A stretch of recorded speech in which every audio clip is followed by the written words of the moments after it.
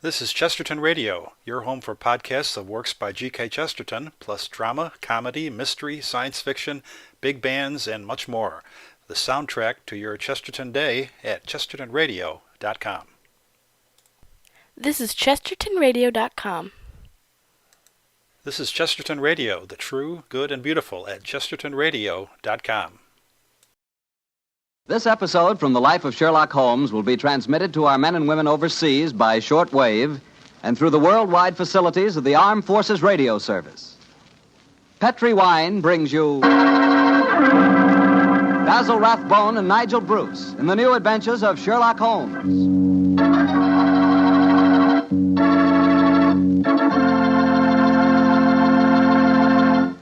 The Petri family, the family that took time to bring you good wine, invite you to listen to Dr. Watson tell us another exciting adventure he shared with his old friend, that master detective, Sherlock Holmes. And if you don't mind, I'd like to suggest something that you might share with your friends. And that something is a glass of sherry before dinner. Naturally, a glass of Petri California sherry. I say Petri sherry because it's the perfect before-dinner wine. You couldn't think of a better way to begin a meal. That Petri sherry has a beautiful, inviting color, like dark amber. And for flavor, well, you've heard sherry described many times as having a rich, nut-like flavor. But if you want to learn for the first time what those words rich and nut-like really mean, you just taste Petri sherry. It's wonderful. Serve Petri sherry by itself, or serve it with hors d'oeuvres or those little cocktail sandwiches. And incidentally, if you prefer your sherry dry, not sweet, just ask your wine merchant for Petri Pale Dry Sherry. Well, the important thing to remember is if you want sherry, you want Petri sherry, because that means good sherry.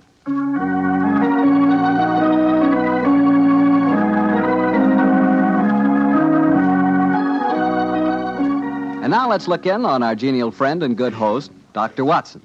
Good evening, Doctor. Good evening, Mr. Bartell. Punctual to the minute, as usual. Never keep a doctor waiting, I always say. Particularly Dr. Watson. Draw up a chair, my boy. Thank you. That's it. Oh, ready to tell us the Sherlock Holmes adventure of the Speckled Band, Doctor? Yes, I'm all ready, Mr. Bartell. Say, Doctor, just what does a Speckled Band mean? You wait until I've told you the story, young fellow, my lad. You'll find out for yourself. Sorry. The floor is all yours, Doctor. The adventure of the Speckled Band began on a rainy April morning in 1883. An urgent call from one of my patients had kept me up most of the night before, and in consequence, I came down to my breakfast rather later than usual to find that Holmes had already left our house some hours earlier. As I sat there reading the morning paper and consuming my 2 lightly boiled eggs, there was a knock at the door. It opened to disclose a typical example of the British working man, a bag of tools in one hand and a grimy cap in the other, as he spoke to me from the doorway. You sent for me, Mr. Holmes? I'm not Mr. Holmes. Oh, beg your pardon, Governor. But I've come to mend the guest bracket over the mantelpiece. Oh? What's wrong with it? I've got a leak in it. Oh, leak? Well, get along with your work. Yes, sir. Hope I won't be disturbing you, sir. No, that's all right, my man. Don't mind me. Oh, dear. Very untidy man, Mr. Holmes, sir. What do you mean by that? Well, you can't help noticing the mess this room's in. I've heard say he was as tidy as any when he started. But he learned bad habits from a bloke what lived with him. Dr. Watson, I think his name is. You impertinent fellow. How dare you talk to me like that? I've got a good... Oh, where does he go to? Here, you come out of there. That's Mr. Holmes's room. Don't be angry with him, Watson. What? Just slipping out of these grimy rags into a dressing gown. Good gracious me. So was you, Holmes. Well, upon my soul, I'd never recognized you, but why the disguise? A case, my dear Watson, a case. One of those small problems which a trusting public occasionally confides to my investigation. To the British workman, old chap, all doors are open. His costume is unostentatious and his habits are sociable. Tool bag is an excellent passport, and a tawny moustache will secure the cooperation of the maids. But what's the case, Holmes? Or modest little drama of life in the kitchen, one of those seemingly inconsequential affairs, and yet, Watson, the honor of a duchess is at stake. Duchess? A mad world, my masters, a mad world. Now I feel a little more comfortable. Let's return to the sitting room, shall we? A strong cup of tea would be most acceptable. Oh, I wish you'd tell me about the Duchess and life in the kitchen home. Some other time, old fellow, some other time. At the moment, suppose you tell me what you know about Miss Helen Stoner. I received a letter from her this morning in which she informed me that she would be calling here at 11, and also that she was a friend of yours. Helen Stoner, oh, yes. A charming girl indeed. Pour me a cup of tea, Watson, and tell me about her. Well, I befriended her at the time of the tragic death of her sister 2 years ago. I told you about the case, don't you remember?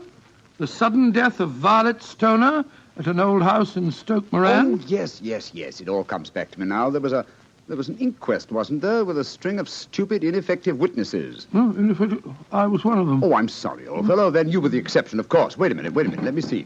I docketed the evidence on the case. Where is it?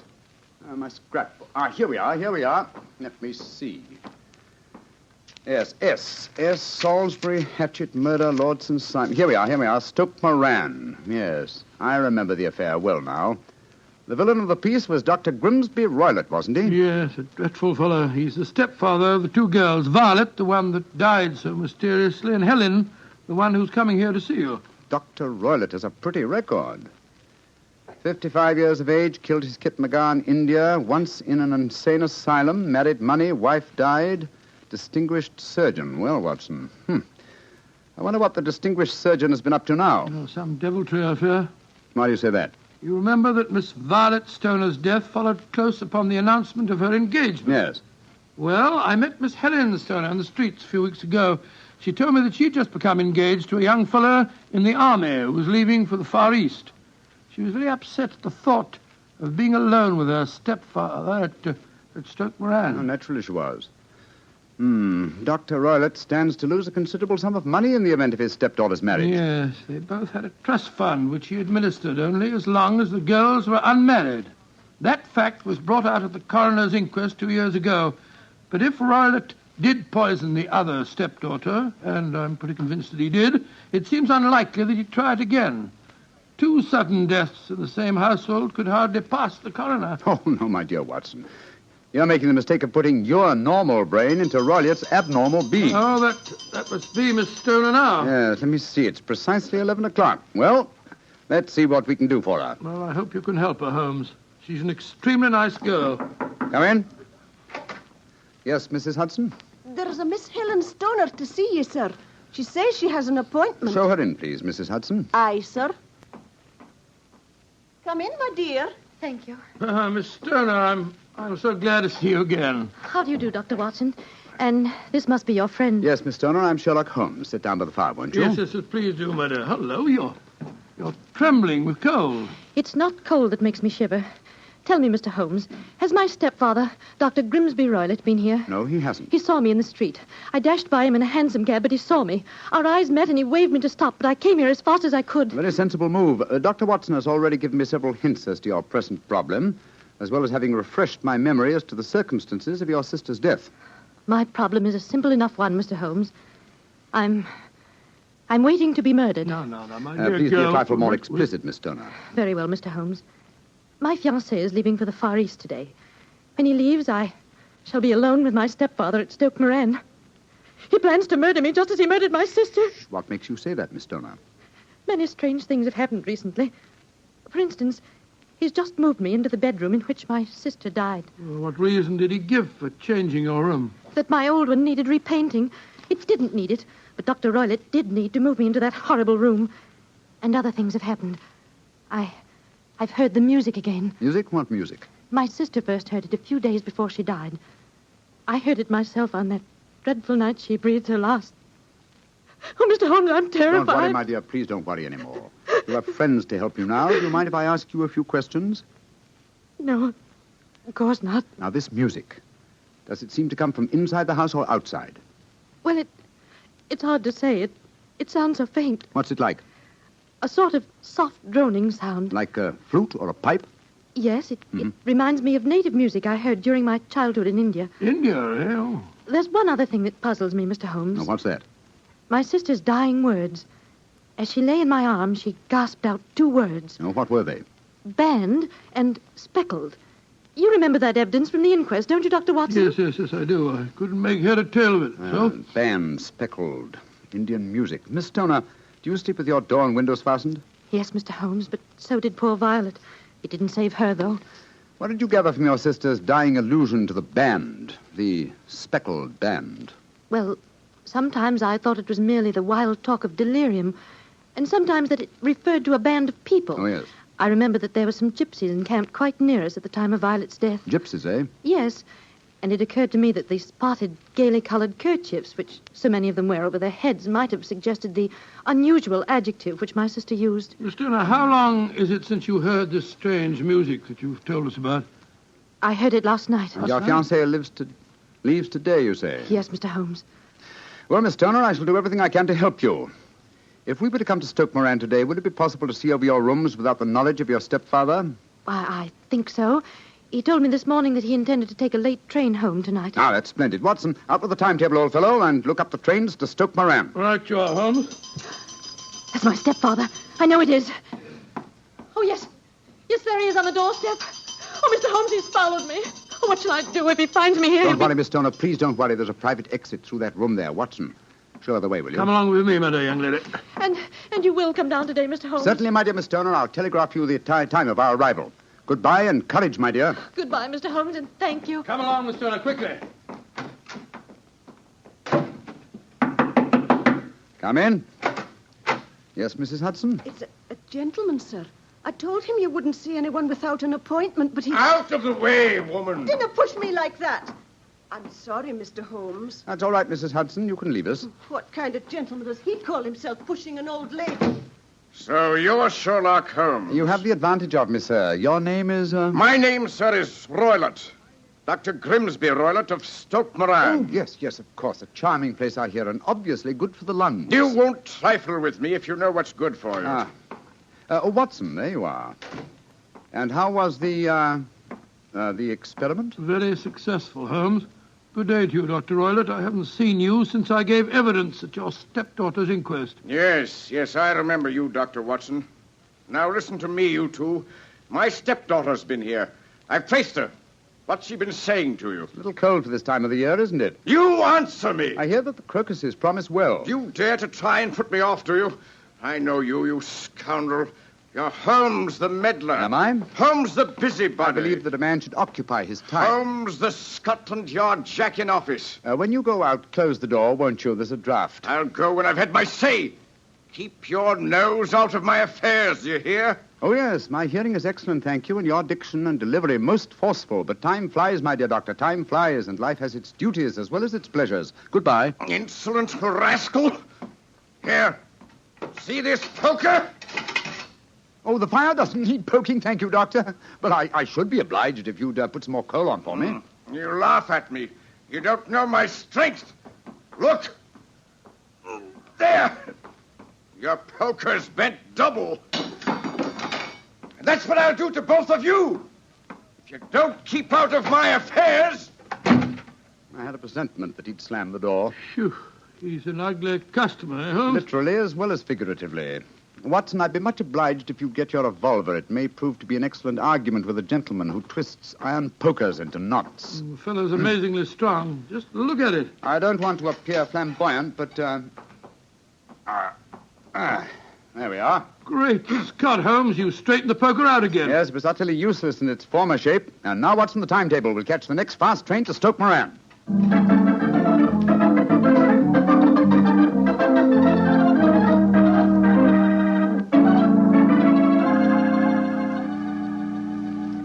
Oh, Mr. Holmes, Dr. Watson, I'm so relieved that you've come.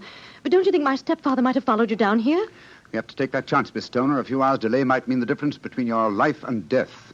It was imperative that we examine this bedroom of yours before Dr. Roylott returns. Anyway, my dear, you mustn't worry any more. We're here in your house, and we're going to take good care of you, no matter what harm befalls you. Thank you, Dr. Watson. So this is the room in which your sister died, is it? It's much as I pictured it. And Dr. Roylott's room adjoins this one, you say, Miss Stoner? Yes, Doctor, on that side. The room which adjoins it on the other side is my regular bedroom. The one that's being so conveniently painted, eh? Yes. Well, let's examine this room. No trapdoors or sliding panels, I suppose. It sounds solid enough, Holmes. Yes, I think it is.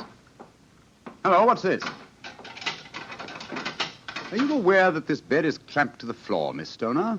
Why, no, Mr. Holmes. I didn't know that. What an extraordinary thing. Was the bed in your other room anchored also? No, I don't think it was. Very illuminating. And this bell pull hanging against the wall above your bed. Oh, it doesn't work. Doesn't work, but if you want to ring. There's another one on the other wall over there. Now, why this one? Well, I don't know. My stepfather made a number of changes after we came here. Yes, quite a burst of activity, apparently. And it took some strange shapes. Why are you standing on the bed, Holmes? I'm curious, my dear fellow. Aha. It may interest you to know that this bell rope is fastened to a brass hook. There's no wire attachment. It's a dummy. A dummy? But why? There's a small screen above it. It's a ventilator, I suppose. Yes, Mr. Holmes. Yes. A ventilator leading into your stepfather's room. Curious. I notice there's no means of opening the ventilator on this side. It can only be operated from your stepfather's room next door. I wonder if you'd mind taking us in there. Of course, Mr. Holmes. Follow me. What do you make of it, Holmes? There's devil's work afoot, old chap. Here we are, Mr. Holmes. It's much the same as the other room. A bit bigger, perhaps. That large safe against the wall seems to be an unusual piece of bedroom furniture. What is it, Miss Stoner? My stepfather's business papers. Oh, yes. You've seen inside it, then? Only once, some years ago. I remember that it was full of documents. What's this saucer of milk doing on top of it? Does Dr. Roylott keep a cat? No, but he does have a cheetah and a baboon as pets. He brought them with him from India. Well, Holmes, a cheetah is just a big cat. True, but I doubt if a saucer of milk would go very far in satisfying the appetite of a cheetah. Well, I think I've seen enough. This matter is too serious for hesitation. Your life may depend upon your following of my instructions, Miss Homer. I'll do anything you say, Mr. Holmes, anything. Is that village inn I see through the trees from this window? Yes, the Queen's Arms. Your bedroom windows would be visible from there. Yes, Mr. Holmes. Very well, then. Watson and I will go there now and obtain accommodations. When your stepfather returns, you must confine yourself to your room on the pretense of a headache. You follow me? Perfectly. When Dr. Roylott returns for the night, you must open your bedroom window and put your lamp on the sill as a signal to us at the inn. Then withdraw quietly to your usual bedroom, the one that's being painted. I'm sure that you could manage there for one night. Of course. But what will you do? When we get your signal, Dr. Watson and I will come here and spend the night in your dead sister's room. We are going to solve this mystery of the dummy bell rope and the unusual ventilator and the strange music in the night.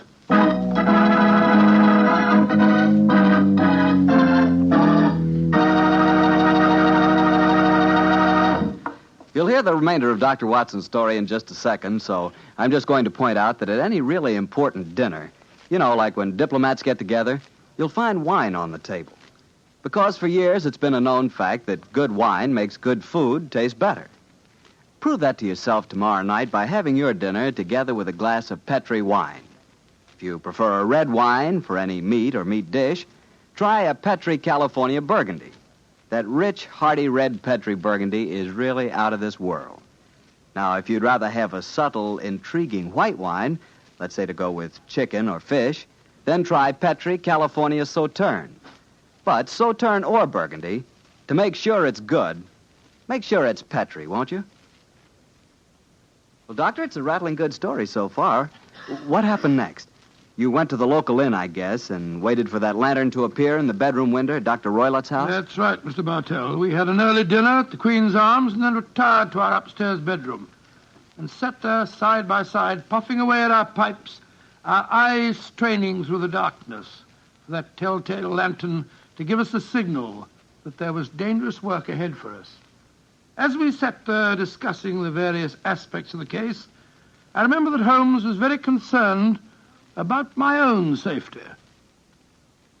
Watson, I really have some scruples about taking you with me tonight. This is an infernally dangerous business. What about that poor girl, alone in the house with that fiend, Roylott? I can handle the case by myself, old chap. I'm coming with you, Holmes. You speak of danger. You evidently seen more in those rooms than was visible to me. No, but possibly I've deduced a little more. I imagine you saw all that I did. Well, I saw nothing remarkable except the bell rope, and what purpose that could answer, I confess, is more than I can imagine. You saw the ventilator, too. Yes, but I don't think it's such an unusual thing to have an opening between two rooms. It's so small that a mouse could hardly pass through it. True, but at least you will admit there was a curious sequence of coincidences. A ventilator is constructed. A bell cord is hung from it. A lady sleeps in a bed directly below the ventilator, a bed that is anchored to the floor. A lady dies. Oh, I begin to see what you're driving at, Holmes. Look. There's the lantern in Miss Stoner's window. That's our signal, all right. Come on, Watson. Our night's vigil begins.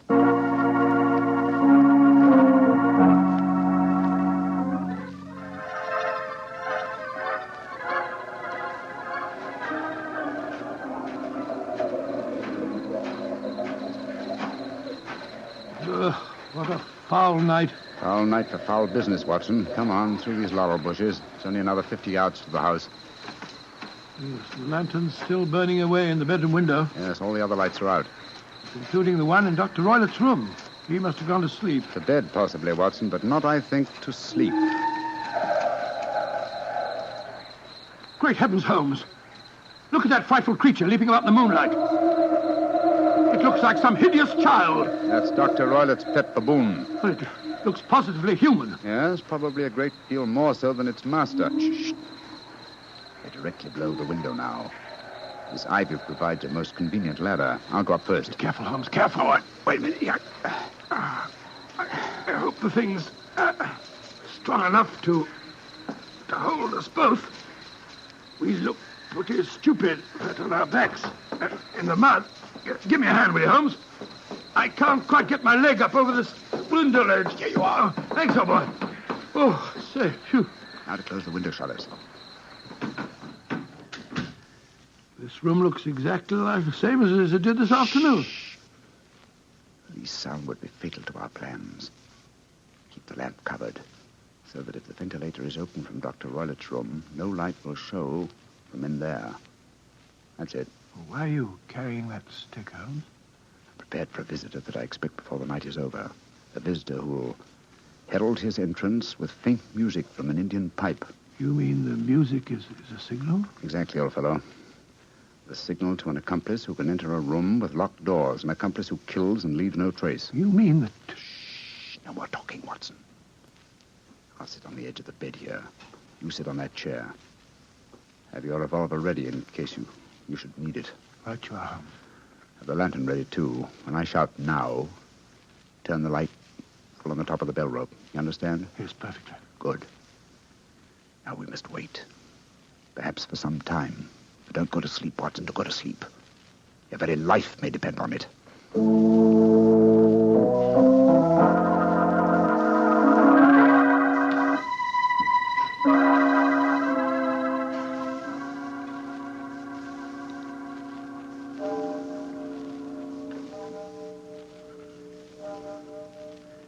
Watson. Yes. You're not smoking, are you? No, Holmes. I smell tobacco smoke. Must be drifting through the ventilator. Exactly. Dr. Roylott is up. Look. There's a tiny shot of light showing up in the ventilator. Shh. Listen. There's the music. Yes. Heralding the messenger of death. Have your lantern ready, Watson.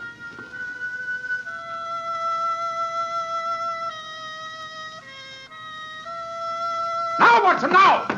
Great heavens, it's a snake slithering down the bell rope. You can't get it with that stick, Holmes. Out of the way. Let me get a shot at it. I'm trying to drive it back the way it came. Get out. There it goes. Back through the ventilator. Oh. What a fiendish plan.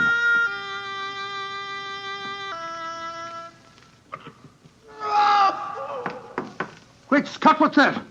I think the devil has turned on its master. Come on, Watson, into Dr. Roylott's room. Dr. Roylott! Dr. Roylott! Doctor! Good Lord, Holmes. Look at him sprawled on the bed. Look at his eyes. Yes. And see what is coiled round his forehead. It's the snake. Yes, the band. The speckled band. He's dead, Holmes. Yes, he's been bitten by the deadliest snake in the world, the Indian swamp adder. Its deadly fangs produce death within 10 seconds. Well, Watson, violence does in truth recoil upon the violent, and the schemer falls into the pit which he digs for another. What should we do now, Holmes? We must remove the macabre headgear from the dead doctor and return the snake to its den. Then I suggest that we tell Miss Stoner that there's no more danger under this roof. After that, We can turn the matter over to the local police. Our work is done.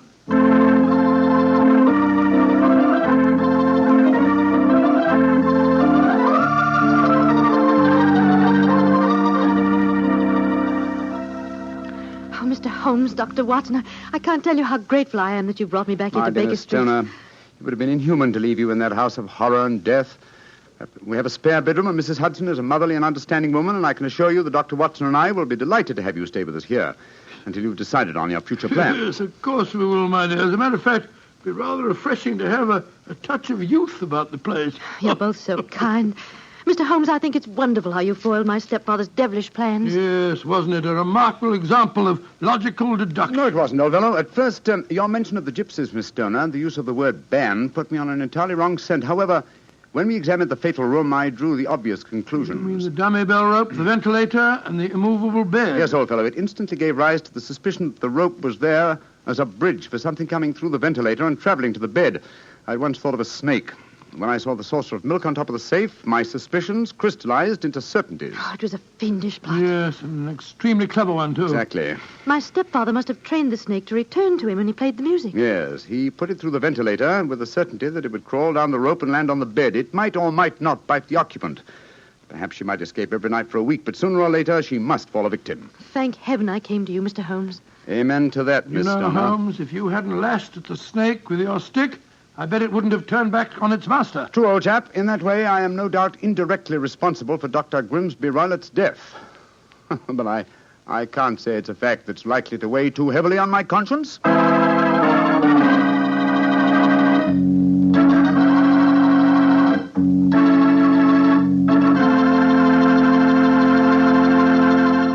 Doctor, that was quite a fascinating story. You know something? I'm not exactly a coward, but no kidding, my toes really curl when I get mixed up with snakes. Oh, you're not alone in that respect, Mr. Bartell. I must admit that I like to have a revolver and at least 20 feet between me and any snake that wants to cross my path. Well, if you want a revolver in 20 feet, I'll take a cannon in 20 miles. It's fortunate that you're a wine expert, Mr. Bartell, not a detective. I'm afraid you wouldn't, shall we say, find detecting to your liking? We certainly shall say it. And incidentally, I'm not a wine expert, Doctor. All I know about wine is that it either tastes good or it doesn't. And I also know that Petri wine always tastes good. The Petri family sees to that. The name Petri on the label is the personal assurance of the Petri family that every drop of wine in that bottle is good wine. And they know how to make it good because they've been making fine wine for generations. Handing down from father to son, every secret, every skill of the winemaker's art. Yes, the Petri family took time to bring you good wine. That's why, no matter what type of wine you wish, you can't go wrong with a Petri wine.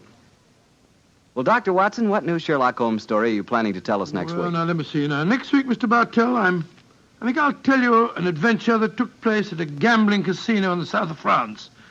It's a strange story of sudden tragedy and death. I call it The Adventure of the 00. Sounds swell. We'll all be listening. Yeah, now, Mr. Bartell, before I go, I want to say that every one of our friends bought war bonds to help our boys win the war. Now let's all buy victory bonds to help bring our boys back home again. Yes, and let's buy victory bonds to make sure that the men who were wounded will get the finest possible care. Those same victory bonds will help make the GI Bill of Rights a success, too. And they'll help provide for the families of those men who gave everything, including their lives. The men of our armed forces finished their job. Now let's finish ours. Buy victory bonds.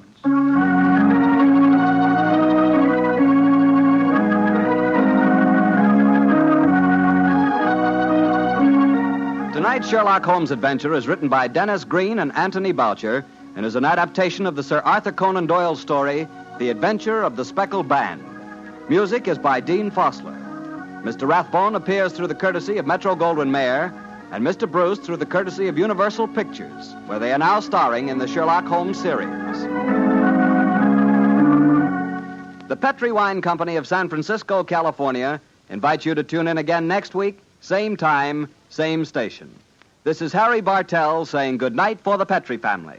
Sherlock Holmes comes to you from our Hollywood studios This is the Mutual Broadcasting System.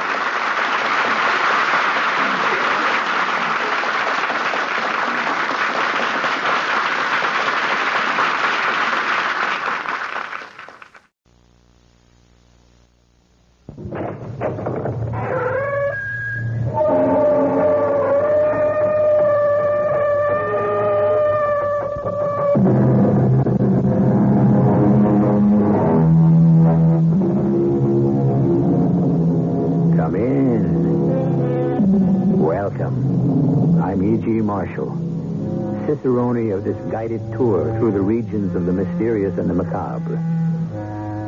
Every man has his price, or so we are told. Some of us may protest that we are not for sale, and we may even be convinced of it. However, one should really refrain from making such statements until one has turned down an offer. The cynical view is that human beings are like the stock market. It's merely a matter of closing the distance between the bid and the ask. Is there really such a thing as an offer one cannot refuse? That's what the next hour is all about. What can I do for you, ma'am? I want someone to commit a murder. What did you say? I believe you heard me. Madam, this is a furniture factory. I am the owner. I know exactly who you are and what you do. Why come to me? I'm not a murderer. I'm willing to pay $1 million.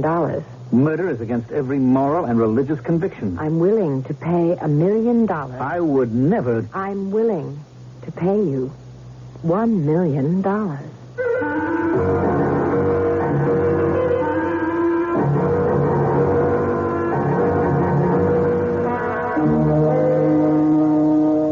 Our mystery drama, $1 Million Murder, was written especially for the Mystery Theater by Sam Dan and stars Mandel Kramer.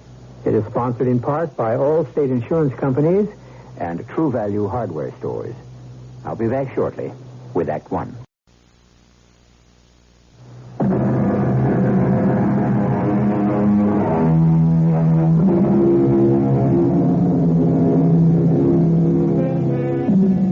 Luck, as you know, is fortune.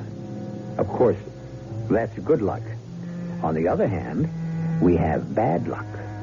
The way it works, most people average out, which brings us to the law of averages, which says that over the course of your lifetime, you can expect luck to break 50-50. Well, some people can get each 50% all at once. Here we have Richard F. Nelson. Till recently, he's had nothing but good luck. But these past several months, he's taken one blow after another. He's 35, half his allotted 70. Is bad luck to be the pattern for the rest of his life? Come in. Jerry, come on in. Sit down.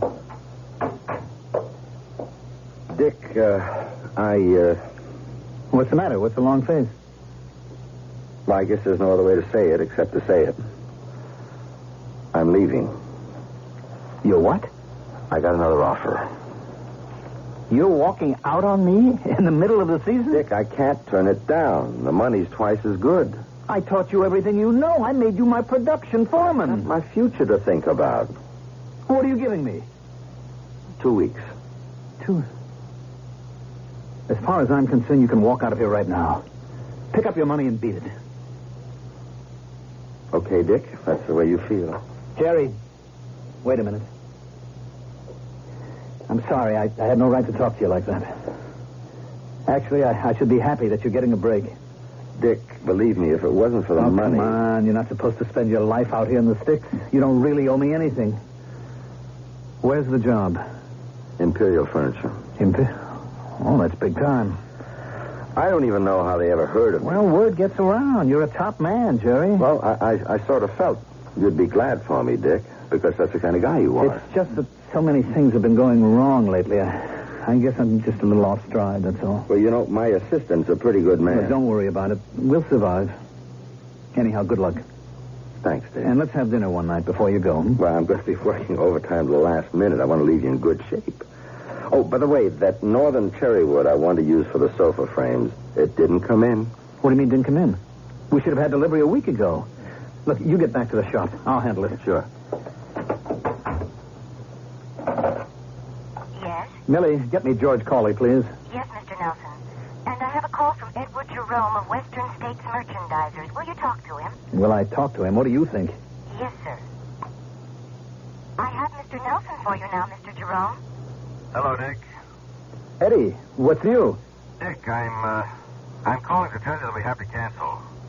What? I just got word this morning. Cancel? It's direct from the 8th floor. Eddie, we made a lot of those chairs to your particular specifications. Well, that was just part of, an informal understanding. But why, Eddie? I don't know. I guess all of a sudden classic is out and modern is in. Eddie, practically all of it is made, packed, ready to ship. Believe me, Dick, I understand. Do you know what I've got tied up in that order? Yeah, I know, and I'm sorry. Look, well, can't you salvage even a piece of it for me? I tried. Dick, you know I tried. But they shot me down. I'm really sorry, Dick. I'll be talking to you. Yeah, okay. I could almost believe it's a plot. What now? Yes? I have Mr. George Cawley. Oh, thanks. Go ahead, Mr. Cawley. Hi, Dick. What's on your mind? Where in blazes is my cherry wood? Oh, Well? Well, Dick, I'm sorry.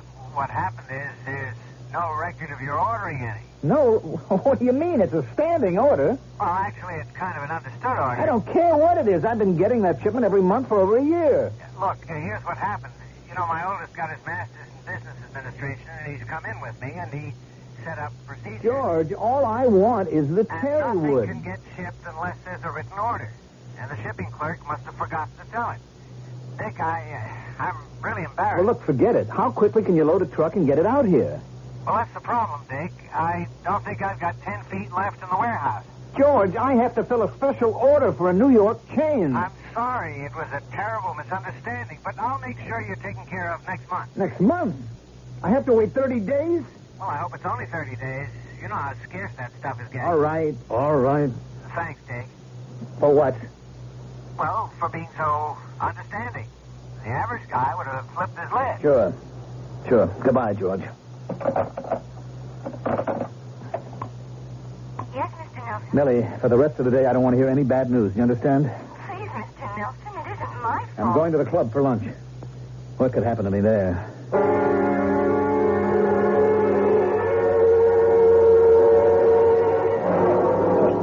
Hello, Dick. Oh, Judge Morrow. You expecting anyone? No. You joined me for lunch? Thanks. I was hoping I'd run into you. You look a bit out of sorts, Dick. Something wrong? Yeah. What is it? No, I wish I knew. You'll have to explain that. Oh. Judge, you familiar with the story of Job? Mm-hmm. More or less. Well, that's who I feel like right now. Well, I don't see any boils. Well, it might have been somewhat presumptuous of me to make the comparison, but I just feel that I am about to go down the drain. Are you serious, Dick?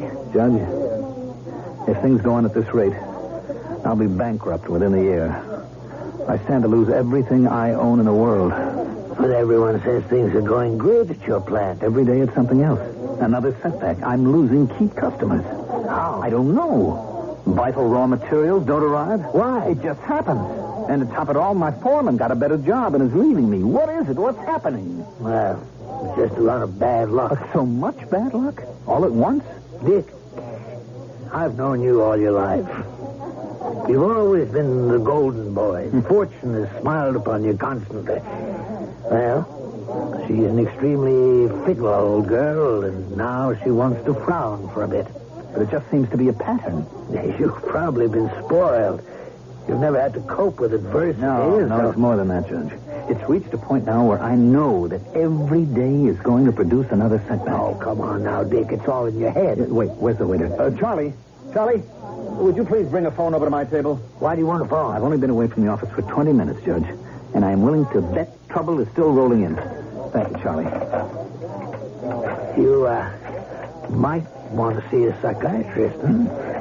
Yeah, I would if I could sell him some furniture. Richard Nelson and Company. It's me, Millie. Oh, it's a good thing you called, Mr. Nelson. Mr. Davis of Consolidated phoned. They're sending back our order. Mr. Nelson, how did you know? Millie, I'm taking the rest of the day off. see, it never rains. It pours. Yes. But eventually, it stops. One time it didn't stop for 40 days and 40 nights. And for most people, that was forever.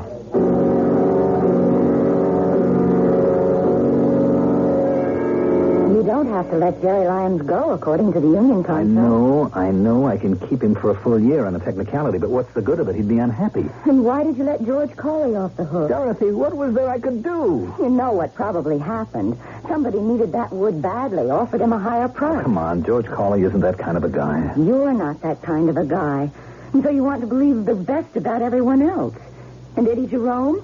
Maybe the time has come to reach a certain understanding with Eddie. What are you talking about? Maybe Eddie wants to be taken care of. Dorothy, you know I've never done business that way. Maybe it's time you thought about What are it. you saying? I don't know, Dick. I just... I never heard you talk like that about things like bribery and... I know. But maybe that's the way business has to be conducted these days. Maybe you and I have lived a kind of a charmed life so far. Maybe we were shielded from reality. Look, I have always prided myself on being ethical and honest. Maybe I'm being punished for... For what? Hubris. Pride. Who knows? Hello. Who are you? Well, how did you get in? May I introduce myself?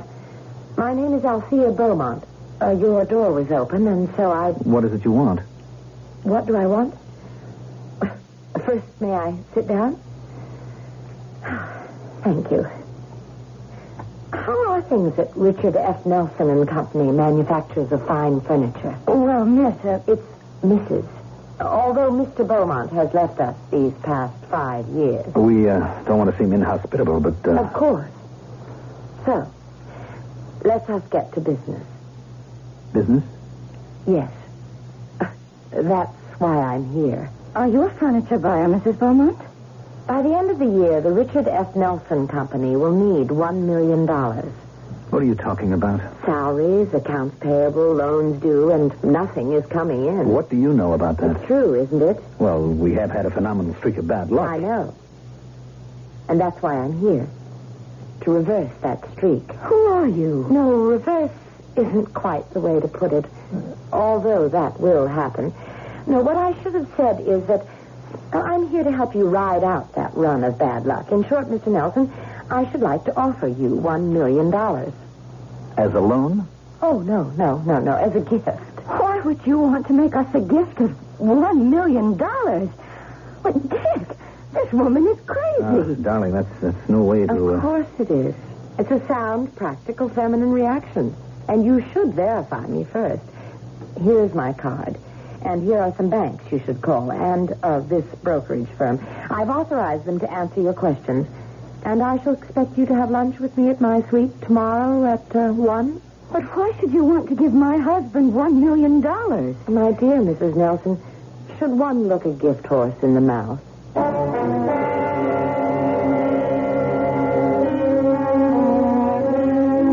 There are two schools of thought on that subject. People like St. Jerome and Miguel Cervantes said no. On the other hand, had the men of ancient Troy been more scrupulous in the inspection of their gift horse, the Greeks would have lost the Trojan War.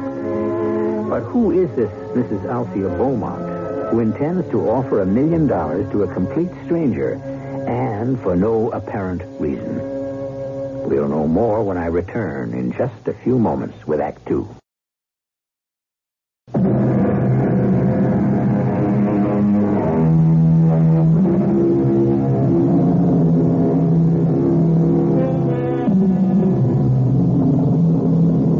Does luck, good or bad, follow a pattern?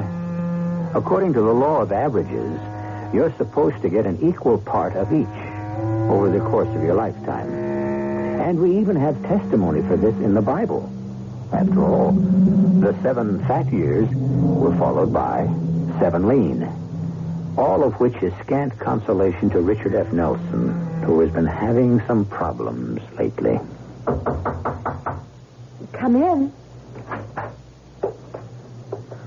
Ah, welcome. Won't you both sit down, please? Now, Mr. Nelson, Mrs. Nelson, Have you investigated me? Well, we made some calls. And we discovered that you're a fabulously wealthy woman, Mrs. Beaumont. Fabulously wealthy. Yes, you could put it that way.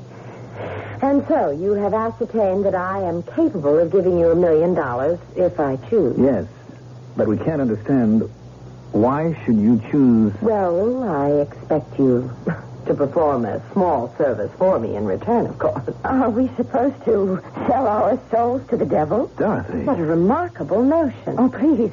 I didn't mean it to sound that way, but what am I supposed to think? Out of a clear blue sky, a stranger offers us $1 million. And, well, these things only happen in books or plays where you have to make a bargain with the devil, don't they? You need that $1 million, don't you, Mr. Nelson? Yes. You said something about performing a small service. Oh, yes. And I don't think it's too much to ask, considering that I'm willing to pay $1 million for it. What do you want us to do? Do you know Judge Walter K. Morrow? No, he's my dearest, closest friend. The judge has been like a father to Dick all these years. What about the judge? I want you to kill him. Oh. What did you say? I believe you heard me. Dick, I'm frightened. She's a mad woman. I would disagree. You can't be serious. Kill Judge Morrow? For $1 million. You are a sick woman. It isn't worth $1 million to you? I shall have to report this to the police. What will you report to the police? Who would believe such a ridiculous-sounding accusation? Then you admit it's ridiculous? No. I only said it sounds ridiculous. I don't believe we have anything further to discuss. I agree. We have discussed enough for one day. Sleep on it. Mrs. Beaumont, you are an evil, vicious woman. You may feel differently tomorrow. About murder? Never. You know where to find me. I'm sorry, Dick. We can't afford you anymore. I counted on that order. The merchandise is just too expensive. But it's highest quality. It's the best workmanship, the raw materials. I know, but we can't sell it. Maybe the public doesn't appreciate it. Look, isn't there any way that we can do some business this year? Well, you'd have to give us a better price. How much better? Say, 30% better? 30%? How can I do 30% better? Cut corners. Cut corners? Take out the quality? Our customers don't understand quality. Therefore, we don't demand it. And so you don't have to put it in. I wouldn't know how to do business that way. I understand your problem. But you have to understand my problem. Yes, look, let me think about it. Maybe I can figure something out. I sure hope so. Goodbye. It won't work. What? You can't compete with the cutthroats. How did you get in here? You didn't come to see me. I have nothing to see you about. So I decided to make it easier for you. I came to your office. Tell me, why do you want Judge Morrow murdered? I don't like him.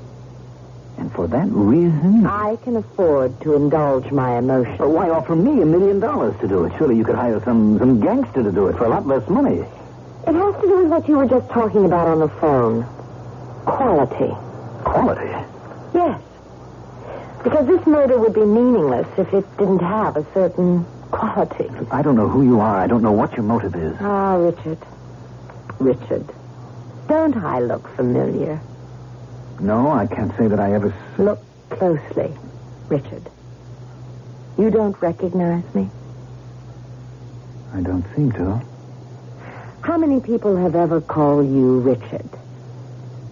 And how many girls have you ever known who were called Althea? You've blocked it, and her, completely from your mind, haven't you? Althea? To Althea from Prison by Richard Lovelace. Stone walls do not a prison make, nor iron bars a cage. Minds innocent and quiet, take that for a hermitage. Oh, good Lord. If I have freedom in my love and in my soul, am free, angels alone that soar above enjoy such liberty. It's Althea. What a coincidence. Your name was Richard and my name was Althea, and we pretended that you were that poet, that wonderful 17th century poet. How old were we? Althea. Just 18. You can't be Althea. You were the wealthy college boy, and I only a townie who worked at the coffee shop. Oh, how I loved you, Richard. You were so different from every boy I'd ever known. Please, Althea. You introduced me to art, music, poetry, and now you don't even remember. I do. I remember. Do you remember the day that I told No, you Althea, don't. I loved you so much, Richard? I loved you Please. so much. Let me refresh your memory. No, Althea, please. We were walking in the woods, and we came to our favorite spot. Althea, darling. Tell me you love me, Richard. Oh, tell me. I love you. Richard, What's the matter, darling? What is it? well, Something wrong? I guess it all depends on the way you look at it. You're acting so mysterious. I suppose I am. It is the eternal mystery, the age-old mystery, the ever-new mystery of life and birth. Althea, what are you saying? I'm saying that you and I are going to... Althea. Are you sorry, Richard? Sorry. Oh, my darling. Darling, I'm so happy. Are you sure? Yes. Well, we'll have to get married. Oh, Richard. You're the only girl I've ever loved, Althea. We're going to be married sooner or later. Okay. Sooner is greater.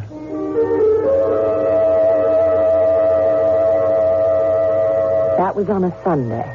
I remember it. It was my day off. And you said that you were going home to break the news to your legal guardian, Judge Morrow. And the following week you came back, and the distinguished jurist. He was with you. Must have been quite a week, because... At 18, marriage is out of the question for Richard. But we're going to have a baby. Richard, aren't you going to say anything? Why, dear girl, you gambled and lost. What does that mean? Don't force me to be blunt. Richard, what we did was because we were in love. Tell him that, Richard. Richard cannot and must not marry you. It will destroy his career and the plans I've made for him. Richard, aren't you going to say anything? Richard and I have discussed this matter from every viewpoint, and we have reached the same conclusion. Richard, please, Richard, I won't let you leave me. I won't give you up. I'll kill myself. Althea, no. Be quiet, Richard.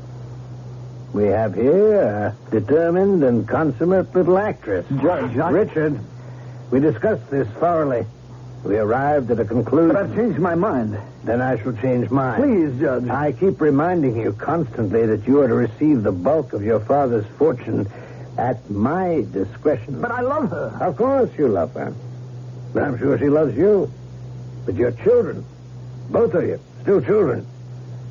And you've been playing an adult's game. But I can't give her up. I realize that I sound like a villain, but somebody has to take the mature approach. Now, Althea, we'll take care of all your expenses. I don't want your money. There's no reason why Dick shouldn't pay for his mistake. Mistake? Richard, tell me, was it a mistake? Was it? Tell me. Althea. I see. I want you both to leave this place this minute. Althea. Get out. No, Althea, we're just trying to do the right thing. I said get out. And one day, I promise you, I'll pay you back. I will pay both of you back. And here I am, Richard, ready to keep my promise. Althea, what happened to the child? Do you really care? Yes. The day doesn't go by that I don't think about. I don't know what happened to the baby. In those days, they made you give them up. It isn't the way it is today. Back then, it was a shame, a sin, a stigma for an unmarried girl. Who knows what happened to him? Althea, it's over. And I've suffered as much as you have. Oh, no, you haven't. Believe me, you haven't. You don't look as if you're suffering. Oh, I'm the elegant lady now. But I had 10 bad years before I met Jack Beaumont. He was attracted to me because I reminded him of a half-drowned kitten, Jack Beaumont. Have you ever heard of him? No, Happy Jack, the wildcatter. One day the drill would strike oil, he'd be worth millions. The next day he'd be flat broke. Fortunately for me, he died on a day he was rich. Althea, I have repented every waking and every sleeping moment. Have you? Look, what I did to you was wrong. I've spent my life trying to make up for it. Have you? I've tried to be honest, to be ethical. Ask about me. Ask anyone in town. I'm the most trustworthy... You're a phony. When I was a child, I was impressed. But the truth is, Richard, you are a hollow man. You have no real convictions. In the end, you'll always sell yourself to the highest bidder. Excuse me. Hello? Mr. Nelson, I have Mr. Southworth on the phone. Oh, from the bank. Tell him I stepped out of the office. But he says it's very important. I'm out of the office and I can't talk to him. You have some notes overdue at the bank. How do you know? I own the bank. What? I'm the majority stockholder. And next week, Southworth will have to call in these notes, or else. You own the bank? Yes. Yes, I also recently acquired Imperial Furniture. And my new manager was instructed to hire your foreman, Jerry Rizzo. Oh, so that's how... I also have a controlling interest in Western States merchandisers. I don't think they'll be buying from you in the future, or at least until I give them the word. Did you also buy up George Cawley's mill? George Cawley? No, I don't know about that. Well, it goes to show you bad luck is contagious. You won't need me to destroy you. From now on, it can be a snowball rolling downhill, but we can always break up that snowball before it gets out of control. Just kill Judge Morrow for me. No, I'll never do it.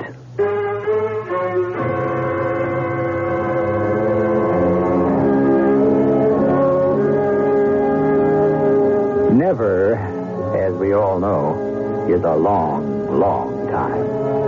Actually, it's the same as forever.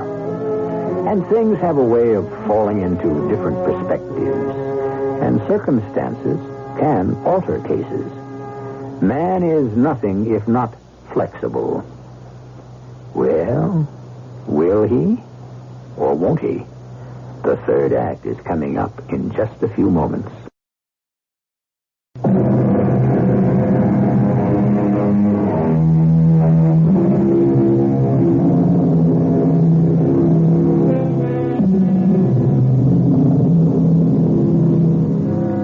Talk about morality.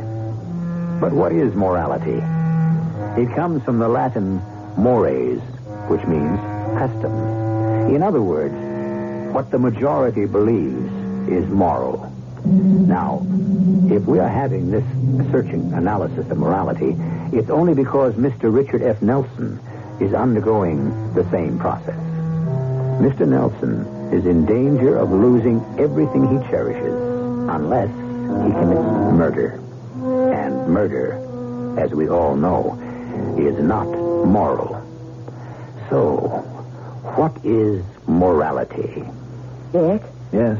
I was at the club today, and I signed for lunch. Oh? And as I was leaving, John, the manager, took me aside and said you hadn't paid our dues and that we were 3 months. Yes, I know. Dick, I don't want to be embarrassed, so won't you take care of it? Wait a minute.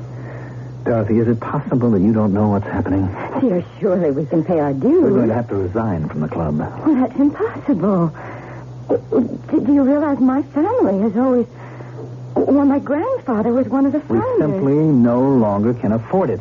What am I going to say to people? I don't know, and I don't care. Well, that's no way to talk to me. Look, you're going to have to sign this paper for me. Why? I'm taking a second mortgage on the house, and I need your signature. But this is really my house. Dorothy, I have a note coming due at the bank. Daddy gave it to us for a wedding present, but he really meant for me to have My it. darling, we are facing bankruptcy. I don't understand. This Althea Beaumont woman is out to destroy us. Oh, why? What have you ever done to her? Nothing. Now, look.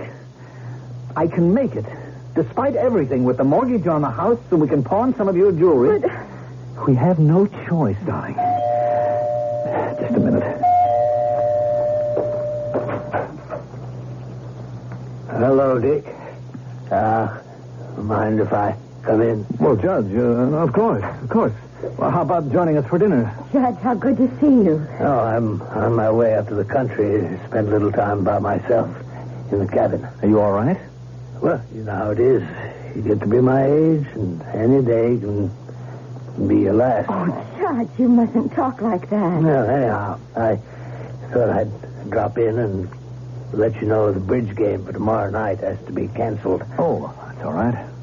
What's all this Southworth tells me? Southworth? Yes, at the bank.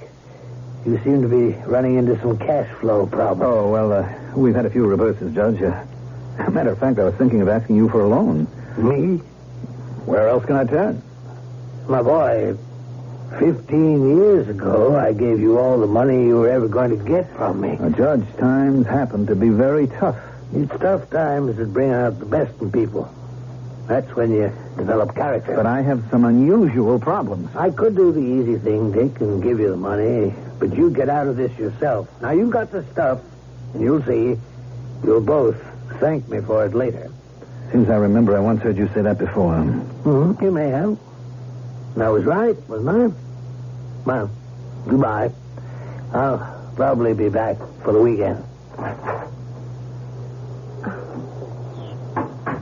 What is he talking about? Oh, nothing.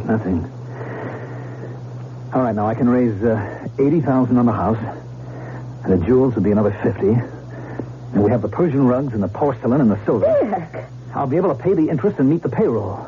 All I need is some breathing room, Dorothy, and I'll beat this thing. Just stand by me, darling. Stand by me, promise. I promise.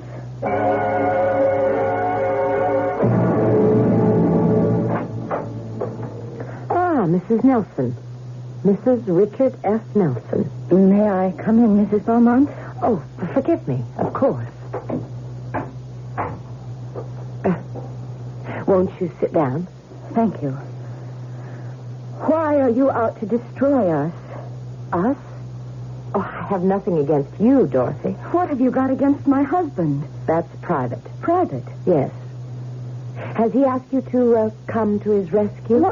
What are you talking about? Let me do you a good turn. Why would you want to do me a good turn?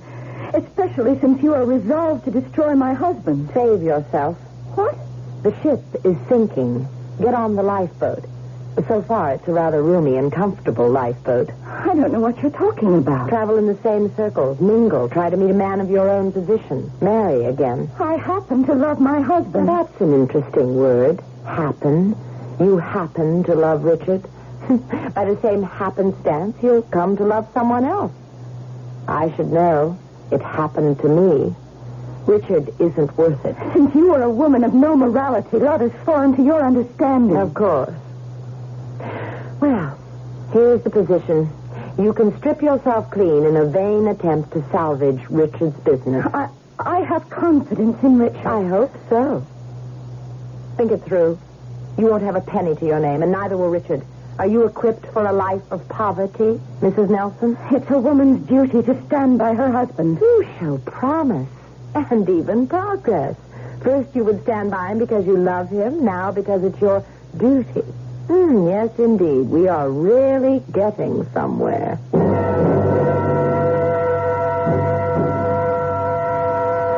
You lied to me. Why? Why did you lie to me? How could I tell you the truth? You were the father of her child. Oh, good Lord, it sounds like a melodrama. I was young, stupid. Now you're older and not much wiser. Didn't you ever make a mistake? Yes, I married you. Oh, Dorothy. I guessed wrong. I never had the courage to bring it out into the open. But now I can face it. My share of our money won't save you. Dorothy, you have to help me. I have nowhere else to go. Yes, you have. What are you saying? You know what I'm saying. Are you telling me to kill Judge Morrow? I'm only saying you have an alternative. Do you think for one moment that I would? I don't know. I just can't stand any more of this. It's impossible for me to stay with you any longer. Just as it was impossible for you to stay with her once.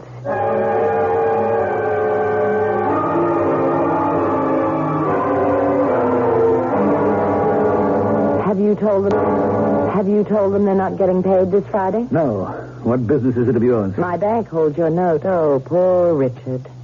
Actually, there can be plenty of money here by Friday and plenty of orders. You get out of here before I forget I'm a gentleman. Are you going to shoot Judge Morrow for me, Richard? I won't even dignify that with an answer. It would be different if you really had scruples, but in the end, you always do what's best for Richard. You don't know me. I made an adolescent mistake. I'm different now. Actually, the trouble is the judge. He talked you out of marrying me. What business was it of his? You married Dorothy. Did she really love you? Well, yes, in her way. But where is she now, Richard?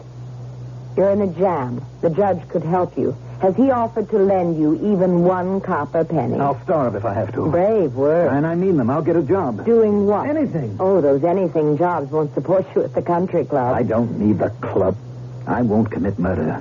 Southworth will have to close you down on Friday. Let him close me then and be damned. Richard F. Nelson and Company, fine furniture, the end of 4 generations. So be it. Hello? Oh, yes, Judge. I'm feeling kind of poorly. What's wrong? Old age, mostly, I guess. Why don't you take a run up here tomorrow and keep me company a bit? Well, Judge, I really appreciate it. All right. Good boy, Dick. Well, that was the author of all your problems. Why don't you go up there and kill him? I don't have to kill him. And I've got the last laugh on you. It looks like he's going to die soon, and he's leaving everything to me. Oh, I'm afraid he isn't. Oh, but he promised me. Did he? Barrows and Connolly are his attorneys. They also represent a company of mine. I've been able to ascertain that most of his money is going into a foundation to help needy law students. What? But He's not going to leave you anything. But why should you care? After all, you still have your integrity. Why do you want me to kill him? He deserves to die. He's an evil, meddling old man. That's not for us to judge. I know, but we do it all the time. Althea, isn't there any tenderness left? Any memory at all of the sweet times we knew when we were young? The judge will die soon anyhow. He has to. He's sick. It isn't as if you were robbing a man of full, rich life. I don't want to hear anymore. Who's to know? Who's to suspect? They'll think it was some prowler, a burglar. There's no one up there. I don't even have a gun. I do. I have it ready and waiting. Althea, this is monstrous. Of course. But it's not your first. After all, you abandoned me, didn't you? How do I know I can trust you? You can trust me. How do I know? I keep my promises, don't I? Years ago, I promised I'd pay both of you back. I'm keeping it. Althea, isn't there any way? We're wasting time. Tonight is when we should do it. When we get there, I'll give you the revolver and I'll tell you exactly what to say.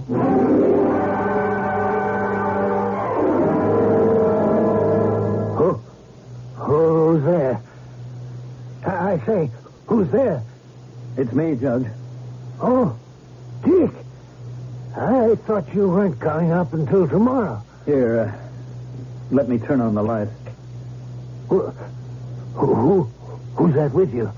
You don't remember me, Judge? Oh, who are you? I'm the girl who gambled and lost. Stop talking in riddles. I'm Althea, Judge. The town girl who wasn't good enough to marry Richard. Dick, what's the meaning of... The meaning is that I promised to pay you back, and I'm giving Dick $1 million to kill you. Well, this is crazy. Show him the revolver, Richard. This is a joke. Nobody should joke with a loaded .38 in his hand. Dick, after all I've done for you... What have you done for him lately?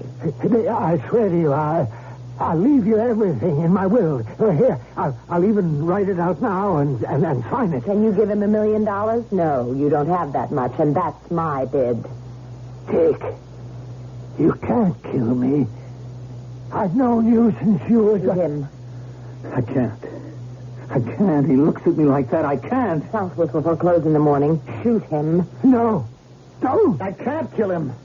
I can't. I don't want your money. That's childish. You need money for so many things. Payroll, the bank loan. Shoot him. No, Richard. Shoot him. I'm sorry. Please, Richard. You're a meddling old fool. No. Richard, get angry. You've ruined my life. That's it. On account of you, I lost the only girl I ever loved. No. Why shouldn't I kill for $1 million? I ought to kill you for nothing. Bravo, Richard. Bravo. He doesn't die. Look at him. He doesn't die. Richard. You're wasting your time, Richard. Those are blank cartridges. Blanks? I proved my point. You are a scoundrel. And now I am over you completely. Over me? If only you had told me to take my money and go to blazes. If only you had meant it. Well, goodbye, Richard. Goodbye, Judge. I hope you will remain fast friends.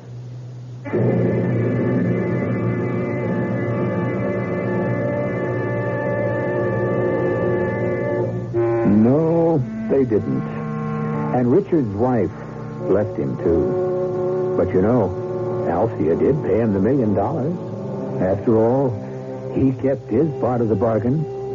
It was she who loaded the dice. Or we should say, the gun. I'll be loading up with some information for you when I return shortly.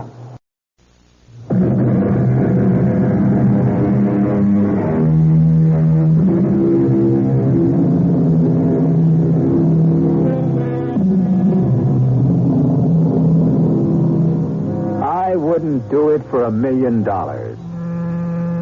Have you ever said that? Be careful. Someone might just happen along and offer you the $1 million, and then where would you be? Morality. We're still no further along, are we? Does it go deep, or is it a veneer? I suppose it all depends. We have these and similar problems that are aired here 7 times each week. Our cast included Mandel Kramer, Patricia Elliott, Catherine Byers, Robert Dryden, and Nat Polan. The entire production was under the direction of Hyman Brown. And now, a preview of our next tale. Yes? It's Gino. You alone? Yeah. Oh, Gino, you... Hold it, baby, hold it. Just tell me one thing. Only after you tell me. Are you all right? I'm fine. Now it's your turn. What bank do I use? Honey, are you still all cooked Never up? mind that. What bank? Second National, but I want to Okay, know... babe. All I need to know. The vault manager recognized me, and the sheet I had to sign had earlier signatures on it by Gino himself.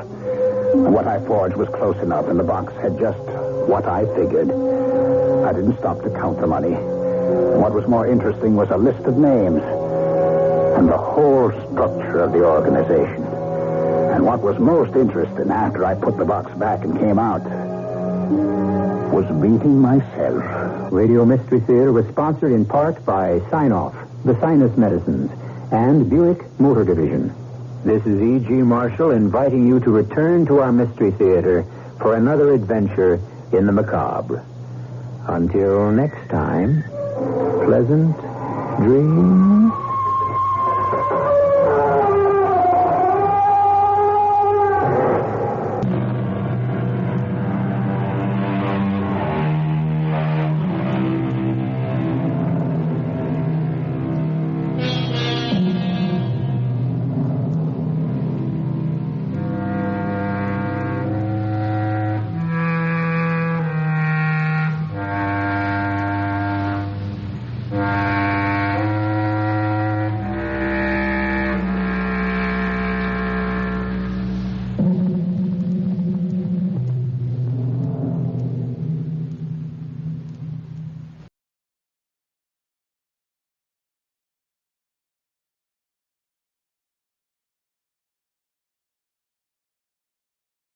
The CBS Radio Mystery Theater presents...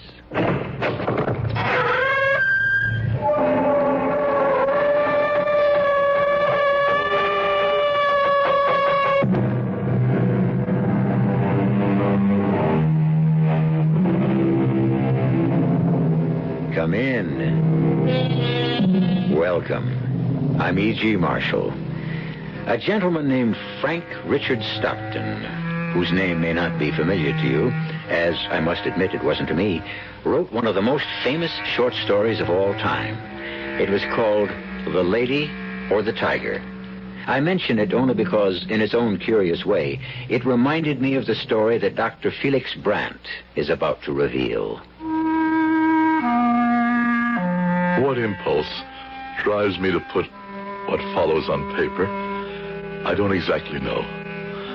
I suppose it's a need for confession, or perhaps a prayer for forgiveness to a God I've forgotten and whose mercy I do not deserve when I die, which will be shortly. And I wonder, when they close my eyes at last, if I shall meet the soul of Hugh Prentice, and if I too will be condemned to wander eternally in a vast limbo of loneliness as punishment for my crime. A crime worse than murder, for which I did not have the courage, but I was determined. The death was too easy for someone who had violated the one person I had held most dear in all my life. So I dared play God out of my own special knowledge and exact a punishment to fit the crime. Whoever reads this, make your own judgment. What has been done cannot be undone.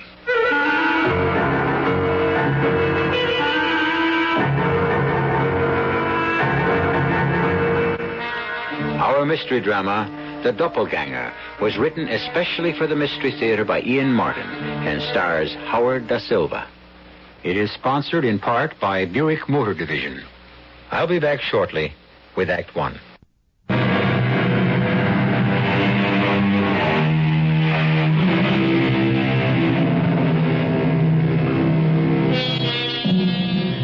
To go back to The Lady and the Tiger, you'll remember, I'm sure, that it was a story of a man who faced two doors.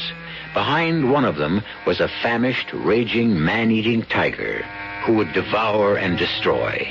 Behind the other was a love goddess, every man's desire. Now, I'm not suggesting that this story has anything to do with that story, except in the matter of choice. Something we do every day. Select one alternative or the other. So, let's examine Dr. Felix Brandt's selection and judge him as you may. My name is Felix Brand. I have a doctorate in clinical psychology. I was married, have one daughter. As I've grown older, although it has been a passionate obsession of mine all my life, I've had to fight the tendency to devote more time to my avocation than my vocation. Parapsychology. The exploration of the psychic, the world beyond the finite world. A hobby, or obsession, if you will, which led to my unspeakable crime. Worse. Far worse than murder. It was nice of you to meet me at the airport, Dr. Brand. For reasons deeper than simple courtesy, Hank, I wanted to have a private chat with you about the woman we both love, that daughter of mine. That's why I'm letting you drive, so I can... Well, what is it, sir? Something about Fran? No, not just at this moment. Quickly, Hank. Cut over to the right lane, fast. Yes, sir, but what...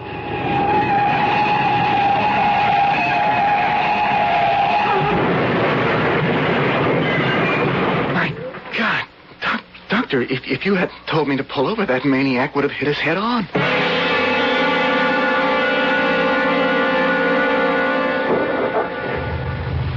There's nothing more we can do, Hank. The police have it in hand. Let's drive on. Yes, sir. The man is dead. I don't know. Probably. He is dead. How do you know? I don't. I only sense it. He didn't want to live.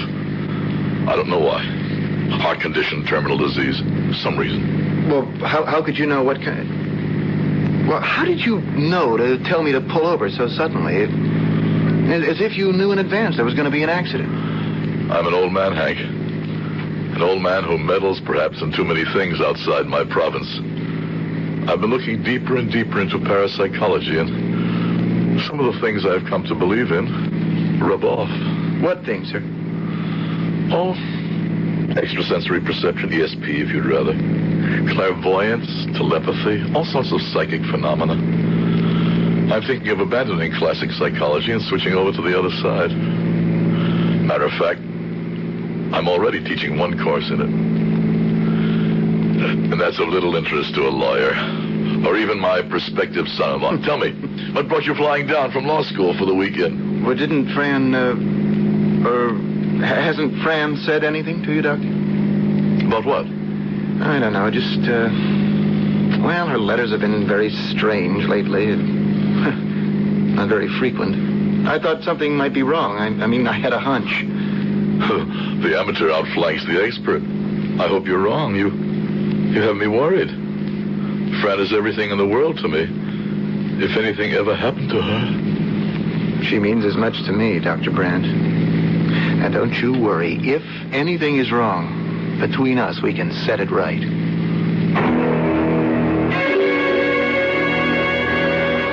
It was a relief to have Hank back again. I had been worried about my daughter Fran lately. Fran, the picture of her mother, whom I'd lost too soon. Bright, open, happy, reaching out both hands to the world, full of love to give and expecting the same in return. And yet I knew, had been trying to conceal from myself something that was very wrong, something it took Hank, whom she had loved with all her heart since high school, to bring out into the open. Hey, Fran, what you trying to do? Get pneumonia? Oh, hi, Hank. I didn't think you'd be here so soon. I'm warm enough. Mm-hmm. Huddled out here in the gazebo with snow all around and the wind whistling up icicles. I've got my parka to keep me warm. How about your love? Don't I get a welcome kiss, even if it's a cold one? Oh, Hank. Oh, Hank, what am I going to say to you? Well, something a lot more straight from the shoulder than those weaseling letters I've been getting recently. I know. I'm not very proud of myself at the moment, Hank. Hey, you don't have to cut corners with me. There's another guy, right? Hank, please, listen to me and try to understand.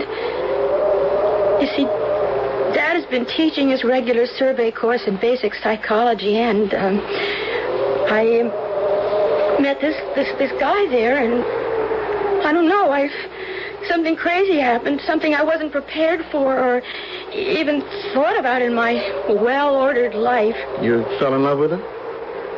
Yes. Which lets me out. Please don't put it like that, Hank. It's something so sudden, so overwhelming. I don't... Hey, don't I even get a chance to get up to bat for the ninth inning? It's too late, Hank. I'm going to have his baby. Ooh. Well, that's right between the eyes. When's the wedding? I don't know. I just found out. About me, I mean. I could cheerfully wring that rabbit's neck. Your father know? Not yet. And this guy? I haven't even told him yet. Why not? Well, I just haven't had the chance. Okay. So it shouldn't be a total loss, and I don't waste the whole trip down here. We'll make a deal. I'll tell the doc about it, and you pin down your dream boy. What's his name, by the way? I won't tell you that. I'm afraid to. I do love you, Hank. Why did something else like this turn up? Fran, I'm no oracle. It's just what happens to people. Sort of thing that shakes faith and makes you wonder about God, but it's life. It's what we have to live. Come on, let's both go inside before we freeze to death. I can't believe what you're telling me, Hank. Well, you'd better, Pop. It's true. Pop? Sorry about that. Just slipped out. That's what I always wanted from Fran and you. And we can't legislate or play God. It's not the way it's going to be. But who's the man? Well, that's Fran's secret. It's her right to keep it that way. There's nothing either of us can do about it. I wouldn't agree with that. You'll give her up so easily? I never owned her. She's her own mistress. But you won't fight for her? Doc, have a heart. What can I do? I can't force her to love and accept me. The best I can do is be a good loser.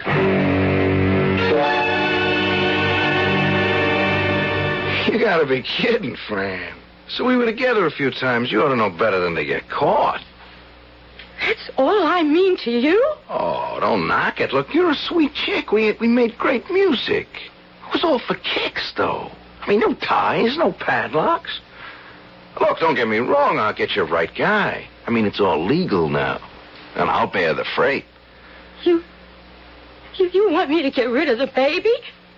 Well, what else? I mean, you want it, you have it. Just don't try to pin me down. I want to stay loose. That's my thing.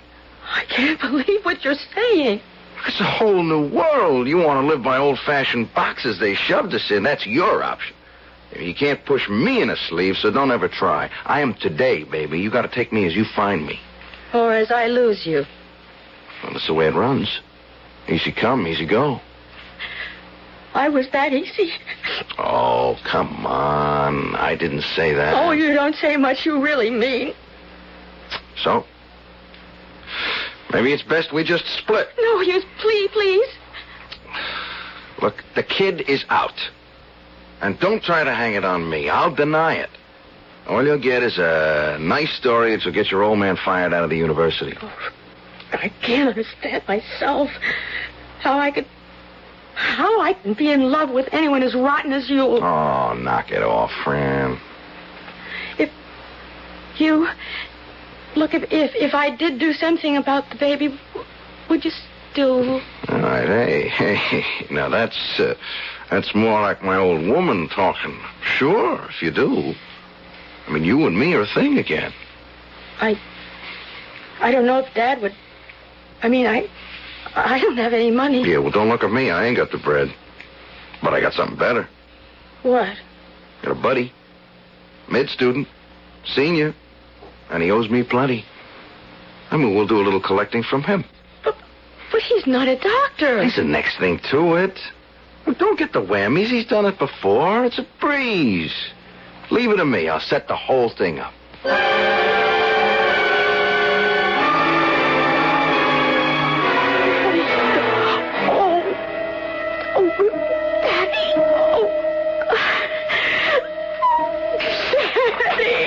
Fran, darling, what is it?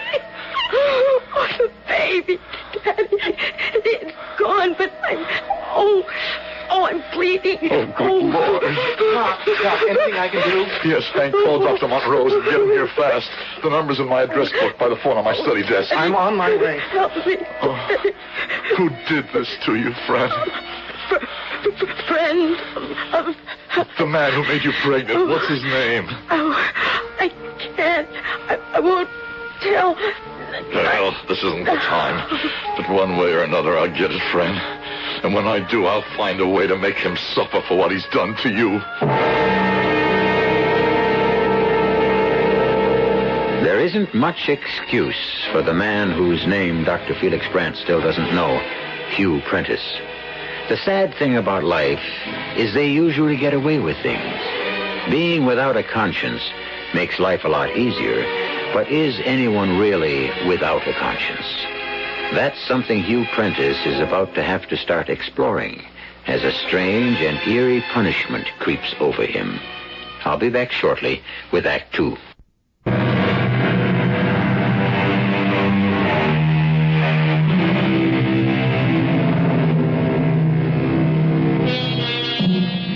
Of course, in the Gilbert and Sullivan tradition, the Mikado's object of making the punishment fit the crime was comic and light-hearted. Here, it is deathly serious. In point of fact, unearthly so. Dr. Montrose was able to bring the hemorrhage under control after he arrived, and once it had stopped and Fran was under sedation, he met with his old friend Felix in the study. Well, she's all right now, Felix. Nothing to worry about. You don't think we should get her to the hospital? Yeah, under ordinary circumstances, perhaps, but I'd say she's out of danger. She'll have to be watched closely, but I can handle that. If I put her in a hospital, it's all out in the open. You're You don't want that, do you? What do you mean, Jim? This is a pretty hidebound community, Felix. You're a good friend, Jim. Well, of yours and little Fran. I don't want to see her hurt anyway. Why did she do it? I don't know. I mean, she and Hank are going to get married anyway, so It wasn't Hank's baby. Oh. What would you do about the man who started all this, Jim? If it were my daughter? Yes. I don't know. We're a little elderly for physical retribution, aren't we? And any other course, and problematical, probably hurt Fran more than the man. Do you know who he is? No. Fran won't tell me.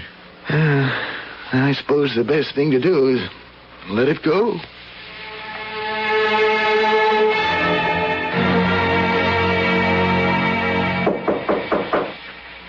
Come in. How are you feeling today, Fran? I'm all right, Daddy. I know. I mean, Dr. Monroe's has given you a clean bill of health. Has he? Well, he says you can get up and go back to college or whatever you want. Whatever I want. There's one thing I want I may never have any more. Didn't Dr. Jim tell you? Yes. We can talk about it later. Fran, I was just wondering... What? Would you like to... Well, I mean, Hank is still here, and he would like to see you. No. I don't want to see Hank. I'm going back where I belong, if he'll have me. Are you ready to tell me his name yet? No. Not till I find out where I stand. How can you make yourself so cheap? This man, whoever he is, has taken all the love and the joy and laughter out of you. How can you go crawling back to him? Because he's the only one who can give it back to me. And if he doesn't? Then I just don't want to live.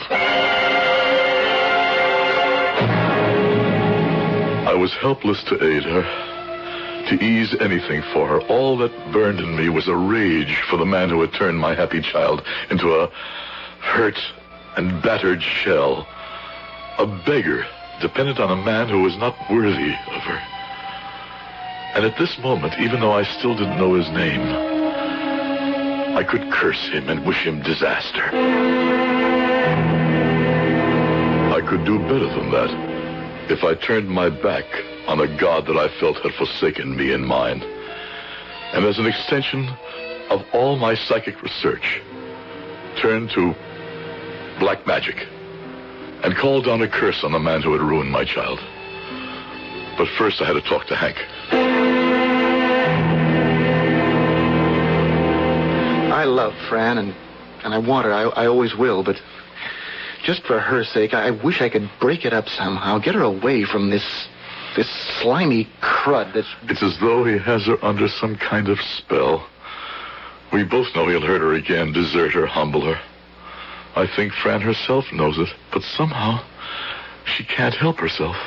What are you going to do, Doctor? Just let her go back to him? Leave it alone? I can't stop Fran any more than you can, Hank. She's not a child. She's of age. Her life is in her own hands.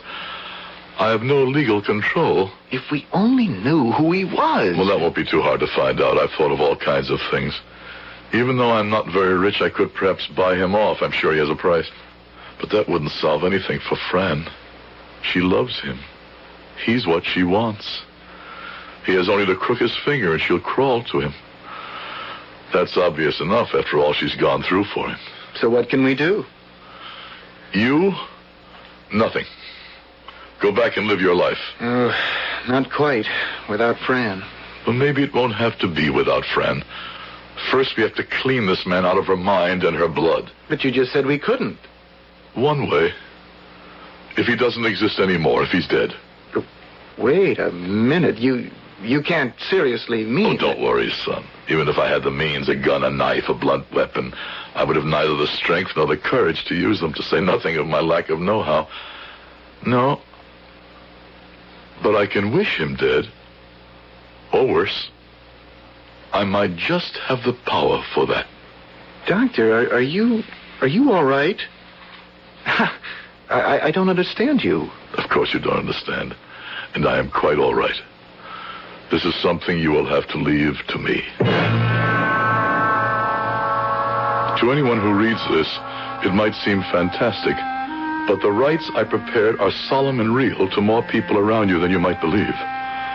The ceremonies of dark magic are very real to those who perform them. In the attic, I had found among friends' childhood dolls, one in the image of a man. I turned my study into a chapel of the damned, burning sulfur and asafoetida. Then I recited from my book of ceremonial magic. Oh, all ye ministers and companions, I direct, conjure, constrain, and command you to fulfill my bequest willingly and straightway, to accomplish the destruction of this man, unnamed, who has beset my daughter and most grievously harmed her by whatever means best suited.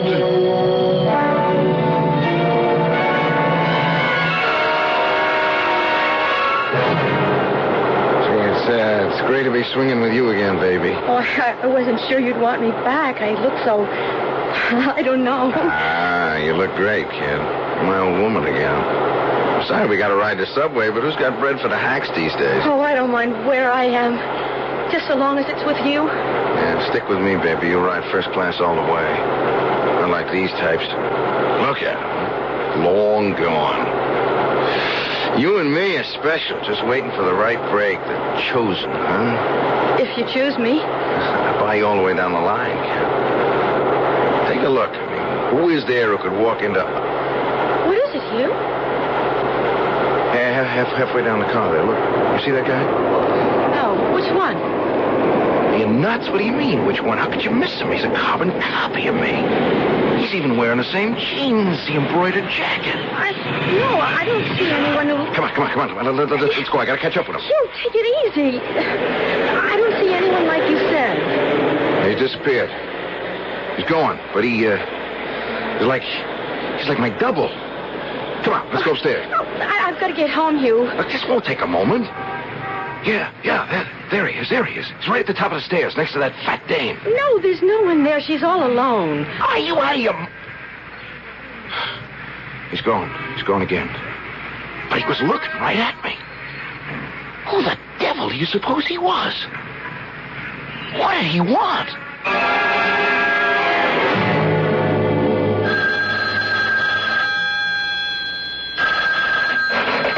Hello? Fran? Yes? Oh, it's you. Shh. Listen, I gotta see you right away. I need help. What's wrong? I can't talk on the phone. Meet me on the campus, by the fountain. Something real crazy happened last night. I don't know who else to ask what to do.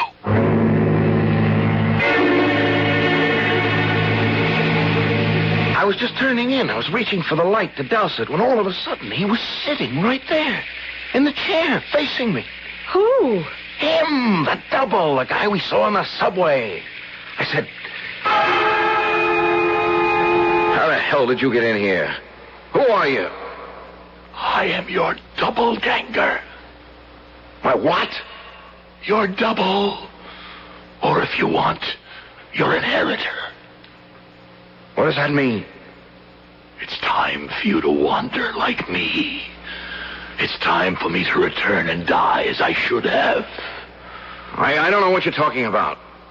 A long time ago, so long you can't even begin to imagine, I sinned. And because of my sin, I was not allowed to die in peace, but condemned to wander in infinity until I found a body I could be laid to rest in. My time is almost here, and in you, I will find a home again. I don't know what kind of a nut you are, Jack, but I'm going to kick your tail out of here so I can get some sleep. That won't be necessary. Sleep for you is all I'm waiting for. Huh?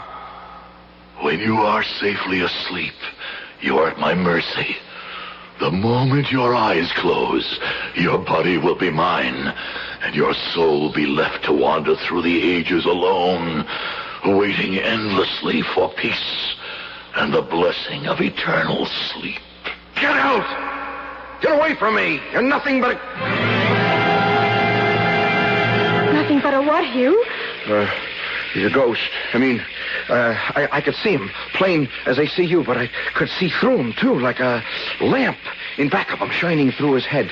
The pattern of a chair he was sitting in, as clear as a bell through him. I mean, he wasn't real. So I threw on some clothes. I ran out of the house. I spent the night walking. I was afraid to go to sleep, to bed. Fran, but nothing like this ever happened. Even on the wildest trip, I never blew so wild as this. What am I going to do?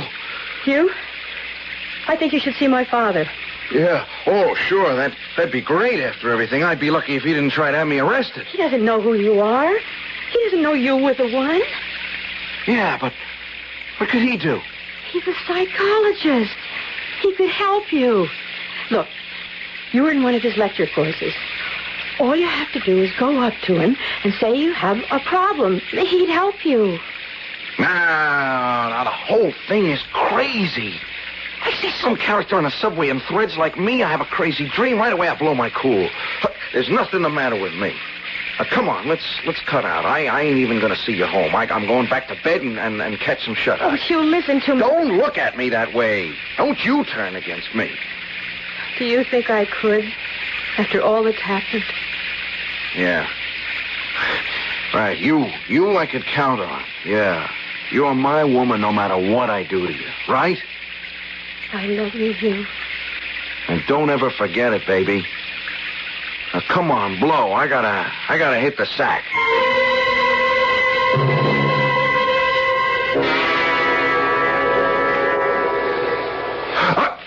All right, back up, man. I got a knife. Get lost. No, you are the lost one.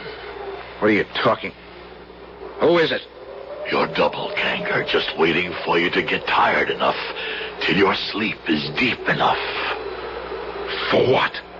To take over your body, so that with it, I may bring myself to the peace of the grave.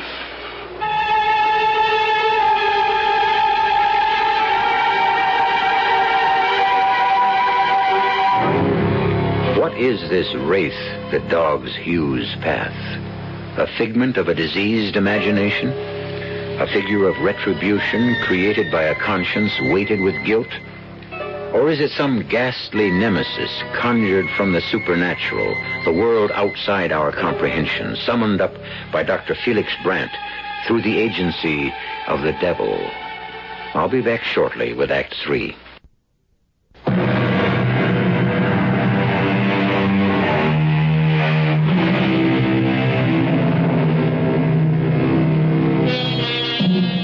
That night, Hugh Prentice fled to his apartment as though the hounds of hell were at his heels. Locked in securely, with every light blazing, riding high on benzodrine to keep awake, he paced the two small rooms like a caged tiger. And everywhere he turned, he faced the doppelganger, watching him silently, waiting patiently, a twisted smile of anticipated triumph on his face. At last he could stand it no longer and fled the apartment with the first light of morning, roaming the streets, afraid to turn his head, knowing his double still followed on his heels. At last, exhausted, he found a small restaurant open and sat there drinking coffee after coffee and watching the clock till 9 o'clock came. Then he crossed to the public phone to make a call.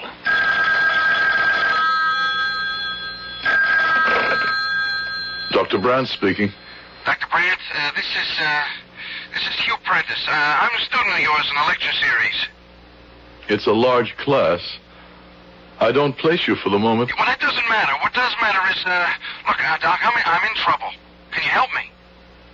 Help you? How? I can't. Not over the phone. It's like a matter of life and death. Help me?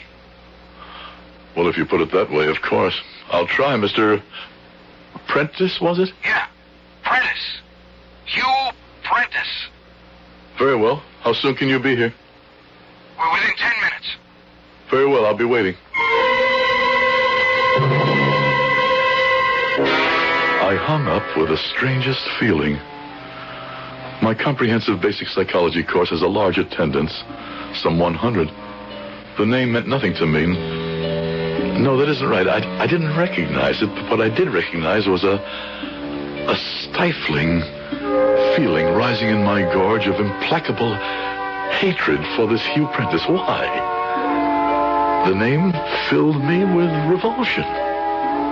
What connection could... And then suddenly... Oh, the pain struck again, sharper than ever. Oh, now, where did... Come. Morning, Felix. I just dropped by to... What is it, the pain? Yes. Where are your morphine tablets? Drawer. Forgot this morning. Wait a minute. I'll do better than that. Why must you be so pig-headed? Don't want to establish the habit. The habit will hurt you less than the pain right now. Here, let's get one arm out of the coat. That's better. Can you roll back your sleeve while I prepare the syringe? Yes. Hurry. Just let me swab first. There. Now, hold steady. Hold steady. So this will take hold in a minute.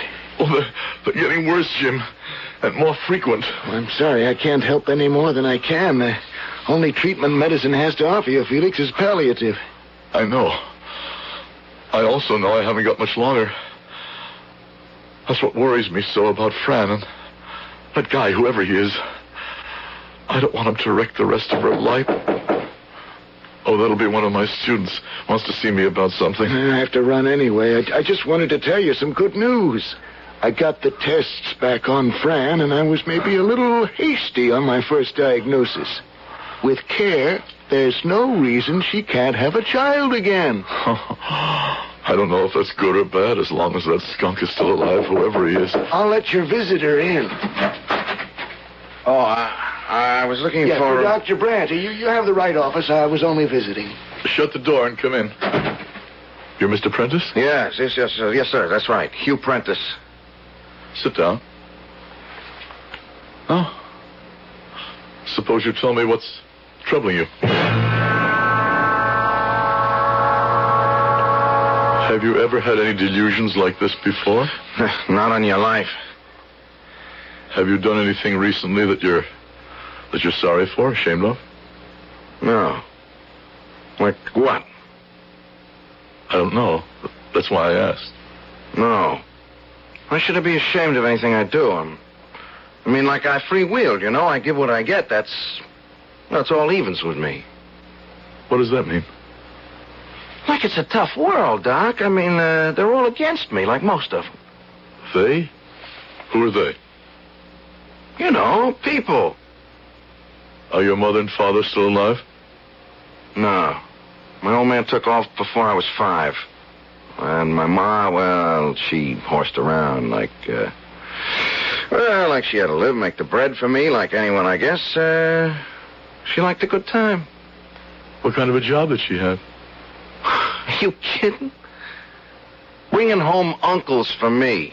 I must have had 100 or so uncles by the time I was 14. And then... Then what? Then she left me with an aunt. Some old dried-up stick. I shouldn't kick about her at that. When she died, she left me enough dough to go to college like now, and, Hey, look, what has this got to do with that goon who's tracking me? I'm trying to get around to that. You don't like women very much, do you, Hugh? I don't know what you're getting at. You like to punish them because of what your mother did to you. Isn't that it? Look, I don't have to have you push me around like them. I mean, all I came here for was to ask for help. And I'm trying to give it to you. Well, can you just get this whatever the hell it is, off my back? I want to try, if you'll just help me. Anything, Doc, anything. I got to get some sleep, and I'm afraid to. You're quite safe here. What's that thing? It's a metronome. Some people use it to learn to keep time to music. I use it to calm people down. Now, just keep your eye on the needle as it swings back and forth. And try to relax. And answer my questions as honestly as you can. And maybe, together, we can get to the root of what's wrong with you. Tell me your name again. Hugh. Hugh what? Hugh Prentice. Where were you born? Allentown, Pennsylvania. What was your father's name? Frank. And your mother's? Mary. I use hypnosis a lot in my work, but never more deliberately, and I'm ashamed to say, callously, than today. Because suddenly, from some deep recess of my being, an electric wave was sending its knowledge to my brain. A second sight was born, and I was suddenly sure who Hugh Prentice really was. Can you hear me, Hugh? Yes. You know a girl named Fran Brandt, don't you? Sure. She's my chick. You know she's my daughter? Yeah. And you made her pregnant? She was careless. You took her to someone to get rid of the child? Sure. It's the way it is. No sweat. Don't you know she loves you? Man, like they're buses. Another one any minute. Yeah, sure. That's how chicks are. Do you love her? What's with all this love jive? I ain't tying myself down no way. It's like I told you, I have free will. Nobody gonna cut down my style. Keep trying. All the squares, all of them, but I'll show them. Anyone ties me down, I stomp on them good. Especially chicks like my mother. All sweet words and cut your throat the first chance they get. Only me, I'm too smart. I cut them down to size first. Don't you worry about old Hugh. The morphine was wearing off already. I sat back in my chair watching the boy whose secrets I had bared. A schizophrenic, classic, already paranoid. Possibly he could be saved through analysis, chemotherapy, new treatments which are being reached every day. Treatments I would never live to see. Treatments he would never willingly seek, as he had sought me. Because out of the dark side of my studies and my learning, I had raised a doppelganger. Then for a moment, the pain hit me so wildly, so acutely, agonizingly, that I must have blacked out a moment because... Don't bring him out of his hypnosis. He doesn't deserve to live. I cannot condemn him to the death in limbo like you live. Let me tell you something, old man. You are about to die. 2 doors face you. Open one, and you let the scourge out to destroy your daughter as well as himself. Open the other, and I take his body, and your daughter has her chance to live her life. Her chance to find happiness instead of despair and degradation. Which will it be? Which will you choose? Choose.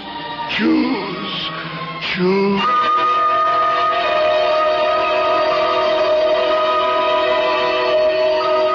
Only in sleep can a doppelganger take possession of another body. Looking at the boy frozen in deep hypnosis across my desk, around him, was it my own pain? A shadowy figure hovered. I knew I could banish the shadow if I willed. But I had chosen my door. I rose and left the office to go home to my study.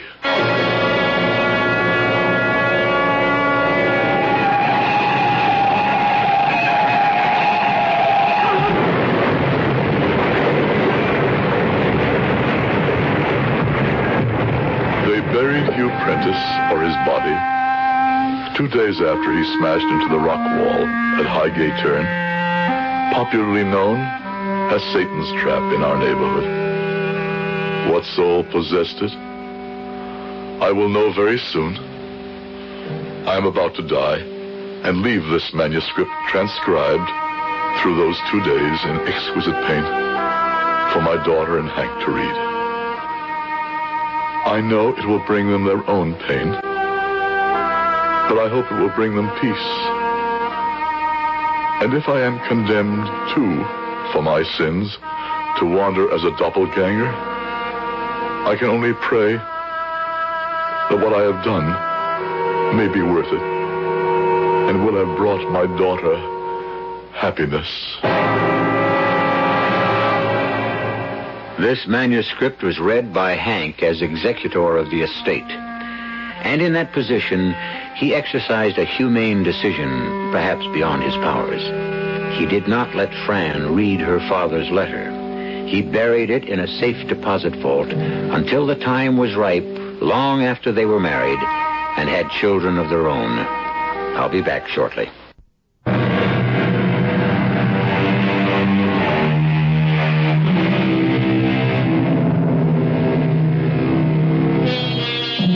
This story came to me through accidental channels, long after the principals were gone.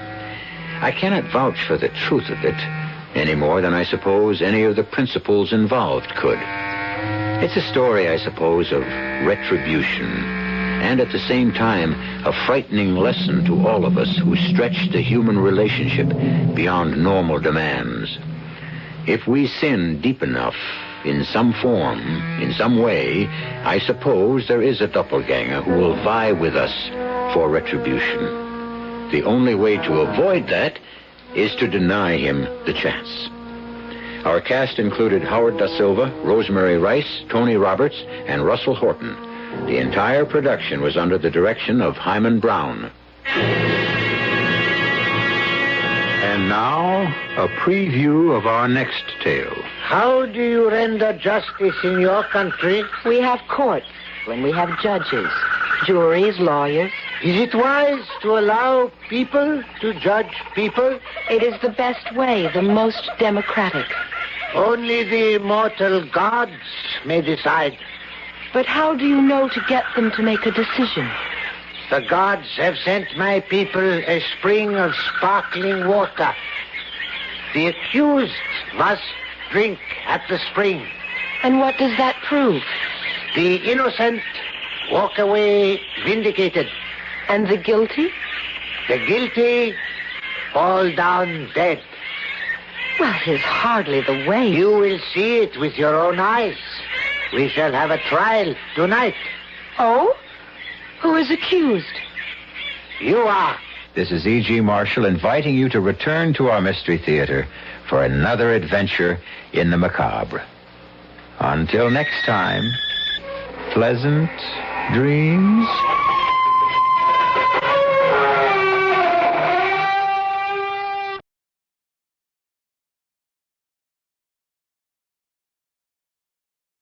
Lux presents Hollywood.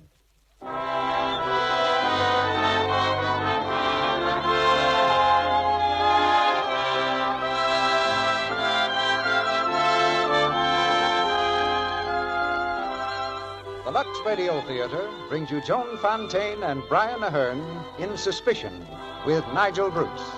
Ladies and gentlemen, your producer, Mr. Cecil B. DeMille.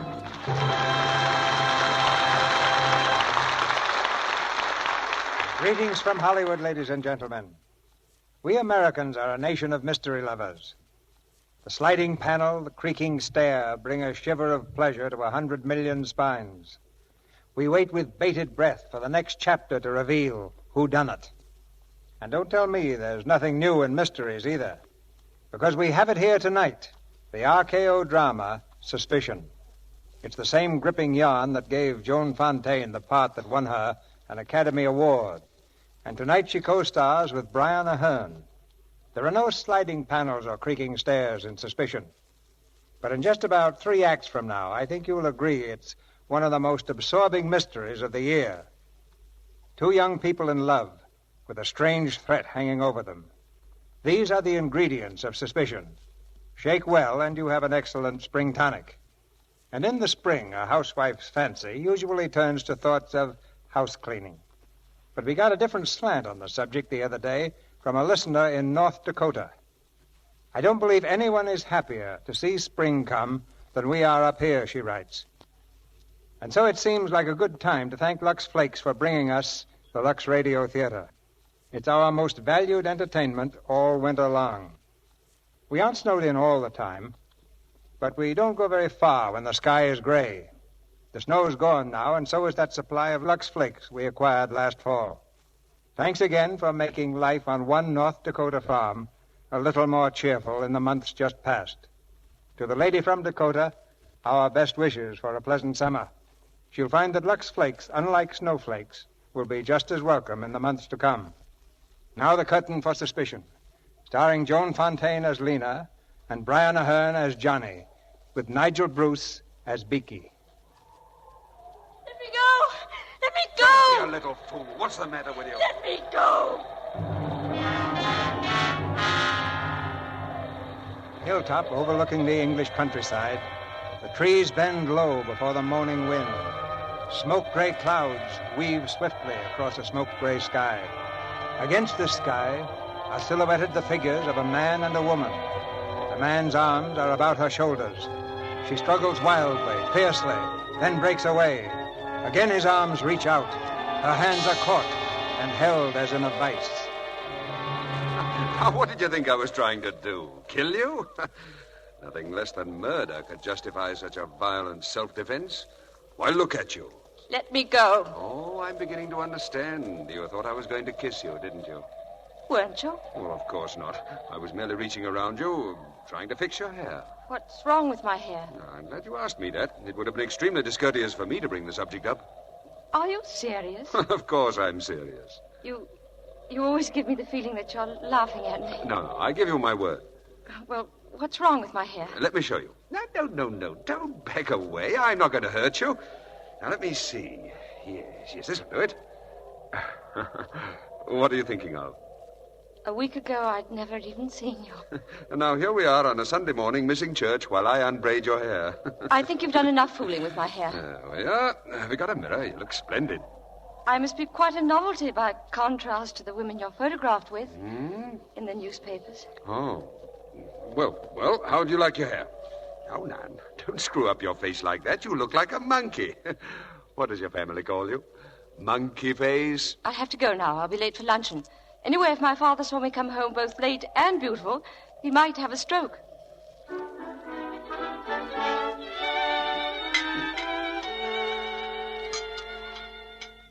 Are you sure Miss Lena isn't in her room, Burton? Why, not, sir, just before I announced luncheon. She said she was going to church. Try again, Burton. Yes, sir. What were you saying just before, my dear? About Lena. I do wish she'd get married, Stanley. I don't believe Lena will ever marry. She's not the marrying sort. Oh, I suppose you're right. She is rather spinsterish. What's wrong with that? The Old Maid's a respectable institution, and all women are not alike. Lena has intellect and a fine, solid character. Sorry I'm late. Oh, Lena, dear. Come and sit down. Lena? What kept you so long at church, dear? I didn't go to church. I went for a walk. A walk? With a man. A man? Yes. His name's John Aysgarth. John Aysgarth? Is that Tom Aysgarth's boy? How did you meet him? Pity he's turned out so wild. Rough luck on Tom. What do you mean? Well, he was turned out of some club for cheating at cards, wasn't he? I don't know. I didn't ask him. What's he doing down here? Well, he's staying at Penn's Hayes. I shouldn't have thought Lord Middleham would have had him there if he'd ever been turned out of a club for cheating. Well, perhaps it wasn't cards. May have been a woman. He was correspondent or something, I believe. Or ought to have been correspondent. Well, anyway, I'm going to see him again this afternoon. He's calling for me at 3. Miss Lena, you're wanted on the telephone. Oh, thank you, Burton. Stanley, she seems quite excited. Do you suppose... Hello? Oh, hello, Johnny. What? Oh, yes, a long time ago. When are you coming? Oh, you can't? Yes, of course I understand. Yes, please write, and thank you for calling. Goodbye. Hello? Yes, this is Miss McNaylaw. A telegram?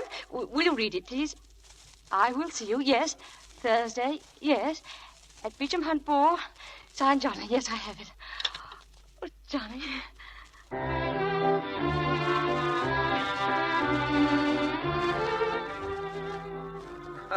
I believe this is our dance, isn't it? Hello, Monkey Face. Hello. Hello, Monkey Face. Hello, Johnny. Come on. We're getting out of here. Oh, but we can't. Oh, of course we can. This way, Monkey Face. Johnny, where are we going? Now then, which is your car? Oh, but this is ridiculous. It's over there. Good. Come on.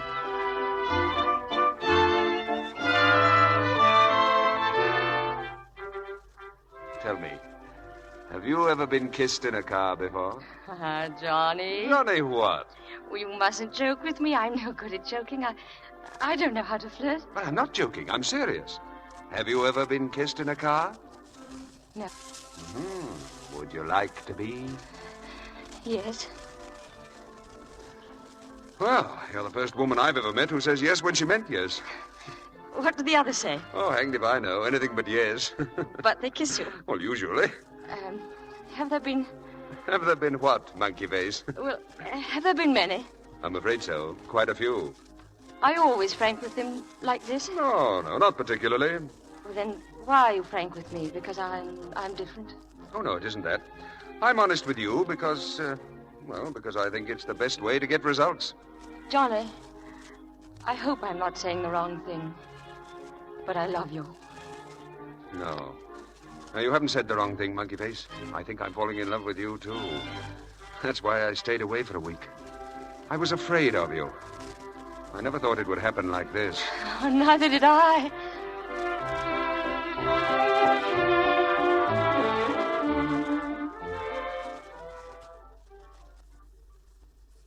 Dear Mother and Father, Johnny and I were married last night. Married? We're off for a month's honeymoon on the continent. Please forgive me. I love him very much. Cha.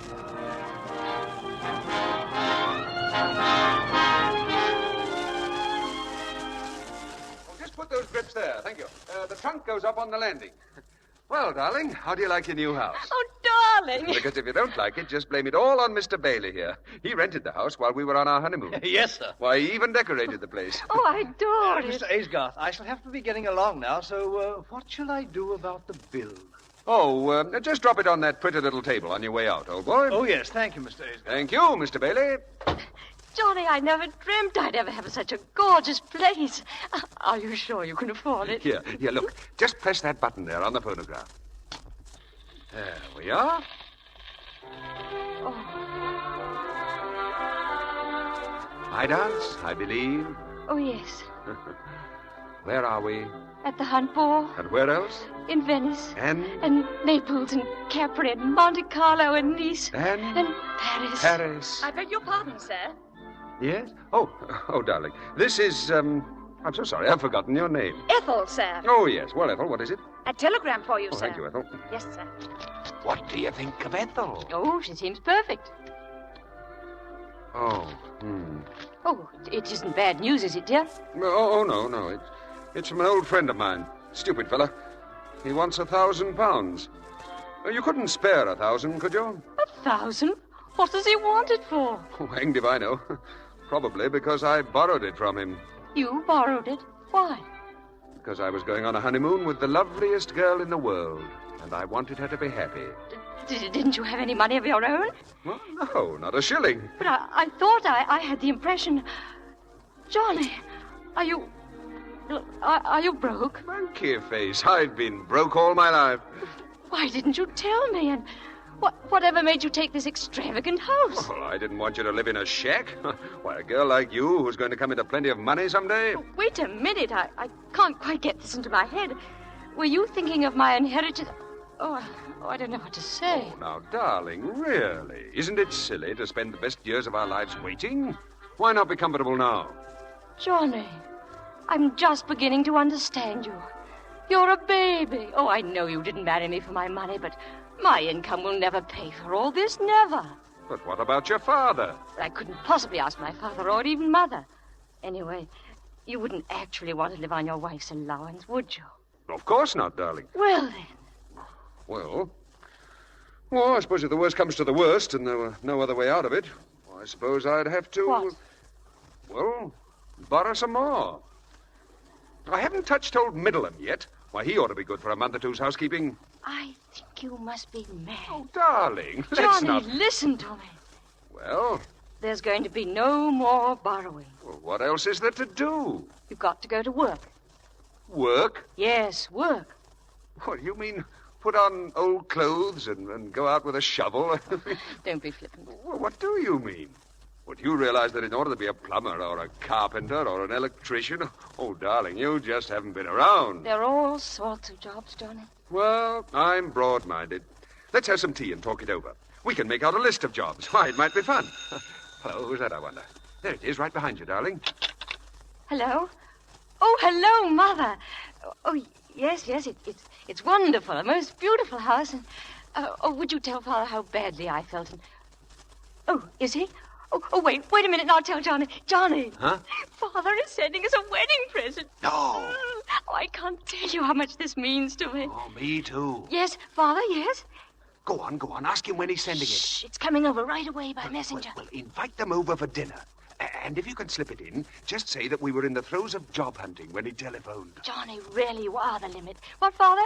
Oh, yes. Johnny and I were just discussing that very subject, and he has several interesting ideas of the kind of job he'd like to do. Oh, Mr. Aysgarth, there's a messenger from General McLeodlaw. Oh, it's just come, Father. Hold on. Bring it in, Ethel. Yes, ma'am. Oh, I think I know what it is, and... Oh, Johnny, you'll be thrilled. In here, please. Oh, it is. Oh, how wonderful, Johnny. Look. What the... Yeah, what is that thing? It's a chair, darling. A Queen Anne chair.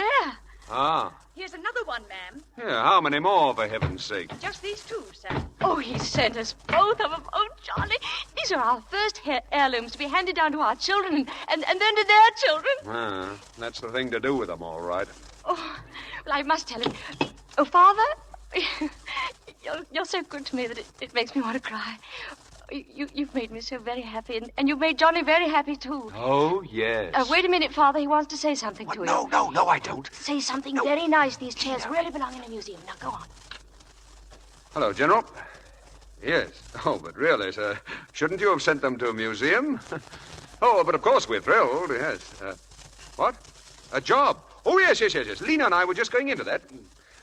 Well, I have several excellent opportunities. I've just had a letter from my cousin, Captain Melbeck. He wants somebody to manage his estate for him, you know. I thought I'd take the job. Yes, well, I'm glad you approve, sir. Yes. Well, we'll get together soon. Goodbye, sir. That was a fib about Captain Melbeck, wasn't it? Was it? Listen to this letter. We'll give your idea the fullest consideration. Let me know if you would like to take the job. Yours sincerely, George Melbeck. Did you have this letter all the time? I did. Why didn't you tell me? Because, dear, I never dreamed I'd be using it. Any more than I ever dreamed we'd be receiving these two beautiful chairs.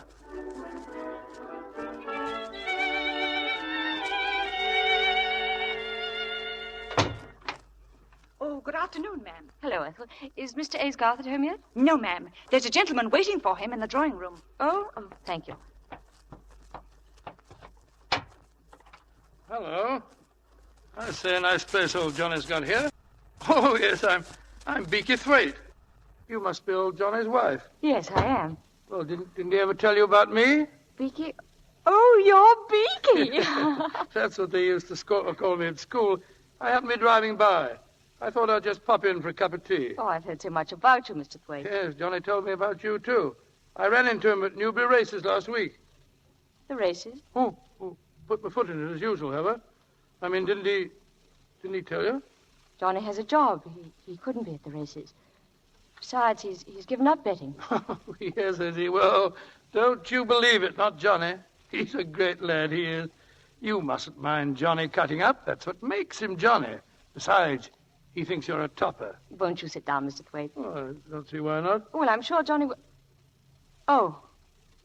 Something wrong? Yes, there were two chairs here this morning before I left. Chairs? Disappeared ever? Yes, apparently.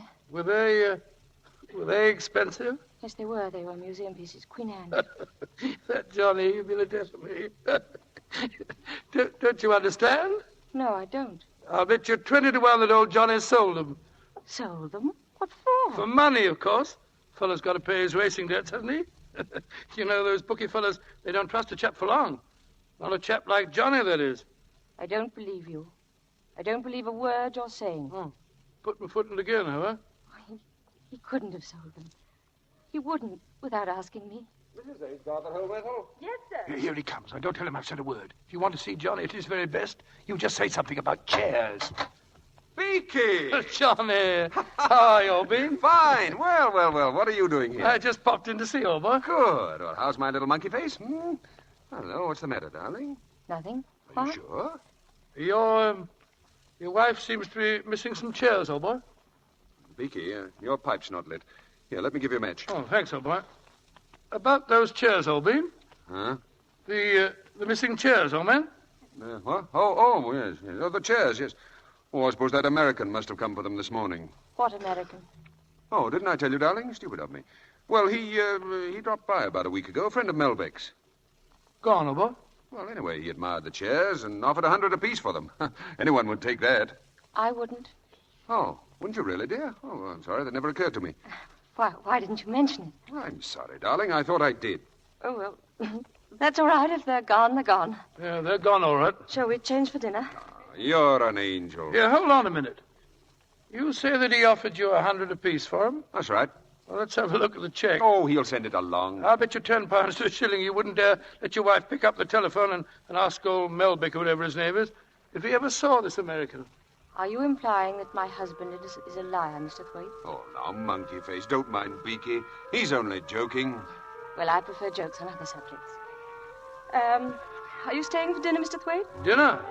I'm spending the weekend, unless you throw me out. Johnny's friends are always welcome, as long as they remain Johnny's friends.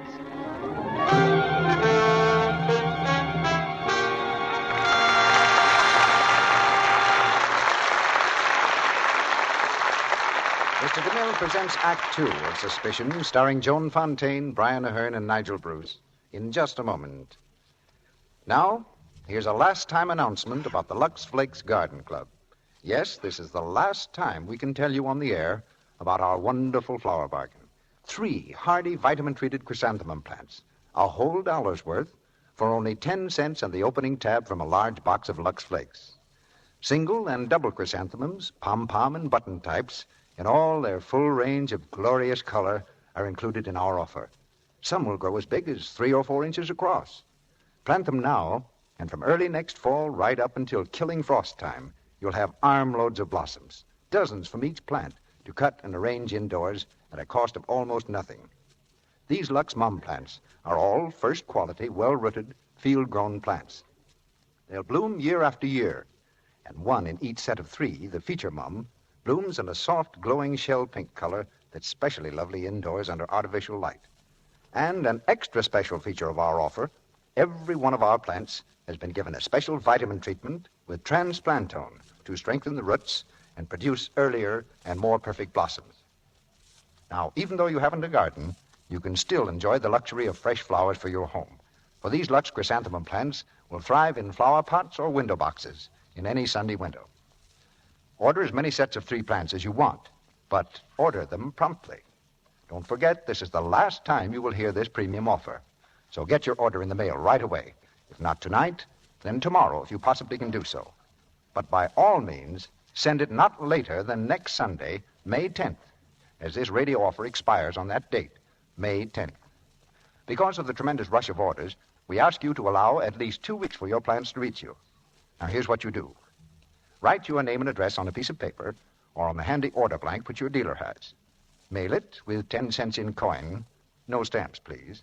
10 cents in coin and the opening tab from a large box of Lux Flakes to Lux Garden Club, Hollywood, California. With your chrysanthemum plants, we'll send you a leaflet of planting instructions and another leaflet telling you how you can get several other flower bargains. Remember, for each set of 3 plants you order, send 10 cents in coin and the opening tab from a large box of Lux Flakes to Lux Garden Club, Hollywood, California. Be sure to include your own name and address, of course. The offer is good only in the United States. Now, our producer, Mr. DeMille. Act 2 of Suspicion, starring Joan Fontaine as Lena and Brian Ahern as Johnny, with Nigel Bruce as Beaky.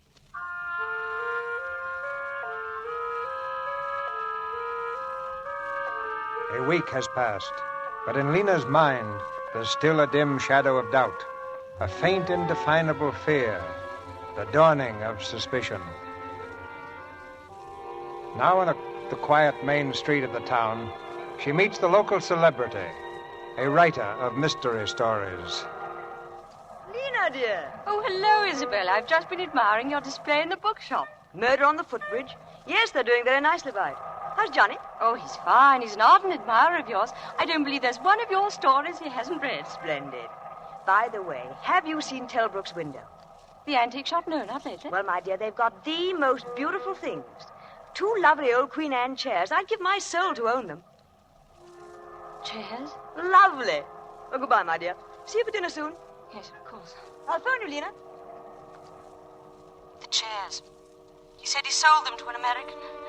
He lied to me. Why did he lie to me?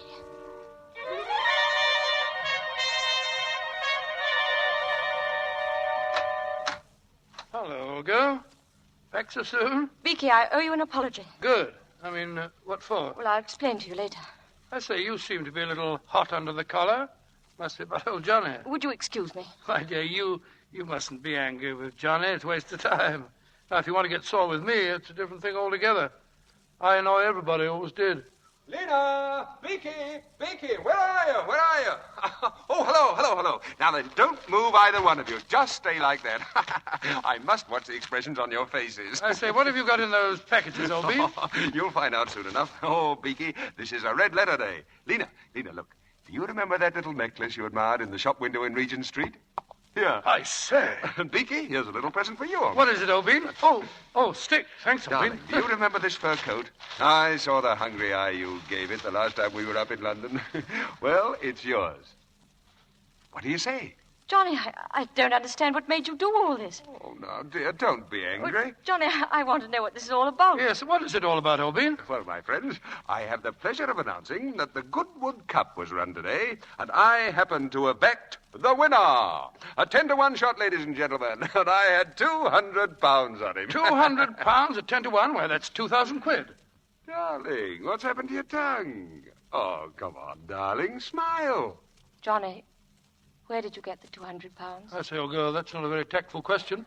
Where did you get it? Oh, you know very well there was no American. I got it for the chairs, of course. You sold the chairs to gamble all your money on a horse. Well, not exactly. I owed the bookies some money, but then along came this hot tip. Oh, darling, come on, give us a smile. Yes, come on, old girl. Come. Oh, I know. What? You tickle a chin, I'll make a noise like a duck. Come on, old man. More duck. More duck, old Bean. No, it's no good, Beaky. No. Oh, I forgot something. Darling, look at this. It's a receipt from a certain antique shop. Paid in full for a certain pair of chairs. They'll deliver within the hour. Johnny. There, you see? She's smiling. By Julia, so she is. Oh, Johnny, no. Well done, old Bean. I say, what about celebrating? Oh, trust old Beaky to say the right thing at the right time. Come on, darling, look at me. Are you happy? Yes. Of course she is. Here you are, Lena. This is yours, old girl. Thank you, Beaky. And here's yours, old Bean. And now for a toast. Yeah, wait a minute, Beaky. What are you drinking? Brandy? Oh, just this once, old Bean? You know that's not good for you. All right. Oh, well, maybe just this once. Oh, thanks, old Bean. Monkey Face, I drink to the last bet that will ever be made by Johnny Aysgarth. The last bet, old Bean. Well, bottoms up. Beaky. What's the matter with him? Sit down, Beaky, sit down. Here. Johnny, get some water, quick. It won't help. I've seen this happen before. There's nothing much you can do about it. Open his collar, he can't breathe. That's no use, darling. It'll either kill him or it'll go away by itself. Sorry, old Bean. One of these days, it'll kill him.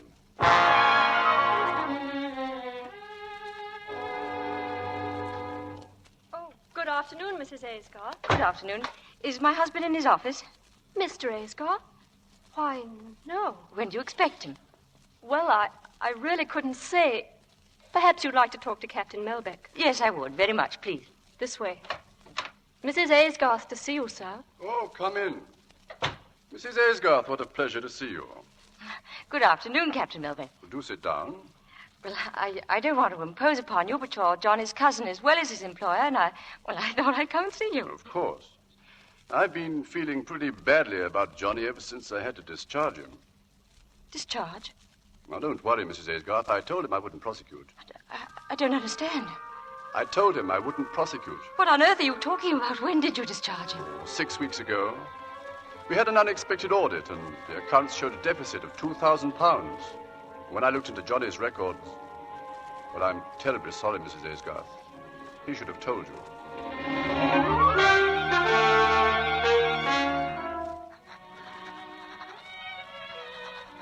Johnny, I am leaving you.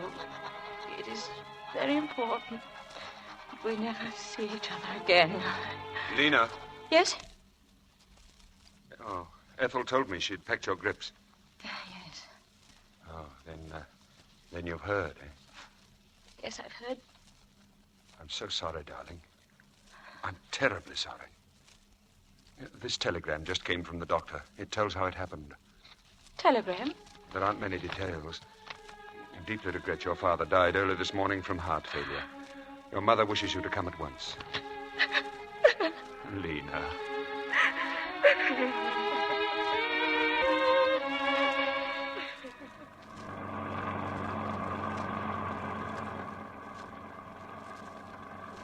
Tired, darling? A little. It's been a nasty week for you. I'll be glad to get you home. Lena, do you ever have any regrets that you married me? Why do you ask that? Seems pretty obvious that your father would have left you a lot more than his portrait if you'd been anybody else but Mrs. John Aysgarth. Oh, is that what you meant? You haven't answered my question. What about you? Have you any regrets? Monkey face. Marrying you is the one thing I've never changed my mind about. Do you really mean that, John? Yes, I really mean that. What about you? I couldn't stop loving you if I tried. Have you tried? Yes, once. When? When I found out you'd lost your job with Captain Melbeck. How long have you known? Since last Friday. Who told you?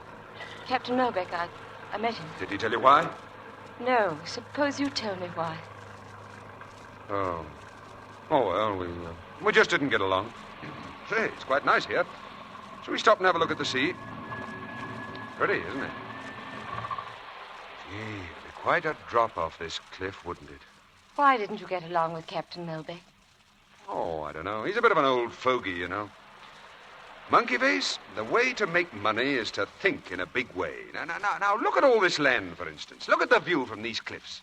Now, why isn't something done about it? You know, if I had £10,000, or still better, 20,000, I could start a development here. All you need is £20,000. £20,000. That's all I'd need. £1,000, eh? You think we could swing it for that, Albin? Well, of course. Now, you see, Beaky, this is the ground plan. That's wonderful, Albin. Then we could put the large hotel up here on the cliff, eh? That's the idea. Hello. What's going on in here? Oh, Monkey Face. We're organizing a real estate company. We're about to buy a very beautiful piece of land right by the sea. What a view. What sun. What air. And then we sell part of it at a profit. Oh, I see, but you'll need financing for all this. Of course. Have you found someone to put up the money? Of course. Who? Me? Oh, I see. Well, the idea's mine, but the money's Beaky's. And the corporation, well, Beaky's going to borrow against some securities he has in Paris. Yes, but... Oh, look, darling, let me show you how simple it is. Does Beaky understand it? Oh, perfectly, I think. I beg your pardon, Mr. Aysgarth. Yes, Ethel? You're wanted on the phone, sir. Oh, thank you. Oh, excuse me. Yes, right, old boy. Now, Beaky, please explain it to me, will you? Well, you see, my dear girl, well, you see, we buy up this land and then we sell part of it. That gives us a 100% profit in no time. Then on the other part, we build something or other. Oh, yes, but from whom do you buy the land? To whom do you sell it? Well, that shouldn't be difficult, do you think? Beaky, isn't it about time you grew up? I say, old girl, you're scolding me. Yes, you need a scolding. Shall I go and stand in the corner? Oh, Beaky, you're not being fair to Johnny. I say, old girl, that's a bit thick. Why, he's president of the whole bag of the thing, but he gets a salary, Writes his own checks? Yes, that's what I mean. Oh, what's wrong with that? Yes, what is wrong with it? Well, Lena? I say, Lena's telling me that you're a bit soft in the head. Is that it? Sounded like that to me. Yeah, hadn't you better be changing for dinner? Oh, right over. Shan't be a jiffy. What right have you to interfere in my affairs? But I wasn't really. I was only... You were only what? Well, I was only trying to tell Beaky that he shouldn't leave everything to you. It's not as if you were both experienced businessmen. What the devil do you know about business? Oh, very little. Suppose Beaky had taken you seriously. You'd have ruined the whole scheme. Do you realize that? Yes, but if it weren't good... That's my business, not yours. If I say it's good, it's good. And I don't want any interference from you or anybody else. Is that clear? Yes, that's clear.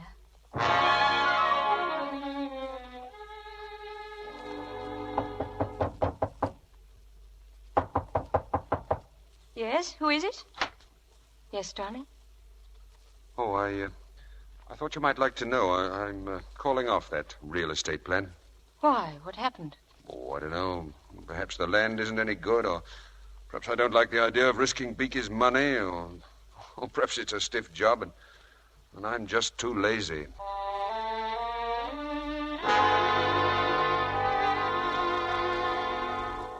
I don't know what it is, but every time I play anagrams, I can only make three-letter words. D-O-U-B. D-O-U-B is no such word. Try this. D-O-U-B-T. Doubt. Oh, thanks, old girl. I said, Johnny, I don't see why you want to call off this real estate business. It's no good. But the corporation's formed already. The money's been put up in your name, old boy. The deal is off, Beaky. Why do we have to drive all the way up there to look at it? I won't be responsible for calling the scheme off without first proving to you that it's no good. So we're going up to the cliffs early tomorrow morning and take a look. Well, why are you so insistent? Because, as I told you, I won't be responsible. Oh, all right, old boy. That's it. What's that you got there, Lena? M-U-D-D-E-R? There's no such word, is there? Try the R instead of the D. M-U-R-D-E-R. Murder. That's more like it. Murder. Okay, Johnny, I don't like going up there in the morning. Well, why do we have to go up so early? Now, Beaky. Murder. Oh, well, if we have to, well, let's get on with the game. It's your turn, old girl. The money in his name. Murder. The cliffs overlooking the sea. I say, Lena. The edge of the cliff. Stay away, Beaky. Lena, I say. You push him off, he'll kill you. Murder, murder. Lena, what's the matter? Lena. Here, give me a hand here, Beaky. She's fainted.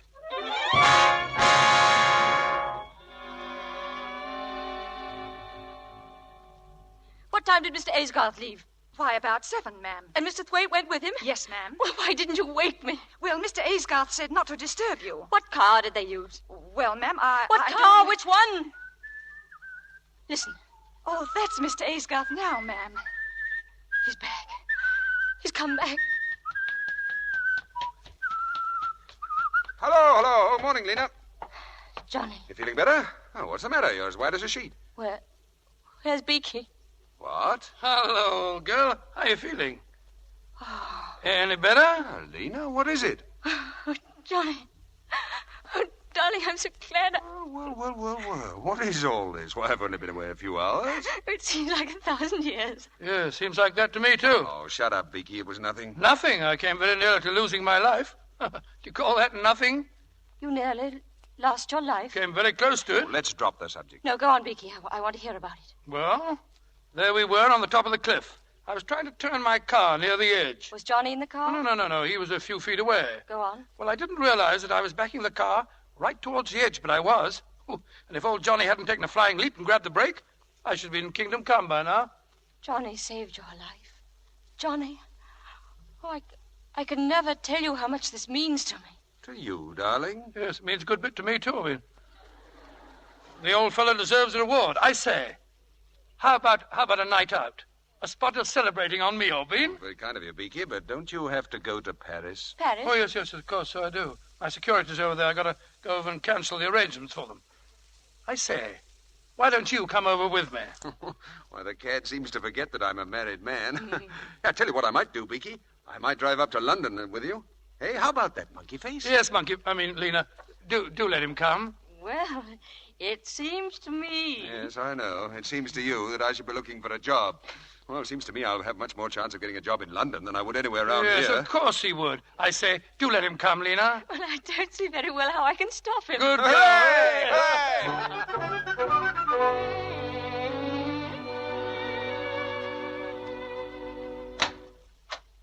Mrs. Aysgarth.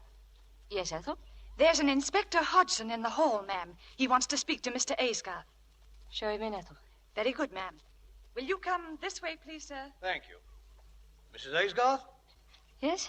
My name's Hodgson, Inspector Hodgson from the county police. Oh, how do you do? I understand your husband's not in, ma'am. No, he's been up in London for 2 days. Well, perhaps you might be able to help us. Yes, of course. I believe you know a Mr. Thwaite. Yes, he's a close friend of my husband's. Well, I don't know how to put it quite. Perhaps it would be easier if I showed you this in this afternoon's paper. Right here, ma'am. Englishman found dead. An Englishman met with a mysterious death in a house in Paris. He's believed to be Mr. Gordon Cochrane Thwaite of Beaky. I'm sorry to have to do this, ma'am, but we're making inquiries on behalf of the Paris police.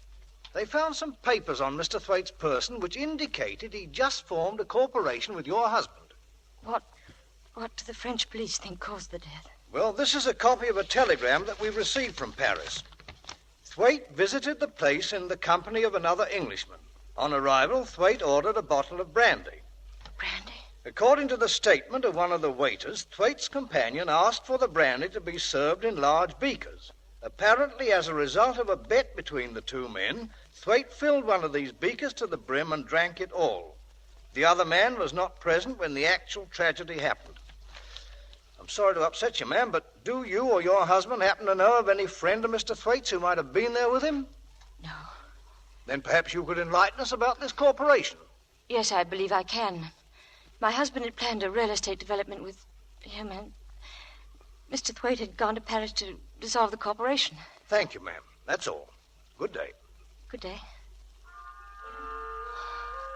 He didn't go to Paris. He's in London, John. He's in London. He's at the club. He's got to be at the club. He didn't go to Paris. He didn't. Hello? Hogarth Club? May I speak to Mr. Aysgarth, please? He left? He left when? Yesterday morning? No, it doesn't matter, thank you. Murder. Murder!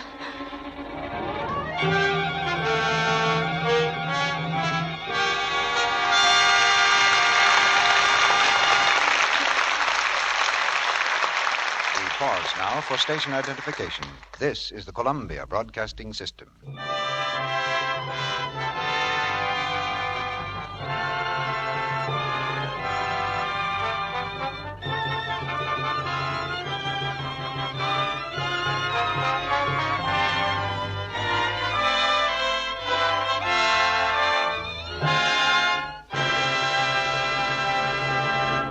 After a brief intermission, Mr. DeMille returns with Joan Fontaine and Brian Ahern for the third act of Suspicion.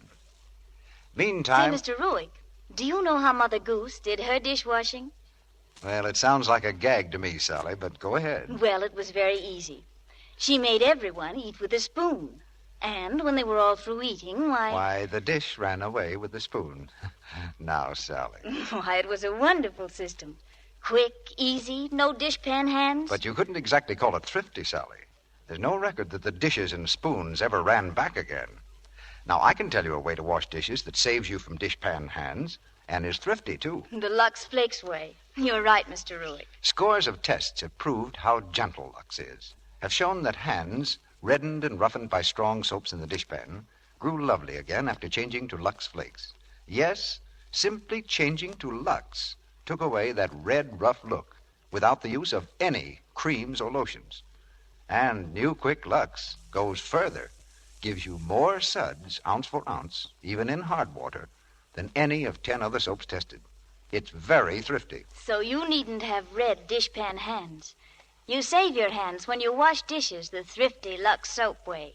Get the generous big box first thing tomorrow morning and use it for your dishes every day. One big box of new Quick Lux will do dishes for about 45 meals. Now, Mr. DeMille returns to the microphone. The curtain rises on the third act of Suspicion, starring Joan Fontaine and Brian Ahern.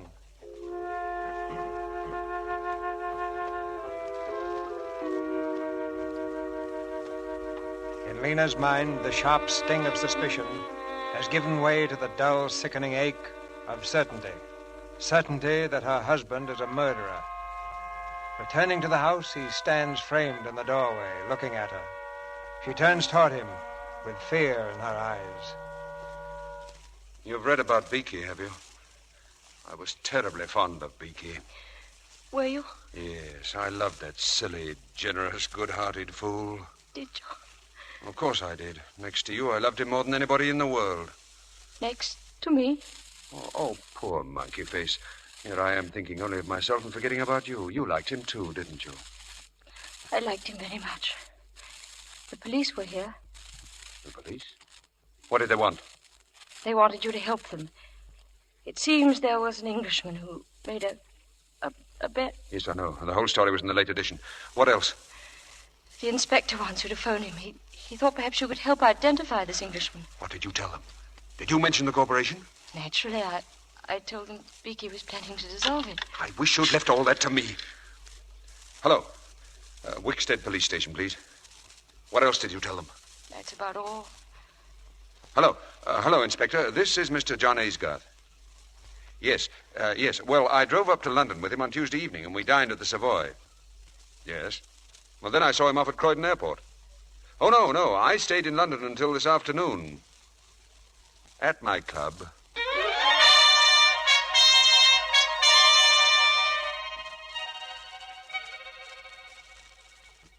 Lena, how nice to see you. I don't see half as much as you as I'd like. Well, that's sweet of you, Isabel. You know, I couldn't put my light out until 3 this morning. I was so interested in your last book, and I had to come over and talk to you about it. That's the most thrilling compliment I ever got. I was completely fascinated by the way your villain enticed his victim across the footbridge, knowing that the bridge had been sawn through. And he also knew his victim couldn't swim. Don't forget that. Well, what I want to know is this. Would you call that an actual murder? Well, from the moral standpoint, there's no question at all. It is murder. I suppose it is. What does Johnny think? Johnny, I haven't discussed it with him. I should think he'd be interested. The same situation with this friend of his in Paris. The same? Well, that brandy business is just like my footbridge.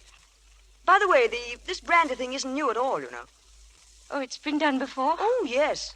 And in real life, too. I have it here. A book called The Trial of Richard Palmer. Now, where is that book? Trial of Richard Palmer, the trial of... Oh, I remember where it is. It's in your house. My house? Yes. Johnny borrowed it a week ago.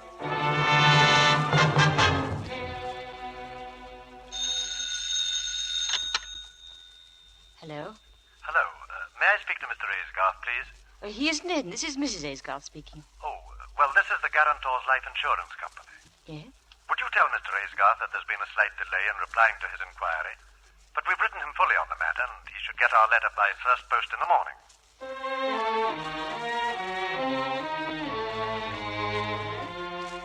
Dear sir, replying to your inquiry regarding a loan of £5,000 against your wife's insurance policy, we regret to state that such a loan cannot be granted. According to the terms of the policy, payment can only be made in the event of your wife's death. If you... Morning, dear. Any letters for me? Oh, what's the matter? Nothing. Darling, you're not shivering, are you? I have a bit of a chill. Cold in all this sunshine? My poor little shivering baby. Oh, what are we doing tonight? We're going to Isabel's to dine. Oh, what a bore.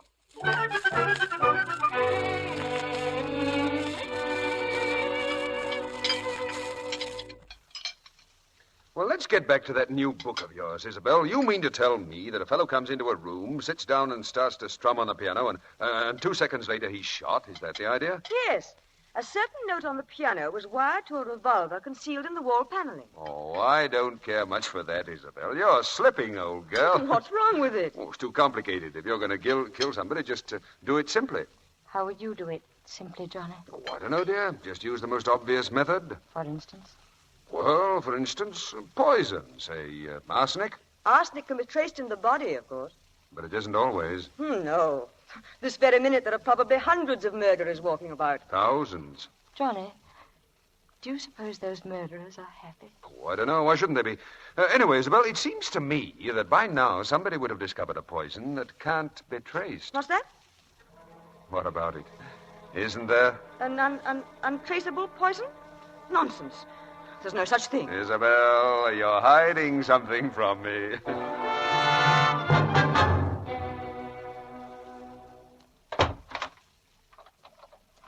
Johnny, you're locking up.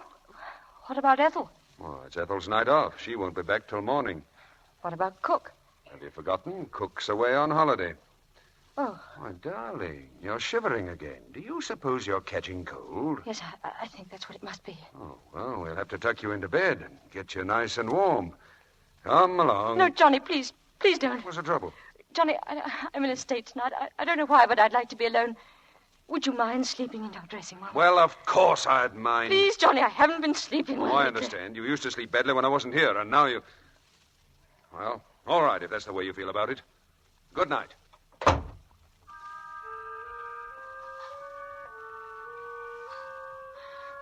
Poison. Arsenic. Poison. Untraceable. In the event of your wife's death. Poison. In the event of your wife's death, your wife's death, your wife's death.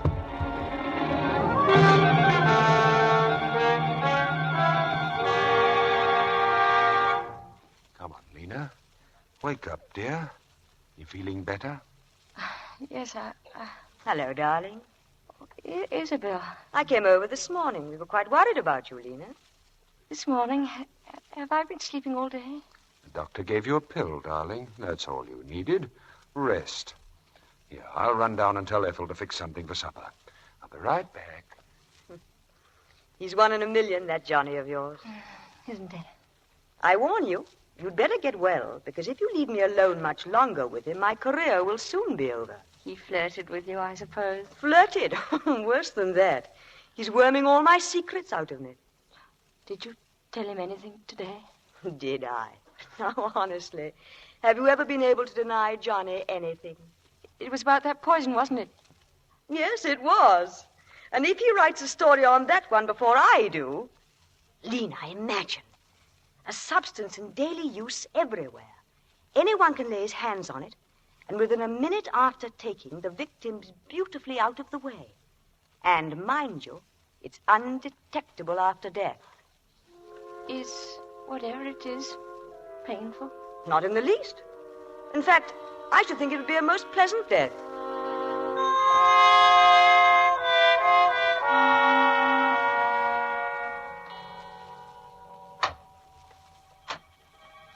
Lena, are you awake? Yes. I brought you a glass of milk. Here, darling, I'll put it here. Drink it before you go to sleep. Good night, darling.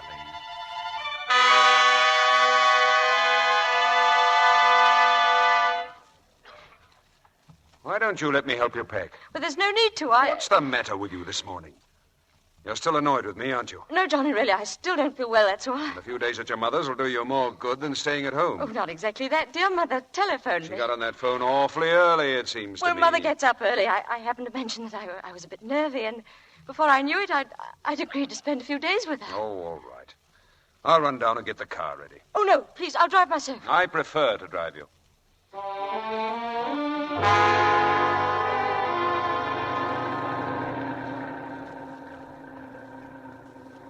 You're going so fast, Johnny. You want to get there, don't you? Well, did you have to go by this Oh, road? why not? It's the shortest way, isn't it? Ha! There's the hotel site. And that's another thing I've failed at. The cliffs. He's going to kill me. That door is open. He's going to kill me. The curb up there, the door will swing. He's going to push me out and down. No. Bernard, down. No. Look out! Get your hand off that door, Lena! Let me go. Lena, come back! No. Lena! Let me go. Lena, what's got into you? Oh, leave me alone. Stop it, you little fool, stop it! I've had enough. How much do you think a man can bear? Listen to me. You turn me out of your room, you go running away to your mother's, and now you shrink away from me as though you hated me. You're my wife, Lena. But I thought... Why, you almost killed us both back there, because you had to pull away even when I was reaching over to save you from falling out of the car. Well, you don't have to put up with me anymore. Johnny, wait. Where are you going?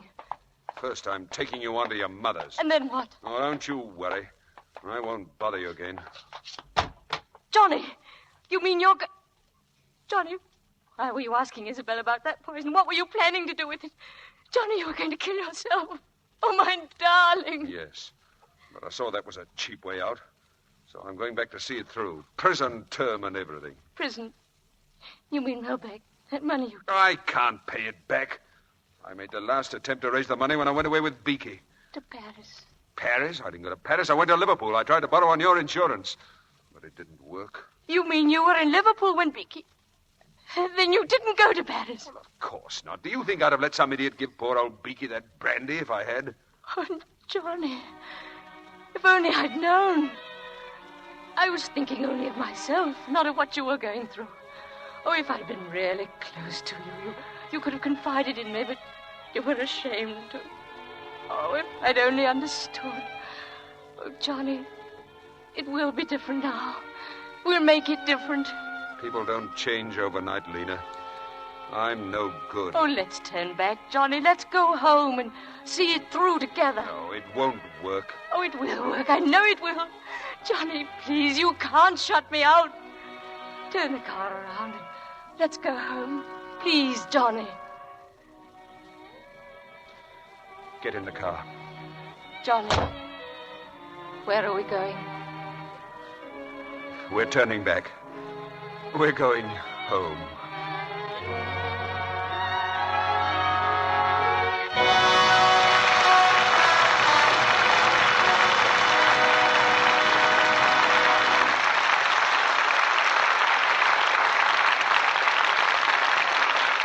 Our stars will return to the microphone in just a moment for a curtain call. Meantime, some news of interest to women about the new rayon stockings that stores are featuring today. You know, these new rayons have greater elasticity and greater strength than earlier ones. New finishes make them more beautiful, too. Of course, you'll need to give these new rayons the right care for best results. Rayon is temporarily weak in water, so handle it gently. Don't rub. Don't use strong wash-day soaps. Just squeeze lukewarm Lux suds through the stockings, then rinse, just as you do with silk and nylon. Roll the stockings for a moment in a Turkish towel to press out the moisture. Then unroll them at once and hang them over a smooth rod. Always be sure you get rayon stockings really dry before you wear them again. Let them dry from 24 to 48 hours. This is important because even though the stockings may feel dry before this time, the inside of the rayon threads may still be damp, and rayon regains its natural strength only when thoroughly dry. You'll find this easy Lux way pays big dividends in cutting down runs and giving you long wear from these lovely new stockings. Now, here's Mr. DeMille with our stars. It's no secret to most of you that in private life, our stars are Mr. and Mrs. Brian Ahern. And it's no secret to any of you that they gave a fine performance tonight in Suspicion. Oh, thank you very much, C.B. Joan has been looking forward to weeks to her first visit to the Lux Radio Theater. And to playing opposite Brian, too, Mr. DeMille. It sounds as though she married you because she admired your acting, Brian. Well, that's the best review I've had yet, C.B. Confidentially, though, I married Joan for her Academy Award. I had a suspicion she'd win it. Ooh. I think you'd better buy an extra war bond this week, Brian, for a pun like that. Definitely. What's the news on the front on Hollywood's all-out battle of bonds, Mr. DeMille? I was talking with headquarters just today, Joan. And the noon communique is we're advancing on all fronts. The goal for the entire industry, you know, is 10% or more of everyone's income for war bonds. That should buy a lot of tanks and planes, C.B. About $300,000 worth a week, Brian. Perhaps 100 bombers a year will be paid for by bonds Hollywood will buy through our voluntary payroll savings plan. And that doesn't count our regular cash sales of bonds either. It sounds like a system that every business might adopt, Mr. DeMille. How is it organized? The Motion Picture Committee for Hollywood was formed at the request of the Treasury Department to represent every part of the motion picture industry, labor, management, and creative branches. The producer with 4 telephones and 3 secretaries is no more important than the carpenter who builds the set or the electrician who lights it. We need everybody. You know, at a meeting the other day, The two best suggestions were made by a lovely extra girl who just come from the set in makeup, and a man who just come from the same set in overalls. In other words, Hollywood's payroll savings plan is democracy at work to sell war bonds. Like that carpenter I was talking about, Brian, you hit the nail on the head. In a few weeks, we expect to tell the Treasury Department that every actor, stenographer, writer, musician, makeup man, costumer, hairdresser, executive, business manager, agent, cameraman, sound technician, director, carpenter, clerk, electrician, and set dresser has signed up. That every man and woman who works in motion pictures and the allied branches of the industry is in the payroll savings plan and is voluntarily putting at least 10% of his or her salary in United States war bonds. Not just this week or this month, but every payday for the duration of the war. And it's one production with a starring part for everyone. Well, who's starring here in the Lux Radio Theater next week, C.B.? First, let me tell you the play, Brian. It's Frederick Lonsdale's famous comedy, The Last of Mrs. Cheney. And our stars will be Norma Shearer, Walter Pidgeon, and Adolphe Menjou. The Last of Mrs. Cheney ran a whole season on Broadway and twice made a hit in motion pictures. I fully expect it to keep up that brilliant record here next Monday night with a cast like Norma Shearer, Walter Pidgeon, and Adolphe Menjou. Well, that play is one of my favorites, C.B. Thank you and good night. Good night, Mr. DeMille. Good night. Good night. Remember, a bond every payday keeps the Axis away.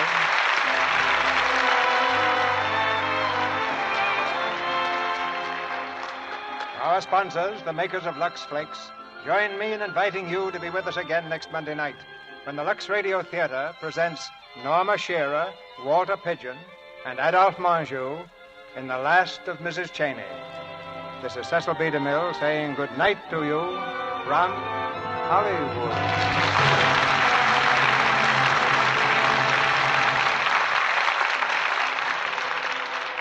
Ladies and gentlemen, modern medical science can cure cancer if the disease is discovered early. The Women's Field Army of the American Society for the Control of Cancer deserves your support in its campaign to spread knowledge of cancer control. Joan Fontaine appeared tonight through the courtesy of David O. Selznick and will soon be seen in the title role of the David O. Selznick production, Jane Eyre. Brian Ahern, star of Columbia Pictures, will be seen in their production of Salute to Sahara. Nigel Bruce appeared through the courtesy of Universal Pictures. His next picture is Universal's Sherlock Holmes Saves London.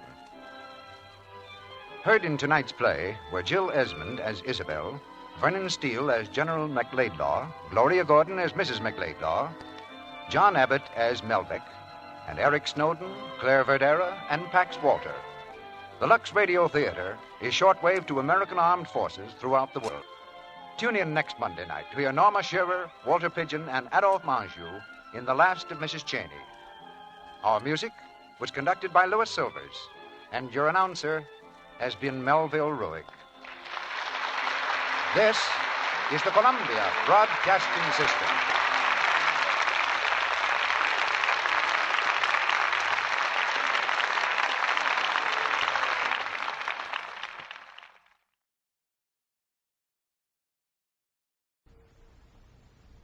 This is Studio One at CBS.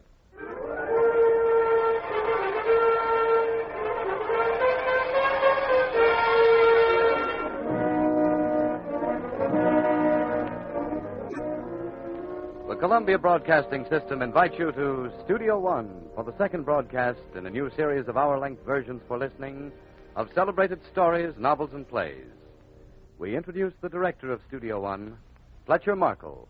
Tonight, a comedy.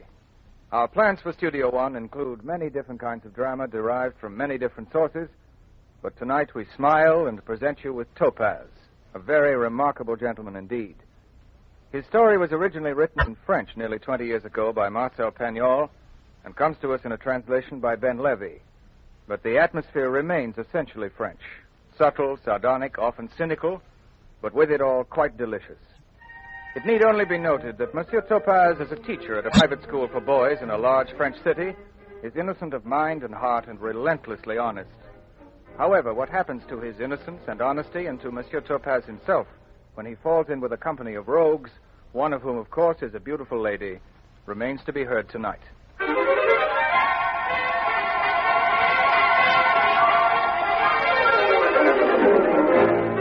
From Studio One, CBS presents Topaze.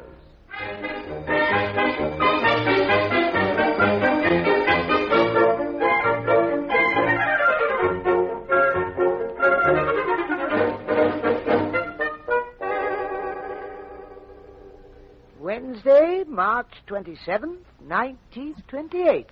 That is tomorrow, boys. And tomorrow we shall have a general examination. And so to conclude this morning's class, we will have an oral review. I will give you some questions at random, beginning with history. The completion of the Sistine Chapel with frescoes by Michelangelo was an artistic high point of the Renaissance, sir? Renaissance, quite correct, Master Blondet. Now, let us cross the ocean. A basic American document concerning independence is known as the Come, boys, Declaration, sir? Correct, Master Cordier. Declaration of Independence. Now, we will turn to ethics. If a man is dishonest, his conscience will express Appointment, sir? Not exactly, no. Approval, sir? Correct, Master Durand. Disapproval. So then, in order to succeed in life, we must be on. Come now, anybody, on? Quite right. And what else, Master Tronchbean? What else must one be? Honest and Cunning, sir? Quiet, boys. Attention and quiet. Master Blondet. One must be honest and Cautious, sir? No, Master Blondet. 0 for both of you. One must be honest and Honest and kind, sir? Correct. Come out. The boy talking. Master Durand, is it you? No, sir. Master Durand, think again. Honesty, boy, honesty. I wasn't, sir. Wasn't me. It wasn't I, boy, and you were talking. Ah, monsieur, you are foolish to mistake my kindness for weakness, my patience for blindness. I assure you, my friend, that the velvet glove conceals a hand of steel. You see my hand? If you resist it, it will break you. Yes. All right. Now, boys, let us consider the fortunes of virtue.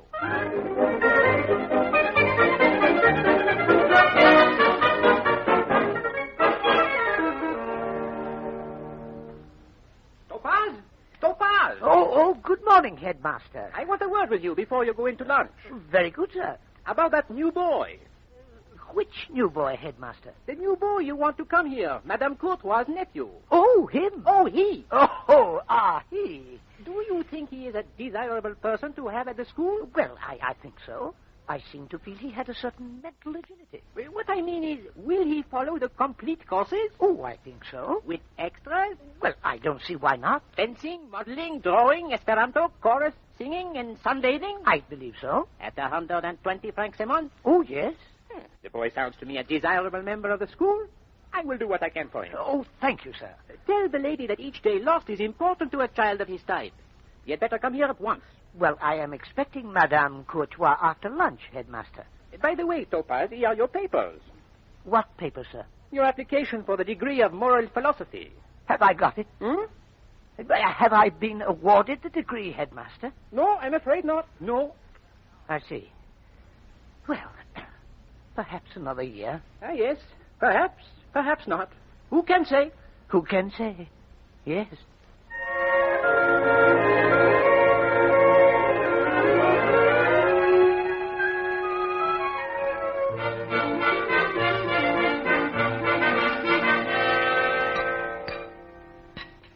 Was old Muche pleased with you this morning? Oh, now, Tamise, as one of his teachers, surely you know that Muche is never pleased. But he ought to have been because I brought him a new pupil. And a very distinguished pupil, too. Have you indeed? Oh, yes. Where do you find him? Well, it's a small boy to whom I give private lessons at his home. He lives with his aunt. Quite a young aunt, you know. She's coming to see the school this afternoon. What's her name? Courtois. Susie Courtois. Married? No, neither married, divorced, nor a widow. What is she, then? Well, I think she's an orphan, like me. Oh. But very wealthy. Oh, very wealthy. I wish you could see her in her home one day. Wonderful pictures and furniture and brocades and cushions. Cushions on the floor, my friend, on the floor. Yes, that's so. And her stockings. You should see her stockings. Silk woven, fine as a cobweb. Yeah, she's obviously an actress. Now, why should you think evil of someone you've never met? Actress. I'll guarantee she's a woman with no accomplishments whatever. Of the great world. Yes, I have seen a middle-aged man at her house several times who wears the rosette of the Legion of Honor. Oh, really? Yes, a most distinguished-looking man. His name is Castelbanat. Sounds like a thief. Oh, he's not at all. He's a member of the municipal council. No doubt a friend of her father's. No doubt. But here is the curious thing. I don't know whether it's the surroundings or the scent she uses or what it is. I only know that every time I have spoken to her, I have never known what I have said. At the time or afterwards? Either. Have you declared your passion? Well, I hinted at my passion rather than declared it. Wasn't that a little backward? Oh, no. Really, after all, she's a most elegant young lady, and I'm merely the tutor of her nephew. As a teacher yourself, you must realize it's a most trying situation. Yes, true. Oh, however, you ought to be getting to work. Getting to work? Yes, preparing the ground. Now, for example, by a significant look whenever you meet her. You know, the eyes half shut, the piercing gaze. You think that's a good thing to do? Oh, it's irresistible. Then you approach her. Lower your voice. Then go ahead. Go ahead? How, quite? Oh, force her to look into your eyes, and when she does, see that she reads their, unthinkable things. Oh. Should I really try that? Then you have reached the moment to be firm. Then you kiss her. A kiss? On the mouth. Have you ever done that? Yeah, 15 times, several women. Well, that's very interesting indeed. Did you say she was coming here after lunch? Yes. She said she was going to come and look around the school. At the end of my lesson to little Gaston the other afternoon, she said that. Oh, you better finish eating that custard then. Oh, yes, I should say. Custard, is it? Why, yes. So it is.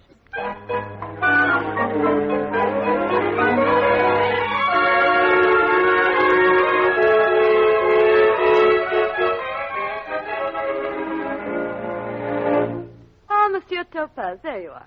Good afternoon. Why, good afternoon, Madame Courtois. I was just coming along the hall to look for you. Monsieur Laribouchon has been taking me around. Well, it is good to see you, Madame. I wanted to have a look at the school before seeing the headmaster. Frankly, my dear Monsieur Topaze, it's not at all what I imagined it would be. Oh, dear, you mean you don't think it's a very nice school? I think you are a very nice master. But the school seems to me to fall considerably below your standard. Dear, I take it you will not send your nephew here? I should be loath to shut up any child here. I hope my decision will not do you any harm personally. Oh, no, Madame. No harm, really. Now, as to Gaston, can you arrange to give him 2 hours a day at my house from now on? 2 hours?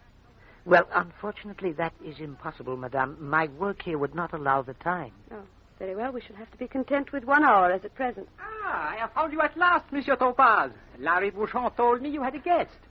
Monsieur, will you do me the honor of presenting me? Oh, yes, indeed.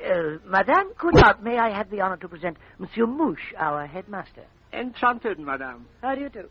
Monsieur Topaze has perhaps mentioned to you an idea I had? He has indeed, Madame. At present, it's still, of course, an idea, but I have a nephew. Dear little chap. Oh? Do you know him? Oh, no. Monsieur Topaze has often mentioned him to me. At the suggestion of Monsieur Topaze, I thought of sending him here. It was a wise thought, Madame. I've not, however, quite made up my mind. The child is delicate, and I wanted first to ask a doctor whether it would be safe to send him to a boarding school. If you will allow me to say so, we make a specialty here of sickly children. 9 out of 10 of my pupils have something the matter with them. That's very interesting.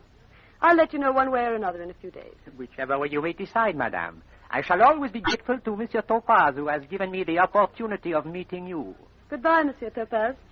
Goodbye, Madame. Goodbye, Madame. I shall expect you at 5, Monsieur Topaze. At 5, Madame.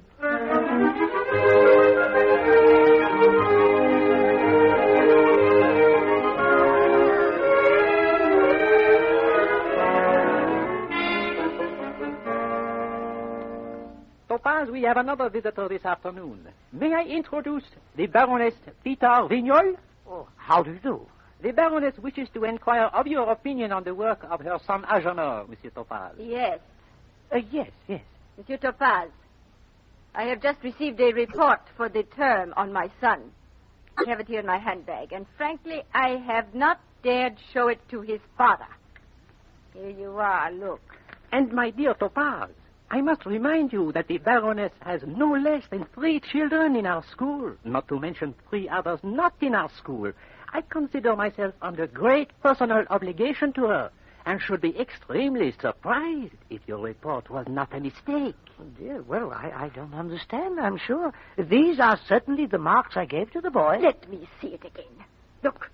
French, 0. Algebra, 0. History, 0. Ethics, 0. Look well, Monsieur Topaze. But there is nothing to look at. They're all 0. I will show you my notebook. Listen to me, my friend. Anyone can make a mistake. Will you be good enough to look over this child's marks again? Well, certainly. It won't take a minute. I wonder, madame, will you be seeing your friend, the president of the Academy, again?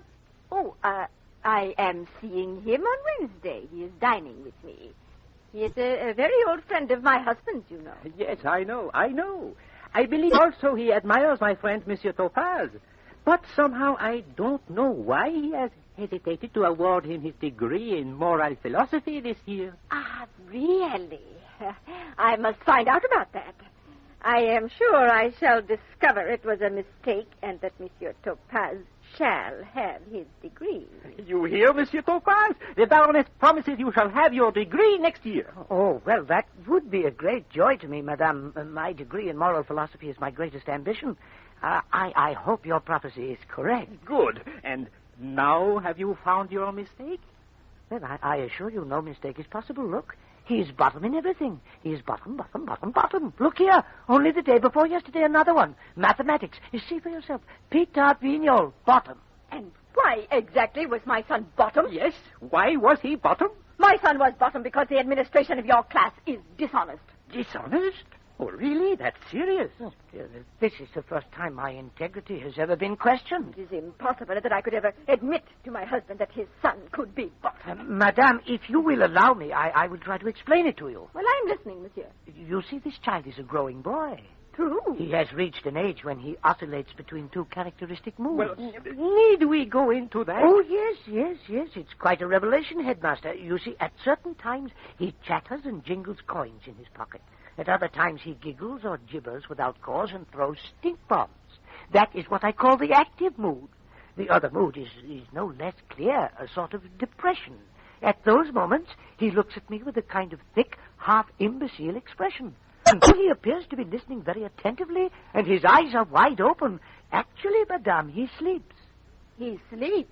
That's strange. You say he sleeps? If I ask him a question suddenly, he falls off his seat. He falls off his seat, Madame. I have met a lot of idiots, but never have I been so insulted. But, Madame... A miserable teacher who dares to criticize the Peter Vignol. Monsieur Topaze, it is unbelievable. A half-starved wretch, scavenging for private lessons and academic degrees. Oh, but I spoke in all sincerity. Dear Madame, Madame la Baronne. Monsieur Muche, if this professional libeler stays here any longer, my 3 sons shall leave this term. And as to this slanderous, irresponsible report, there. Gentlemen. Madame! Topaze, you are a fool! Oh, dear, I don't know what to say. Well, I have something to say. You announced frivolously the arrival of a new pupil who does not arrive, and now you have stupidly refused to acknowledge a transparent mistake. You have falsified your paper. Oh, please, Headmaster. Say nothing more to me. Today you go. You are relieved of your duties in this school. You are sacked. Fired now, today! Oh, And furthermore, I shall withdraw my recommendation for your degree of moral philosophy. Is that all, Headmaster? That is all. You may consider this final. Then I should go? Yes, go! Go! Yes, I'm going.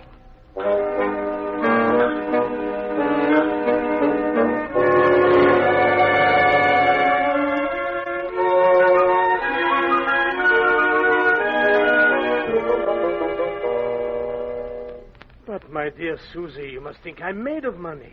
Instead of talking like a municipal councillor, my friend, perhaps you'll give me a light for this cigarette. 100,000 francs is not nonsense. I can't think what you do with all your money. My dear Ferdy, I have a great many expenses. This month I'm sending Gaston, my young nephew, to boarding school. Naturally, it has to be the best. Oh, what's the matter with his having that tutor, Monsieur Topaze? I thought you were satisfied with him. I am, but he can't spare enough time. He's coming for the last lesson today. But that's beside the point. Unless I get 100,000 francs, I might easily be overcome by moral scruples.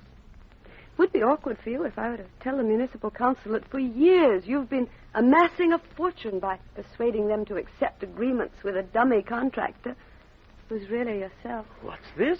You call Roger de Berville a dummy contractor? Oh, you know very well he exists. Oh, come now, my dear. Be reasonable. Oh, 100,000 francs. Oh, after all, honor among thieves. Ferdy, you're wasting your time. Well, if you must know, I simply haven't got it. There. Haven't got it? Why, the turnover on those street cleaning machines alone will amount to nearly 1 million francs. Now, don't let's argue. The issue's really quite simple. Ferdy, yes or no? Yes.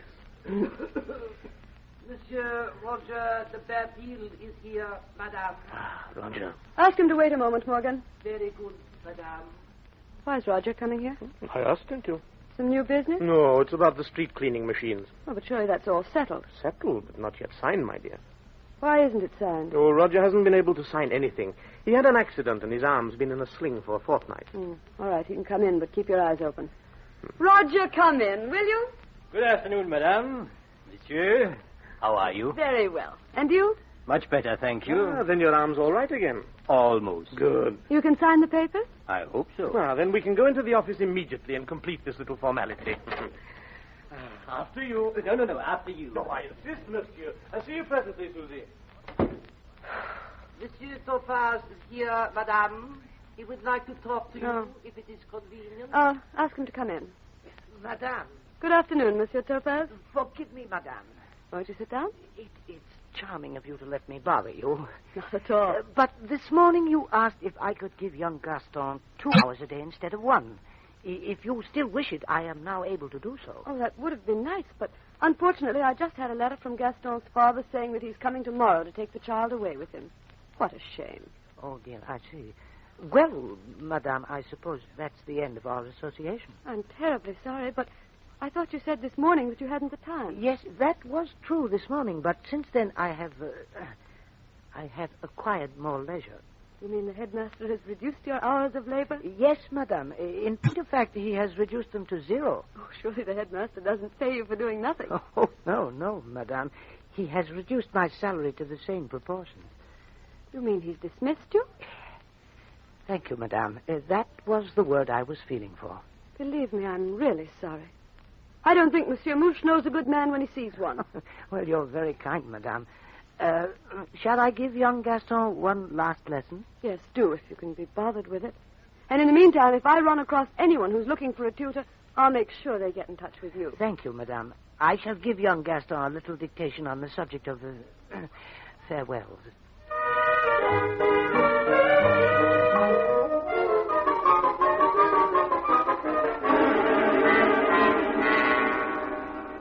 Susie, for 2 weeks, our dear friend de Berville here has been unable to use his arm and consequently unable to sign his name. And now today, his poor arm is much better. But... You needn't labor the point, Ferdy. Roger's demanded more money, right? He's asking for 100,000 francs. And I've been offered 25,000. Why are you asking for 100,000, Roger, when up to now your demands have been so much more modest?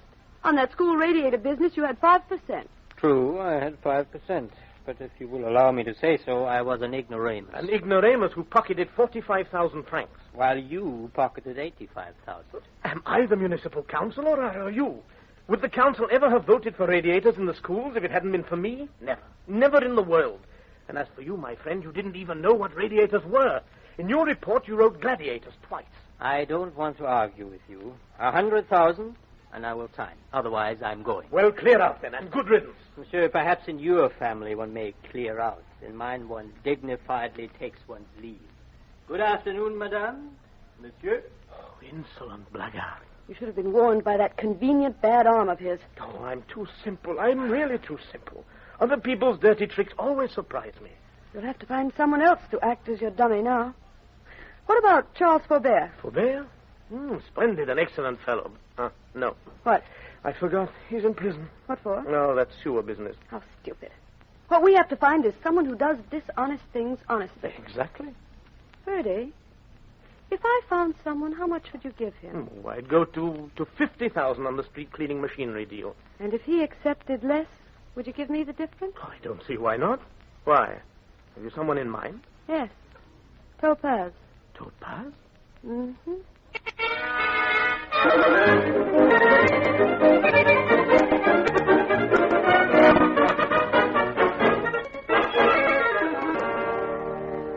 Mr. Topaze, I present Monsieur Castel. How do you do? I've just been speaking with Monsieur Castel here about you, and he's very anxious to do something for you if he can. That's very kind of you, sister. Oh, tall old fellow. Tell me, are you particularly anxious to go on teaching? Why, yes, of course, madame. That's my profession. May I ask, how much could you earn teaching? Oh, anything up to 1,200 francs. A week? A week? That's very amusing, monsieur. No, unfortunately, a month. The position which Monsieur Castel had in mind for you would enable you to earn more. A fixed salary plus a small commission on each deal would average 2,000 a month, Monsieur Topaze. A month? 2,000 a month for me? For you. Well, what would I have to teach for that? You would have to learn, monsieur, not teach. Have you any family? Alas, no. I'm an orphan. That is to say, of course, I'm very sorry, but it's fate, you know. And women. What about women? Women, sir? You have some wife or sweetheart? No, monsieur. No wife, no sweetheart. Oh, then with who do you usually associate? Well, with my school colleagues. Sometimes I see an old army friend. He's a waiter in a cafe now. Well, I shall ask you to see as little as possible of those good people. And you will have to live here, of course. Here? Do you mind, Monsieur Topaze? Oh, no, madame, but what would I have to do? Oh, my dear Topaze, if you will permit me so to address you, this is the situation. I am starting a new business agency, and you will be its director. Oh, but, monsieur, director directs. Am I able to direct? And why not? Well, outside of a classroom, I'm not good at anything. Oh, nonsense, my friend. You can sign your name, I imagine? Oh, well, naturally, I don't say it's a good signature, but it is difficult to imitate. Then we can make use of our friend Topaze straight away. He can be a cleaning machine. Oh, yes, please do make use of me straight away. I don't say that I shall succeed at once, but I shall try. Madame, I shall try very hard. Good. You sign this contract for the street cleaning machines while I sign a little check for you. One good signature deserves enough. There you are, Monsieur Topaze. Oh, thank you, monsieur. So, pay to the order of Albert Topaze the sum of 5,000 francs? Why? Oh, a month's salary in advance and your commission on the machines. Oh, madame, you take me for a fool. But believe me, I'm not as simple as all that. Why, what do you mean? Well, it's clear even to me that this agency, these street cleaning machines, are just a cloak. A cloak? A cloak for what? For doing me a charity. Oh, my friend, you're wrong. I give you my word of honor you can be of the greatest possible service to me. Now, just sign here. Sign Topaze, Director. Oh, it's too wonderful. Madame, it is with genuine gratitude and no small emotion that I herewith sign my name to this contract. Excellent. Thank you. There's a simple way of showing your gratitude, my dear Director. That is by never forgetting that in business, the one golden quality is discretion. Just as for the doctor. Yes, I shall not forget. Good. Now, I've just time enough to register these papers. If you don't mind waiting for me, my dear Director, we can have another talk. Oh, certainly. Oh, Susie, my dear, will you come along with me? Of course. Will you excuse me, Monsieur Topaze? Indeed, madame. No, we won't be long. Yes, I'll just sit down here and catch my breath.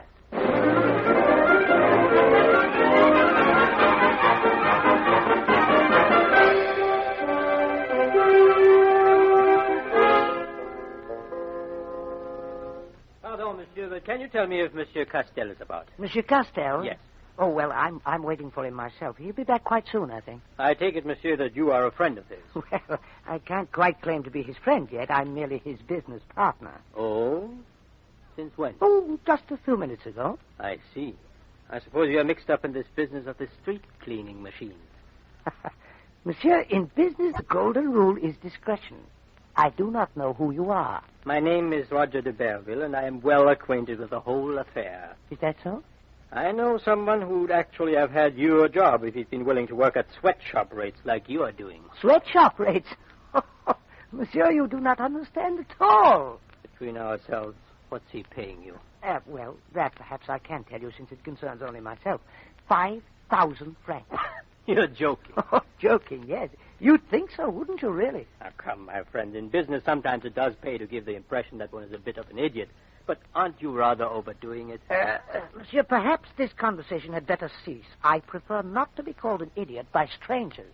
If Castell has let you take such a serious risk for a mere 5,000, you ought to be horsewhipped. Monsieur, you seem to be accusing Monsieur Castell of dishonesty. I'm accusing him of taking advantage of his municipal position to secure contracts and of supplying the goods himself at an outrageous profit under the cover of a dummy agency. Oh, but that isn't honest. In fact, it's the most disgraceful form of robbery. Exactly. Well, can you give me proofs of all these charges you've made? You can see for yourself. Go down the passage and enter the first room on the left. There you'll find a desk. On the desk there are various papers. Open a long yellow envelope that you will find in the left-hand corner of the desk near the wall. Yes, and then? Open it and read. That's all. Ah, very good. I'll do it at once. But if you have lied to me about Monsieur Castell, I shall throw you out of this house. Perfectly fair. I'll wait for you here.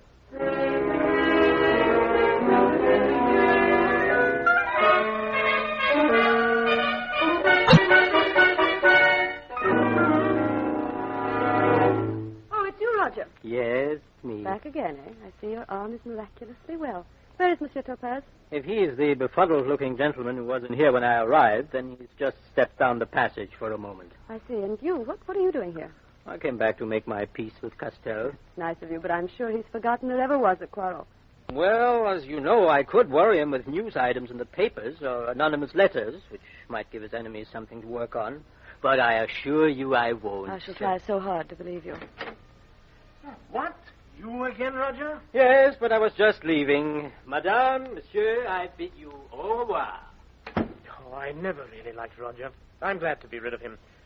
Where's your Topaze? Probably wandered off to see my nephew. Well, for goodness sake, don't lose him. He's a gift from heaven. Do you like him? Like him? Oh, he's adorable. 1 degree stupider, and he'd be a moron. Ah, there you are, my friend. Madame Courtois. Yes, monsieur. Do you know who Monsieur Castell is? Who I am? Do you know what I have just learned? Do you know, madame, that this man who enjoys your confidence and whom you honor with your friendship, that this man is a dishonest man? I? Dishonest? Monsieur Topaze, I don't think you know what you're saying. Oh, on the contrary, I know only too well what I'm saying. Monsieur Castell is a professional grafter. There is only one place for grafters, and that is prison. I have the honor to bid you good day. Where are you going? To the public prosecutor. Susie, do something. Monsieur Topaze, just a moment. Ferdy, will you leave us alone for a little while? I may be able to explain things to Monsieur Topaze. Probably. I speak French, English, German, and Spanish. But I doubt if I could make Monsieur Topaze understand me in any language. The language of the monkey house, of course, I have not yet mastered. Monsieur Topaze, please. Do you want to ruin me? Ruin you? Well, whatever happens to him, how can it affect you? It will affect me. Do you mean that you're his accomplice? Not his accomplice, monsieur. His victim. Oh, great goodness. Let me tell you everything. Oh, my dear, yes, of course. Castell knew me as a child. He was a kind of financial advisor to my family.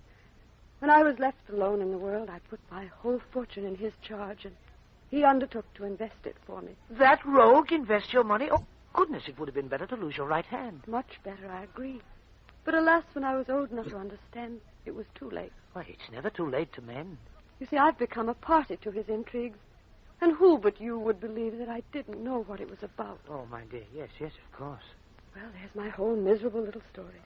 Judge me if you will. Who am I to judge? Yeah, all the same, it wasn't exactly kind knowing what you did to invite me into the same predicament. Don't you understand why? Why I did it? No. What do you think a lonely woman does when she finds herself in the power of an unscrupulous brute? She looks for help, Topaze. And you chose me? From the first moment I saw you, I was struck by your forceful face. I thought I read in your eyes a promise of devotion. I felt if I only had a man like you near me, I should be guided, defended, perhaps even saved. Was I mistaken? Oh, no, madame. Of course you weren't mistaken. What must I do? Tell me. First of all, be silent. If you speak, I'm ruined. Yes, I shall be dumb. Yes. And then you must stay near me. I shall be at your elbow. Also, you must regain the confidence of Castell. Prove your devotion to him until you find his weak spot. Then, without touching me, you can strike. Madame, you are asking a great deal of me. More, perhaps, than you know. You see, you are asking me to become the accomplice of a cheat, to abandon all my most cherished principles. You mean you don't think you can do it? Oh, yes, I can do it. I'm going to do it. I promise faithfully that I will do it. Because, you see, forgive me for mentioning it, Madame, I love you. Topaz. Have I offended you, Madame? Please. Well, I know that I haven't known you long. I suppose it seems absurd, but really, I mean it. I love you. You love me? Yes. Don't talk like that. Don't look at me like that. You're a fool. You're a fool, Topaz. You're the biggest fool I've ever met. But don't go away. Just be dumb. Stay at my elbow.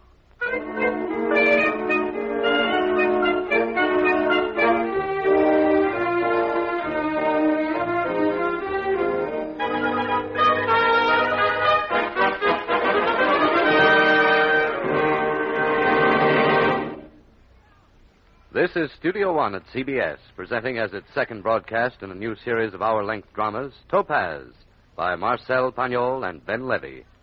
The story will resume after a pause for station identification. This is CBS, the Columbia Broadcasting System.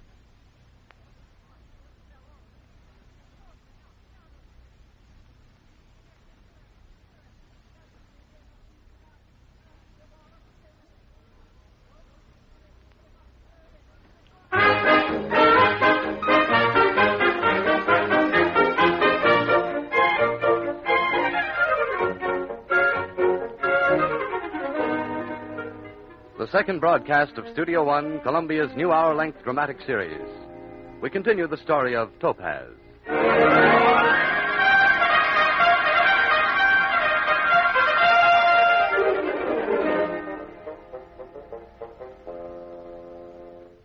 Good afternoon, Monsieur Topaz. How are you? As well as ever, thank you, Madame Courtois. Where are you dining tonight? In my room. Alone? Alone, Madame. Won't you dine with me? If you would excuse me, Madame, I would prefer to dine alone. There's something the matter, isn't there? Do tell me what it is. Nothing, Madame. I assure you, nothing. Now, please don't fence with me. Surely you know I'm your friend. What's wrong? Merely this, Madame. I know everything. 42 days ago, I came to this house. 23 days ago, I realized that you were making a fool of me. On Friday, the 13th of April, at 7 in the evening, I went to your house for dinner.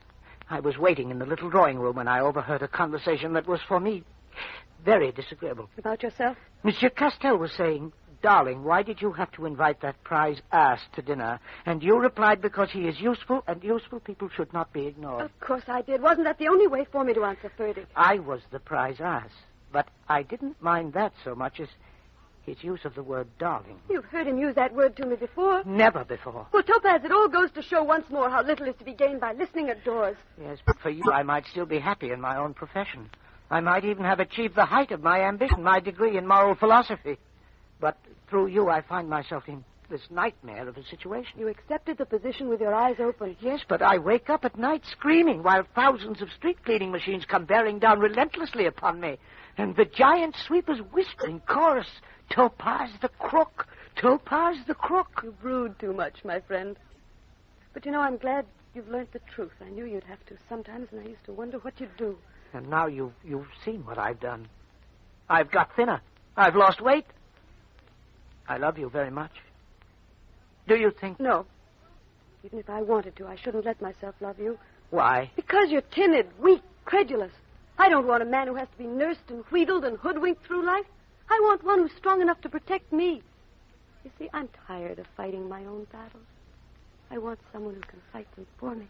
Oh, well, if you really knew me, you wouldn't think I was so weak. I'm firmer than you think. I believe I shall tell you something I had intended to keep to myself. Something... Good afternoon, my dear Topaz. Susie? Hello, Ferdy. Good afternoon, monsieur. Topaz, Monsieur Ebizoulet is coming this afternoon. And what's more, you're going to deal with him yourself. Oh, is it a complicated business? Oh, on the contrary. It is the first case you'll have to tackle on your own, and therefore it's an extremely easy one. Monsieur Ebizoulet is the proprietor of the Swiss Grill, that excellent restaurant in the Rue du Veau. Oh, yes. Very well. Last year, our city sanitary department erected a garbage disposal unit right in front of the restaurant.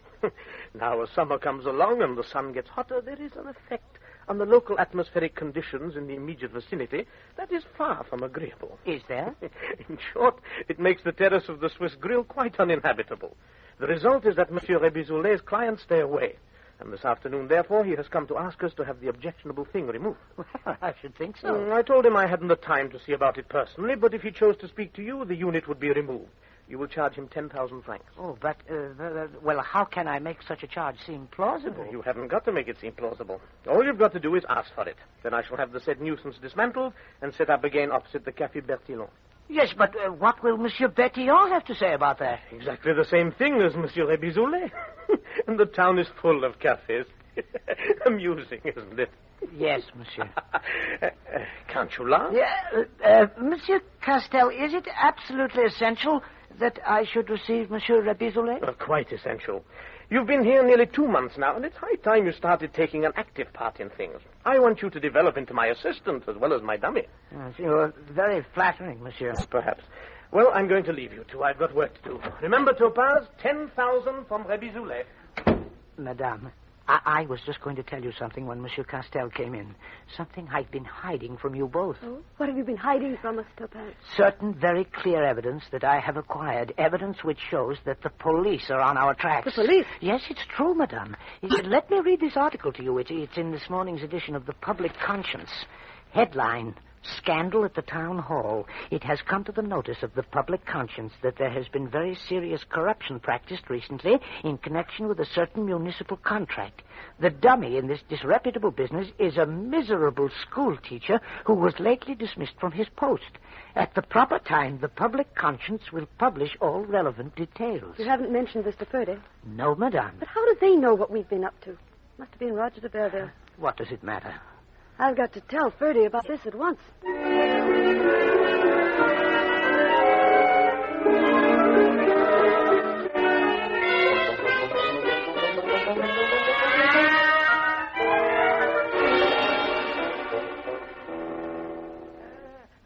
Pleasure, I think, of addressing Monsieur Topaze himself. Oh, how did you get into my office? That is of no consequence. I can perhaps do something for you.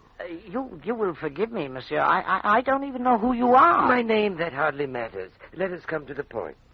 You will certainly have read in one of our most important morning papers a rather strongly worded item relating to certain business deals that you've been negotiating recently. You mean the one containing a reference to a to a school teacher? That is the one, monsieur. Yes, well, naturally I realized that the item was probably intended to refer to me. And it is true, is it not, that you have been supplying the town with elaborate street-cleaning machines called Topaze patent sweepers? Yes. And that in supplying these machines, you are merely acting as a dummy for Monsieur Castel? Yes. The editor of the Public Conscience has himself made some very searching inquiries into the business, and in tomorrow's issue, he is proposing to reveal the whole case in detail to his readers. Oh, yes, yes? I brought you a proof copy of his article. It seemed only fair. Oh, yes, yes. The Topaze scandal. 4 columns of irrefutable proof, you see. By tomorrow morning, 500,000 copies of that paper will be on the streets. And with my photograph, too? My photograph. And such a bad photograph. Oh, yes, dreadful. Well, it's very kind of you, monsieur, to have warned me, although I can't see that it will help me much. Goodbye, monsieur. Is that all you have to say to me? Well, what else can I say? Perhaps I should have mentioned it before. But Monsieur Vernickel, the editor of the Public Conscience, is a great personal friend of mine. There is perhaps some message you would like me to give him on your behalf. Yes, monsieur, there is. You tell him that he is utterly and absolutely right. You tell him that what he proposes to do is no more than his duty. But, my dear young friend, is that all you propose to do about it? Well, what else can I do? But my friend, think. Honor is the most precious of our possessions, and to retain it is worth any sacrifice. Don't you understand? There is only one thing left for you to do. Only one way out. Oh, dear. And if I did make that sacrifice, could you assure me that this article would never appear? I could give you my word of honor. Then the sacrifice shall be made. Good, good. I congratulate you. I have the means at hand here in my drawer. Huh? Go tell your friend the editor that the thing shall soon be done. Ah, no, monsieur, not soon. It must be done now, while I'm on the spot. Now? At this moment? Why not, as you have the means at hand? Surely the sooner the better. You mean here in front of you? Why, how else? Oh, good gracious, man. Are you actually prepared to stand by and watch one of your fellow creatures take his own life? Take his life?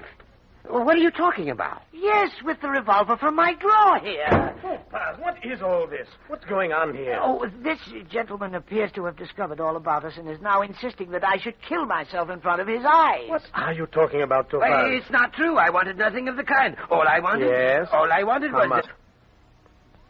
25,000 francs. What? Be quiet, Topaze. Now, my ancient friend, tell me, does Verniquel know that I have anything to do with this business? Oh, yes, but he told me to apply to Monsieur Topaze. Ah, very wise of him. This isn't the first time you've practiced blackmail, is it, my friend? Oh, come now. That isn't very polite. Do I work like an amateur? I started with the Panama Canal scandal. You did? Oh, that was a fine piece of work. It was indeed. Deputies, ministers, all sorts of people, including the very best. I did business with nearly 40 of them, and I never heard a single coarse word from start to finish. And when I tell you that in those days I was extremely delicate... Yes. Listen to me now. I want to tell you a little story about Monsieur Verniquel. Yes? He was an apprentice in the town of Melun in 1894, yes? Yes. He ran away with his master's cash box and was eventually condemned by the High Court of Melun to, 13 months imprisonment. Eh? Yes. And it would be rather trying for Monsieur Verniquel if his present position if these facts were dredged up and published with all the evidence which is in my possession. Would it not, monsieur? Yes. Then the matter settled. If I may say so, very well settled, too. My congratulations, Monsieur Castel. I always admire the professional touch. Meanwhile, I can but withdraw gracefully. I agree. Good day, gentlemen. Good day. There, that's that. Do you see, Topaze? Yes, I see. Whenever one of those turns up, just tell him to come back when I'm here. Yes, I will. I will. You know, Miss Topaze, Madame Courtoise is of the opinion that your sensitive nature is unsuited to this delicate work. Personally, I would put it more bluntly. You have neither nerve, strength, nor savoir-faire. In short, you are jellyfish. Oh, but that is where you and Madame are both wrong. You mistake my repression for weakness. You may not believe it, but I have great possibilities. With a little encouragement, I might easily become a positive volcano. Yes, and with that end in view, I have obtained for you something that will, I believe, realize your very limited ambition. Here, take it. Your degree in moral philosophy. My degree? But how in the world? In this world, everything can be obtained by a little friendly pressure. The president of the academy is an old friend of mine. I dropped in to see him last night. One thing led to another, and I playfully reminded him of some useful indiscretions of which, by the merest chance, I had retained a written record. And after a very friendly chat, he sat down and wrote out your degree. My degree? For exceptional services, the said Albert Topaze is hereby endowed with the degree of Doctor of Philosophy. Oh, and that isn't all. I've got something else for you at the same time. What? What is it? The rosette of the Legion of Honor. The rosette? Oh, let me see it. Give it to me. Oh, Albert Topaze, Doctor of Moral Philosophy, member of the Legion of Honor. Ah, that is something. Now I am someone. Now I can act. When Monsieur Repisolet arrives, show him right in. I'll deal with him.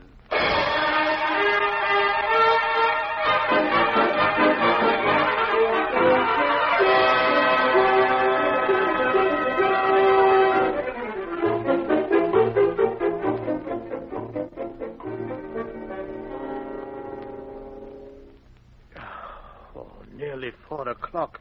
And I've been waiting here in his office since 2. And I told him I was coming. Oh, really, Susie? Since I gave him the Legion of Honor, this Topaze has become intolerable. Certainly, if he's been detained somewhere, he might at least have telephoned. Just as a point of politeness to me. I don't know about politeness to you, but I've come here by appointment to settle our monthly accounts. He probably doesn't even expect to see you here. Why not? Topaze has been working for us for over a year now, and I've been present at every single monthly settlement. Well, it wasn't necessary for you to be here today. As a matter of fact, I've been on the point of asking you not to wait any longer for him. Oh? Why? Simply because I think it endures your dignity to be kept hanging around waiting for such a man. Or any man, for that matter. Dear Ferdy, you're always so thoughtful. Well, how about it? Aren't you going? No, my dear. Why not? I'm not such a fool. What do you mean? Do you really think I don't know you by now, Ferdy? I know just exactly what's in your mind. You thought you could keep this Moroccan business a secret, didn't you? A secret from me. What Morocco business? Oh, drop it, Ferdy. We've known each other too long. I haven't the least idea what you're talking about. Oh, the least idea how important a big land concession in Morocco might be. Land full of marble quarries, lead mines, cork forests, isn't it? Well, that's the first I've heard about it. Where'd you get the idea from? It'd be rather difficult not to get the idea, seeing that an attaché from the Colonial Office is here every morning. Do you imagine I haven't noticed that map over there on the wall with its elaborate blue pencil mark? Map? Map? What map? Oh, Ferdy, please. But I swear to you I've never seen that map before. I don't know a thing about any Moroccan business. Then why are you so anxious I shouldn't be here when the accounts are being settled today? All right, I'll tell you why. The fact is that Topaze has been getting so swollen-headed lately that he's inclined to presume. Mind you, I'm not the kind of man who's stupidly jealous of his own dignity. But the fact is that your presence does seem to lead him to overreach himself. If you stay, well, he might go a bit too far in provoking me, and I might be tempted to throw him out. After all, you know, it's your fault. My fault? Yes, you taught him to eat. My dear, I've invited him to dinner a few times, that's all. A few times, at least twice a week. It's the same old story, like my mother's chimpanzee. Your mother's chimpanzee, Ferdy? Yes. When she brought him, when he first came to the house, he was half-starved, miserable, and scared to death. A more affectionate little creature I never saw in my life. Then they gave him Brazil nuts, peanuts, walnuts, and coconuts. They stuffed him full of bananas. And what was the result? I don't know, Ferdy. What was the result? He became as strong as a boxer and smashed the housemaid's jaw. Oh, I'm glad you're not a housemaid, Ferdy. Oh, don't be irritating, I beg of you. You just wait. Monsieur Albert Topaze is going to hear something from me this time, I can tell you. Where is he? Oh, patience, Ferdy, patience. Whatever's keeping him must be very interesting.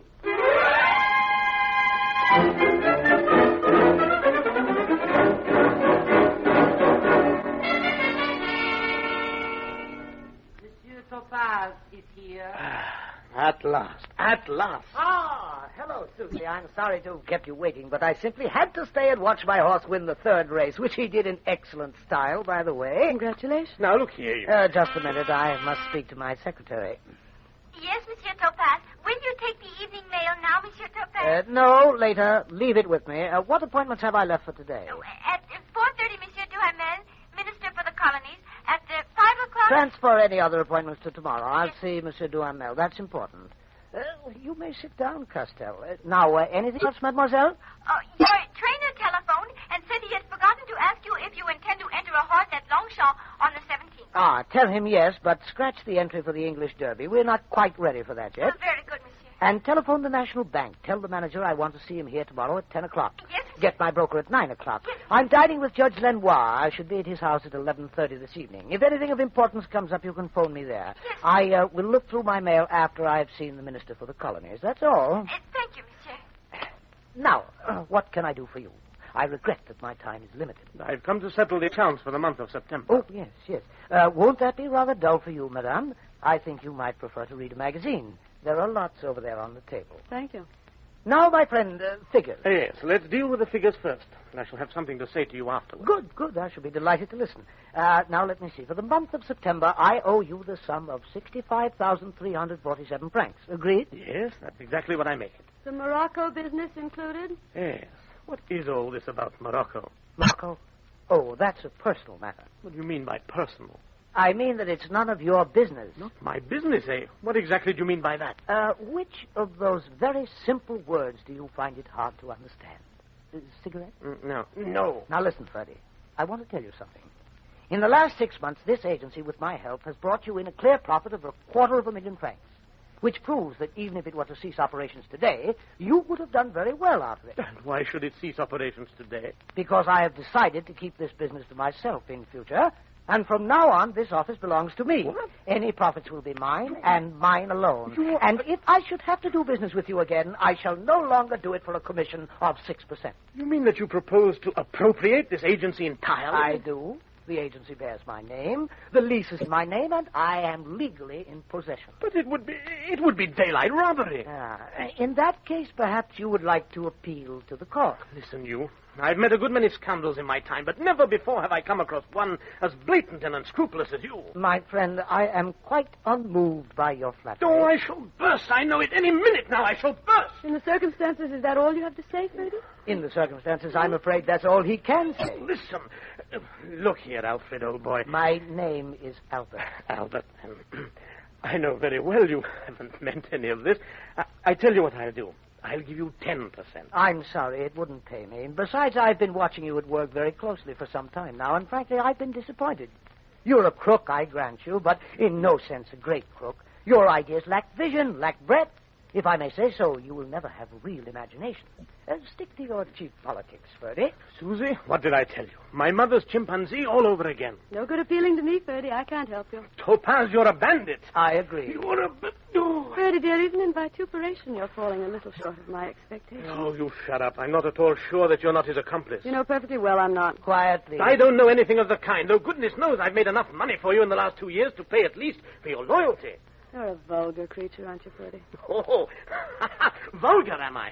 Vulgar or no, you'd be in a pretty mess without me. If you must shout, would you mind doing it in the outer office? I have work to do. I'd like to remind you, my fine young lady, that when I first met you, you were wearing rabbit fur. I haven't forgotten that. And Lyle stockings, and I dare say cotton underwear. No, never cotton. And it was I, vulgar or no, that dragged you up from the gutter. Monsieur, I cannot allow you to address a lady like that in my presence. Please leave my office. Don't try riding the high horse with me, young man. Do you hear me? Get out. I've a good mind to break your neck. Get out. Yes, I will get out. Goodness knows I don't want to stay here any longer. But I shall come back, you beggar on horseback. At the moment, I prefer to laugh.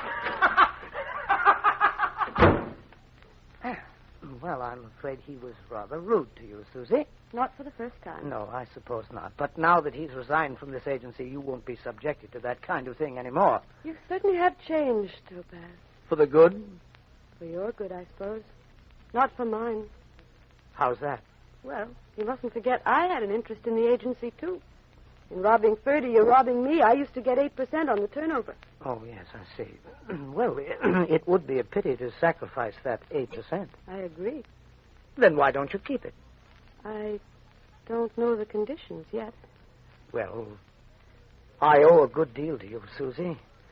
Especially in the way of advice. And, you see, I still lack something.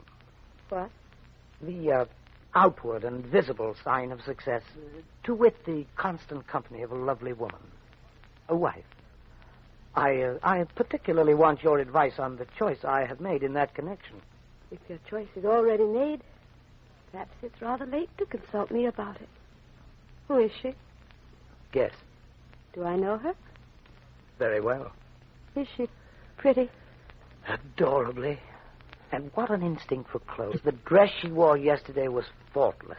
Are you sure that she, in her turn, takes you quite seriously? Well, possibly not. Who knows? It might be, for instance, that she looks upon you as a man without a future. Oh, she would be wrong. All the same. My advice is that you should prove yourself a little more before approaching her. Well, I propose for once to disregard your advice. Very well. But I've warned you. Susie, will you turn round? Won't you turn round and look at me? Susie, I love you. Won't you say something? What would you like me to say? I should like you to say, I love you too, Topaze. I love you too, Topaze. Excuse me, Monsieur Topaze, but Monsieur Duhamel is here. Who? Monsieur Duhamel, the minister for colonies. Oh, yes. Ask him if he'll be good enough to wait. I shall only keep him a minute. I'll ring when I'm ready. Very good, Monsieur. Great men of business don't waste their time on women. Oh, that's a profound mistake. They do. Besides, this is no waste of time. You do love me, don't you? Topaze, darling. What are you looking at me like that for? What do you see in my eyes? Why, a smile? A sort of smile? Do you not read in my eyes unthinkable things? No, darling, no. No, I don't. Oh, well, then, Susie, I have reached the moment to be firm. Of course you have, darling. Yes. This is when you kiss me. On the lips. Mm-hmm.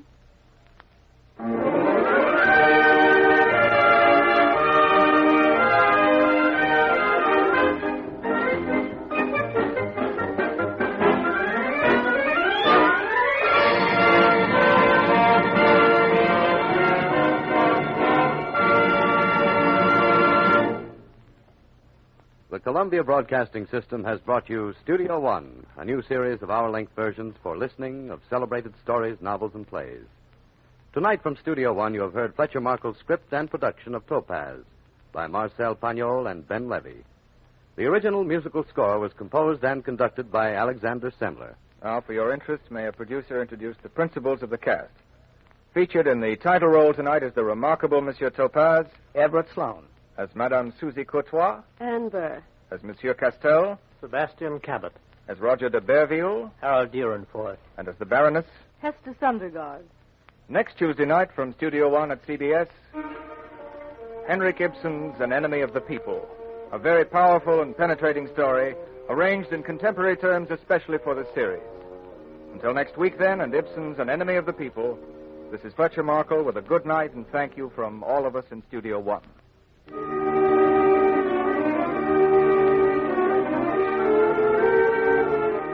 This is CBS, the Columbia Broadcasting System.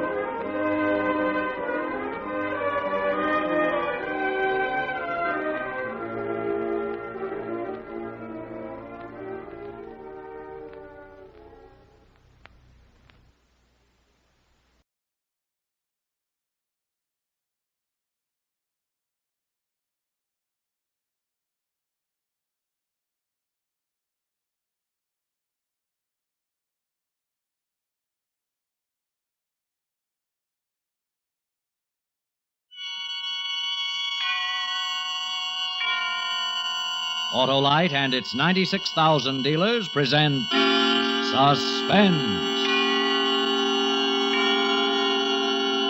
Tonight, Autolite brings you Going, Going, Gone, a suspense play starring Ozzie Nelson and Harriet Hilliard.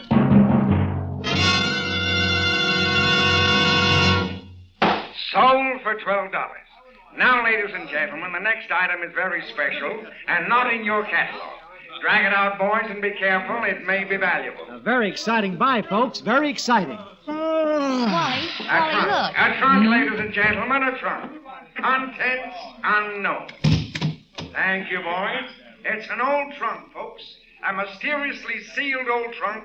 We are ordered by telegram to sell it at auction this evening, unopened. Now, who'll stop the bidding? Wally. Yes, dear. I'm going to bid on it. Oh, Jen, be sensible, will you? You've already bought a lamp, 2 chairs, and another original Venus de Milo statue.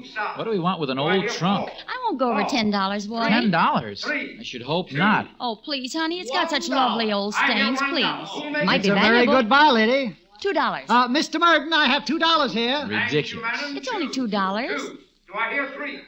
Three. Do I hear three? $2.50. $2.50. 3. $3 here, Mr. Merton. Three. Do I hear more? 3 going once. 3 going twice. Going for the third and last time at 3. All done. Let me through, please. Let me through. Sold to the lady for $3. Congratulations, lady. A very good buy. Wally, I got it. Wait. I raised the bid. 100. I'll give $100. Sorry, friend, you're too late. But I must have the trunk. $200. Sorry, friend, I told you I sold it to this lady for $3.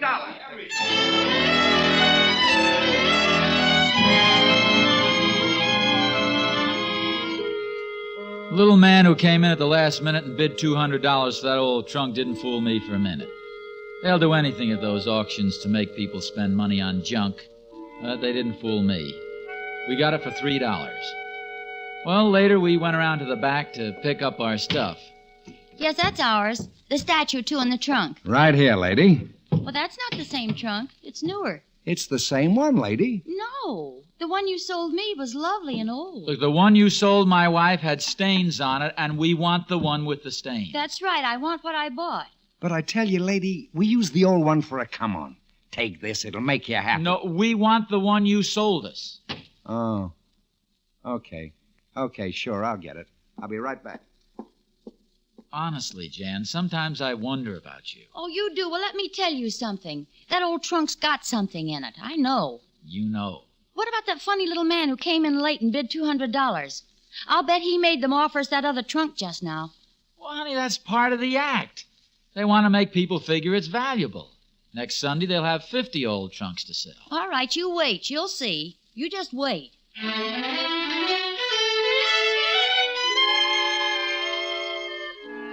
Well, we got our old trunk, paid for it, and carted it home. It sat in the middle of the living room. Big, old, and dirty with a lot of funny-looking stains. Jan was like a kid with a new doll. What do you think's in it, Wall? The thing, maybe? No, I don't know. It could be anything, couldn't it? Sure, anything. It's something like Christmas, you know?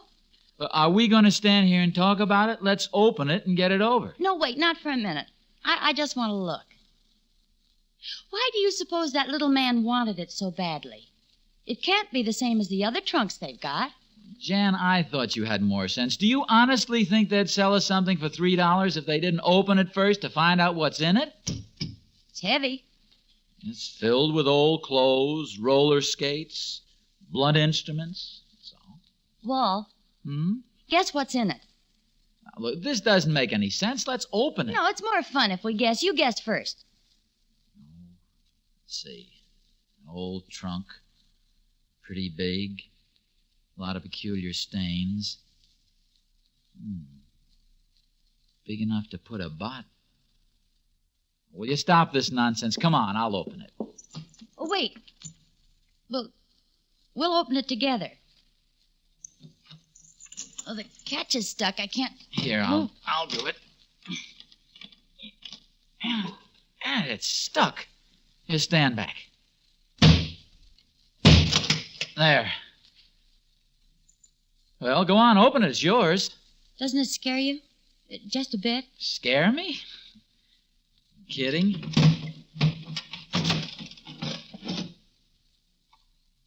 There. Now are you satisfied? Wally, I'm sorry. Look, nothing but a mess of old rags and papers. $3, 3 hard-earned dollars for a pile of newspapers. Hey. Wally. Hey. Well, look. Diamonds. Gold rubies. Wally. It's a fake. Must be. These aren't real. They look real. I'm scared. There's nothing to be scared about anymore. Not real. None of it is. I don't know. Look, be sensible, will you? If this stuff were the real thing, I mean diamonds, pearls, emeralds, and all, it'd be worth millions. It looks real. I mean it. A woman has a feeling about jewelry. She can tell. Jewelry. Look, did you ever see a diamond ring this big? Well, no, but... All right. Once and for all, I'll prove it to you. You think this is a diamond ring, huh? Yes, Wally, I think it is. This is a diamond. Okay. This is a diamond ring. Okay, now watch. Diamonds cut glass, right? Yes. Okay, I'm going to scratch it on the window. Maybe this will satisfy you. Okay. There's your finger. I told you. I told you they're real. We bought a trunk full of jewels. And that little man at the auction must have known about it.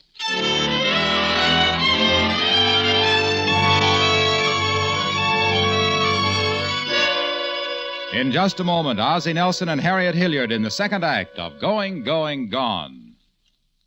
Hello, Harlow. Did you have a good Thanksgiving dinner? A meticulously made, marvelous meal, Hap, and ignition-engineered, too. An ignition-engineered dinner? Sure. It went together perfectly, just like ignition-engineered Autolite spark plugs go perfectly with the ignition system of your car for smooth performance. Who cooked, Harlow? Why, the same esteemed, enterprising experts who design Autolite spark plugs, just as they design the coil, distributor, and all the other important parts of the complete ignition systems used as original factory equipment on many leading makes of America's finest cars.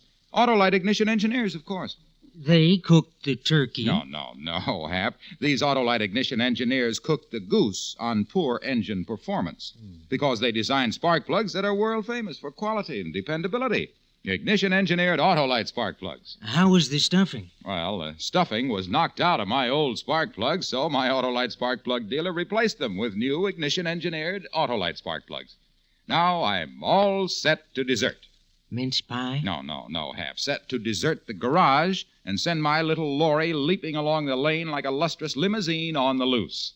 So, friends, have your Autolite spark plug dealer replace worn-out spark plugs with world-famous ignition-engineered Autolite spark plugs. either the standard type or the resistor type. See him tomorrow, because you're always right with Autolite. And now, with Going, Going, Gone, and the performance of Ozzie Nelson and Harriet Hilliard, Autolite hopes once again to keep you in suspense.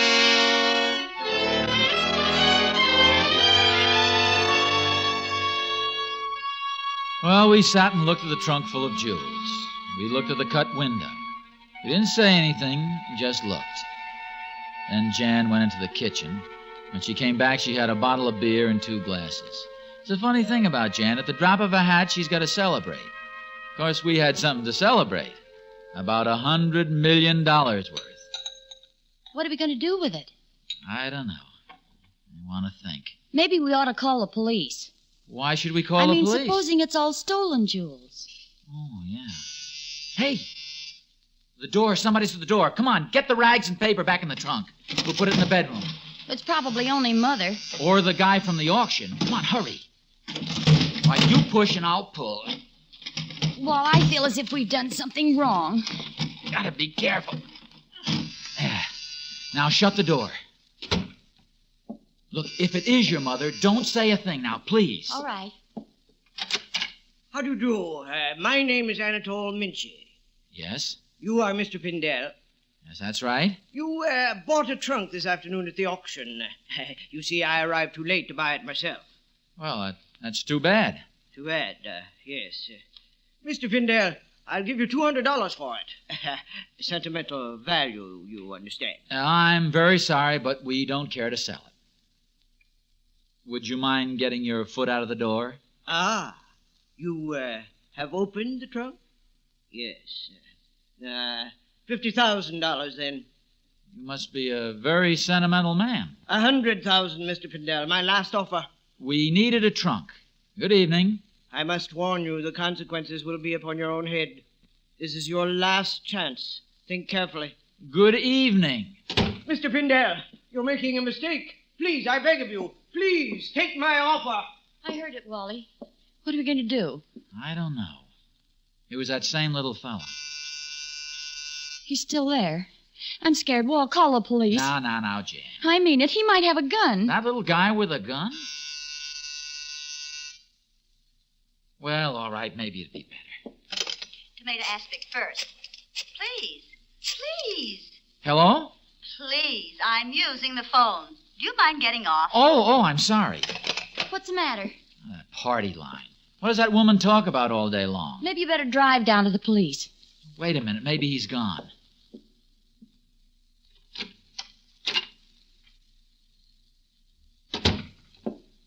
Nobody out there. He's gone. Well, what are we going to do? What do you mean? We bought the trunk. What's in it is ours. That isn't right, Wally. We'll get into trouble. What's the matter with you? Do you want us to live on my salary for the rest of our lives? We can retire, go to Florida, even Paris, anywhere. Buy a big car, a yacht, anything. I want all those things, too, but I'm scared. That man at the door, he might be a gangster. Or a foreign jewel thief. Oh. Suppose he's got other men with him. Now, I'll try the police again. Chestnuts is the only stuffing I use. Of course, some people like oysters. Hello. Will you please hang up? I'm using the phone. This is an emergency. Nervous some people. Honestly, Lou, the times I've tried to get the use of this phone for just 5 minutes. I am trying to call the police. Any excuse. The rudest people. What was I saying, dear? Oh, yes, oyster stuffing. Well... She won't get off. Well, she's got to. Let me try it once. No, wait. Maybe it's fate. Maybe we're not supposed to. Fate? You listen to me, Wally. I don't see why you're making such a fuss. We're safe enough. I'm not afraid of... Wally. Yes, I heard it. Don't you dare go.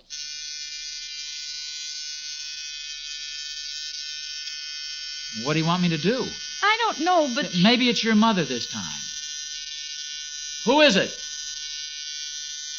I'll scream out the window for help. You can't do that. What would the neighbors think? I'm going. Wally, you be careful. Here, take the poker. Okay, stay where you are. Wally, please, don't open it. It's all right. Stay in there. No. Okay, I've had enough of this. Wally!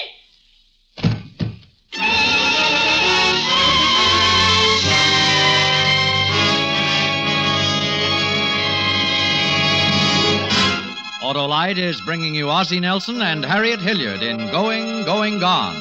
Tonight's production in radio's outstanding theater of thrills, Suspense.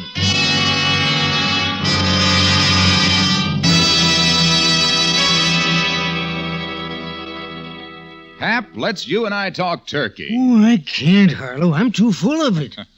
I mean, talk turkey about ignition-engineered Autolite spark plugs, Hap. Are you sure you're not giving me the bird, Harlow? No, Hap. So let's get to the meat of the matter.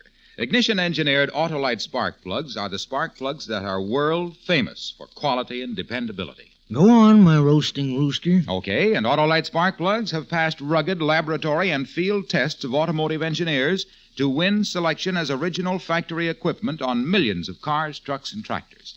Why, man, you can't buy a better spark plug for your car than Autolite. That's the crowing I like to hear, Wilcox. So, friends, have worn-out spark plugs replaced with new ignition-engineered Autolite spark plugs and enjoy smoother performance, quick starts, and gas savings. See your friendly Autolite spark plug dealer. And whether you choose the resistor type or the standard type, you'll be right, because you're always right with Autolite. And now Autolite brings back to our Hollywood soundstage Ozzie Nelson and Harriet Hilliard in Elliot Lewis's production of Going, Going, Gone. A tale well calculated to keep you in suspense.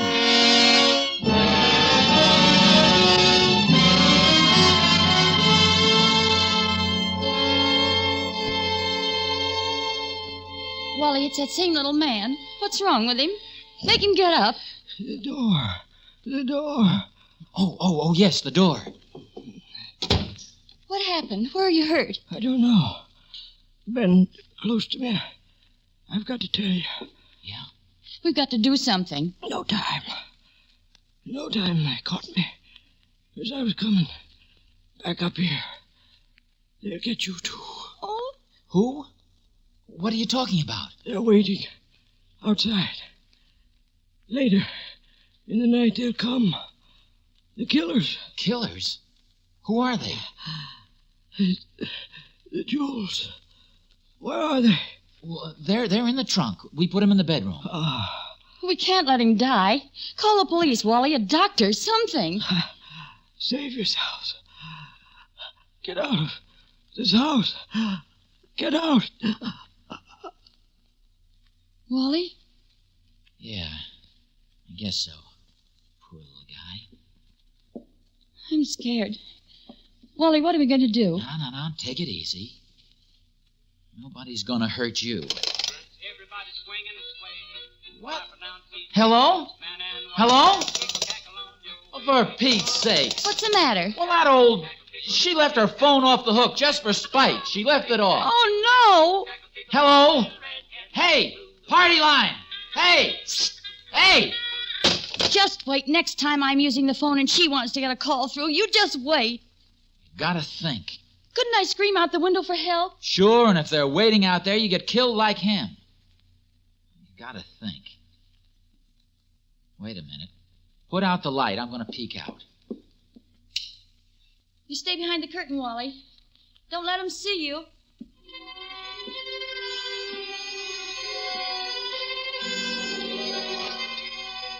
It was getting misty.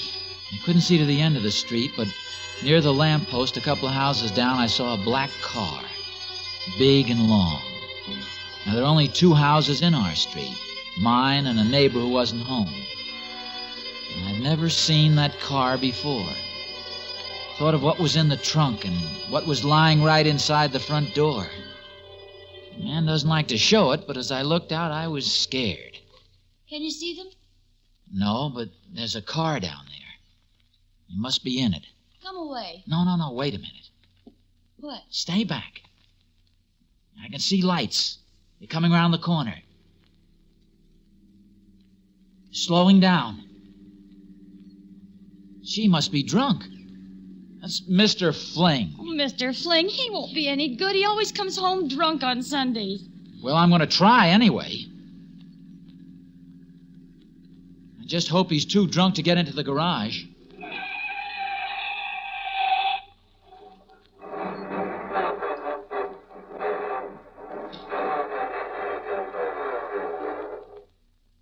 Good, he didn't make it. Now, look, honey, I'm going to open the window and yell. Get down on the floor. They may start shooting. Oh, Wally. Mr. Fling! Hey, Mr. Fling!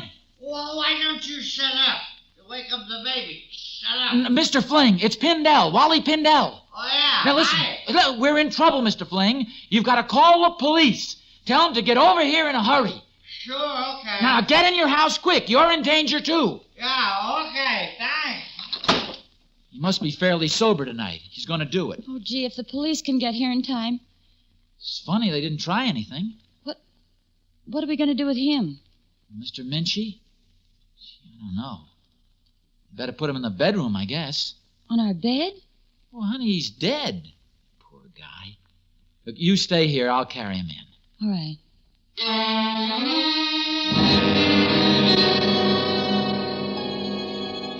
I carried him into the bedroom and laid him down. I never touched a dead man before. I'd always thought they'd be cold. He wasn't. Not yet. Then the doorbell rang. It's them. Shh. Stay with me.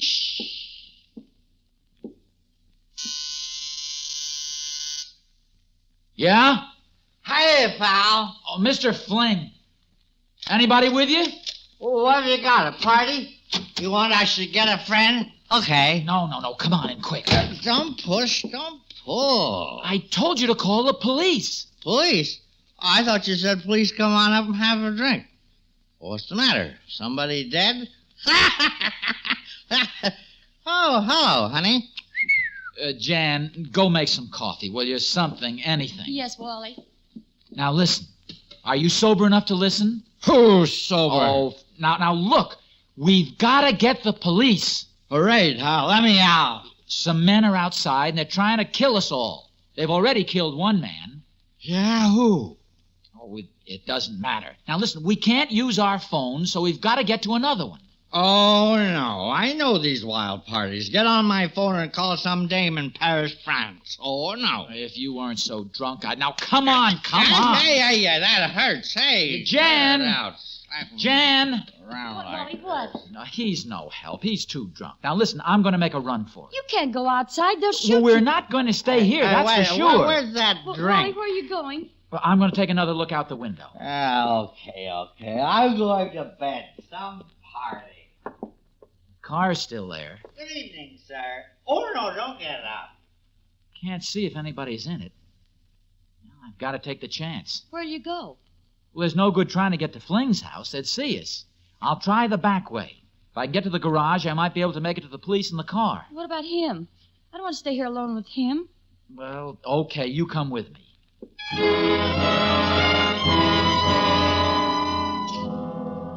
We went out the back door. Everything was quiet, even quieter than usual because of the fog. I knew we couldn't be seen from the street, and if we were quiet, Shh. It's all right. Place to leave a garbage pail. Can you see anything? No. I'll open the door. All right. Oh, I told you to oil it. Have you got the key? No, you've got it. No, I haven't. You drove this afternoon. I gave them to you. You did not. Oh, left them in the ignition. Get in. Wally, they must have heard the noise. What if they... Oh. When I get out of the garage, you duck down. If they try to stop us, I'll run them down. Oh, it's so loud. It's all right. I'll back. Hold on.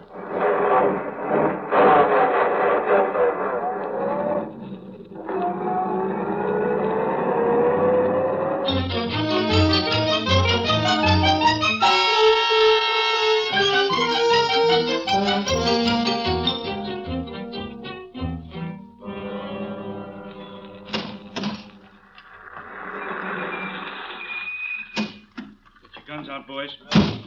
Oh, Mr. Pindell, where's the black car? Here it is, right over there across the street. Well, it's gone. Hey, maybe they're... Jan, you stay here.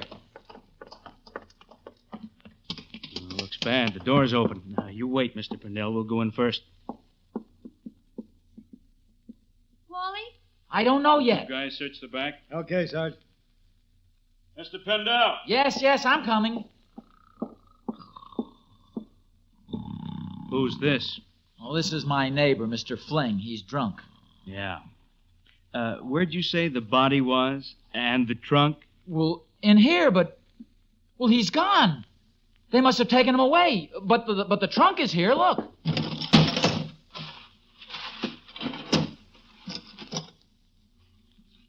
Yeah. The jewels, they're not here. Mr. Muche, he was there. Now, listen, don't look at me like that. I tell you, there was a trunk full of jewels. And Mr. Muche, Jan, come in here and tell him, will you? Jan.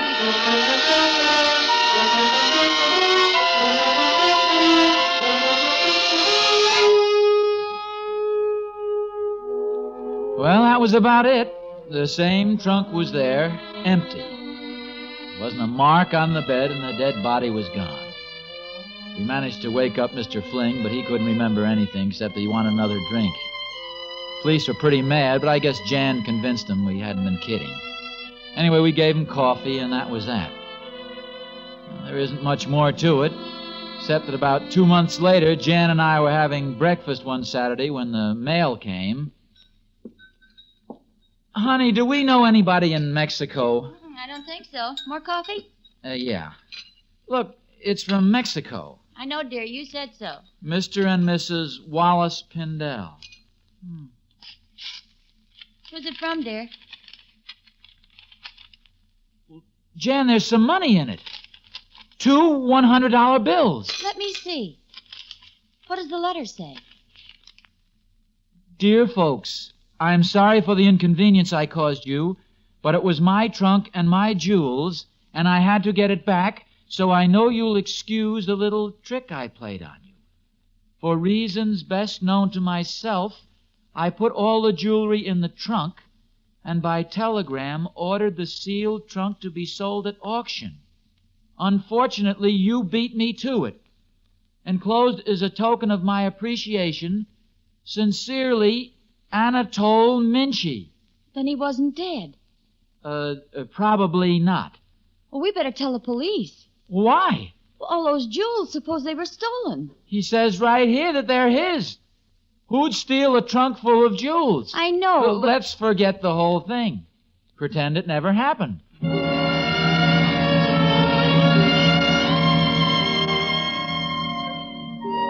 But every once in a while, we're reminded of it. There's a diamond ring about as big as a $50. See, I'd put it in my pocket after I cut the glass out of our window. Jan used to wear it to parties, but not anymore. She thinks it looks too much like a fake.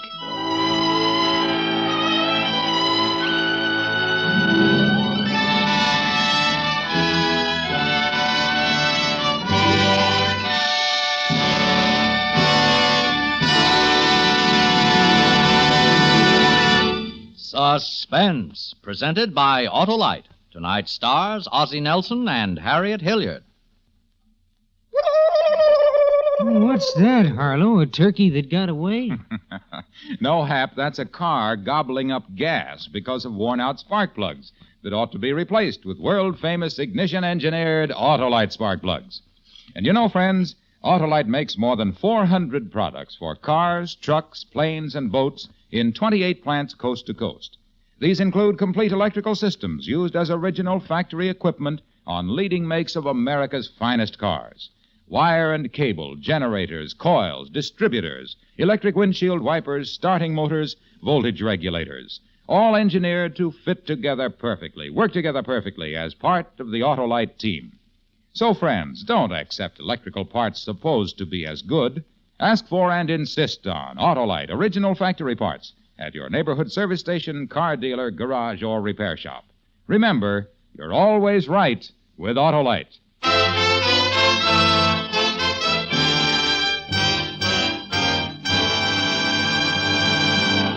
Next week on Suspense, Mr. Van Heflin as star of The 13th Apostle. And in weeks to come, you will hear such famous stars as Alan Ladd, Dennis Day, and Cornell Wilde, all appearing in tales well calculated to keep you in suspense.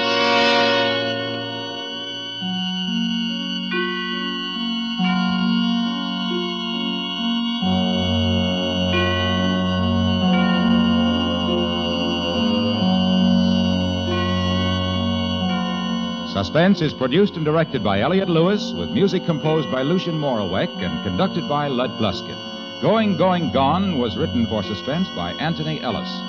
Ozzie and Harriet appear through the courtesy of H.J. Hines Company and may be heard every Friday in The Adventures of Ozzie and Harriet. And remember, next week on Suspense, Mr. Van Heflin in The 13th Apostle.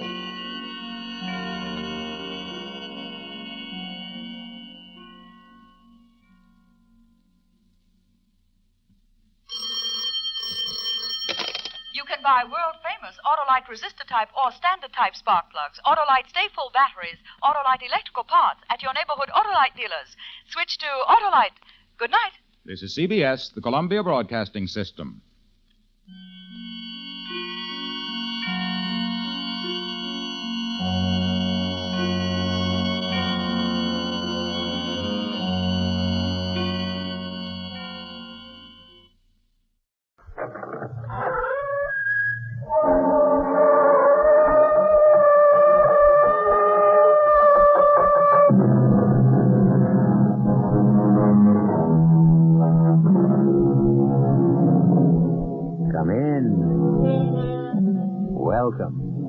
I'm E.G. Marshall. Since earliest recorded time, man has believed it was possible to see into the future. He has honored and showered gifts on those who purported to be able to unveil the future. However, the Bible has warned against the oracles and soothsayers and threatened them with punishment. In Leviticus 20:17, we find, "A man or a woman that divineth by a ghost or a familiar spirit, or that is a wizard, shall surely be put to death. They shall stone them with stones." This admonition has not stopped the fortune teller, the reader of palms, or the tarot cards. Our mystery drama, "They Shall Stone Them with Stones," was written especially for the Mystery Theater by Sidney Sloan and stars Terry Keane. It is sponsored in part by Buick Motor Division. I'll be back shortly with Act One.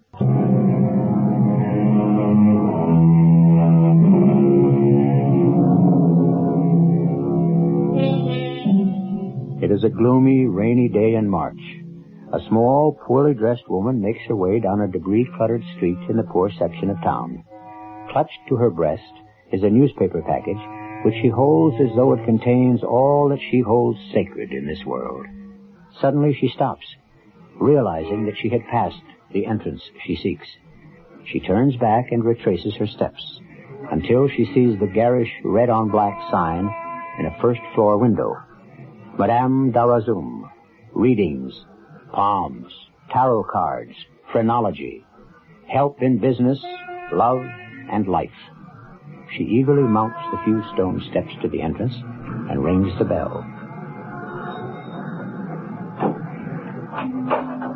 Welcome, Mrs. Fielding. Welcome to my humble house of repose and meditation. Oh, Madame Darazum, I'm a little late. I'm sorry. Please, no excuses. I foresaw that you would be tardy. Come in, please. This way, into my tent. Tent? I am from a nomadic tribe. My ancestors have always moved over the surface of this earth. Now, sit down. Oh, yes. I see you have brought with you the objects I requested, the newly ironed handkerchief. Oh, yes, and the orange. Now, I want your mind to accept completely what I have to tell you. Mm-hmm. If you should doubt but the slightest, all will be lost. And I will not be able to help you. Oh, I don't doubt for a second. That's why I'm here. For you to help me. That's good. I feel the serene elements of the other world seeping into my being. They will guide me in my quest. You are here, Mrs. Fielding, because in our last meeting, I felt you were in the thrall of an evil presence. Now, you will follow my instructions to the letter. Yes. Oh, yes. Remember, everything depends on it. I remember. Hand me the orange and the handkerchief. Here. I wrap the orange in the handkerchief. I ask the beings that guide us to place their strength into this instrument, this orange, so that we may understand the nature of your trouble. Now, this orange covered with this handkerchief I place on your lungs, stomach, your brain, your heart. Now, bow your head and ask for help. Oh, help me. Please, help me. Here, take the orange, but do not remove the handkerchief. Place it on the floor beneath your right foot. That's right. Now press down with all your strength. Crush the orange. Crush it. Pick it up. Examine it. Examine the orange for signs. What do you find? No. No!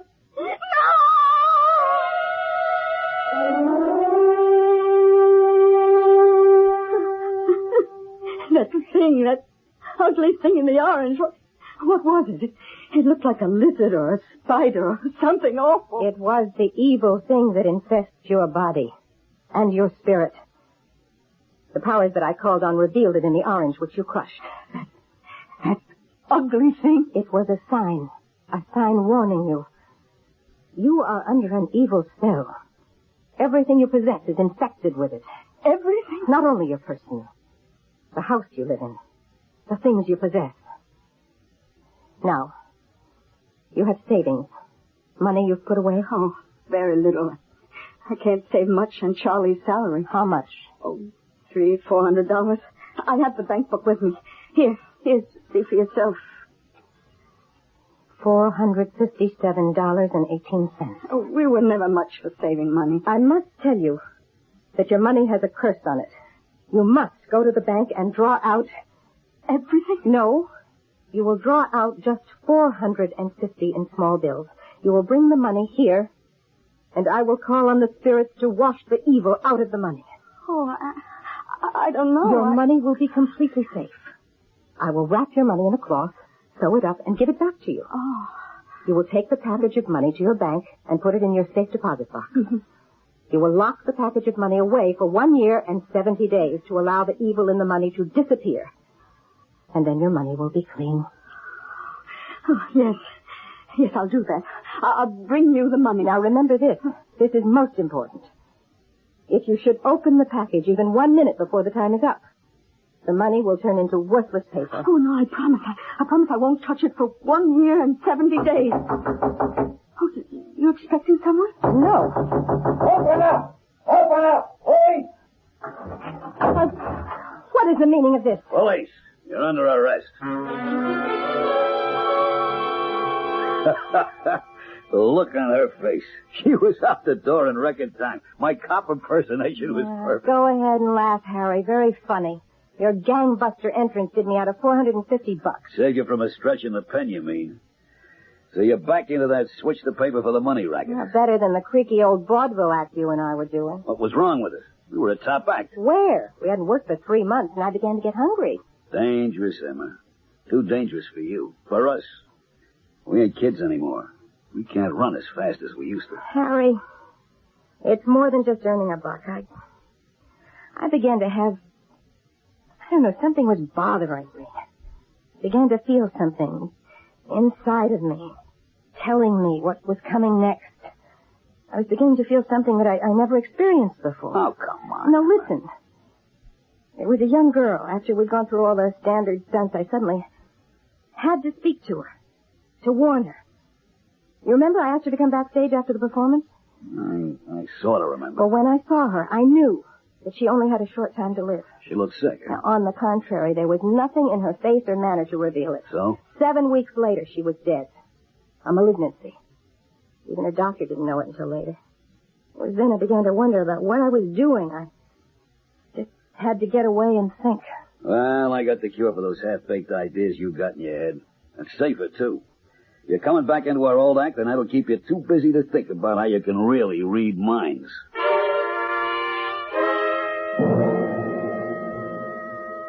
Harry, if I'd have known what you were going to try and sell me, I would have locked the door. Madame Dora Zoom and Harry Murchison. That act would have been dated in 1910. Let's go, Harry. No. Pinky, you gotta listen to me. Why, what's the point? I couldn't sell a cockamaniac like yours. We got something new. Big. Sensational. Yeah, what? Tell him, Emma. Tell him about how you can really see into the future. How you can read minds. Oh, come on. Will you quit wasting my time? It's true, Pinky. Tell him, Emma. You were out to the track yesterday. Yeah, well, what's new about that? I'm out there almost every day. You bet $50 on a horse. Ticket number 3541063. 8th race. Yeah. How did I bet him? Show. Right. Yeah, what did he do? He ran out of the money. You lost. Well, you're right. Absolutely right. See what I tell you? How did you do it, Emma? You read your mind. All right, let's go. No, wait a minute. No, wait. Now, you know that wasn't bad.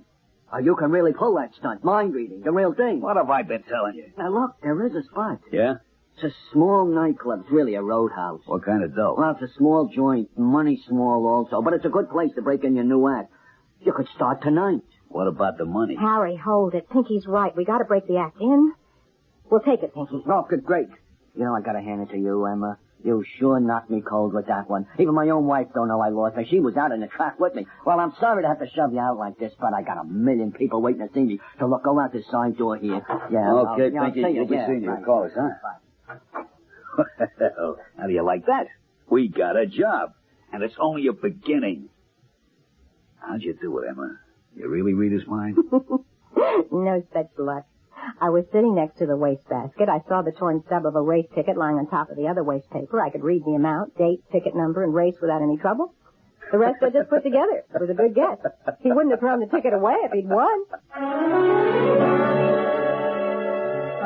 May I have your attention, ladies and gentlemen?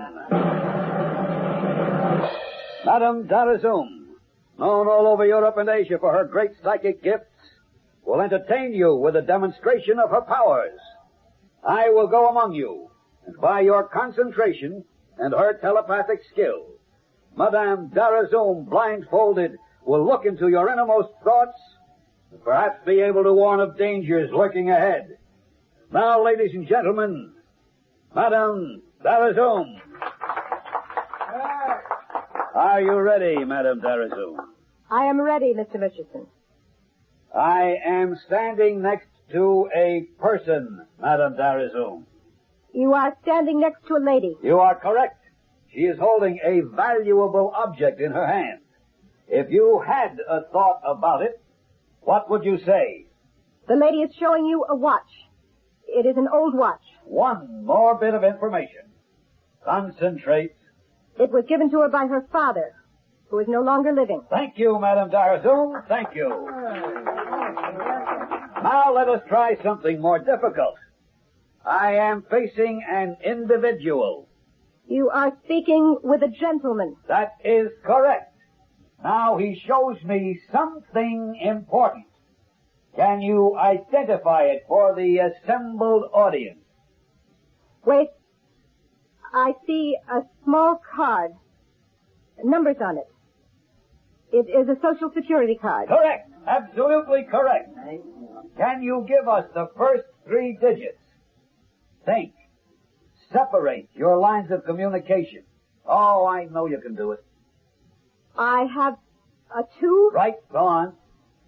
I have a 7. Go on, don't stop. I have a 0. The first 3 digits are 270. Wonderful. You are absolutely correct, Madame Darazoum. No, hey, wait a minute.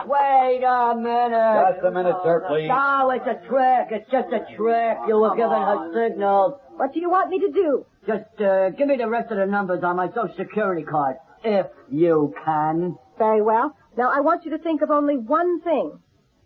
The numbers. Okay. I'm thinking. The numbers are 270. Yeah. 01 08 49. Is that correct, sir? That's right. Whoa. That is right. Thank you. Now, for myself and Madame Darazoum, I say good evening. We shall be back for the next show. There's something else I must speak. Madame Darazoum will be back later. No, I must speak now. There is a woman at the table behind you. Madame Darazoum, you are tired, weary from your telepathic feats, and That woman is wearing an opal brooch. Yes, yes. Would you hand the brooch to Mr. Murchison, please? Very well. I'm holding it in my hands. The donor of that brooch is dead. Am I correct? The lady nods her head in the affirmative. You are correct. Wait. The brooch was not given. What are you saying? Reconsider what you were saying. The brooch was taken. The owner of the brooch did not die a natural death. She was murdered.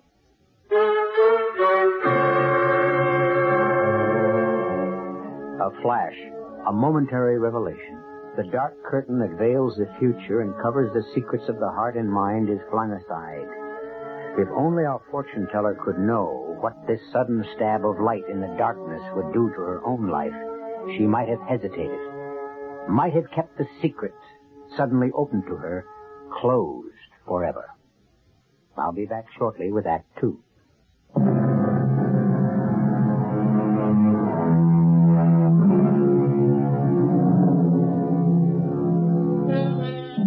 There's an old saying, if you're good, you succeed.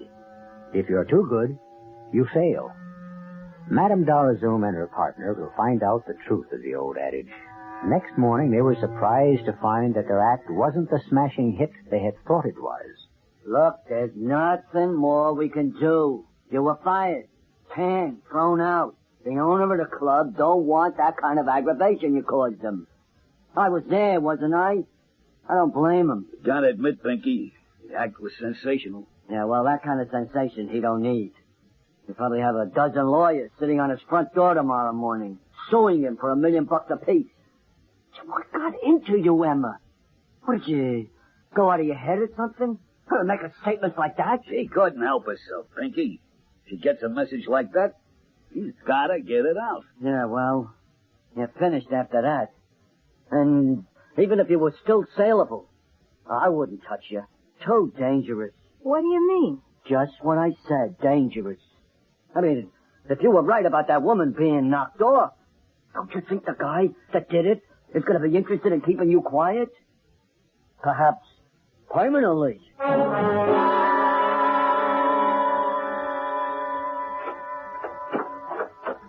Well, our return to show business had a very short life.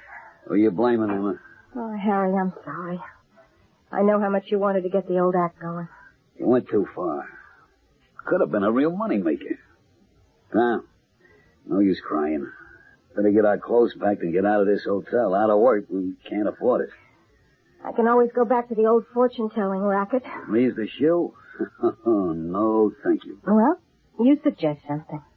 Oh, I'm all out of suggestions, Emma. Yeah? Someone asked for us? Leave his name? Oh. Strange. Okay, if he comes in again, call me. Don't tell him we're in. Just get his name and where we can reach him. Thanks, Eddie. What is it? I don't know. It's kind of got me nervous. Someone looking for us. Why should that make you nervous? Well, you know what Pink said about the guy wanting to keep us quiet. Oh, Harry, come on. You're going to make our lives miserable if we have to keep looking over our shoulders to see who's following us all the time. Well, you are the mind reader. You ought to be able to see what's coming and avoid it. Well, that's the trouble, Harry. It's in and out. Most of the time, I can't see a thing. Oh, what is this? Hello. Harry, this is Pinky. Oh, Pinky.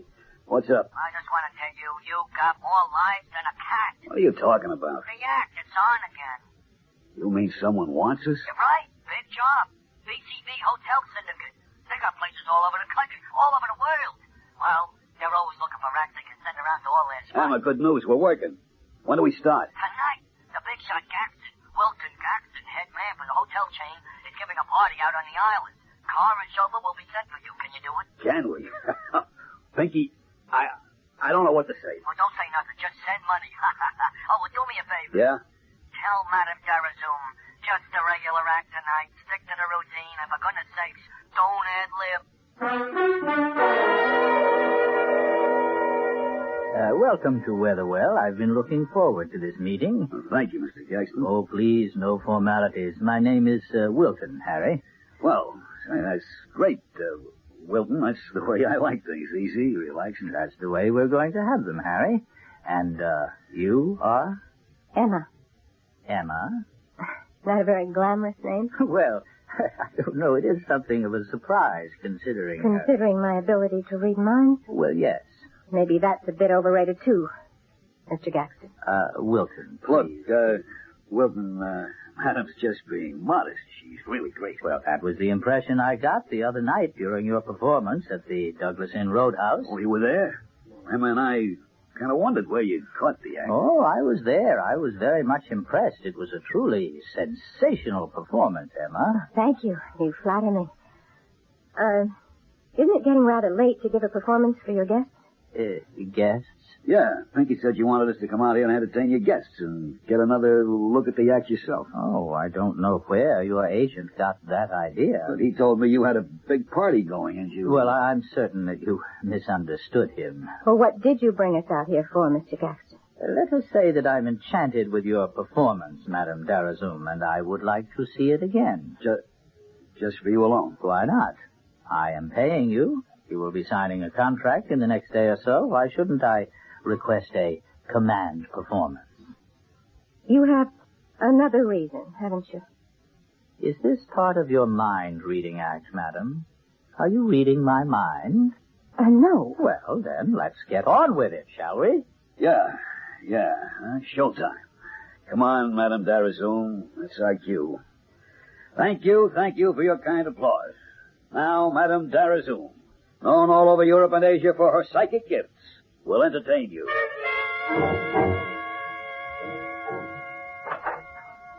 Your quarters, I think you will find them comfortable. Just one thing. Tomorrow morning, we'll be wanting to get back to the city. You will be driven back, Harry, the way you came. When does this tour start? I understand we're to visit and play the many hotels on your circuit. I'm not familiar with the arrangements, Emma. Perhaps your agent, Mr. Shears, could brief you on that? All right. We'll talk to him. Yeah, Pinky should know. Then I shall bid you good night. Oh, Mr. Gaxton? Yes? You asked us to go through our act tonight for you alone. Well, why not? I wanted to see what I was buying. When we finished, you gave us no indication of your feelings about it. You didn't applaud. You didn't even smile politely. Were you disappointed? Well... You were disappointed. Frankly, madam, yes. Now, look, how can we be expected to do a decent job with no audience? You know, to a performer, an audience is all important. It makes all the difference. Wait a minute, wait. You're being too defensive, Harry. I wasn't too disappointed in the act. I was just a bit put off that Madame Darazum didn't pull any surprises. Like she did the other night? Yes. I'm glad she did. Pinky, he specifically warned her not to pull any surprises. Oh, I see. But it was that which sold me on your act. It was the part I found attractive and fascinating. Well, now, good night. How do you like that? Pinky wants us to keep the act under control. Gaxton only buys the act because you nearly caused a riot. And you guess it. I don't believe Mr. Gaxton is saying everything that's on his mind. I'm not absolutely certain. But he's concealing something. Yes. It has something to do with the opal brooch. He's mixed up in that business. Or it could be... I'm not completely sure, but why don't you say it, Harry? Murder.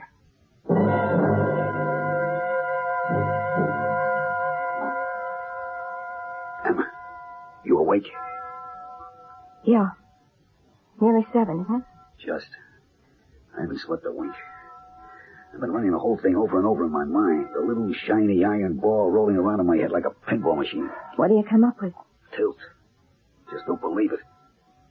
What I've been wondering about is what relationship was the woman with the brooch to Gaxton? Look, let's stop playing cops. We're only a couple of performers trying to make up a And development. We are not the police.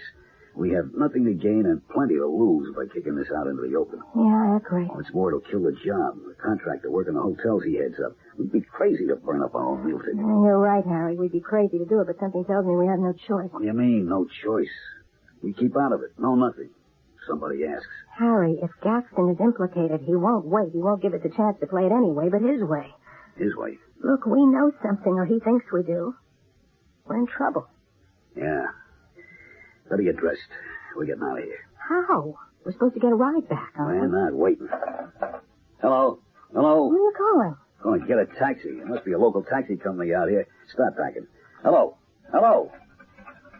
No. Phone's dead. Look, let's not pack. Let's just leave. I'm with you. Come on. Door won't open, Emma. Well, turn the key. No key. You're so upset you can't even... Here, let me try. I told you the door's locked. The window. 3-story drop, not even a vine or a tree near enough. Someone at the door. Who is it? Good morning. Everything all right? Yeah, fine. Just fine. Let him in. Can't. Door's locked. Mr. Gaston, we can't open the door. It's locked. Locked? Well, it doesn't seem to be locked. Why did you lock us in, Gangston? What? What are you saying? The door isn't locked. We tried the door. We couldn't open it. Well, it's open now. Because you opened it. From the tone of your voice, you are accusing me of having locked you in. And cutting off our phone.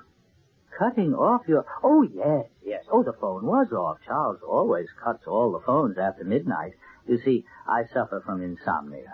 And if the phone should wake me, I have great difficulty getting back to sleep. You have an answer for everything, don't you? I assure you that it is the truth. Charles always puts it on again by 7 a.m. Well, happens to be 5 after 7 right now.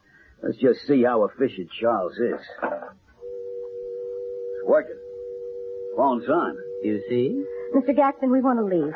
Now. Right now. Can we have your car to take us to a train, a bus station? Well, now, something seems to be wrong. Why are you behaving so antagonistically towards me? Last night we discovered a lot of things. Such as? Harry, don't say anything. Suddenly your attitude has changed. Your conversation full of hidden meanings and innuendos. Now, come on. Come here. What's bothering you? Harry, don't say anything. I got it, Emma. Mr. Gangston, we think you hired us because you thought we knew something about the murder. The murder Madam spoke about in our act the other night at the nightclub. Go on. We decided to go to the police. Whatever for? You really know the murderer? We think we do. Maybe you do, too. What? Oh, that's funny. That's very funny. It sounds as though you're accusing me of murder.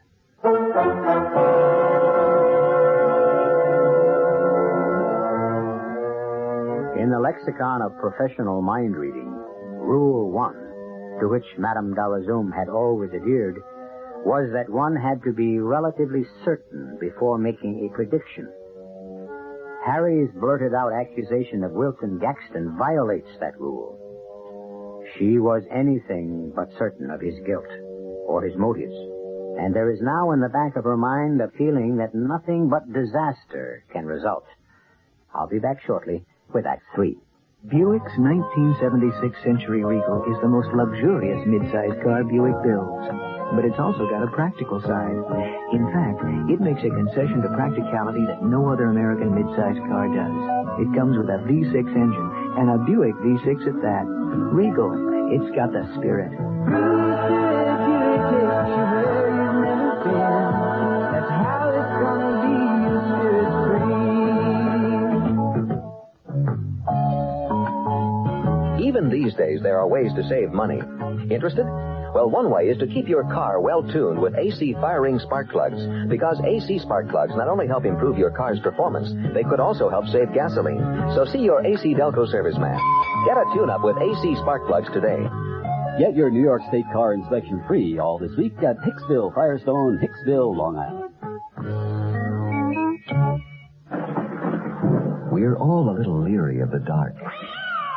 That's why some lonely night, you'll be glad you bought a Delco battery. A Delco quality battery with instant starting power. Delco batteries. Some lonely night, you'll be glad you bought one. See the 76 Pontiac Grand Prix at Wides Pontiac, Far Rockaway for $4,350. Includes Hydromatic, power steering, power disc brakes, radial tires, only at Wides Pontiac, Far Rockaway. The first Amco transmission place opened back in the 50s. Today, they've got over 500 places throughout Canada and the United States. I think these guys are here to stay. You're going to be surprised, but don't be surprised by the nice little extras at Amco. They've serviced 4 million transmissions. They do things right. Amco, AA, MCO. When your car's transmission needs repair and you want it back fast, take it to one of the AMCO centers in the greater New York area. WOR News, 15 minutes of the latest complete news on the hour, every hour throughout the day and evening, with special half-hourly reports during morning and afternoon drive time. All the news you need to know. National, international, state, and local, with updated weather forecasts, stock market reports, and traffic information from Helicopter 710 during the rush hours. This is Henry Gladstone. Join us right here for all the news over WOR Radio, the talk of New York.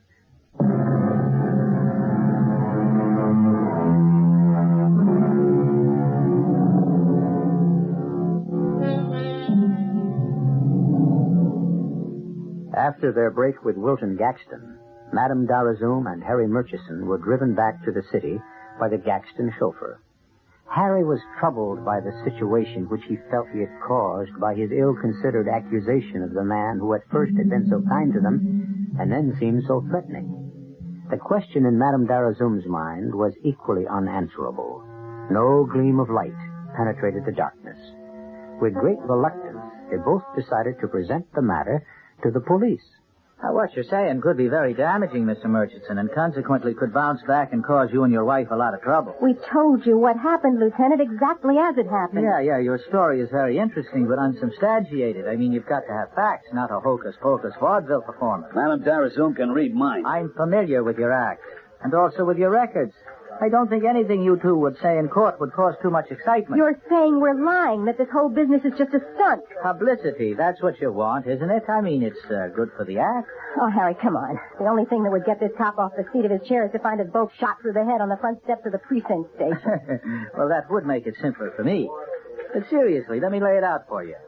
You are accusing Wilton Gaxton, a prominent man. Rich, powerful, with a license to kill. That's what you mean, isn't it? No. Now, damn it, you've wasted enough of the department's time. And I've been very patient with you. You haven't a shred of evidence. All you have is what Madame cooks up in her mind-reading act. And with your past police records, do you think anyone would give the slightest credibility to anything you could say? Sorry to have wasted so much of your valuable time, Lieutenant. Come on, Harry. Well, that was a waste of time. You wanted to go to the police, Harry. I knew what the answer would be. Let's grab a taxi and get back to the hotel. We gotta check out before 1 o'clock or we're stuck for an extra day. With our bankroll, don't you think a bus would be more sensible? Taxi! We haven't got time for the bus. Taxi! Taxi! Get in, Emma. Shelburne Hotel driver. Well, what's our next move, Harry? We gotta get lost. Run. Hide. Anything. Not the mind-reading half of the act. But I can feel something. I don't like the way it feels. Where? Where can we go? We gotta make a buck. If only we could have gotten an advance on the job with Gaxton. Yeah, if... Maybe Pinky was smart enough to get an advance. No good. He'd have to give it back to Gaxton if we weren't going to take the job. Job? What job? There never was one. It was only Gaxton's way of getting us. Setting us up for the knockout. See that car alongside. Look out, there's a gun! Hey! Stop! Stop! He's been shot! Help me! Help me! My husband's been shot!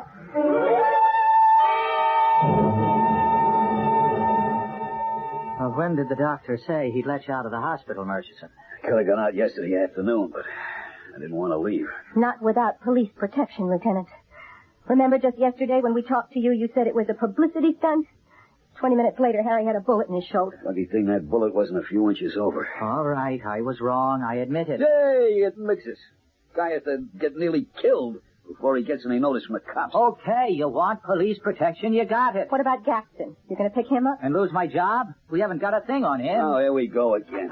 Hey, Harry! Harry, Emma, take a look at those newspapers. Oh. You've got coverage in every one. Front page. Mystic reads minds, gets shot. Oh, and here, look at this one. Mind of killer, unmasked by seer. We saw all the papers, Pinky. Oh, yeah, sure, you saw them.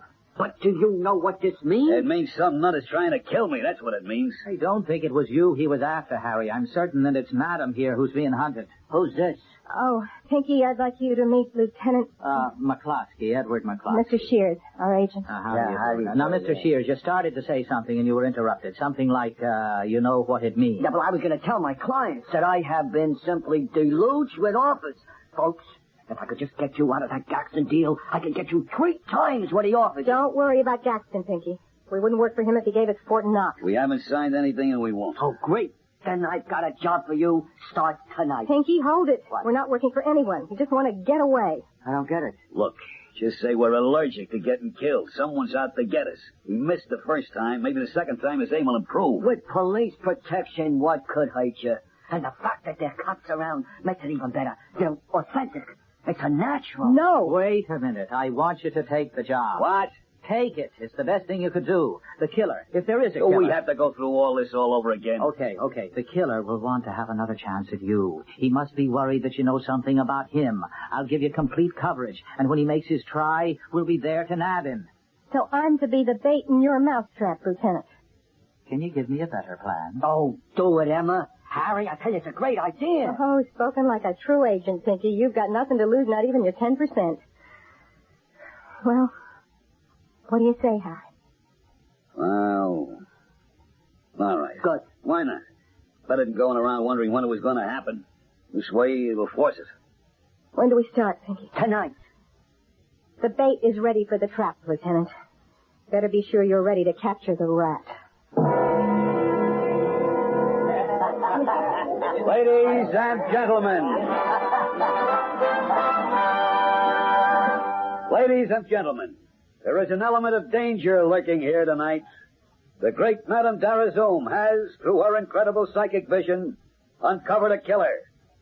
This killer has not been apprehended. Madame Darazome is the only one in the world who can point the finger at him, and he will try to prevent this at any cost. Please notice that my right arm is in a sling. The killer fired at Madame in a moving taxi just 36 hours ago. Fortunately, I was able to keep Madame Darazome from harm. And now, friends, the one, the only, the incomparable Madame Darazome.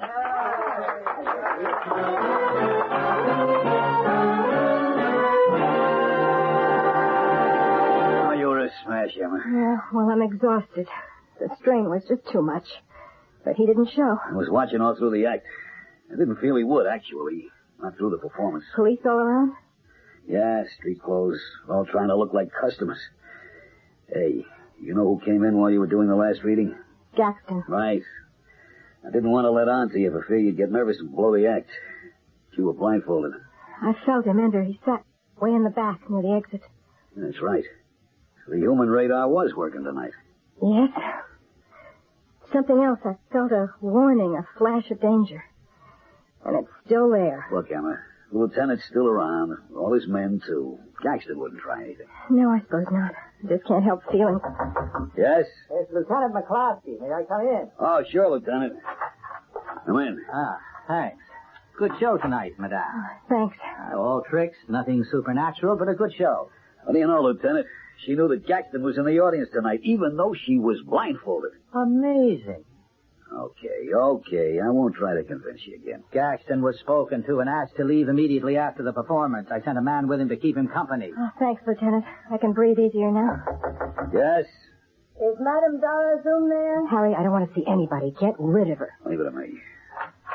I'm sorry, but Madame Darazome is tired after her... Well, I'd better be rounding up my men and getting out of here. Thanks for your attention, Lieutenant. Look, we'll have a man stationed at the hotel for the next couple of days, or at least until we feel you'll both be safe. I appreciate that. Emma, this dame out there, she's from the trade papers.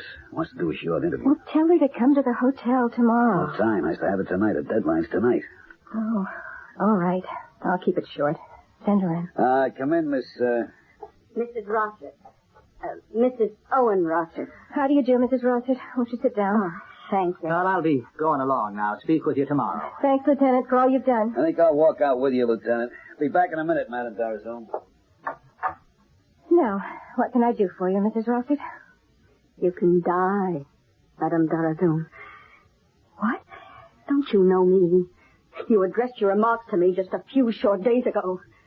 Perhaps this opal brooch will refresh your memory. This gun will wipe out the picture forever. Wait. Look, you won't get away. The place is full of police. Oh, they're all gone now. The lieutenant was the last one here. His car was waiting outside. He'll be gone, too. Please, I know nothing about you. I had a brief, cloudy picture. That's past, gone from my mind. Too late. You know too much. You know I killed my stepmother for her money. She'd lived too long, the miserly old witch. And now I shall kill you, so you won't be able to tell the world. No, you'll be caught. You'll go to prison. They'll just send me back to that place. You see, I have a record of mental illness, so I can kill and get away with it. Now, die, Madame Doppelganger!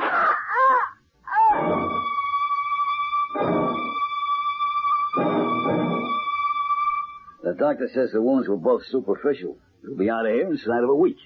Looks like you and I are spending more time in hospitals and on the boards. Oh, I think our trouble is over. They got that Rossett dame and she's back in the sanitarium. For good this time. Oh, and I didn't tell you. Why? We're out of a job again. Seems we caused too much excitement. Sounds like the story of our lives. That must be the doctor. Said he'd be around to see me. Come in. Mr. Gangster. Still afraid of me? No. I'm sorry about that. You see, we... Water over the dam, no hard feelings. What I want to know is, have you spoken to your agent, Mr. Shears? No. Oh, then you haven't signed the new contract I've had drawn up for you? But no buts. I want your act. And the contract will run for 2 years with options for renewal, twice the money, and no cancellation clause. What do you say?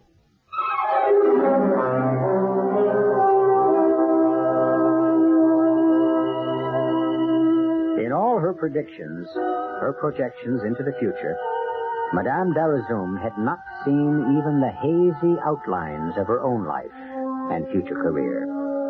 Now it was being presented to her in rosy detail by a man whom she had doubted and feared. She would have been the first to acknowledge the fallibility of her divining. I'll return shortly. Joseph Papp presents Sir Arthur Wing Pinero's Trelawney of the Wells.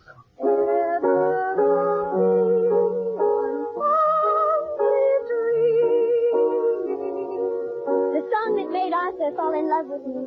Oh, but don't believe that because I shall have married a swell, you and the old Wells will have become nothing to me. My grandson. Where is he? Lured away, I suspect, by one of these harridans. My dear Rose, this is quite out of place. Young ladies do not crouch and huddle up on the ground. Poor Rose. If they tell her she can't act now. No, she lost the trick of it. The happiest moments in my life will be when they're saying, that was Trelawney. You remember? Trelawney of the Wells. Laugh and cry with Rose Trelawney at the Beaumont Theater, Lincoln Center. Check the New York Times theater listings for details. A New York Shakespeare Festival production. Hi, this is Al Ward, General Manager of the New York Jets, reminding you that now's the time to order your copy of the New York Jets 1975 yearbook. This all-new edition is filled with that important information that helps you follow our team. It has pictures and stories on all of your favorite Jets and has complete statistics and a special records section. There's a scouting report on all the 1975 opponents, and this year there are special feature stories on all-pro tight end Rich Castor and up-and-coming defensive star Carl Barzalauskas. Reserve your copy now by sending a check or money order. Do not send cash for $1.75 to Jets Yearbook, 598 Madison Avenue, New York, New York, 10022.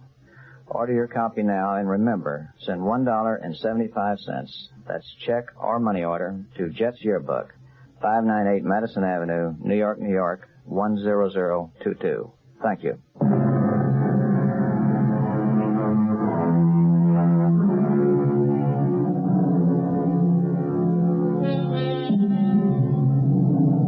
In Deuteronomy 18:19, the Bible warns us again.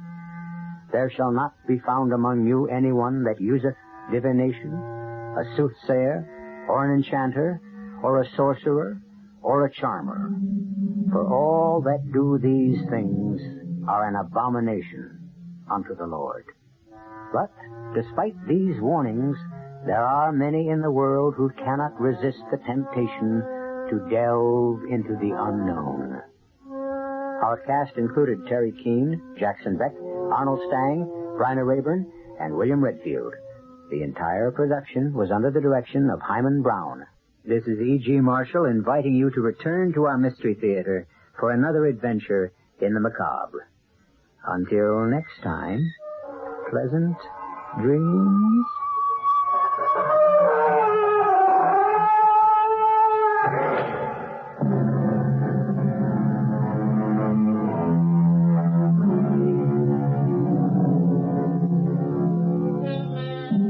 Tonight's WOR Mystery Theater was also brought to you in part by ShopRite Supermarkets, where you get a lot more for a little less. The preceding program was furnished by CBS Radio.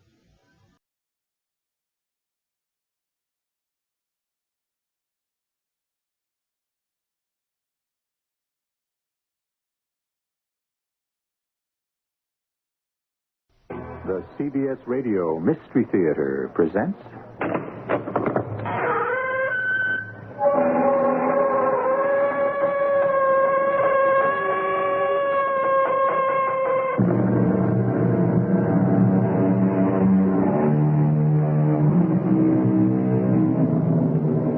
Come in. Welcome. I'm E.G. Marshall with another adventure in the macabre. I'm a collector of stories about experiences which are out of the ordinary and which most of us would prefer to avoid. Still, I find a perverse kind of pleasure in sharing the unexpected and the bizarre.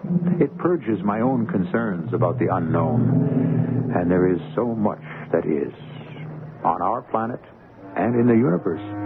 As a man named Al Wilson, a farmer who lives near Bolton, Connecticut, found out after encountering a phenomenon.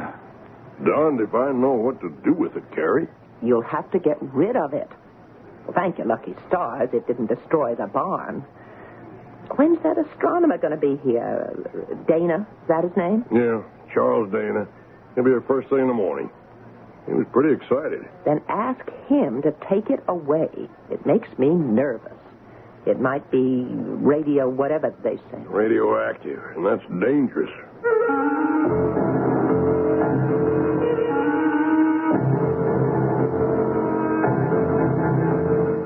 Our mystery drama, The Meteorite, was written especially for the Mystery Theater by Roy Windsor and stars John Beal. It is sponsored in part by Sign-Off, the Sinus Medicines, and General Electric Citizen Band radios. I'll be back shortly with Act One.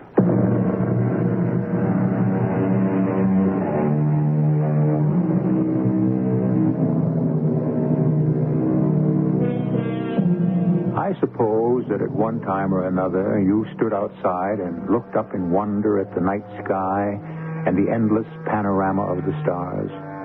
We've landed men on the moon, and we've sent space rockets to circle Mars. But as we learn more about the universe, we learn how little we really know. It is infinite. Emerson wrote, "There is no chance, no anarchy in the universe. All is system and gradation. Every god is there sitting in his sphere." True? Al Wilson didn't know it when he and his wife returned from evening service at their church, but he is about to find out.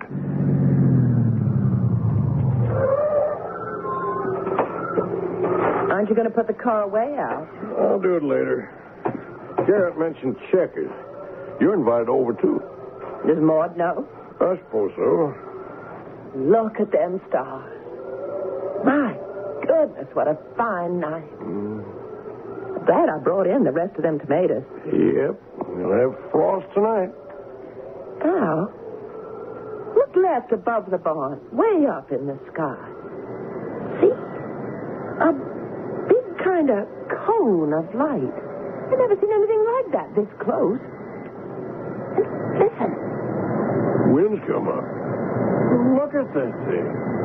Must be traveling fast as lightning. Al, it's coming this way toward our farm. Better go inside. Let's get away from here. It's headed toward the house. We'll be blown up. Come on. Slanting down over the barn. Do you feel that heat? Never seen anything like this. There goes the barn. Wow. Look.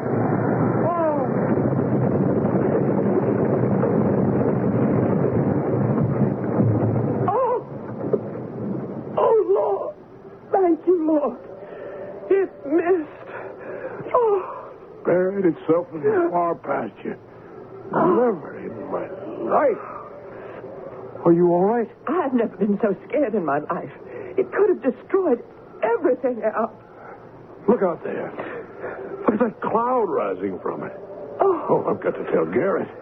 We'll take a look at it. No, you won't. I don't want you going near that thing, and Garrett either. How do you know it won't blow up? Just a burned-out chunk of rock, Cary. But it exploded once it hit the ground. Well, sure, because it was red hot. Now it's cooling off. There's no danger. No, you come into the house. But Garrett will want to know. Telephone him. I won't have either of you prowling around that thing tonight. Well, okay. I guess it can wait until morning. I'm a little leery of it myself.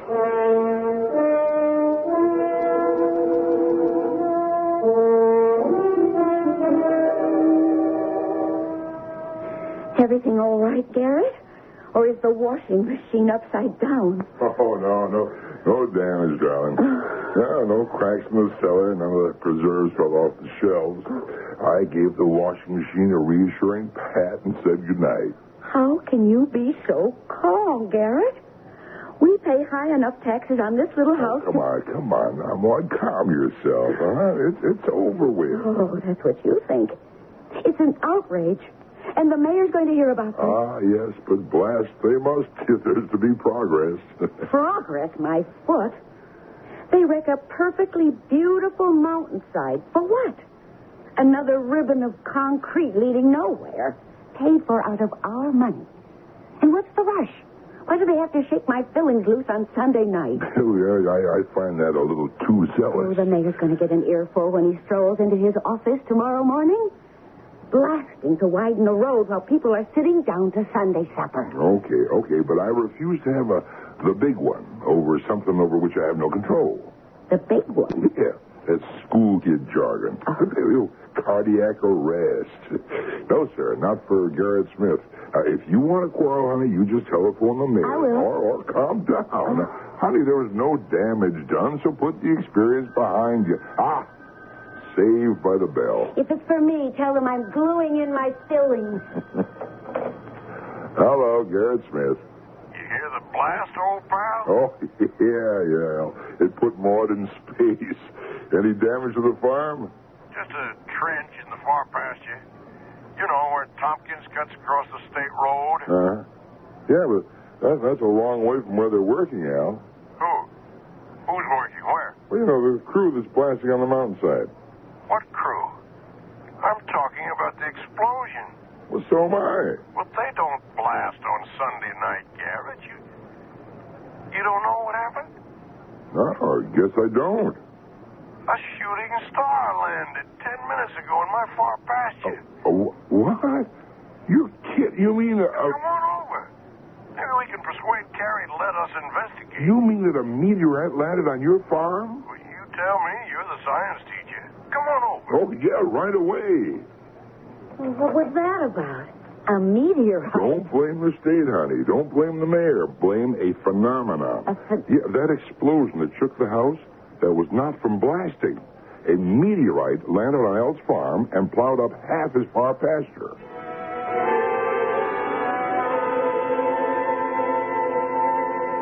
Cary, how terrifying. I tell you, my legs turned watery. I yelled at Al to run, but I couldn't, and he stood there wide-eyed. Marvelous. All that's marvelous is that it didn't hit the barn or the house. It hit, and then what? Well, the air got warm all around us, and steam came up from the thing. Is it a falling star, Garrett? Well, that's what most of us call it, but the proper name for it is meteorite.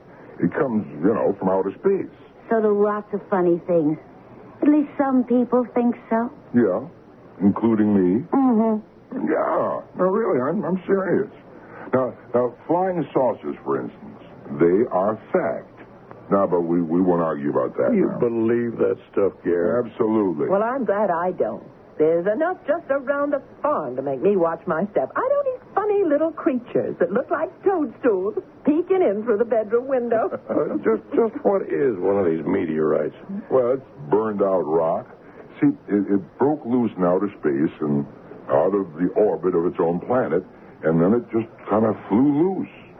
See, once in a while, the gravity of Earth pulls down fragments, and they land here and there. Now, most of them burn out in the sky. They look like, streaks of light. On fire from friction. Yeah, exactly. So the chances of one reaching Earth are very small. Well, we've got one. And it's no rock. It's a big, long thing. Looked in the sky like a missile, like a torpedo. Huh. Incredible. I mean it. I don't know too much about meteorites, but I know who does. Professor Charles Dana at the State University. I studied under him. Al, you know what you ought to do? Well, all I want to do is get rid of the thing. No, Dana's your man. Now, why don't I try to reach him? He'll want the meteorite for the astronomy lab. He's welcome to it. Just tell him to haul it away. Right. First, now don't flip out, Cary. First, I've got to see it. But if it explodes... Well, how can it explode if it's just a rock? Didn't I tell you so?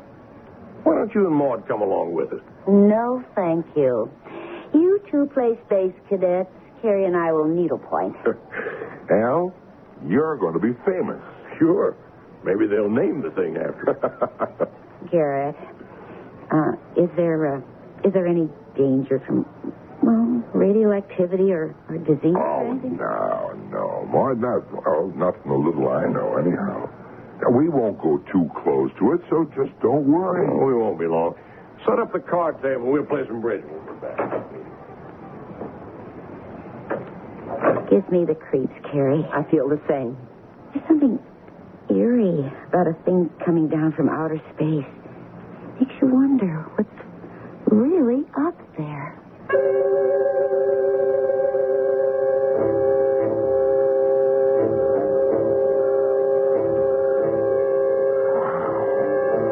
That is incredible, Al. Yeah. I wonder where it came from. And the size of it, it must be 12 feet long. Yeah. Oh, boy, it sure plowed up some trench there, eh? Yeah, the outside looks like slag. That's what it is. Who knows where it came from? Your guess is as good as mine, and I teach science. Well, I tell you, Al, it's beyond me. I can't explain why more of it wasn't burned up on its passage through our atmosphere. It was red hot. You should have seen the glow. Felt the heat. It's cold now. I'm eager to see it in the morning when the sun's up. Well, keep the news to yourself, Garrett, will you? I don't want people driving out, traipsing all over the farm. Right. I'll try to get in touch with Professor Dana. Oh, fine. If the university wants the thing, he'll need a lift and a truck. Right. I'm not going to pay to have the thing taken away.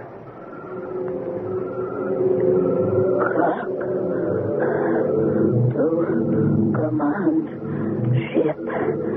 Clock to command ship.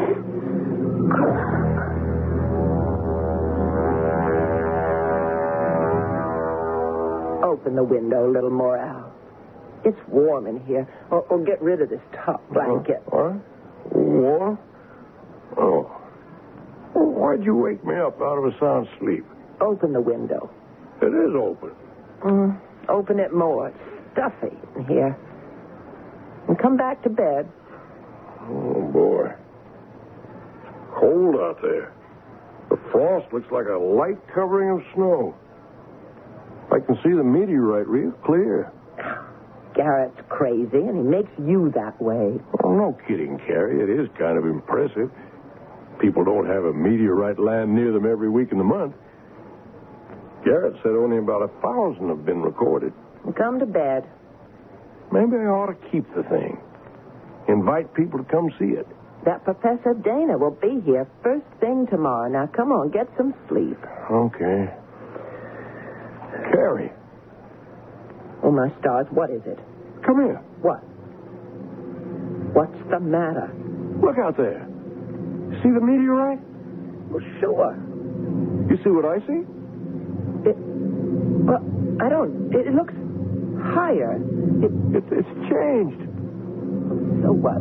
Oh, this floor is like a slab of ice. You know why it's changed? Take a careful look, Cary. Oh, good Lord. You see it? Yes, I do. What does it mean? I don't know.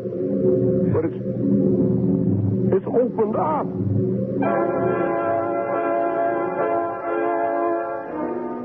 The meteorite did what? Opened up? The Wilsons are steady people, so we have to believe what they see. There is, however, no evidence that a meteorite is anything more than a burned-up piece of rock. Is what they have seen impossible to believe? Impossible is a slippery word, hard to pin down. More about this phenomenon when I return with Act 2.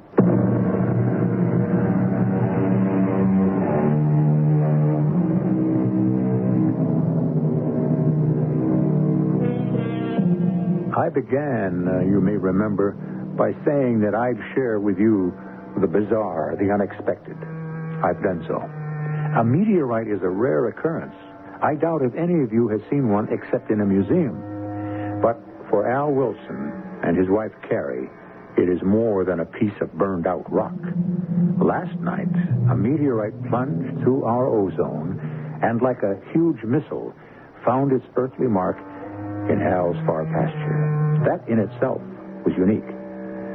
So is the fact, if his eyes did not imagine it, that the meteorite opened up. It is 7 the next morning. Well, that'll be Garrett or the professor. You just finish your breakfast, Al. Well, bring him in. Either one of them for a cup of coffee. Morning, Cary. He's in the kitchen. Come along, Garrett. Have a cup of coffee. Thanks. I suppose you've been up since 5 as usual. I have. Cary lolls in bed until almost 6. Well, how'd you like my news? Well, I didn't believe it till I saw it for myself. From the road, it does look like it's opened up, like a giant clamshell. You ever hear of anything like that before? No one has. Here's some hot coffee, Garrett. Ah, thanks. No sugar's on the table. What could it mean? Well, not much, I'd say. It cooled fast and cracked open. You going to be able to see this through with me? Oh, I wouldn't miss it, Al. Maud will telephone to school at 8 and say I won't be teaching today. At what time is it, huh? A little past 7. Well, Professor Dana... He's here. A car's pulling into the driveway. I'll let him in, Cary. You start some breakfast for him. Lots of smoked ham. That's great with fresh eggs. You took classes with Professor Dana? 2. I was a science major. Good morning, Mr. Wilson. I'm Professor Dana. Yes, Professor. Come right in. Yes, thank you. Just put your coat over here on the newel post. Come out to the kitchen. My wife, Cary's stirring you up a real farmer's breakfast. Wonderful. And Garrett Smith is with us. My neighbor, my best friend. Oh, and once a student of mine many years ago. Hello, Professor. You probably won't remember me. Oh, indeed I do, Garrett. Good to see you again. Good morning, Mrs. Wilson. Good morning, sir. Have some coffee while the eggs are frying. I'll do that. Garrett, as I recall, you were going to become a research biologist, but love sweet song. That's right, Professor. I got married, and I've lived happily ever after. Al, tell Professor Dana what happened. Well, sir, the thing, it opened up. The meteorite opened? Yes, sir. Garrett says maybe it cooked real fast and cracked open. He could be right. Still, a meteorite is fused by the tremendous heat it generates. So, offhand, I find it hard to believe that it cracked open. Well, the whole thing is hard to believe. You'll haul it away today, Professor? Oh, yes. The lifter and truck will be here later today. We'll have the meteorite on its way to stores before 6 o'clock. Here you are, Professor. Smoked ham. Wonderful. Everybody likes it. I'll be glad when the thing's off our property. It gives me a funny feeling. Yeah, I understand. It's rather awesome, isn't it? Oh, go see it. All 3 of you are fidgeting. There'll still be coffee when you get back. Go along, all of you. Anything to carry, Professor? Yes. I have my cameras in the trunk of my car. At your service, sir. I'll get them for you. Now, don't you go be being brave, Al, like stepping into that thing. It could snap shut, and there you'd be. Now, don't be nervous, Mrs. Wilson. There's nothing to fear. But what if there was something in there that just had to get out?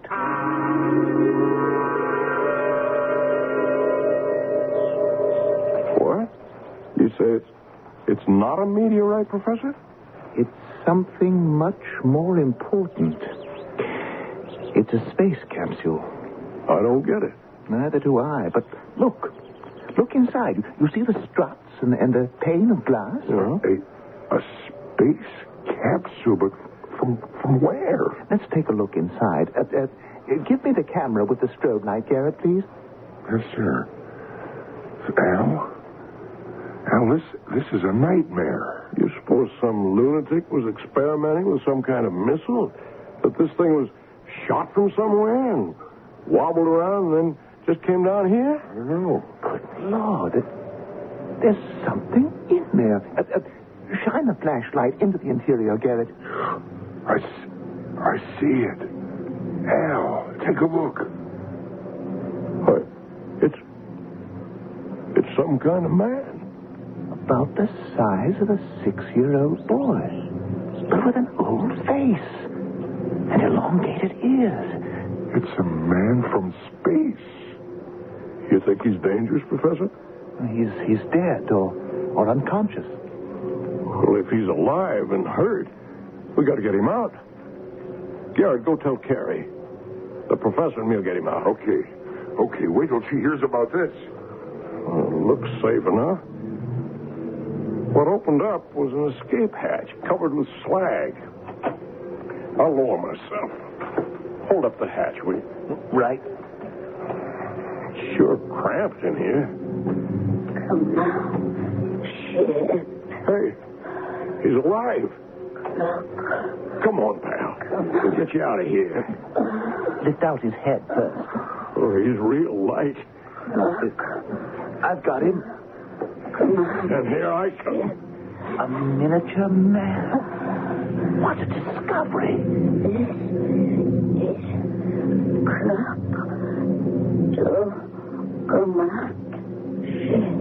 Did you catch that, Professor? Barely. It's some kind of signal. Well, how come it sounds like English? It's beyond me.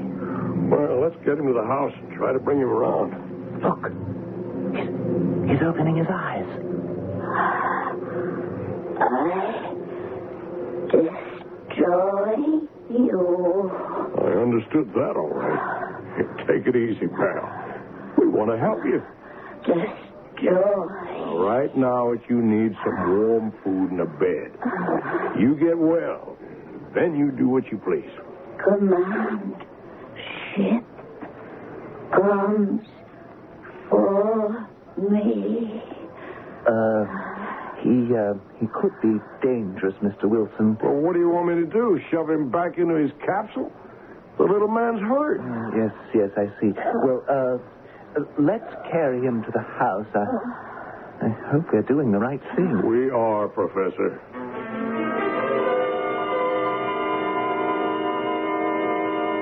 You're worried, aren't you, Professor? Yes, this should be reported to Washington. Well, let's wait a while. I don't want an army of scientists swarming all over the place. But this Croc, if that's his name, he could bring us knowledge of an unknown world, Al. The planet he comes from, space trips, hundreds of things. A view of the universe from millions of miles away. Swell, but I'm not going to have him hammered at. The little man is sick. And, after he's well? I don't know. That's up to him. Anyway, you heard what he said. Yeah. Destroy. And something about a command ship. Professor, what do you make of this? I can only guess. Croc was in a manned capsule. His mission? I have no idea. Sophisticated exploration, perhaps. Something went wrong with his ship. He got caught in the Earth's atmosphere. The capsule went out of control. As it came down, it began to blaze. It's incredible that it didn't disintegrate. What about that command ship? Oh, that's easy, Garrett. Croc expects to be rescued. And you got him right here in the house. Because he's half dead. Cary's trying to shove some life back into him now. He kept saying, destroy you. For safety's sake, I think Croc should be removed. Where to? Back to the capsule. I'll truck the capsule and him back to stores. Sorry, I won't do it. The capsule is yours. Croc stays here until he goes home. I'm going to see how he is. Well, what about the police, Garrett? Well, it's a small force, Professor. Not much protection against whatever you're thinking. I sympathize with Mr. Wilson's feelings. He's a decent man, but he doesn't realize the scope of this discovery. Croc could open up a new world to us. Well, look, why don't I speak to somebody in space control? Ask him to send a man down to see the capsule and meet Croc. Yeah, Garrett, you're risking a friendship. Well, I'll chance it if you can postpone picking up the capsule for a day or so. Oh, that's easily done. Good. Then that's what we'll do. And you, sir, you are my house guest. That's very kind of you. No, it'll be an honor. I think your suggestion is sound, Garrett, but you'd better tell him about it. Yeah, after the person from Space Control arrives, not before. You can't crowd a Connecticut farmer like Al. This is his land and his home, and nobody better forget it.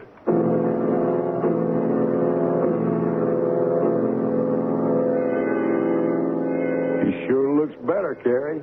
He's a nice little man. Like the hot bouillon. Didn't you, Mr. Croc? Yes, it was very good. You still out to destroy me? I do not know. Humans are enemies of my people. They are. We don't even know who your people are. When we fly here and land, you fired guns at us. We found Earth, and we have come here out of curiosity. But you drive us away. Now we will destroy you. He won't tell me where he's from, Al. I asked him. No, I will not tell. How come you speak English, Croc? We know all languages. Our minds are as advanced as our weapons. Then use that great mind of yours. You'll understand we don't mean you harm. I thought you would kill me. Well, now you know different. I will leave you in peace. I do not understand why you have been kind. Well, you were hurt. That's only decent. You said, Croc, you'd leave us in peace. Yes. The command ship will take me and the capsule away. Well, you maybe, Croc, but the capsule goes to the state university. No. If you try to remove the capsule, there will be destruction.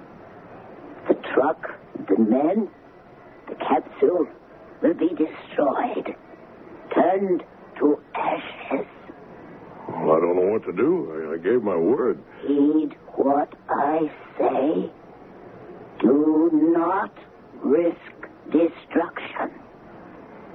I will return to the site and await the command ship. You'll do nothing of the sort. It's cold out there. Cold and heat do not affect me. You'd better speak to the professor, Al. Yeah. You stay here while I do.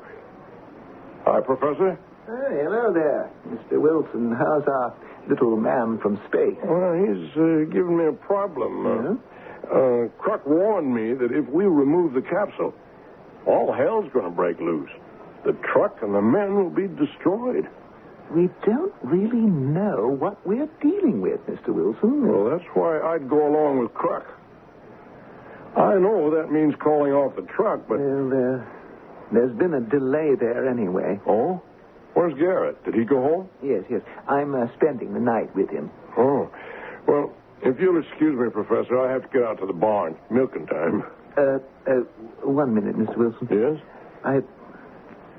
Well, I'm afraid I've acted deceitfully. You're a very decent man. Garrett thought that... No. Let me take the blame. For what?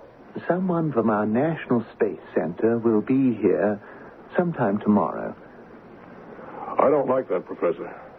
I know you don't. I said I wouldn't allow Croc to become a part of no freak show. No, he won't be, I assure you. Reporters, cameramen. Nothing like that. I've told you the truth. And I've told Croc that we're his friends, not his enemies. Mr. Wilson, the enormity of this discovery... Oh, you've done something. We're stuck with it. Okay. Let the man come. But understand this. I don't care if the man's the president. He tries any rough stuff with Crook, and I'll kick him out. And that goes for Garrett and for you too, Professor. Yes. I can't tell you how Crook will feel.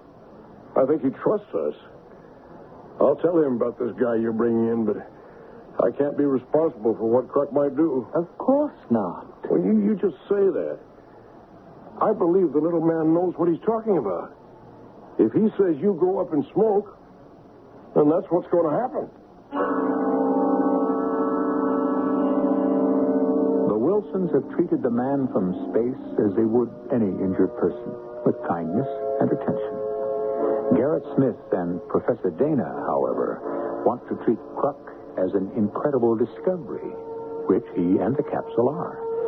What Crook does is all that matters, and we'll find that out when I return shortly with Act 3.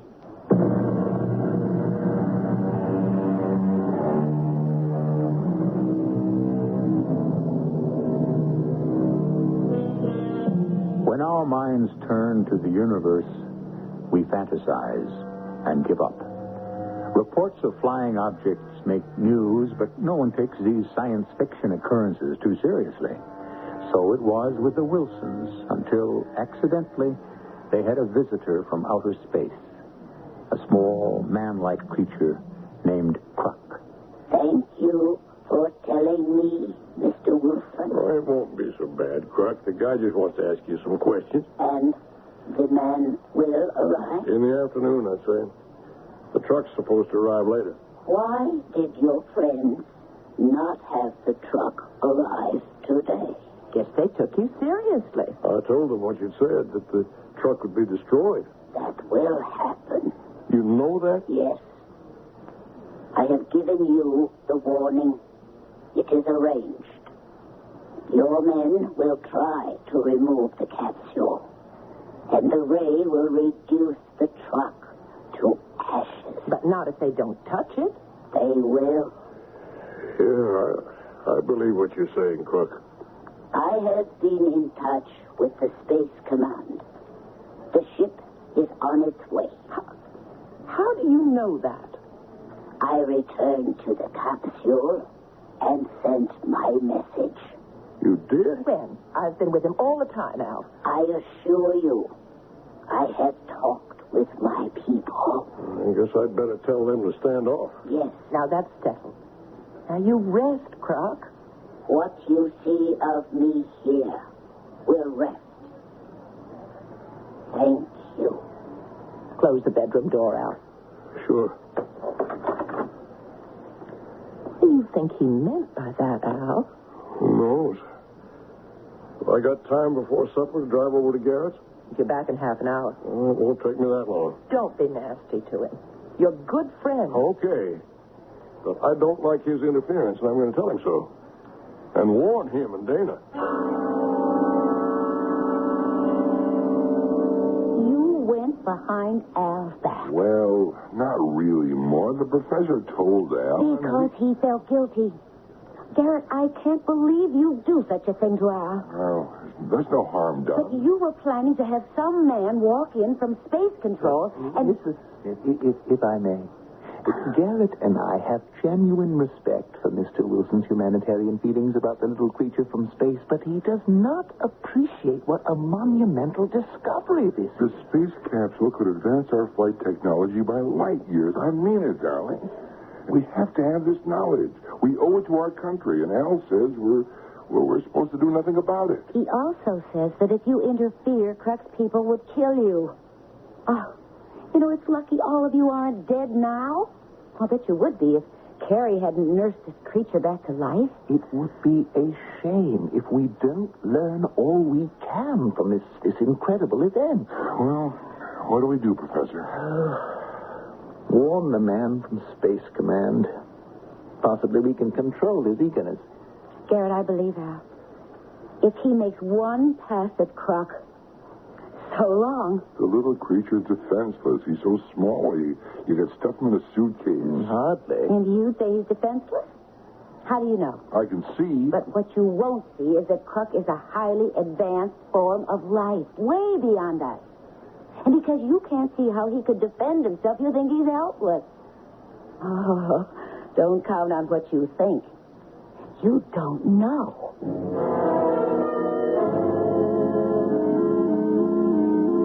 A mighty good supper, Cary. Croc liked it, too. Took him a tray. It's funny. I don't think of him as a little man from outer space, but like a guest who got sick and I'm taken care of. And he isn't even human. Well, he responded to kindness. Most living things do. Now, you're sure you weren't nasty to Garrett and the professor? Of course not. I did tell Garrett to learn to mind his own business, but mostly I warned them. They take you seriously? They thought I was talking through my hat. Well, Maud will pound some sense into Garrett's head. Maybe. The professor's got some feelings. Maybe. Well, I'm going to get to bed. Big day tomorrow. I sure hope that man from Space Control has some sense. Well, he's only one man. Croc said he'd talk to him and then leave. That's going to be some sight. A flying saucer setting down right in our pasture. I wonder if they'd take me for a short spin. Go to bed. If one of those things comes down, you're not going near it. Let it pick up the capsule and take Croc home. And where's that? He won't say. Only it's out there, where the stars begin. And what's beyond that? Even Croc doesn't know that.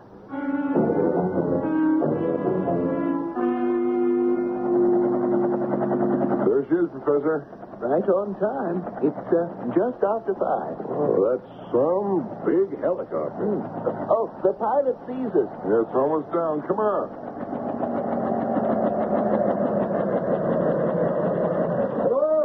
Hello there. Hello. Hi, I'm Garrett Smith. Oh, how are you? Sanders, Space Control. Professor Dana, Mr. Wilson. How do you do? Pleased to meet you. You know about the spaceman's warnings?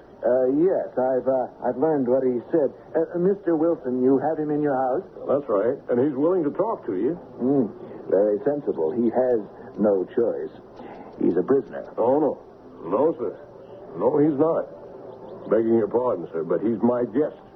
And he's been just fine. Well, that's how you may see him, Mr. Wilson, but he's my prisoner. I have orders to transfer him to the War College where... Well, that's just what I was afraid of. Now, if you try any rough stuff on Croc, there'll be real trouble.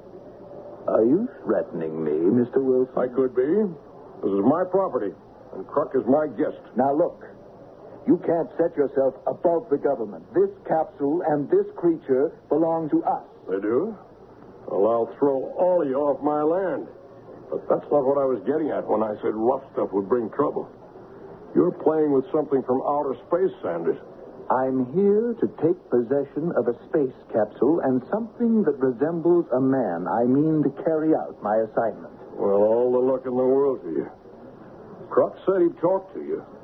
Maybe he can pound some sense into your thick skull. Now, see here. Oh, no, you see here. You watch your step with me. And you walk very carefully with my little friend Croc.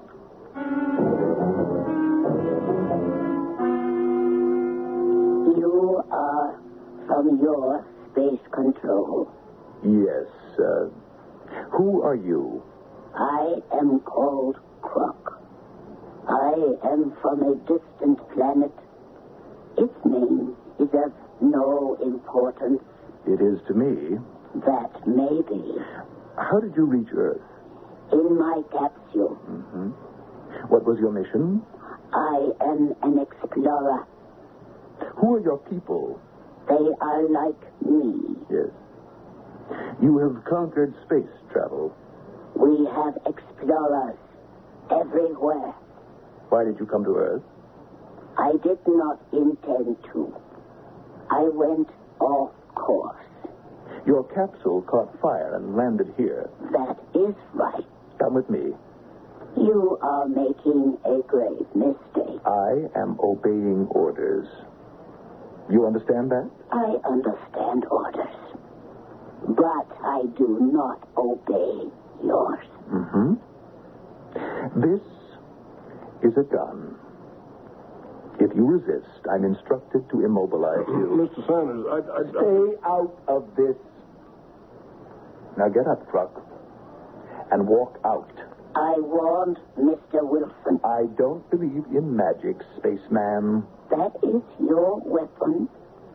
That metal gun. Yes.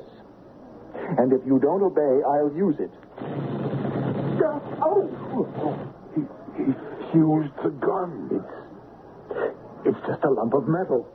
Can you use it now? Mr. Sanders, leave well enough alone. I don't know what Crutch did, but... Each one, like me, possesses a powerful ray. More powerful than your strongest current. I can call it up from within me whenever I choose. Then I can point a finger and destroy. Come on, Mr. Sanders. I'm convinced. And you saved his life, Wilson.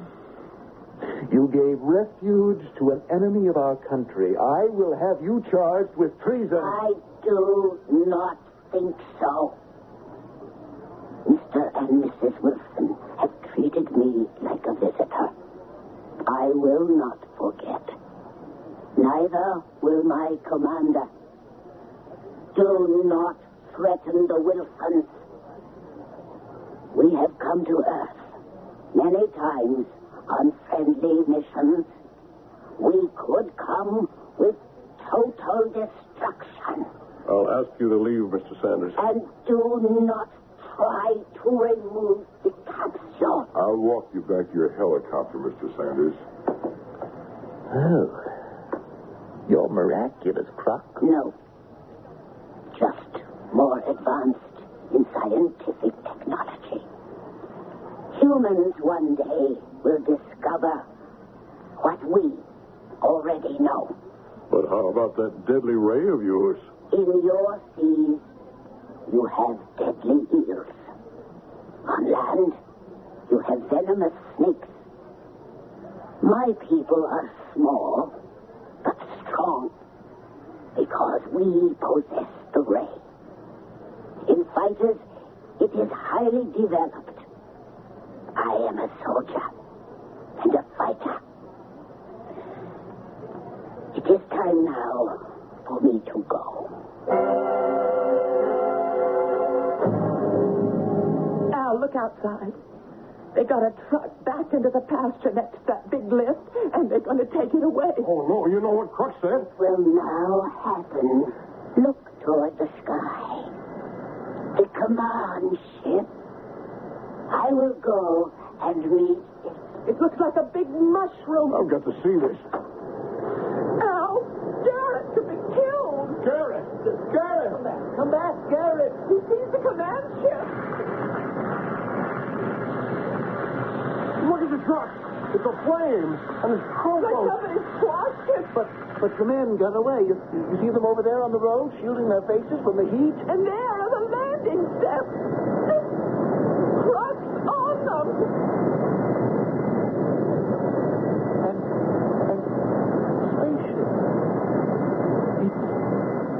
It's gone.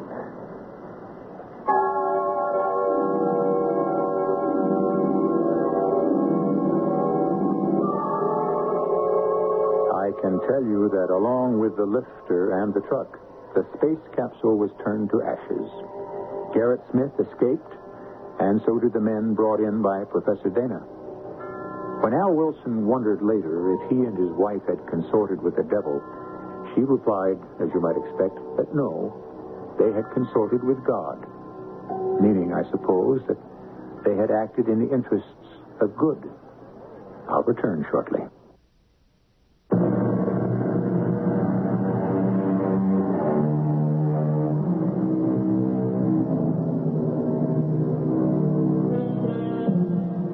Maybe our real worlds are those we explore in our nightmares.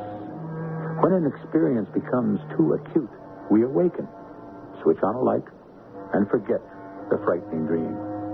That may be foolish. We must face facts. One of them is that there are other worlds, other life. With the passing of time, centuries perhaps, there certainly will be interplanetary communication. And who knows? A crook may come to visit you. Our cast included John Beale, Marion Seldes, Joe Silver, Evie Juster, and Russell Horton. The entire production was under the direction of Hyman Brown. Radio Mystery Theater was sponsored in part by Buick Motor Division. This is E.G. Marshall inviting you to return to our Mystery Theater for another adventure in the macabre. Until next time, pleasant dreams.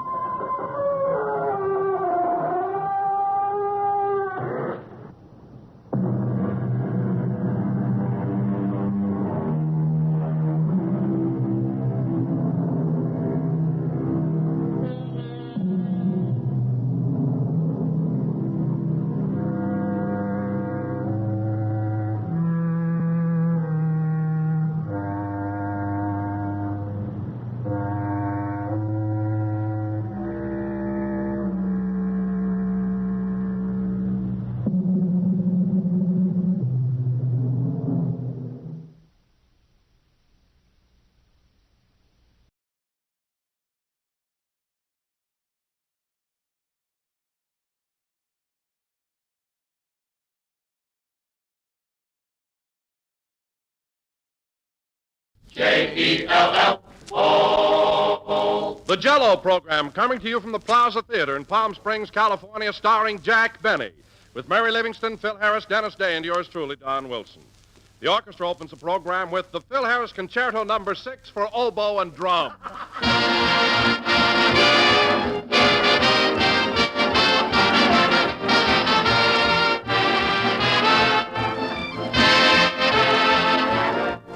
If you can make a collection, ladies and gentlemen, of all the grocery orders written by American housewives during the past few months, you notice there's one item on these orders that's been appearing more and more often, and that item is Jell-O puddings. Jell-O puddings, those swell new members of the famous Jell-O family, are fast winning a place among America's most popular desserts, and no wonder. All three flavors, Jell-O's rich chocolate pudding, Jell-O's creamy vanilla pudding, and Jell-O's golden butterscotch pudding are luscious, mellow puddings, as smooth as cream and chock full of tempting goodness. And like Jell-O, they take only a few minutes to make and a few pennies to buy. So the next time you write Jell-O on your grocery list, write down Jell-O puddings, too. And remember, in buying either of these grand desserts, be sure to bear the name Jell-O, because Jell-O is a trademark, the property of General Foods. Always look for the name Jell-O whenever you buy Jell-O or Jell-O puddings.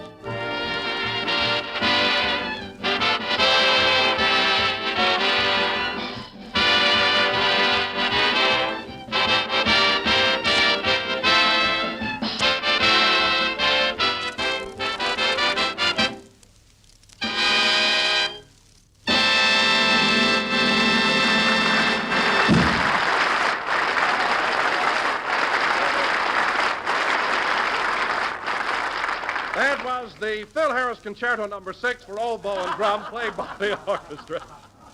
And now, ladies and gentlemen, as you may remember, 3 weeks ago, a certain young man came to Palm Springs run down, anemic, and pale. Oh, I was a wreck. And now, after 3 weeks on the desert, I bring you that picture of health, that Greek god, that bronze Adonis, Jack Benny. Thank you. Thank you. Hello again. This is Jack Benny talking, and folks, I wish this was television. No kidding, Don. I don't want to sound vain, but isn't it marvelous the way this deep tan of mine sets off my big blue eyes? And all in 3 short weeks. Well, you do look wonderful, Jack. Your face is as brown as a berry. Isn't it, though? But I meant to ask you, what are those 3 round white spots in the middle of your forehead? Those white spots on my forehead? Yes. Well, I sent Rochester out for a cigar the other day, and I was asleep in the sun when he came back. So that's where he laid the change.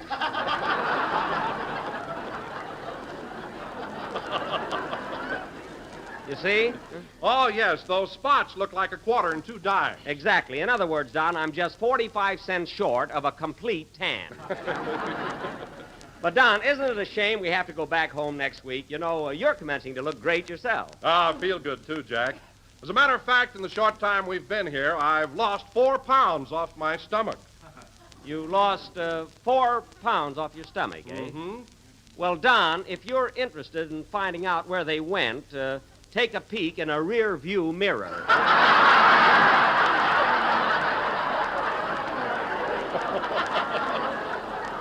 But, at that, you have lost a little. How did you do it? Well, I go horseback riding every day, and it's wonderful exercise. Oh, it is. It is. There's nothing in the world like horseback riding. I do it all the time. You do what all the time? Oh, hello, Mary.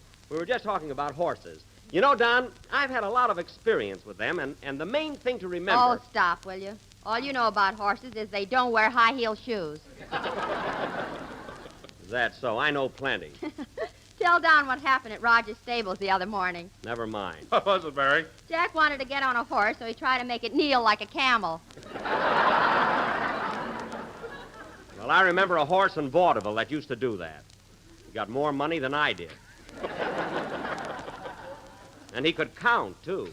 Of course, he had to. He was working on percentage. Anyway, I was talking to Don. You see, Don, the main thing about riding a horse is rhythm. Is that so? Yes. Now, take, for instance, galloping. When the horse goes up, I go up. When the horse goes down, I go down. And when the horse stops, leapfrog.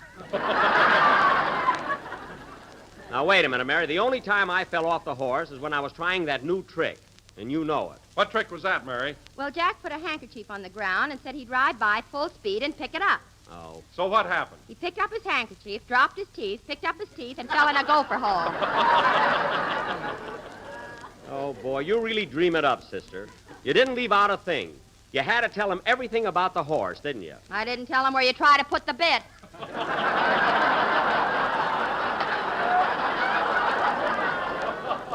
Now, lay off, will you? Don't listen to her, Don. You know, I've been riding for... Oh, hello, Dennis. Hello, Mr. Benny. Well, here I am. So I see. What are you going to sing, Dennis? Can I have some dialogue first? I got friends in the audience. Oh, yes, of course. I'm sorry.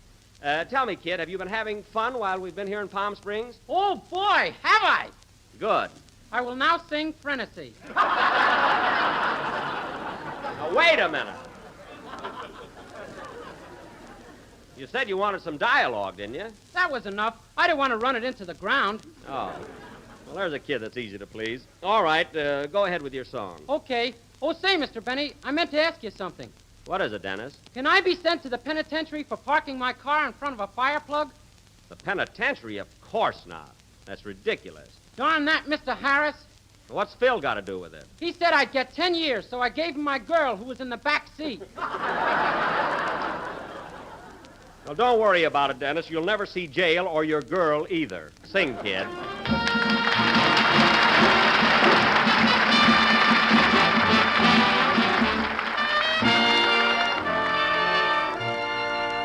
It was fiesta down in Mexico, and so I stopped a while to see the show. I knew that Frenesy meant please love me, and I could say Frenesy.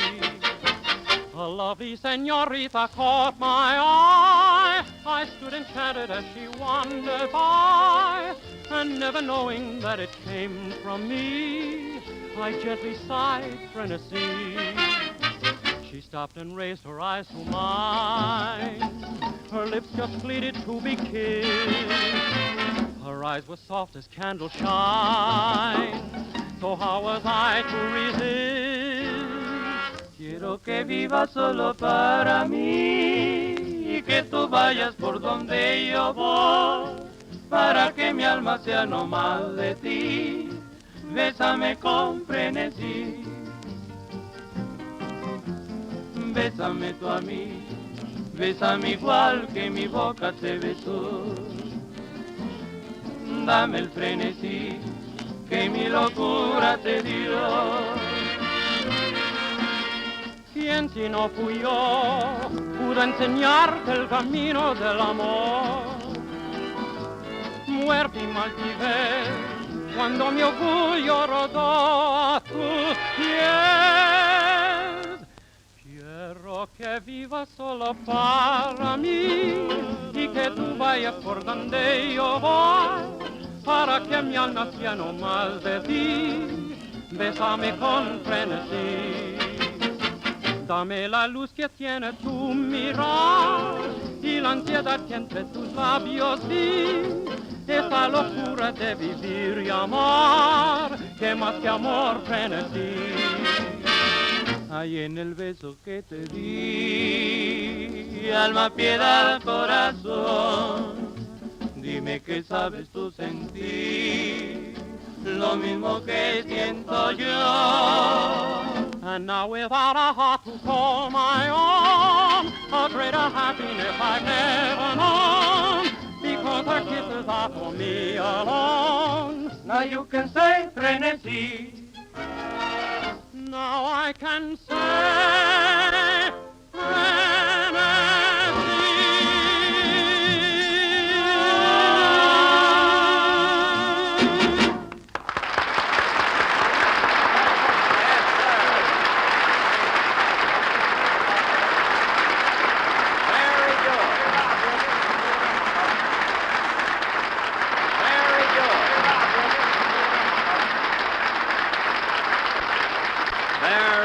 Very good. That was Frenesy, sung by Dennis Day and accompanied by the Guadalajara Trio through the courtesy of the Dollhouse. And very good, boys. By the way, these fellas are from Mexico, aren't they, Dennis? Yes, sir. Well, thanks for appearing on our program, boys. It was really a pleasure listening to you. Él nos dijo que viniéramos. ¿Será bueno cobrarle ahorita? Él no paga nada, nunca tuvo intención. Oh, no sean tontos. Si ustedes creen que nos va a pagar, están locos. What did they say, Dennis? One guy said they were going to be paid for singing here tonight, and the other two said he was crazy. Oh, well, tell him I'll see him tomorrow. He'll see you tomorrow, fellas. Tell him in Spanish. I can tell him in English. Anyway, boys, you were swell. And now, ladies and gentlemen, going from our vocal specialty, you were swell, boys. Adios, adios.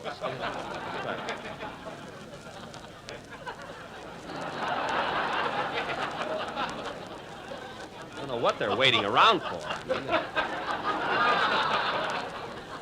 You know, they sang and they're through, that's all.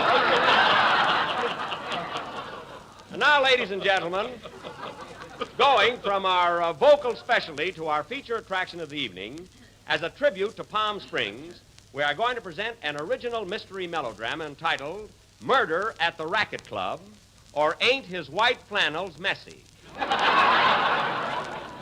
Now, I will play the part. By the way, Jack, speaking of the Racket Club, did you finally join it? No, Don, I was thinking of joining, but, after all, how often do I play tennis? You know? Well, that isn't their only attraction. They have a beautiful swimming pool, too. I know, Don, but, how often do I swim? But, Jack, the club is right out there on the desert. The air is wonderful for you. Is it? Oh, how often do you breathe? Now, wait a minute, Mary. The only reason I didn't join the Racket Club is because they don't take in actors. They don't take in actors? No. Don't tell me all that ham around there is just for sandwiches.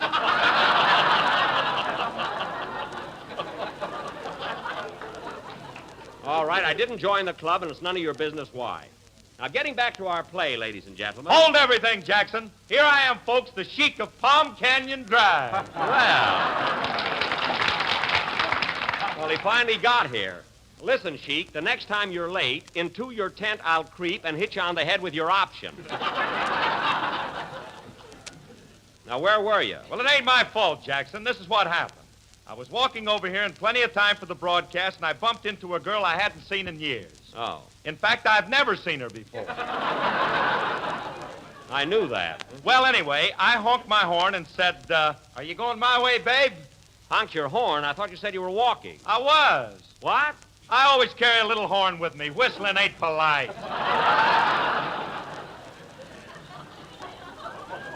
Oh, you carry a horn? Well, you're the only masher I ever met with accessories. Where is this girl, Phil? I'd like to meet her. Well, she had to go to work. She's a date picker in Indio.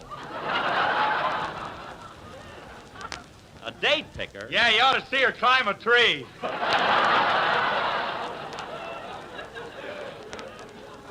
I'd love to. Well, Phil, I'm glad you finally got here.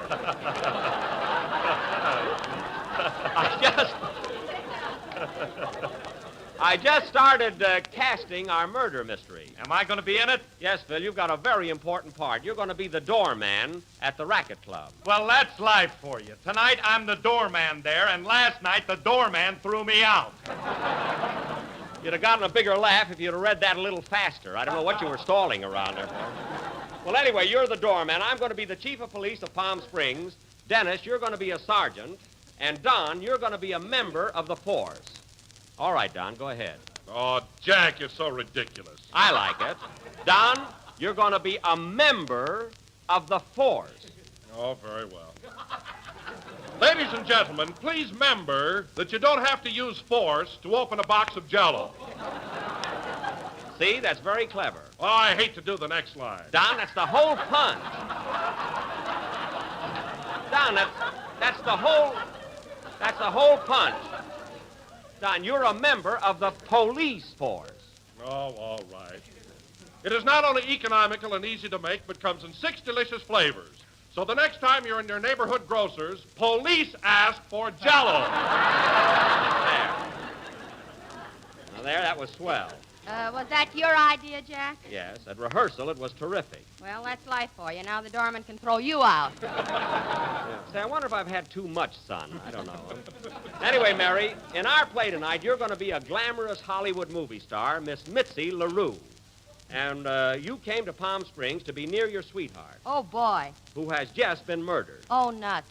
I can't help it, that's the plot. Anyway, folks, this play will go on immediately after a number by Phil Harris and his orchestra. Are you ready, Phil? All set, Jackson. Say, Mr. Harris. What do you want, kid? Can I borrow your horn? I want to get another girl. Give it him, Phil. Honk it twice, Dennis. I'm free tonight myself. Play, boys.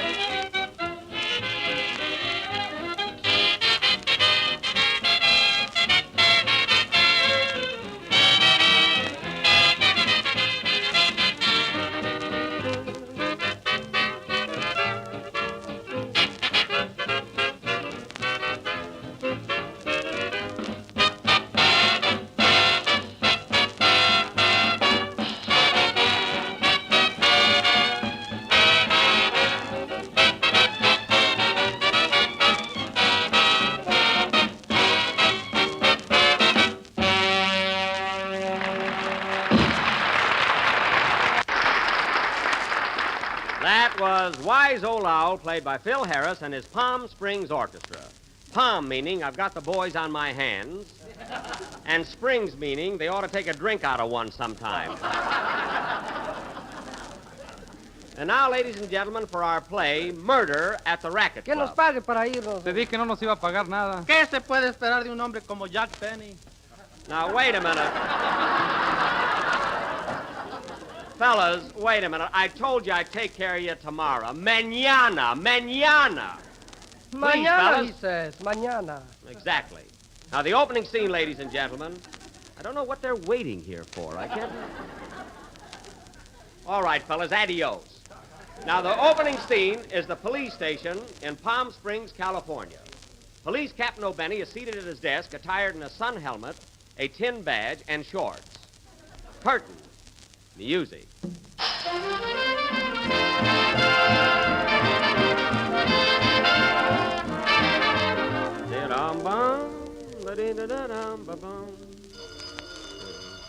There's the phone, Chief. I'll take it, O'Day. Hello? Palm Springs Police Station and Date Shop.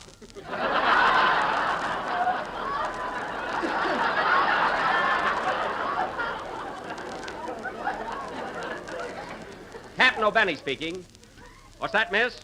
You're taking a sun bath and there's a peeping Tom annoying you? Don't worry, I'll take care of it immediately. O'Day, get away from that window.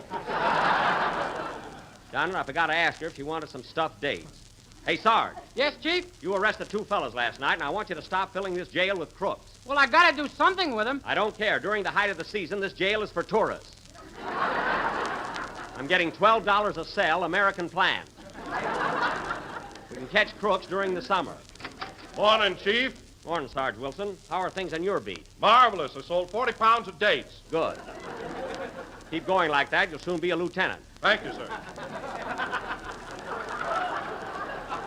But, Wilson, I wish you wouldn't push the plain dates. You know, we make our profit on the stuffed ones.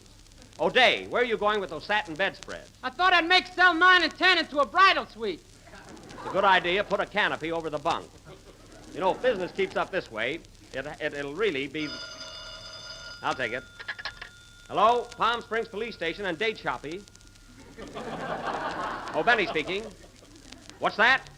What? Murder at the Racket Club? Well, there's life for you. That's the title of our play. Quiet, you. Yes? Yes, we'll be right over. What's up, Chief? Les Stoffen, the tennis pro at the Racket Club, just phoned that Cary, the well-known playboy, has been murdered. Get the squad car, Wilson. Yes, sir. O'Day, bring along some stuffed dates, the ones with the gold tinfoil. We ought to clean up at the Racket Club. Okay, Chief. Now, come on, fellas. I'm going to find the murder of Cary, or my name ain't... I'll take it. Hello? Yes? Look, fellas, I told you. Mañana. Adios. My goodness. Now, come on, fellas. I'm going to find the murder of Cary, or my name ain't...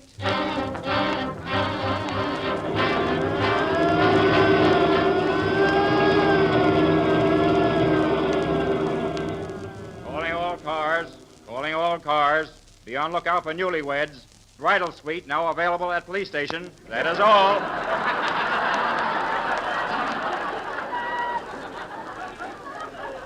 Forgot to tell him about the canopy.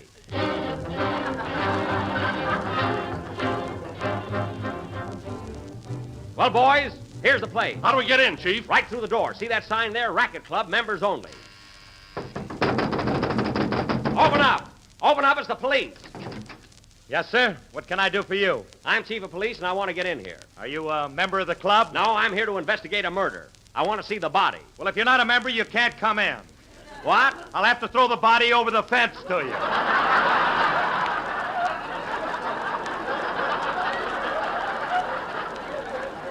What are you talking about? A man has been killed on these premises, and I'm going to find out who done it. That's who did it. No wonder you're not a member of this club. Oh, fine. From Harris yet.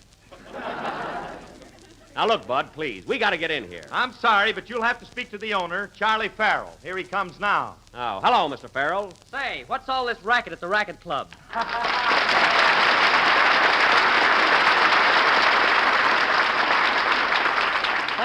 Thank you. You can thank them later. Now, listen, Farrell. I'm Captain O'Benny of the Palm Springs Police Department. Glad to know you. Remember me in Seventh Heaven with Janet Gaynor? Yes. I remember. Now, listen. Cary has been murdered on these premises, and I'm going to find out who done it. Who done it? I warned him.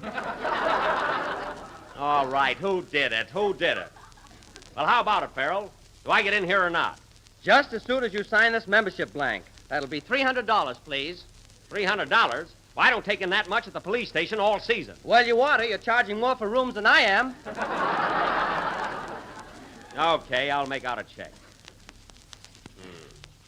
Pay to the order of the Racket Club, $300.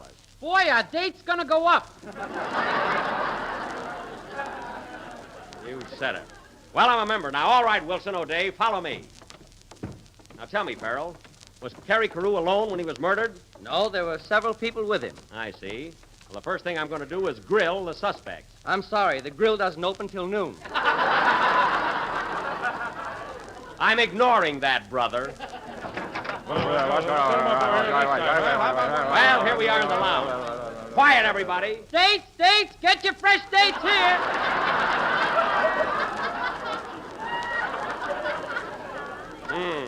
Would you like a box of stuffed dates, sir? Not him, that's the body.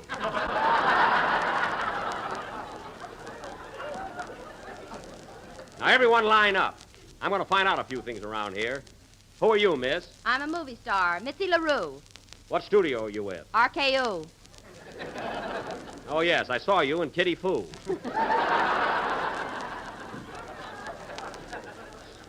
Have you played any other outstanding roles lately? Yes, I had 10 words in Western Union. Stop.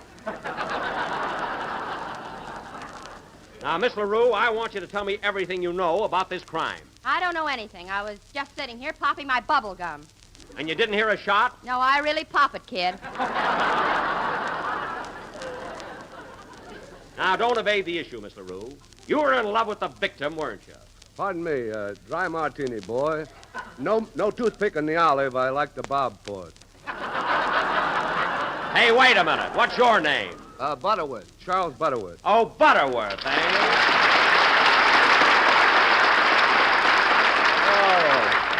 Thank you very much, ladies and gentlemen. Never mind that.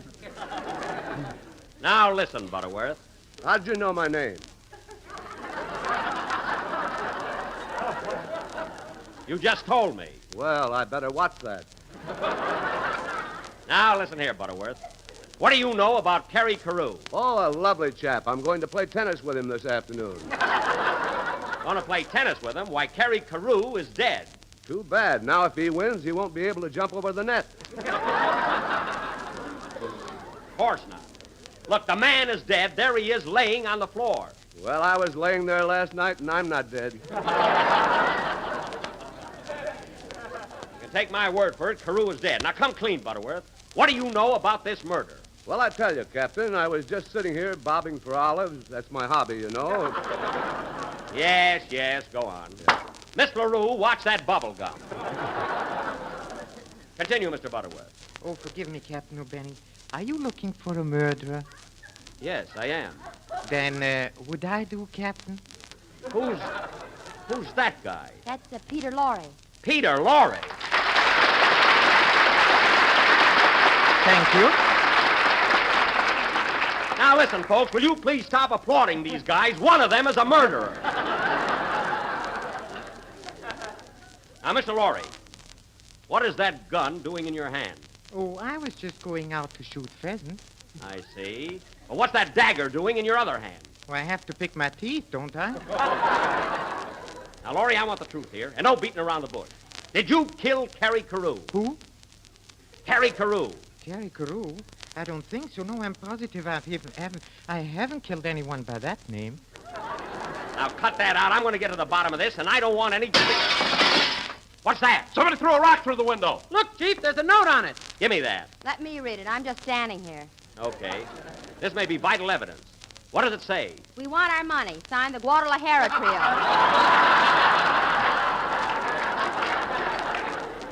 Well, write mañana under it and throw it back. Now, Mr. Lorre. Mr. Lorre, where did he go? He went for a plunge in my martini. Oh. Come on out of there, Lorre. Now, no use trying to hide. I want the truth. Where were you at the time of the murder? Well, Come on. Think fast, Mr. Moto. Oh, I was exceptionally good in that, huh? Yes, you were swell. Say, what about me in Seventh Heaven? You were marvelous. You were marvelous. I wish I could think of a picture I was in.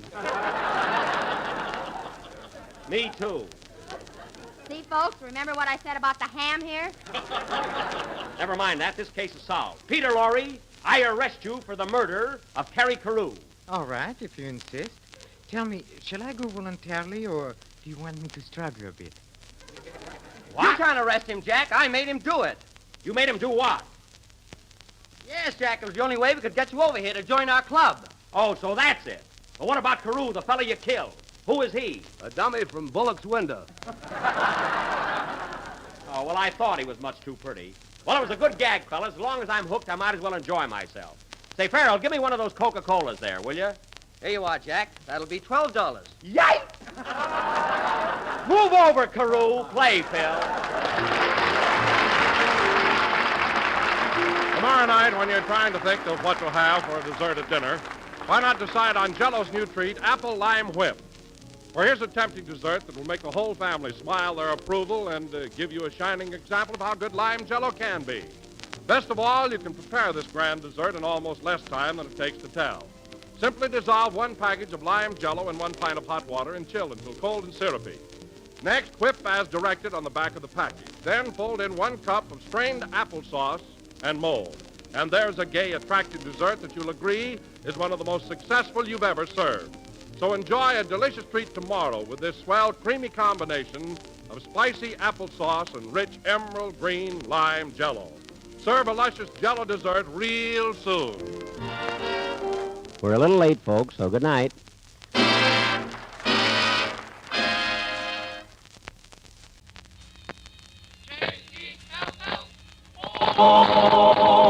The Jell-O program, coming to you from Radio City, New York, starring Jack Benny with Mary Livingston, Phil Harris, Kenny Baker, and yours truly, Don Wilson.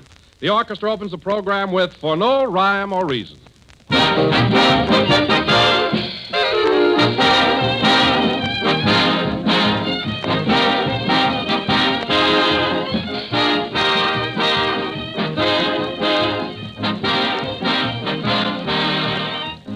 From California to New York, from Maine to Texas, every home has one common problem, and that's meal planning.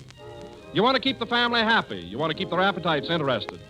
Well, there's where Jell-O is a great big help. Jell-O is one dessert the family always likes because, first of all, there are so many different ways to serve it. With fruits or nuts or whipped cream, molded in shimmering layers of 2 and 3 lovely colors, or just served perfectly plain. A grand dessert anytime.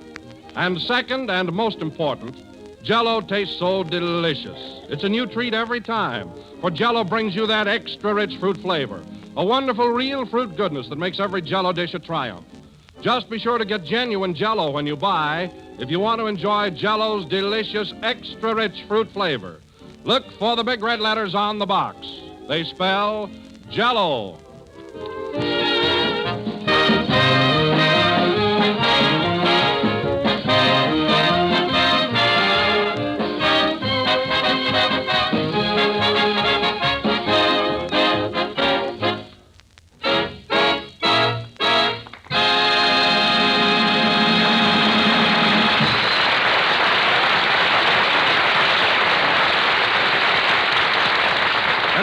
Ladies and gentlemen, let us welcome to New York that little ray of California sunshine.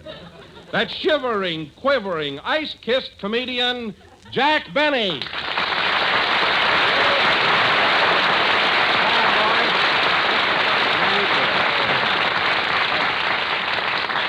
Thank you. Hello again. This is Jack Benny coming to you through a suit of long underwear.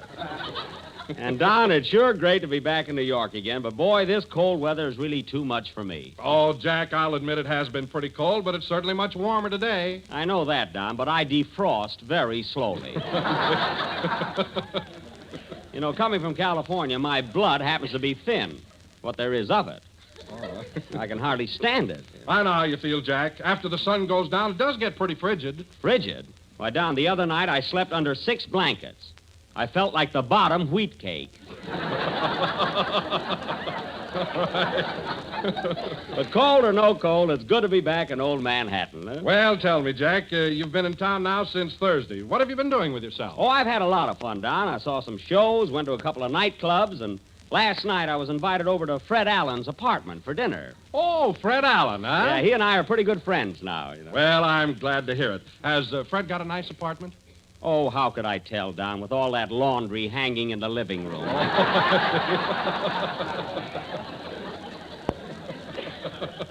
But, Don, you should have seen the meal he put on. Now, you know me, Don. I mean, you know, now, I don't want to sound catty. But after all, how often do I come to New York? Maybe once a year. Well? Well, you think he could have had sardines some other night. Sardines? Yeah, I wouldn't have liked them if he'd opened them with the key to the city. Oh, really? I got even with him, though. When I left, I took 3 spoons back to the automat. Wait till he finds that out. Huh? Gee, it doesn't seem possible that Fred would invite you to dinner and serve that kind of a meal. Well, he did. And wait a minute. Here's the payoff. No, the only ones there were Fred, Portland, Mary, and myself. And when we got through eating, Fred asked me to get up and make an after-dinner speech. An after-dinner speech? What was that for? Well, he was hoping I'd say something that he could use on his program next Wednesday. You know. Oh, I get it. I fooled him, though. I got up and recited the Gettysburg Address in French.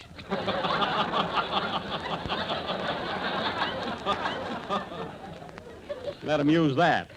Anyway, Fred and I are friends now. I'm not going to start running him down. Running him down? What have you been doing up till now? Well, oh, it's you, Phil. Well, welcome to New York. That's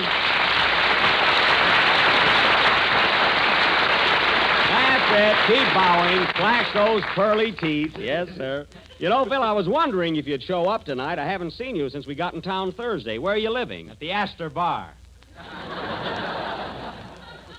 The Astor Bar? Well, for goodness sake, why didn't you take a room in the hotel upstairs? Funny, the bartender asked me that when I was shaving this morning. Well, I can imagine the kind of time you've been having. Say, Phil, I was just looking over the boys in the orchestra. This isn't your regular band, is it? No, Jack, these are local boys. What do you think of them? They're a fine bunch. They look like you picked them up at a rummage sale. What if I did? Their instruments are new. Oh, yeah. Well, that's something, yes. But I can't understand why you didn't bring your regular band along. I offered to pay their expenses. Their expenses? That's rich. Well, I did. Sure you did. I got 14 musicians, and you wanted to put them in 7 upper berths. Well, the berths were opposite each other. They could have slept crossways. You know, the train was crowded. Crowded? Yeah, I had to share my berth with an Indian that got on at Albuquerque. Kept me up all night trying to sell me a blanket. Happened to snore once or twice. He tried to scalp me. I never thought of that. What a trip, huh? Hello, Jack. Here's your little glamour girl. Oh, hello, Mary. How are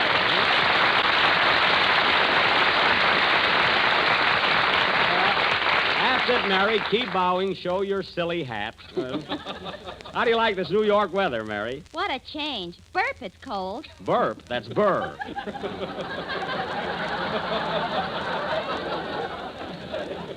Burp.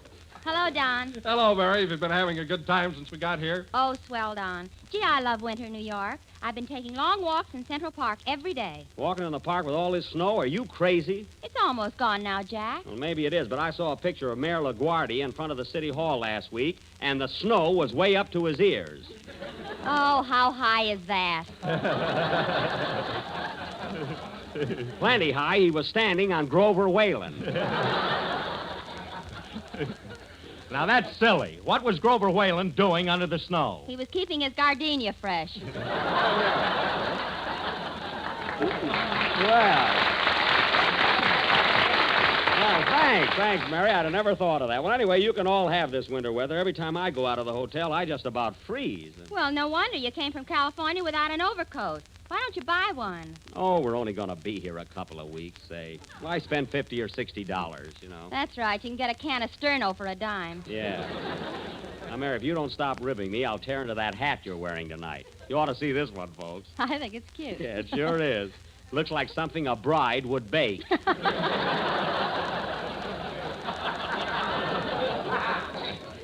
That's what the girl in the store said. Well, she was sure clicking. Say, Phil, we got a long show to do. How about a number? Huh? Okay, Jackson. Okay. Hold it a minute. Come in. Oh, how do you do? Hello, Jack. Are you busy? Well, miss, right now I'm... Oh, for heaven's sake, I'll be doggone. Rosie Nicholson. That's me. Well, gee whiz. Come in. What a surprise. Hey, fellas, this is Rosie Nicholson, a girl I used to go with when I lived here. How do you do? Hiya, Rosie. Mary, this is an old sweetheart of mine. Oh, yeah? Well, Rosie, Rosie, I haven't seen you in years. I knew you were in town, Jack, so I just thought I'd come up and say hello. Well, I'm glad you did. You're looking great. But, Rosie, you've gained a little weight, haven't you? Yeah, now I go with a guy that feeds me.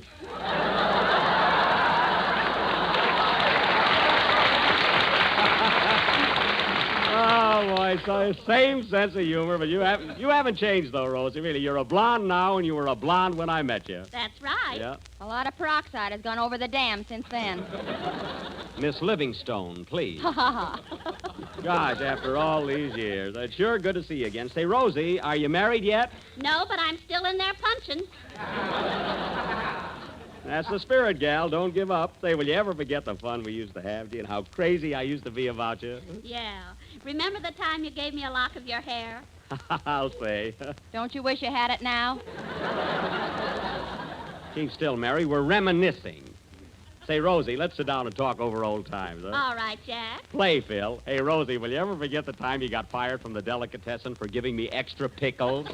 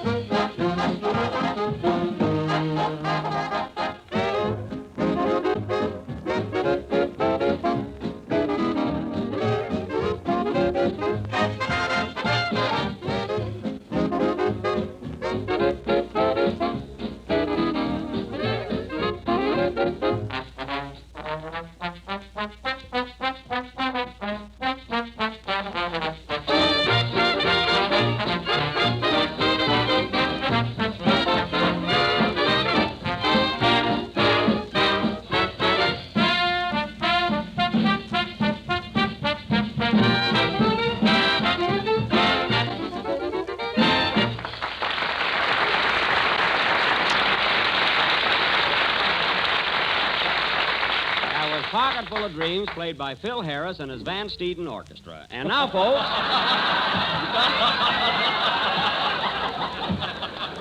and now... and now, folks, Don Wilson... Don Wilson has an announcement of great importance to make. Take it, Don. Ladies and gentlemen, the scene is the residence of Mr. and Mrs. Homer T. Griddle in the thriving little town of East Orange, New Jersey. They've just finished their roast beef and are now enjoying their dessert. Let us tune in and hear what they have to say about our product.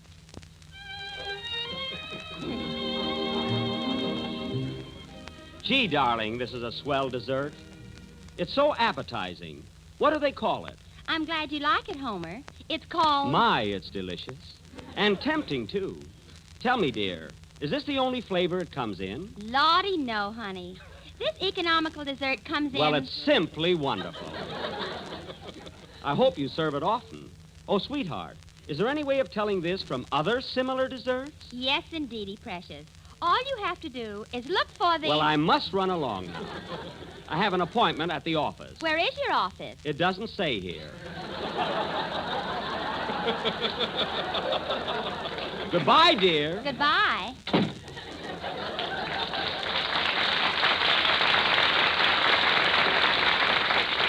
Ladies and gentlemen, I venture to say that this happy couple were eating Jell-O. It is economical, easy to make, and comes in 6 delicious flavors. And now, folks, to resume in a lighter vein, tonight as we are visiting to New York, we are going to present an original murder mystery. A play that we feel Hiya, Jack. Am I late? Oh, a little bit, Kenny, but it's all right. It's all right.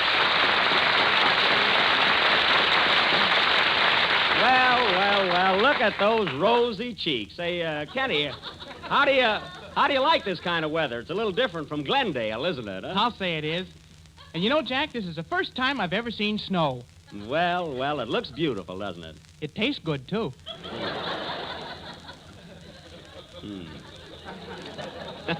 Gee, but snow is funny stuff. Say, Jack, I wonder where it comes from. Well, it's very simple, Kenny. Snow is fundamentally rain. But due to atmospheric conditions, the moisture in the clouds condenses into minute crystals, and these tiny particles fall to the earth in dainty white flakes. Well, shut my mouth. Well, it serves me right for even attempting an explanation. Now, why don't you tell him about the stork?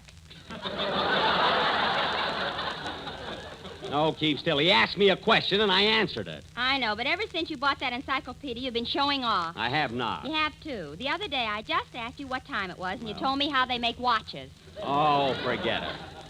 And now, ladies and gentlemen, as I started to announce, we are going to present an original... Say, Jack, Yes? is that Kenny Baker, your tenor singer? Oh, yes, Rosie. Oh, Kenny, this is Miss Nicholson, the girl I used to go with. Gee. Yeah. Do you live in New York, Miss Nicholson? Yes, I do. Are you a siren? Kenny!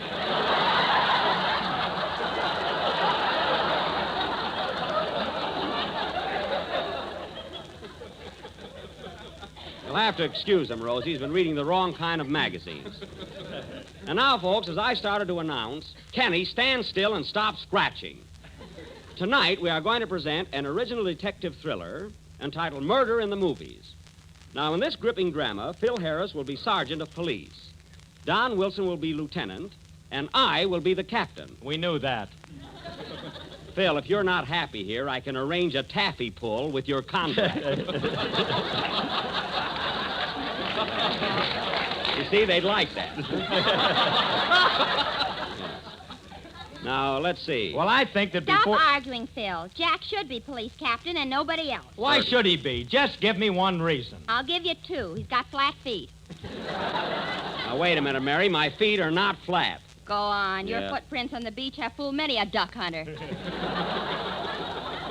Well, I can't help that. Now, let's see. Oh, Jack, is it really true that you purposely flattened your feet the day the United States entered the World War? No, Don. The World War had nothing to do with it. It was an accident. An accident? How could you accidentally flatten your feet? Because I was hanging out of a window at the time, and I was so surprised at the war news that I dropped. That's ridiculous. Why were you hanging out of a window? Because we were a large family, and shut up.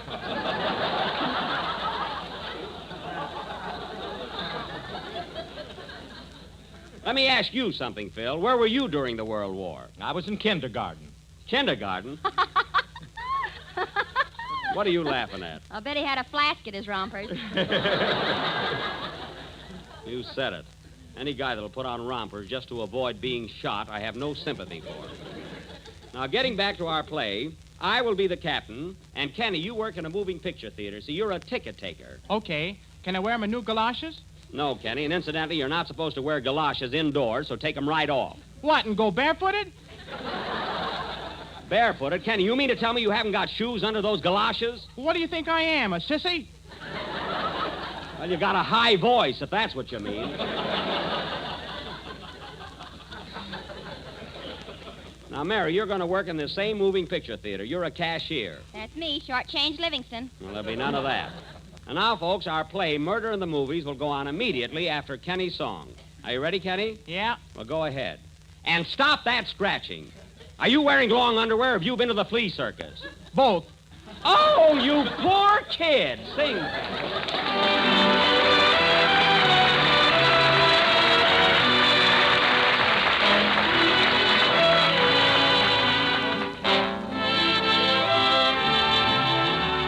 Let me hear you say it with a kiss. If you mean that look I've seen, say it with a kiss. You don't have to know the words to love's familiar tune. Say it with a kiss and say it soon.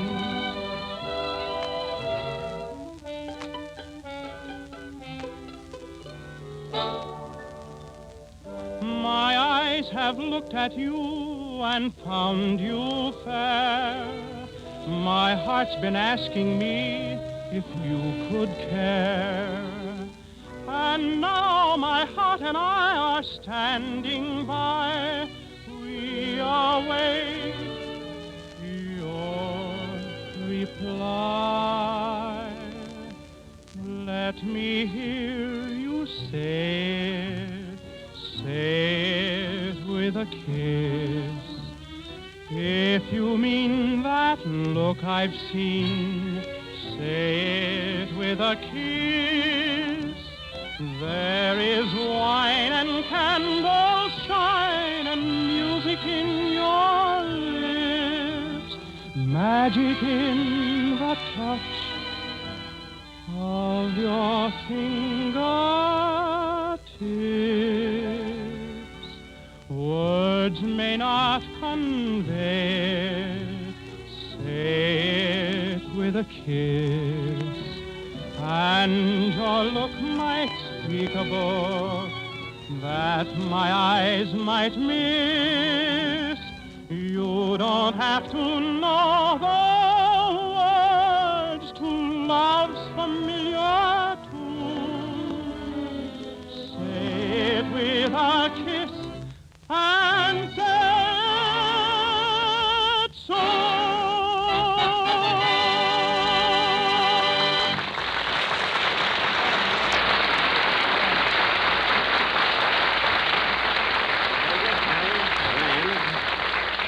That was Say It With a Kiss, sung by Kenny Baker. And Kenny, that was simply marvelous. Thanks, Jack.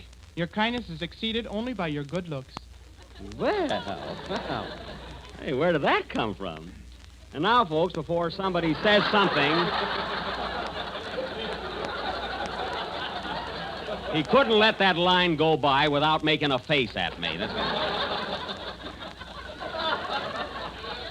And now, folks, we will proceed with our original dramatic thriller entitled Murder at the Movies, or Please Don't Talk About Me When I'm Gone. The scene opens at police headquarters, where we find Captain O'Benny and his assistants, Lieutenant Wilson and Sergeant Harris. Curtain. Music.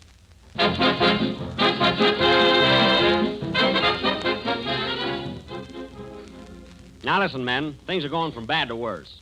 The chief just called me up and said we better clean up the crooks in this district or else. Oh, we're doing all right. Doing all right. Now listen, Harris. You were on duty in Central Park last night when two men stole an elephant from the zoo.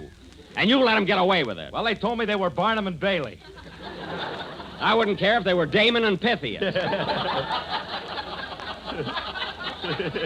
Which they probably were. Well, I'm sorry, Chief. Sorry. And you, Wilson, you're a fine-looking policeman. Why are you wearing your badge on the seat of your pants? The patch fell off. Oh. Well, listen, fellas, I want action around here. Action. I'll fill this jail if I have to serve $1 dinner.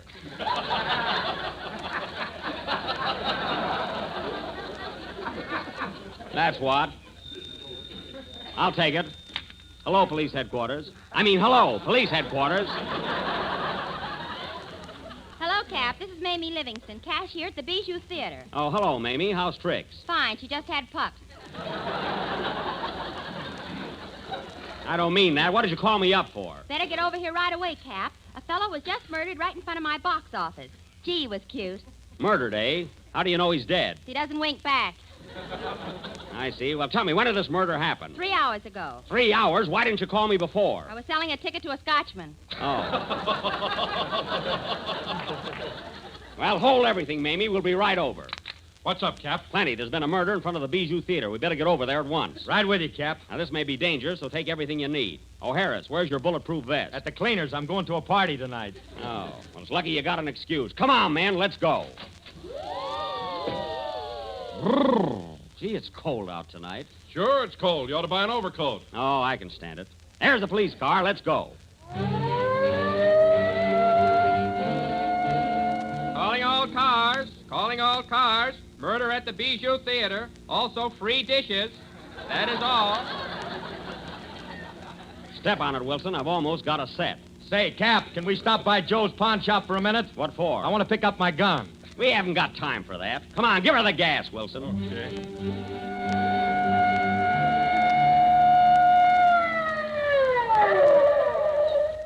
Here's the place, fellas. All right, break it up, men. Now stand back, everybody. There's the body, Cap. Yeah. Help me lift him up, fellas. I'll take his overcoat for evidence.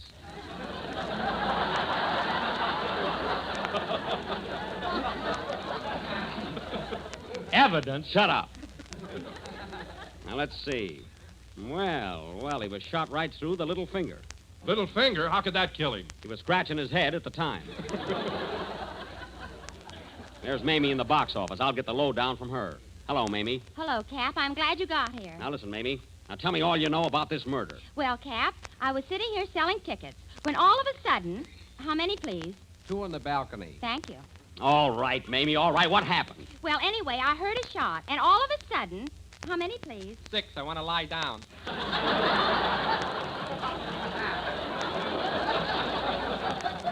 Now, come on, Mamie. I got to get the facts. What did the murderer look like? What was the color of his hair? I don't know. He had a hat on. Well, his eyes, then. His eyes. What color were his eyes? He had dark glasses on. Oh, well, what about his face? What did his face look like? A veal cutlet. You're trying to shield him. Now, where did he go? Well, as soon as he fired the shot, he ran into the theater. That's what I wanted to know. Come on, boys. We'll go in after him. Where with you, Cap? There's the doorman. Hey, buddy, did a man come in here a few minutes ago with a gun in his hand? Yes, sir, he did. Was the gun smoking? Yes, so I made him sit in the loges.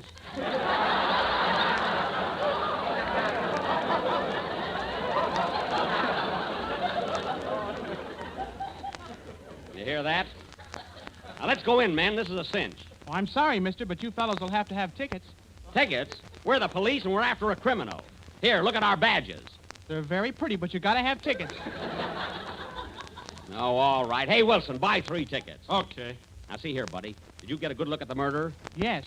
He had purple hair, yellow eyes, and light green complexion. Now, that's ridiculous. How could he look like that? It could have been something I ate, you know.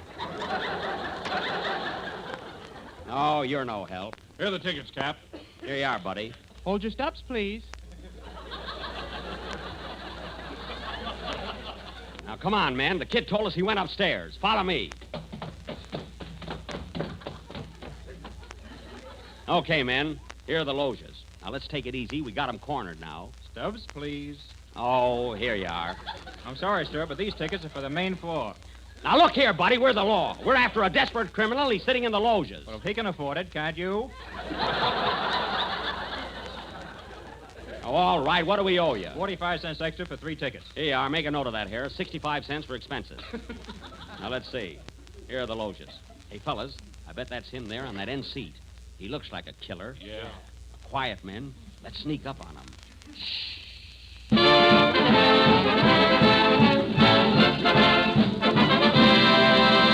Oh, darn it, there's the newsreel. Philadelphia, Pennsylvania. Army beats Navy 14-7 in thrilling football game. The crowd is in a frenzy as Army scores its first touchdown. Wow, look at that guy run. Harris, you're here on business.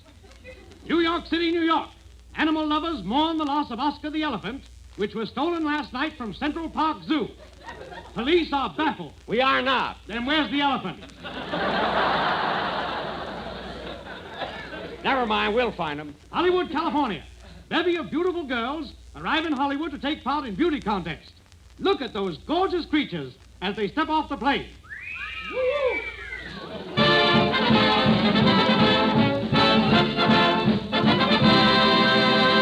Well, thank heaven that's over. Now, come on, men. We got to catch that murderer before he gets away. Hey, Cap, there's a fellow with a gun sitting over there by the door. That's the guy we want. Come on. Oh, now what's that? It's the feature picture. Look! Yeah, there's the title. Jack Benny and Artists and Models. Why, that's my old picture. We can't nab that guy now. We'll have to wait until it's over. Oh, no, you don't. I'm not going to sit through this. Take it away. I give up. I surrender. What? I confess. I killed him. I'm the murderer. But I'm not going to sit through this picture. I'm not hanged, you hear me? Hang! Hang! Slap the bracelets on the men and take them away. I'm staying for the picture. Play, Phil. People say there are tricks to all trades. Well, here's a trick every housewife ought to know about. It's a quick and easy way to add new excitement to your dinner table tomorrow night. Serve the new Jell-O vanilla pudding with crisp toasted nut meats folded right into it. It's inviting, it's new, it's delicious. For Jell-O vanilla pudding has a marvelous flavor, creamy, delicate, and smooth as satin. It's made with real vanilla. That's why it's so tempting and good. Then try the new Jell-O butterscotch pudding. It's just as delicious as the vanilla, for it's rich with old-fashioned butterscotch flavor, a flavor your whole family will love. And it has a golden taffy color that makes you hungry just to look at it. And then try Jell-O chocolate pudding, Every bit as tempting as the kind that Mother used to make, but far quicker and easier. For all 3 new Jell-O puddings can be prepared in next to no time with just a few minutes cooking. Simple directions are in every package. So ask your grocer tomorrow for all 3 Jell-O puddings. Vanilla, butterscotch, and chocolate. We're a little late, so good night, folks.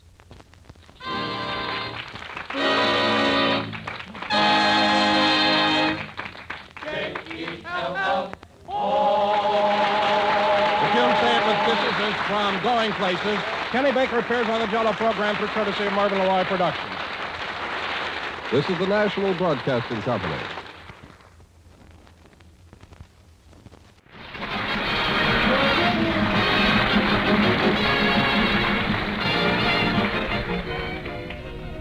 Well, ladies and gentlemen, our show is still in Palm Springs, so let's go out to Jack Benny's house where we find Jack relaxing and reading the local newspaper. Look at all these want ads. Here's one from Bullock's store. Wanted floor walker. Must have own carnation. Wanted fry cook. Apply Chi-Chi restaurant. Wanted stable boy. Had better have own carnation.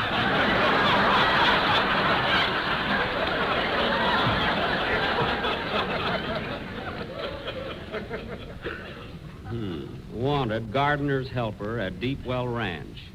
Apply between 2 and... Oh, this is silly. I'm sure my sponsor will pick up my option. But just in case he doesn't. Well, they've got a gossip column here, too. Tyrone Power, who was visiting here last week... Imagine that. Last night, Pauline Betts, famous tennis player.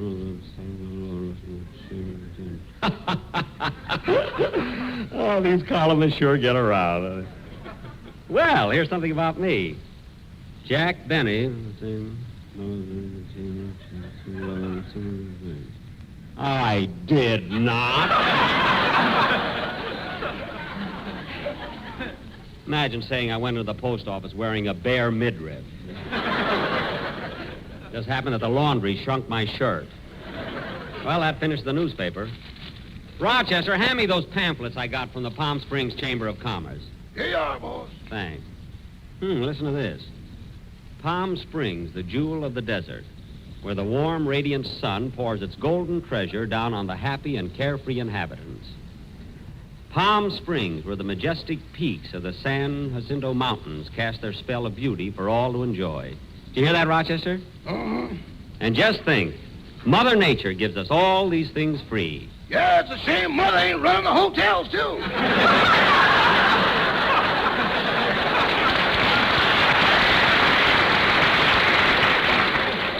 Well, Mom's got enough to do. But I like Palm Springs. In fact, I'm thinking of buying a house here. I even asked a real estate man to come over this afternoon. But, boss, property is so expensive down here. I know it is, but if I can find just what I want, I'm willing to go up to $1,500. Yes, sir. What are you laughing at? $1,500 ain't peanuts. I know, but down here, that's all it'll buy. Oh, Rochester. Rochester, you're exaggerating. No, I ain't, boss. You know that little house on the corner with the white fence around it? Uh-huh. That just sold for $80,000 and 2 pounds of butter. Well, maybe it had it. There's the door. I'll get it. Are you Jack Benny? Yes? Well, I'm Mr. Fulton, the real estate man. Oh, yes. Step right in. Rochester, take his hat, coat, and empty the sand out of his shoes. Now, Mr. Benny, just what type of house do you have in mind? Spanish, colonial, or French provincial? Well, Mr. Fulton, I think a home should suit the individual. What kind of a house would fit me? How about early American? No, I don't think I'd like early American. How about sold American? Rochester! Gee, Mr. Fulton, I don't know what to do. Did you bring your pictures with you? Yes, I did. Now, here's one of me when I graduated from... I mean your house!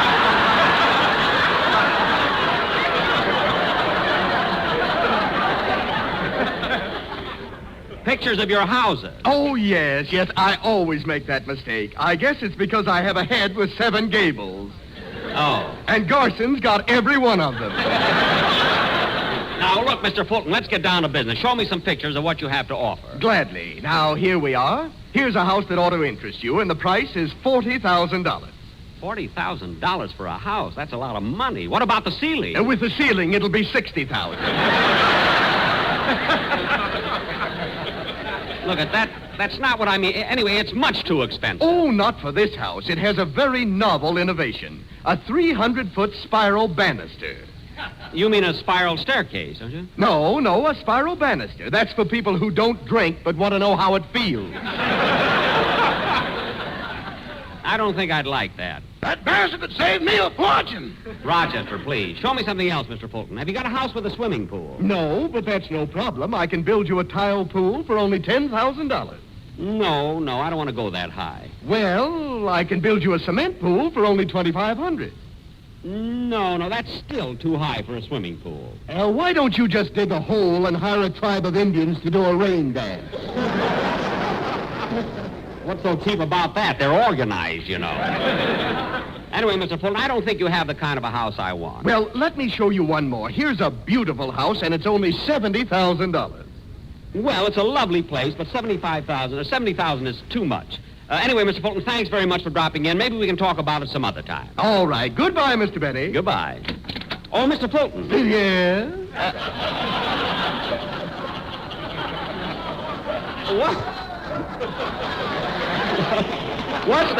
What's that yellow stuff running out of your pocket? Oh, my goodness, it's butter. I just sold the house on the corner.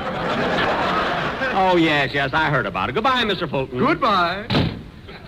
Well, Rochester, I better get down to the Plaza Theater. The broadcast will be on in a few minutes. Say, that reminds me, boss, the manager of the theater called up yesterday. What about? Well, he said according to the rental contract, when you finish your program, you're supposed to leave and not hang around and watch the picture.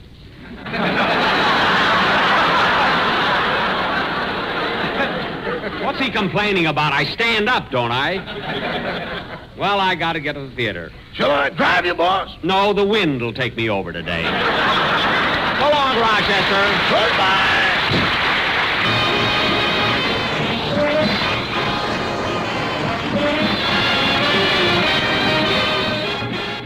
Oh, played by Klondike Harris and his sweetest music this side of the Yukon. And you can have it. I sat up all night writing that joke. I'll bet you hated yourself in the morning. Not any more than usual. Say, Phil, Larry Stevens sang that number 2 weeks ago. How come you repeated it as a band number? Why don't you tend to your comedy and keep your nose out of my business? Well, it happens to be my business, too. After all, who's the star of this show? I don't know, but when I see my paycheck every week, I know it ain't me. Oh, stop complaining. You're getting a good salary. What are you talking about? Alice gets more than I do for an autograph. Then the moral of the story is learn to write.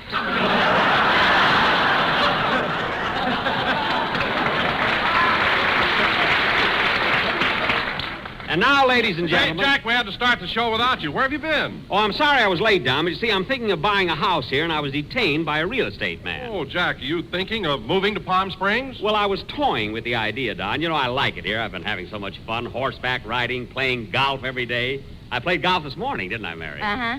You know, Don, they got the nicest little 9-hole course here. You should have seen me this morning on that 4th hole. I put down my ball, picked up my club, and he then... missed it once, he missed it twice, he missed it once again. It's been a long... Mary! Certainly I missed it. You know, it's hard to hit a ball when it's not teed up properly. Well, you wouldn't have that trouble if you buy some tees. Mary, you mean to say that Jack doesn't use tees when he plays golf? No, he waits for a gopher to stick his head out of a hole, and then he puts the ball on his nose. Oh, Mary, I play a good game of golf, and you know it. Oh, sure. Tell him what happened on the 5th hole. Nothing happened. I did exactly what my golf teacher told me. I placed the ball in line with my left foot, brought the club over my right shoulder, and wham! You broke his toe. I did not. I killed the gopher.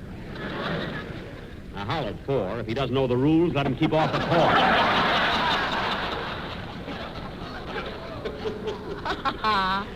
Anyway, I play a better game of golf than anybody in this gang. I beat Phil the other day. Sure you beat me. Every time you took a 9 on a hole, you turned the scorecard upside down before you wrote it in. Well, I could have beat you without that if I hadn't knocked one ball out of bounds. Yeah, what about that bad slice you made on your first drive? Oh, that wasn't such a bad slice. It wasn't, huh? The ball went 50 yards, made a U-turn, came back, and hit you in the stomach.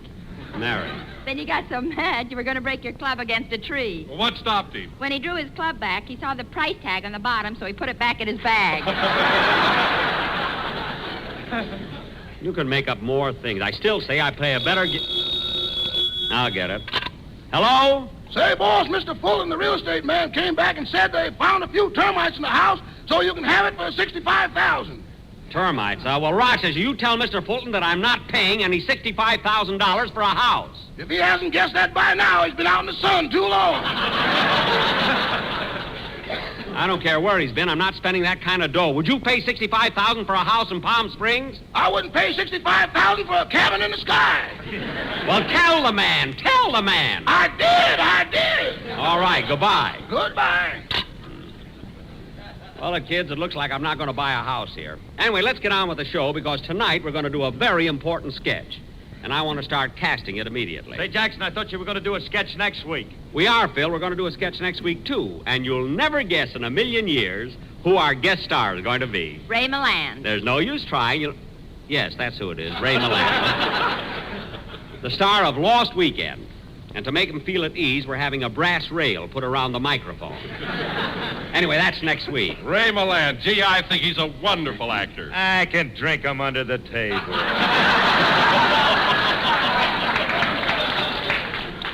Phil, with him, it's bread and butter. With you, it's tomato juice and black coffee. Now, let's get on with the sketch we're going to do tonight. It's a murder mystery, and I'm going to be the chief of police of Palm Springs. Phil, you're going to be my sergeant, and Don, you're also going to be a member of the force. Well, what am I going to be, Jack? Mary, you're going to play the part of a glamorous movie star who came to Palm Springs to be with her husband. And at the start of the play, he murders you.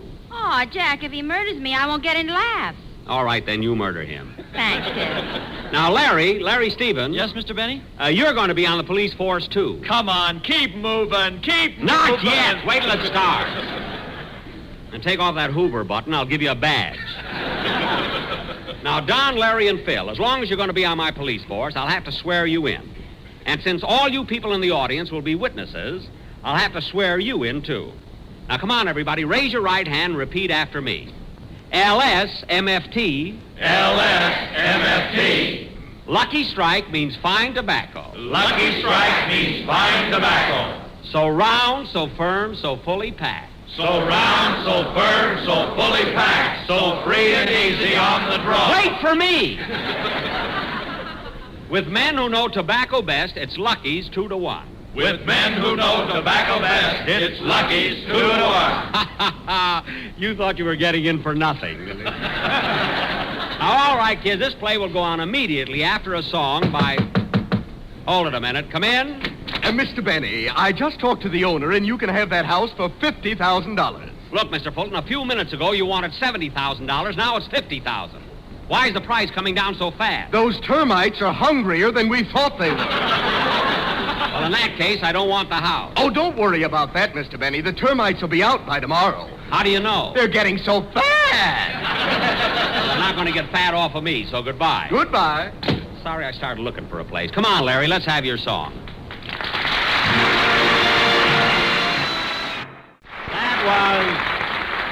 That was Day by Day, sung by Larry Stevens. And now, ladies and gentlemen, for our feature attraction tonight, we are going to offer a mystery melodrama entitled Murder at the Lone Palm, or Her Husband Asked for Some Wine, so she gave him both barrels.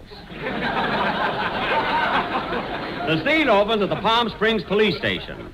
Police Captain O'Benny is in his office behind closed doors, grilling a suspect. Curtain. Music.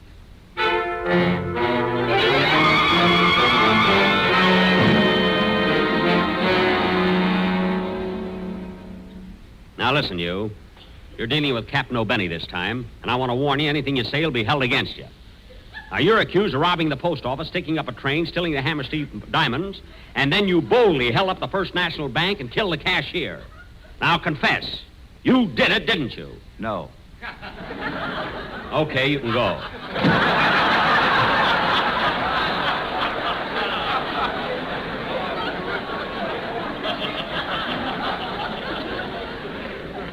If he'd have said yes, I'd have hung them. Nobody puts anything over me. There's the phone, Captain. I'll get it. Hello, Palm Springs Police Station and Date Shop.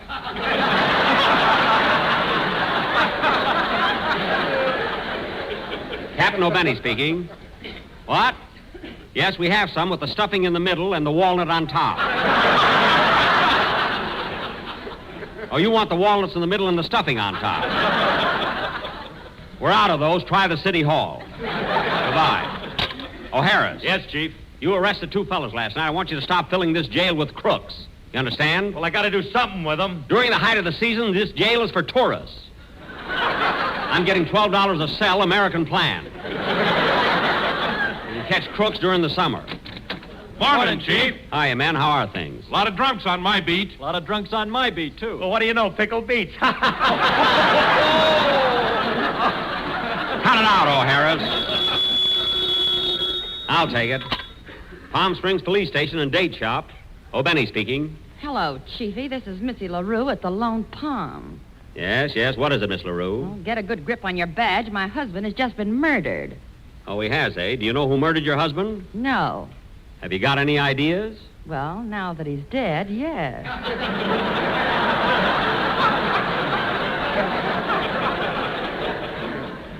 All right, Miss LaRue, I'm coming right over. Okay, Chiefy, and bring a half a pound of dates.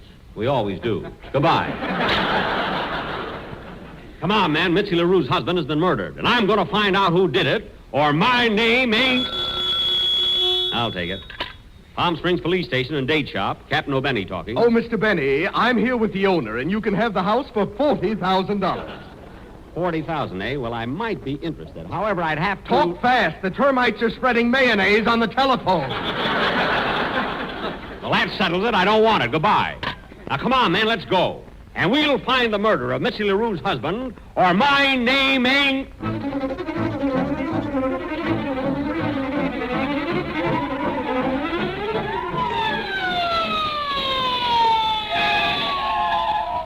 All right, men. Here we are at the Lone Palm. Say, this is a pretty classy place, isn't it? It certainly is. Look at that swimming pool. How about it, Chief? Why not?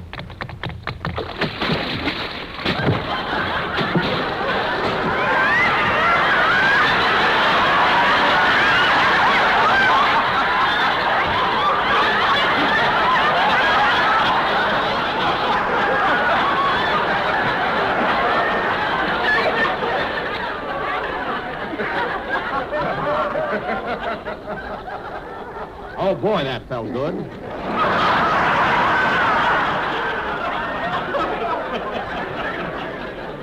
All right, come on, man. We got a mystery to solve. This is Miss LaRue's bungalow right here. Come in. Hello, Miss LaRue. I'm Captain O'Benny. I'm here to solve the murder of your... Wait a minute. Where's your husband's body? In the backyard. Wasn't he killed in this hotel room? Yes, but checkout time is 3 o'clock. Well, tell me everything you know about this crime. I don't know anything. I was just sitting here popping my bubble gum. You didn't hear a shot? No, I really pop it, Pop. Well, come on, O'Hara. Let's look around this room for clues. Come on, keep moving. Keep moving. Stevens, that's the body. Now, come on, O'Hara. Let's go. Hey, Chief, look, there's a gun on the table and it's still smoking. A smoking gun, eh? What do you got to say to that, Miss LaRue? My gun's been smoking Lucky Strikes for nigh on... That's not what I mean.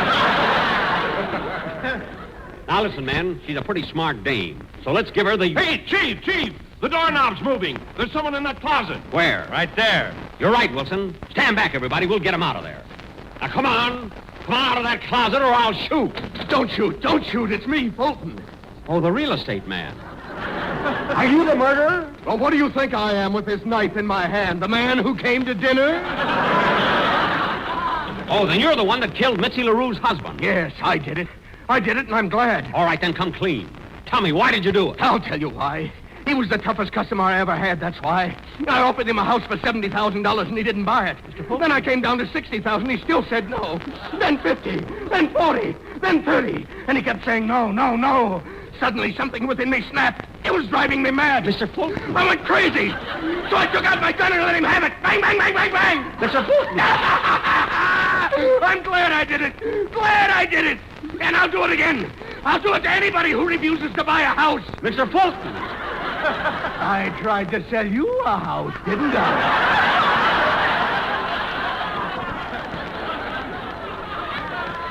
But you kept tormenting me. No, you kept saying, no. I came down from 70,000 to 60,000, to 50,000, to 40,000, but still you said no. Mr. Fulton. Now you're going to buy that house or I'll... Chief, don't worry, I'm armed. Have you got a gun? No, a pen. Where do I sign? Right here on the dotted line. There is no dotted line. There is now. Oh, yes, it's on my chest. There you are. The house is mine. Thank you, Mr. Benny, and goodbye. Oh, Miss LaRue. Yes? You can tell your husband to get up now. We've made the deal. Well, how do you like that? He tricked me into buying that house. All right, men, I've got a house now. And I'll get those termites out of there, or my name ain't...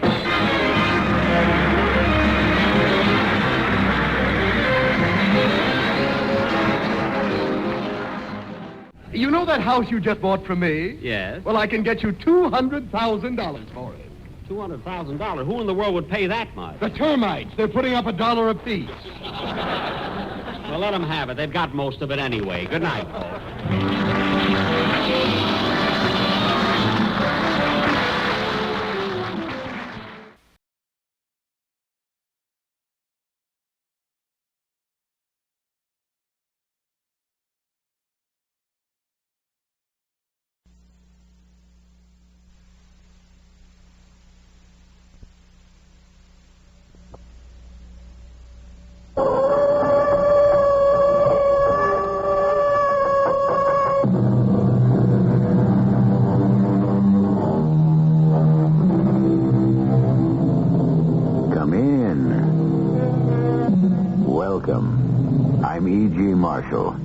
Guardian of the flame that flickers and flares here 7 times each week.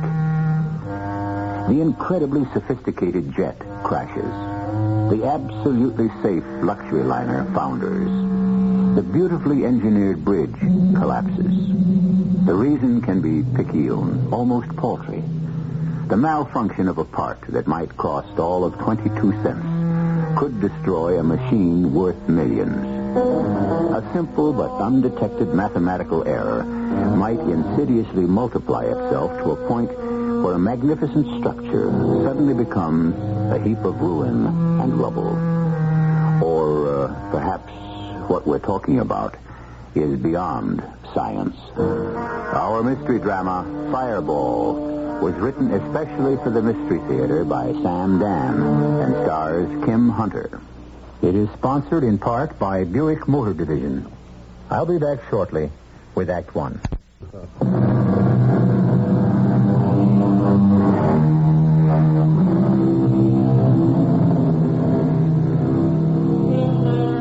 We assume that we are superior to the other members of the animal kingdom. We believe that we are more intelligent.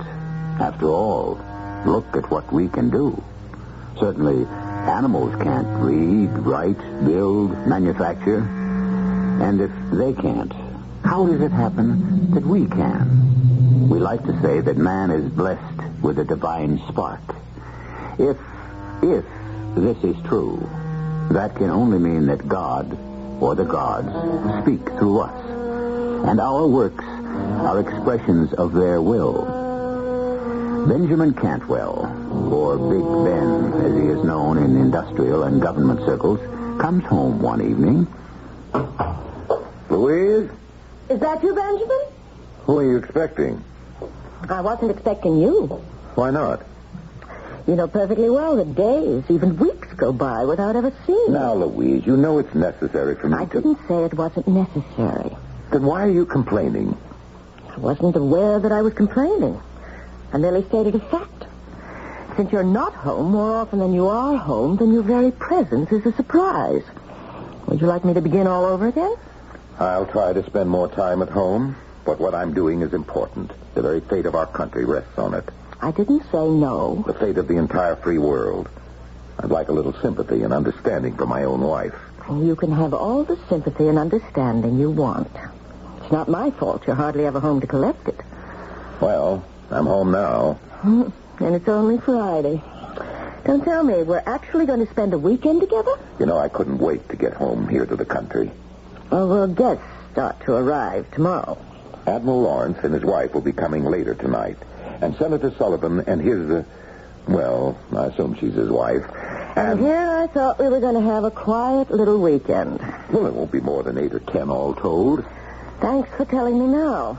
Louise, you don't understand. I'm having some important people here They're always important. Well, you know who I invite. Senator Sullivan is chairman of the Military Appropriations Committee. Admiral Lawrence darling, I'm impressed. I'm not saying all this to impress you. I want you to know who these people are. Why? So I can defer to them? No. So that you can discuss things intelligently. What are we supposed to discuss?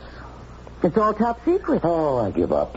No, Ben, I'd like to understand what it is we're supposed to discuss. After all, the reason you invite them is always to sell them something. That's not true. I'm not here to sell. You aren't? I'm here to help them understand our country's true need in defense materiel. And, of course... Since your products best satisfy those needs... This is an inference they are free to make. After you have wined them and dined and entertained them... Why do you insist on making it sound so disreputable? Ben, please admit it. The fact is, everything you manufacture is used to kill somebody. That is completely unfair. Somebody has to do it. Darling, all I'm doing is stating a fact. Why don't you look around at all the charities, the hospitals that I have endowed? Oh, I must say you have it down to a science. First, you manufacture the means to maim people. And then you tenderly care for the victims. Oh, Ben, you're not all bad. Before you accuse me of fattening on human misery, examine your own conscience. At least I don't drape myself in a mantle of pious hypocrisy. I fully expect to be punished. By whom? Oh, the gods. Louise, you have to take the world as you find it. Mankind, for reasons I'll never understand, insists on destroying itself. If I didn't make the means with which to do it, someone else would. Yes? You said I was to come back tonight after supper, ma'am, to meet the mister. Oh, yes, Mr. Vulcan. Ben, this is Mr. Joseph Vulcan. Pleased to meet you, Mr. Cantwell. Mr. Vulcan is our new blacksmith.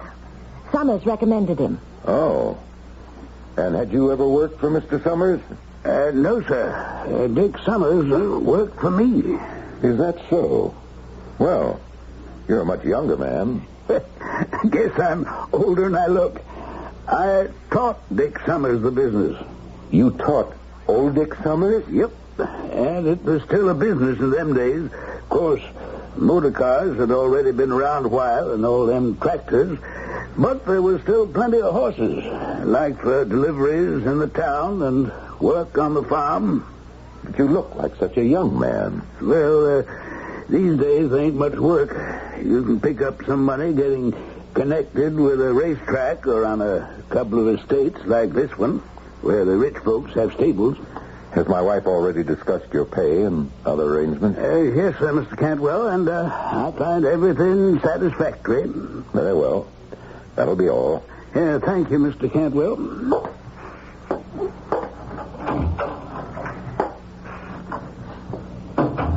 Louise?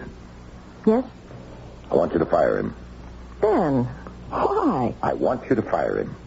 Well, not unless you tell me why. I can't. Oh, yes, you can. I know you. You have sudden automatic responses.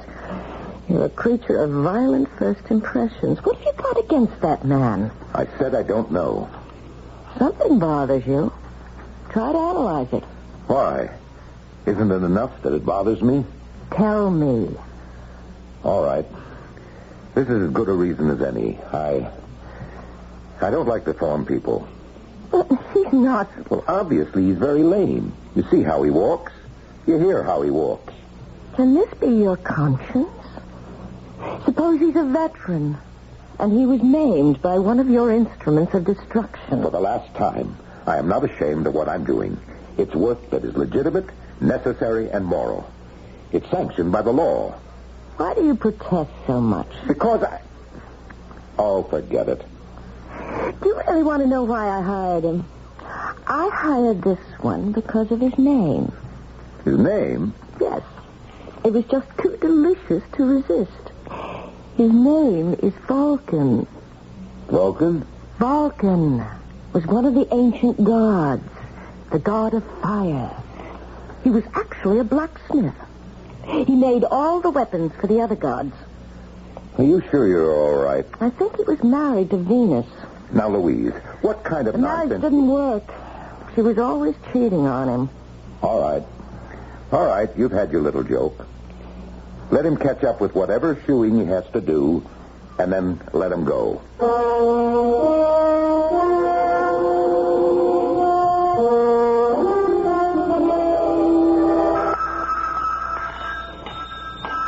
morning, Mr. Vulcan.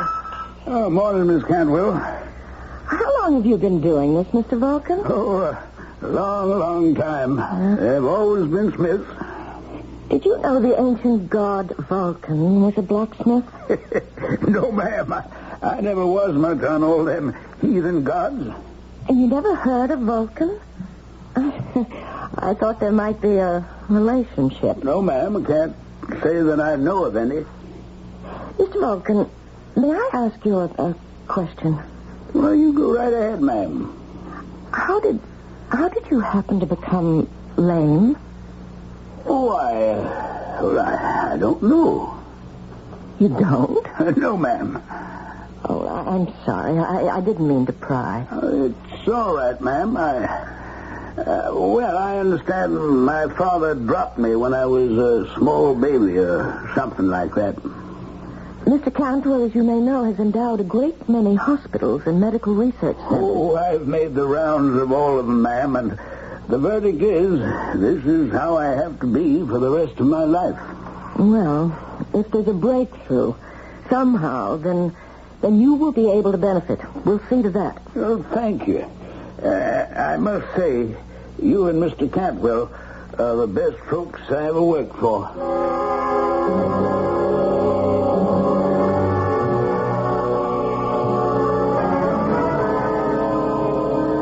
Did you fire that blacksmith? That, what's his name, Vulcan? Joe Vulcan? No. No? But I thought we agreed. We didn't agree. You merely suggested it. But he intrigues me. Why? I told you. He's a blacksmith named Vulcan. So is the ancient god, Vulcan. He's lame. So is the ancient god. Oh, please. Oh, this gets better. I asked him why he was lame. Do you know what he answered? How would I know? Oh, you really are touchy. He said when he was an infant, his father had dropped him. Oh, for crying out loud. You must listen to this. Vulcan's father, or at least his mother's husband, I'm trying to be delicate about this, was Jupiter. Oh, who cares? His mother gave birth to Vulcan, and Jupiter was so angry that he seized the child and hurled him from Olympus down to the earth below. And that's why Vulcan became lame. Do you see the similarities? What I don't see is what you're really driving at. Well, they say the ancient gods would, from time to time, visit the earth, disguised as mortals. Are you trying to tell me that this silly-looking oaf that is employed in our stables is actually an ancient Greek god called Vulcan? His Roman name was Vulcan. His Greek name was Hephaestus. All right. Quit trying to prove how smart you are. Just answer one question. If it's true, what is he doing here working for us, this god of yours? With very few exceptions. A visit from the gods usually meant a great deal of trouble for the people he called on. What kind of trouble? I just hope we never find out. The hard way. Coincidence. And what is Louise's rationale for saying that their latest employee is actually Vulcan, the ancient god of the blacksmiths? Well, you heard it. And it's all circumstantial evidence. And you know what the philosopher said about that, don't you? Some circumstantial evidence is very strong, like when you find a trout in the milk. What will we find in Act 2?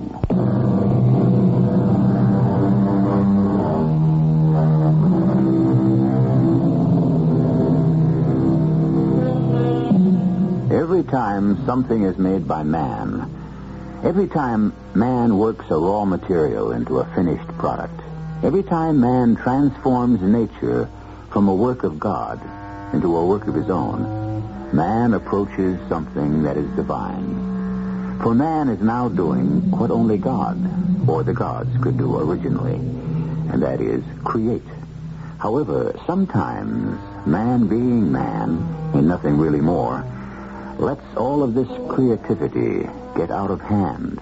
I thought the weekend went rather well. Did you? And I must compliment you, Louise. You were a superb hostess. Tell me, did you sell the fireball? What did you say? I said, did you sell the fireball? Don't ever mention that word. Nowhere. To no one. It's top secret. Really? How did you find out? How did I find out? There were these papers lying on top of the dresser. Oh. Well, that's inexcusable. You have to read those papers somewhere. If I'm that absent-minded, it means I'd better not take papers home anymore. Besides, you talk in your sleep. Then I'll have to sleep alone. No sacrifice is too great to make for your country. Tell me, what did you learn about that weapon whose name you must never mention? That it's called unmentionable because you merely hang it in the sky over an enemy city and poof, the whole place is burned to cinders in minutes. Louise, you must never breathe a single... I suppose you're proud of yourself, aren't you?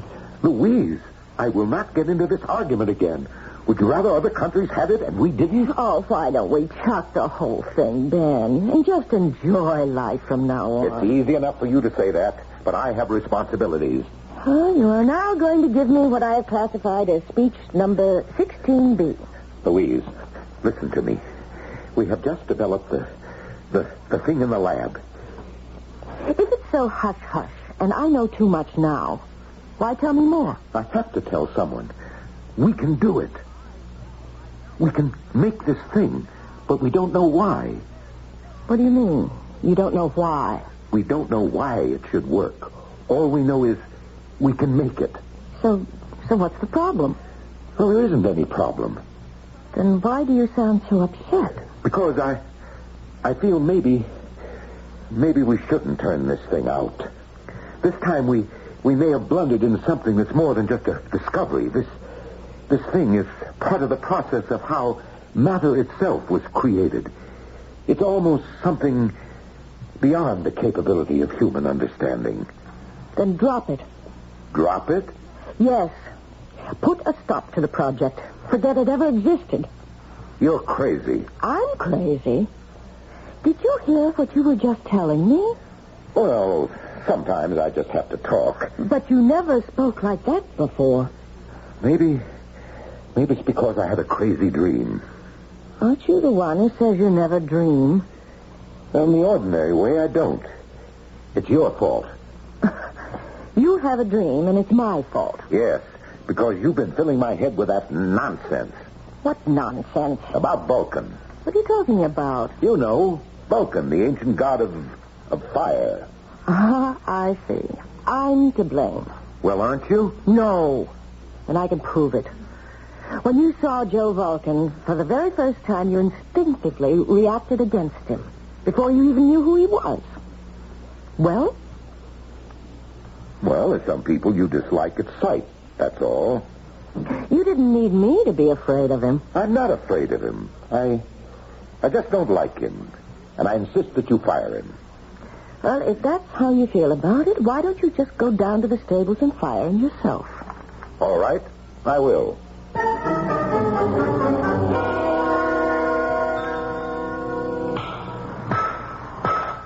Oh, morning, Mr. Cantwell. Vulcan, I'm going to have to let you go. Yes, sir, Mr. Cantwell. When do you want me to leave? Well, I want you to finish up around here. Take 2 or 3 weeks. Yes, sir.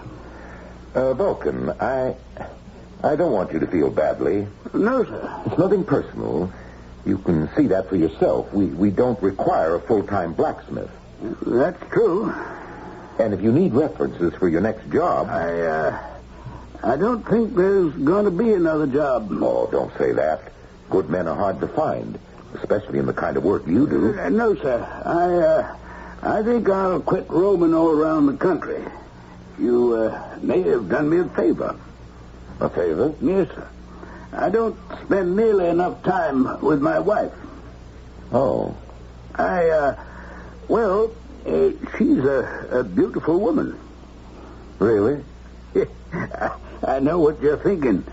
An ugly cuss like him, how do you ever get a beautiful woman to even look at him, much less marry him? Oh, I didn't mean to imply that. Oh, it's all right. I'm used to it. Funny. A lot of folks say that she steps out on me. You know what I mean? But even if it's true, it's my fault. What do you mean? Because I'm also being untrue to her. Oh? Oh, not in that way. But I'm still cheating on her. How? Well, I'm giving time and energy that you might say belongs to her, to my job. You see what I mean? A lot of fellas do that. And then they wonder why their wives find something else or someone else. Well, sir, if you don't want me on the place, I'll be going.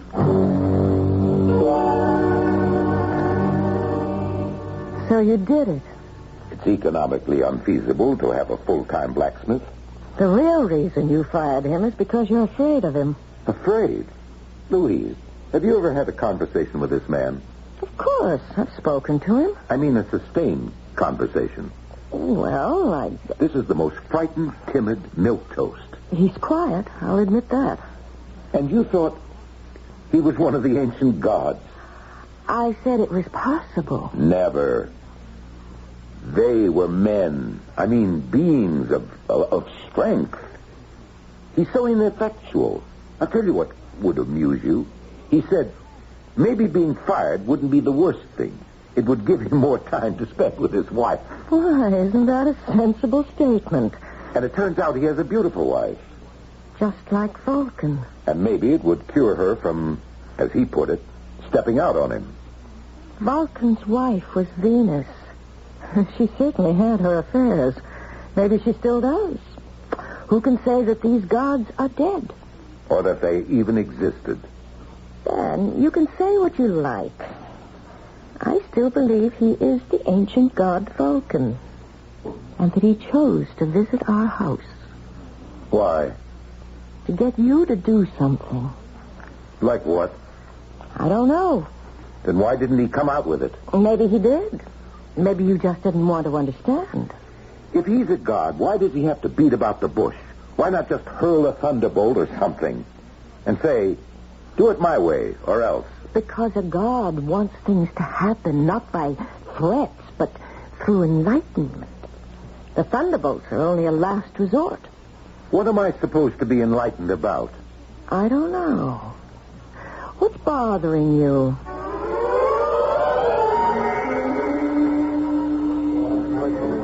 Hello, Senator. Sit down. Morning, Ben. I'm sorry to be late. Oh, it's all right. Our starting time is whenever we decide to show up at the first tee. Well, shall we order? No, I'm on the diet. Say, that's a pretty big spread on you in the Post. I was afraid of that. They go all the way back to the 30s to find a phrase to describe me. Merchant of death. Actually, it's a rather philosophical article. Philosophy? In the Post? Well, as a matter of fact, the writer calls you Vulcan. Vulcan? Yeah, you know, the ancient god of fire. Where does he come off with? Well, he calls you the modern god of fire. You must admit there's a basis for it. A basis? Well, you're perfecting a thing for us, and it's almost supernatural. Is this Senator Sullivan talking? Oh, come on, Ben. Whatever happened to your sense of humor? I'm too busy to have one. They even write that you run the risk of being punished for hubris. You just lost me. Well, the hubris is a kind of defiance of the gods. You know, by taking unto oneself one of their attributes, by challenging them in their own speciality.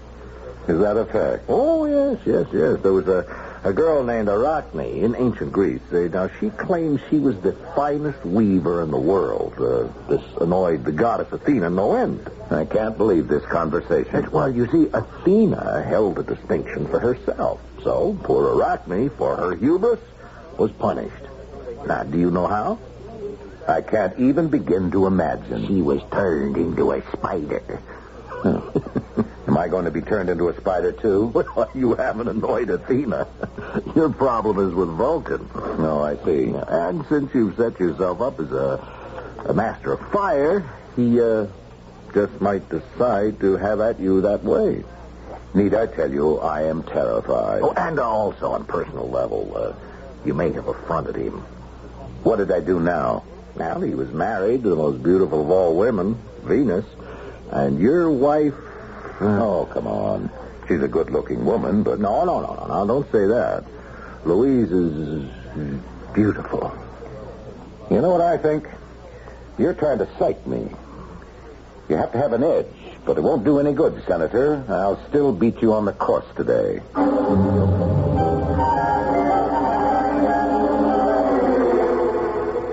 Let's see. This marks the third night in a row that you're home. How do I win? If I'm detained somewhere on business, I get complaints because I'm never home. When I stay home, I still get flack. I was just making a comment. Did you read that article about me in the Post? Oh, I didn't want to mention it because I know those things annoy you. I had my secretary clip it out for me, and I've got it right here. The vengeance of Vulcan. It's stated as a question. What annoys me is that they're factually inaccurate. Oh? You see, Vulcan, assuming there's a basis for this nonsense, Vulcan doesn't have a vengeful bone in his body. He was the kindliest of all the gods. He wasn't jealous of anyone. He didn't mind what anyone did to him or said about him. So, he wouldn't take vengeance on anyone. And how do you know all this? Because I did some research. Why? Why should you take time from your busy schedule? Because I have to set certain people straight. About what? You know, if this conversation were ever made public, both of us would be prime candidates for a sanitarium.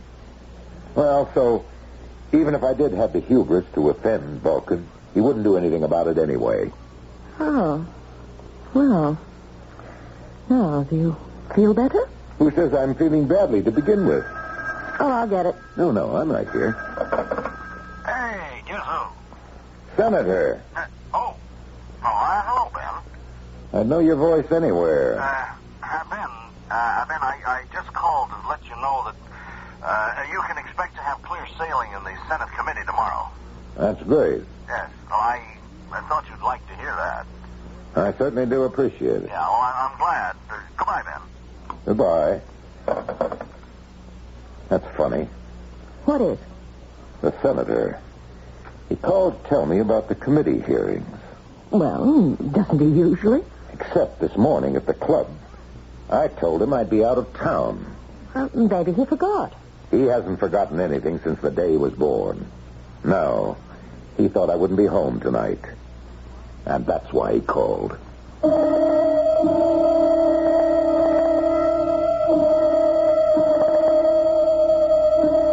Well, a kind of light begins to dawn in the eyes of Big Ben Cantwell, tycoon extraordinary. And he looks at his beautiful, desirable wife, and all of a sudden it occurs to him that perhaps the phone call from the fun-loving senator was not really for him after all. This little cloud will assume larger proportions when I return shortly with Act 3.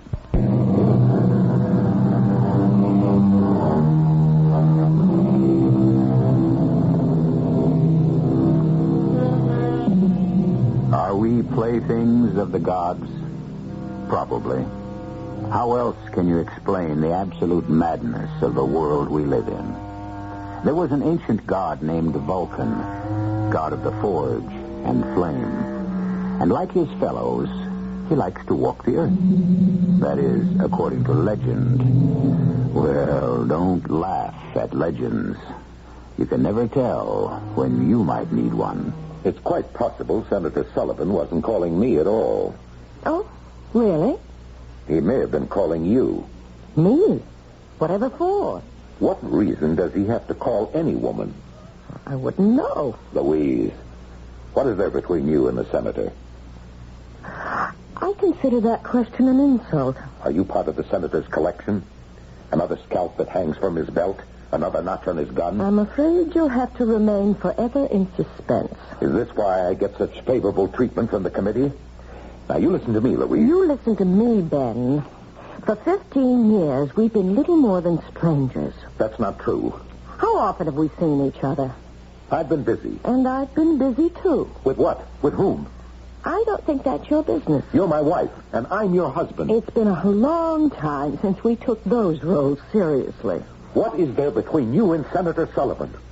Why don't you ask him? I will.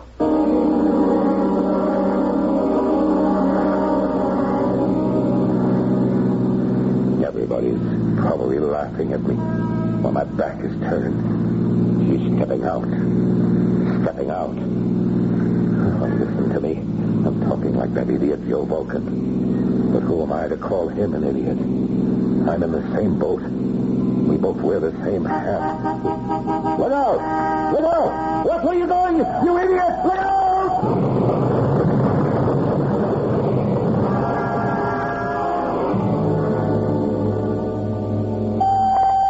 A miracle, Louise. A miracle. You say he's all right, Dr. Corman? The car was totaled. All he has is a few scratches. Are you sure? Positive. Now come inside. See for yourself. Is it all right to see him? Come on, Louise. It was such a terrible crash, I can hardly believe. Ben? Hello, Louise, dear. How do you feel? Well, I'm all right, except I have this terrible pain in my legs. Dr. Corman, you said... Yeah, I know what he says. But I feel this pain. Now, Ben, we've examined you thoroughly. You know that. Yes, Doctor. There's absolutely no sign of any injury. No fracture, no sprains, no torn ligaments, no swelling. I understand, Doctor, but I have this pain. Doctor, are you sure? Not only am I sure, but every specialist we called in is also sure. I don't like to contradict anyone, but since it's my pain, I'm the only one who can really be sure.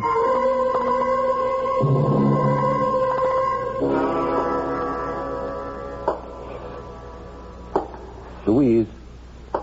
Ben. I'm home. It was a very busy day. Ben, I think we should have this out. Why do you limp? Why? Well, it should be obvious. My legs hurt. But the doctors say The doctors are simply mistaken. But Ben... I wish I could oblige everyone. I hate to cause anyone distress. Ben, what are you talking about? Yeah, well, it's just that my work itself is so turbulent. It deals with elemental forces that... Well, I like my personal affairs to be calm, peaceful. What has come over you, Ben? I don't know what you're talking about. Nothing's come over me. What kind of a game are you trying to play with me? Game? Look, when you got into your car and you decided to confront Senator Sullivan that night... I don't think we have to talk about that. Oh, we do. I admit that he and I had seen each other a few times, but... Louise, dear, please. I don't wish to discuss this. It isn't necessary. But Ben... If you'll excuse me, Where are you going? To the forge. The forge? Yes, you know, the factory. Don't go. What is it? You called it the forge. Of course. Why? I'll tell you why. Because that's what Vulcan called his workshop. Vulcan? Yes, Vulcan. Now I know what's happened. You actually believe you're Vulcan. Now, why would I want to do a thing like that? You've affected his limp. My feet hurt ever since that accident. And you can even accept the fact that your wife might be having an affair. Is that who you want to be? Is that what you want to be, Vulcan? Louise, darling, maybe you'd better see Dr. Corman. If you want to be a god, be a Jupiter, an Apollo. You're not well, and I wish I knew what was making you so unhappy. Look, I don't want to be married to Vulcan. Vulcan? Whatever makes you think that? You're married to me. You're married to Ben Cantwell. But you're not Ben Cantwell any longer.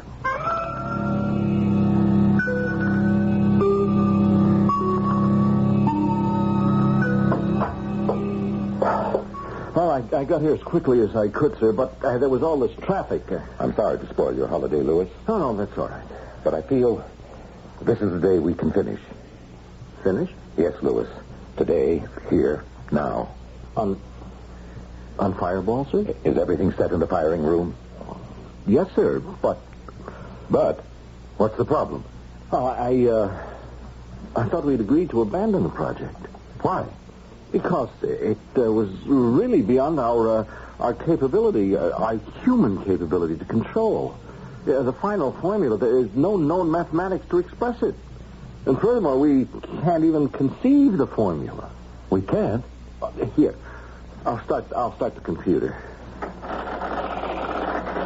Yeah, see, all the known data has already been fed into it. And now, watch. You see, sir? Suddenly the computer stops. Well, don't worry about it. Don't worry about it. Now, we're committed to deliver this weapon to the armed forces. But only if experimentally we can. But I don't see how. Start to build up the temperatures in the firing room. What formulas are you... I don't need a formula. Do as I tell you, Louis. I know you're a great one for intuition, sir, but this time... Do as I tell you, Louis.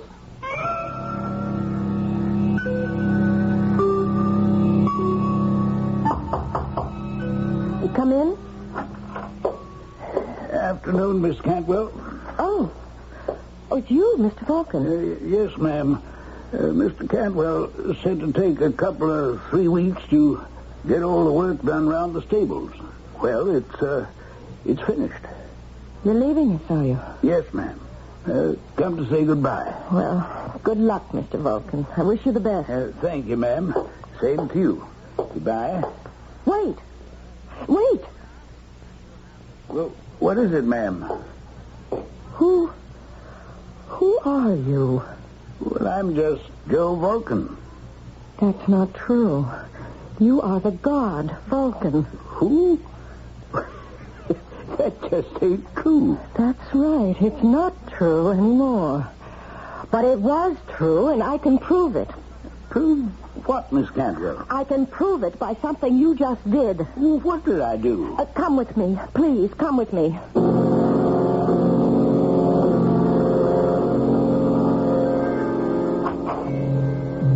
Ben. Oh, Louise, dear. How did you get in here? I'm your wife, remember? And Mr. Vulcan. What? Here. It beats me, sir. She just dragged me here. Ready for firing, sir. Ben, listen to me. Destroy that machine, that device, whatever it is. Darling. Because if you don't, then you really become Vulcan. Then you really acquire his full powers. Is that how you want to live? Look at him. Louise, I'm very busy. You don't want to be Vulcan. You'll hate it. Immortality becomes a terrible burden after a while. The gods themselves grow tired of eternal life. That is why they walk the earth. To find someone who can lift the burden from them. And that someone becomes the god, don't you see? That's the true nature of immortality. What does that have to do? And Vulcan has found you. He is giving you all his characteristics, his talent, his meekness. It's not too late. Give them back. Give what back? Don't finish the fireball. You yourself said that the final step of the formula was beyond human comprehension. But once you comprehend it, you will become more than human. Mr. Vulcan, you know I'm speaking the truth. Well, I'm sorry, ma'am. I don't know nothing of the kind. I said he gave you everything, Ben.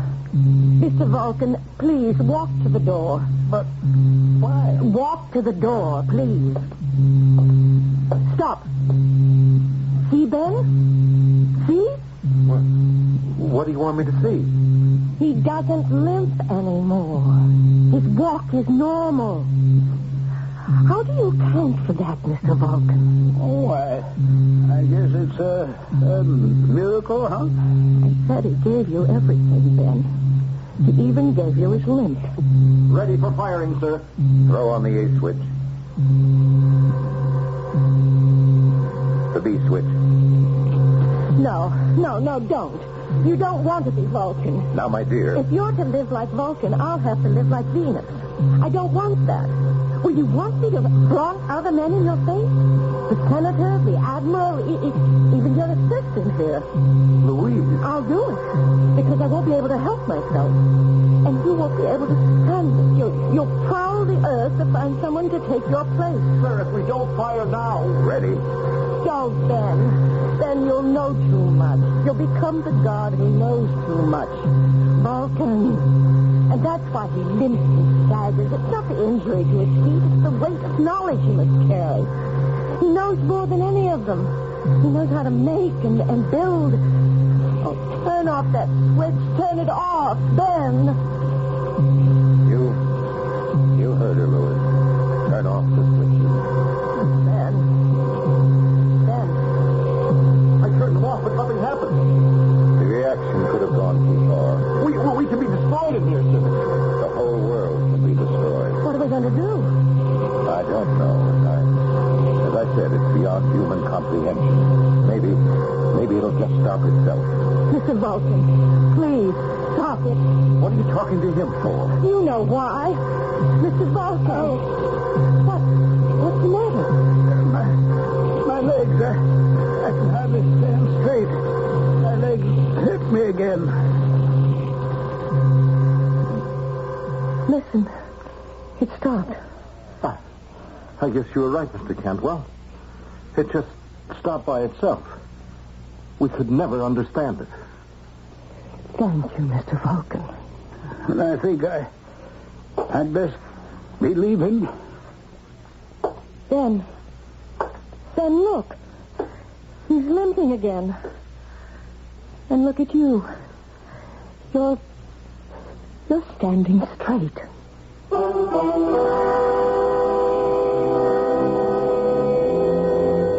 Take it any way you like. Chacun a son goût, as our friends in France would say. Do the gods walk the earth and look for their replacements? Is that what happened to Ben Cantwell? Or was it merely a psychological seizure? Think about it, and I shall return shortly.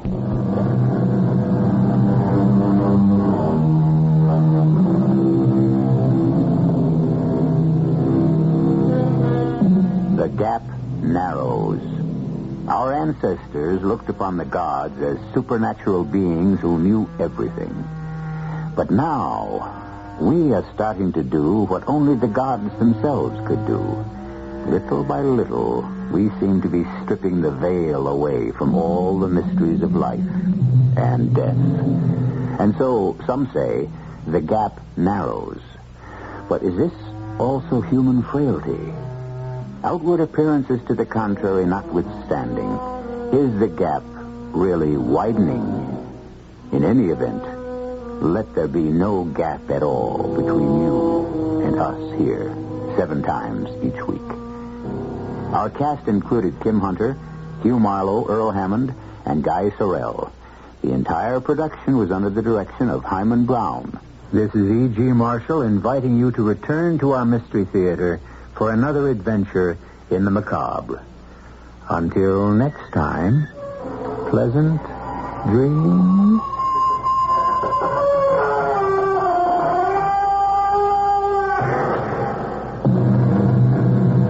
Tonight's Mystery Theater was also brought to you in part by ShopRite Supermarkets, where you get a lot more for a little less.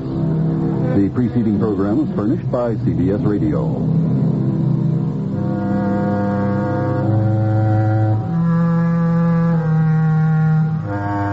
Your dial is set for news with John Scott reporting at 8 o'clock. I'm Barry Farber. Right after the news, Walter Kerr not only treats silent movies, he brings them roaring back to a brand new life. Right here on the Barry Farber Show, WOR, New York. Democrats...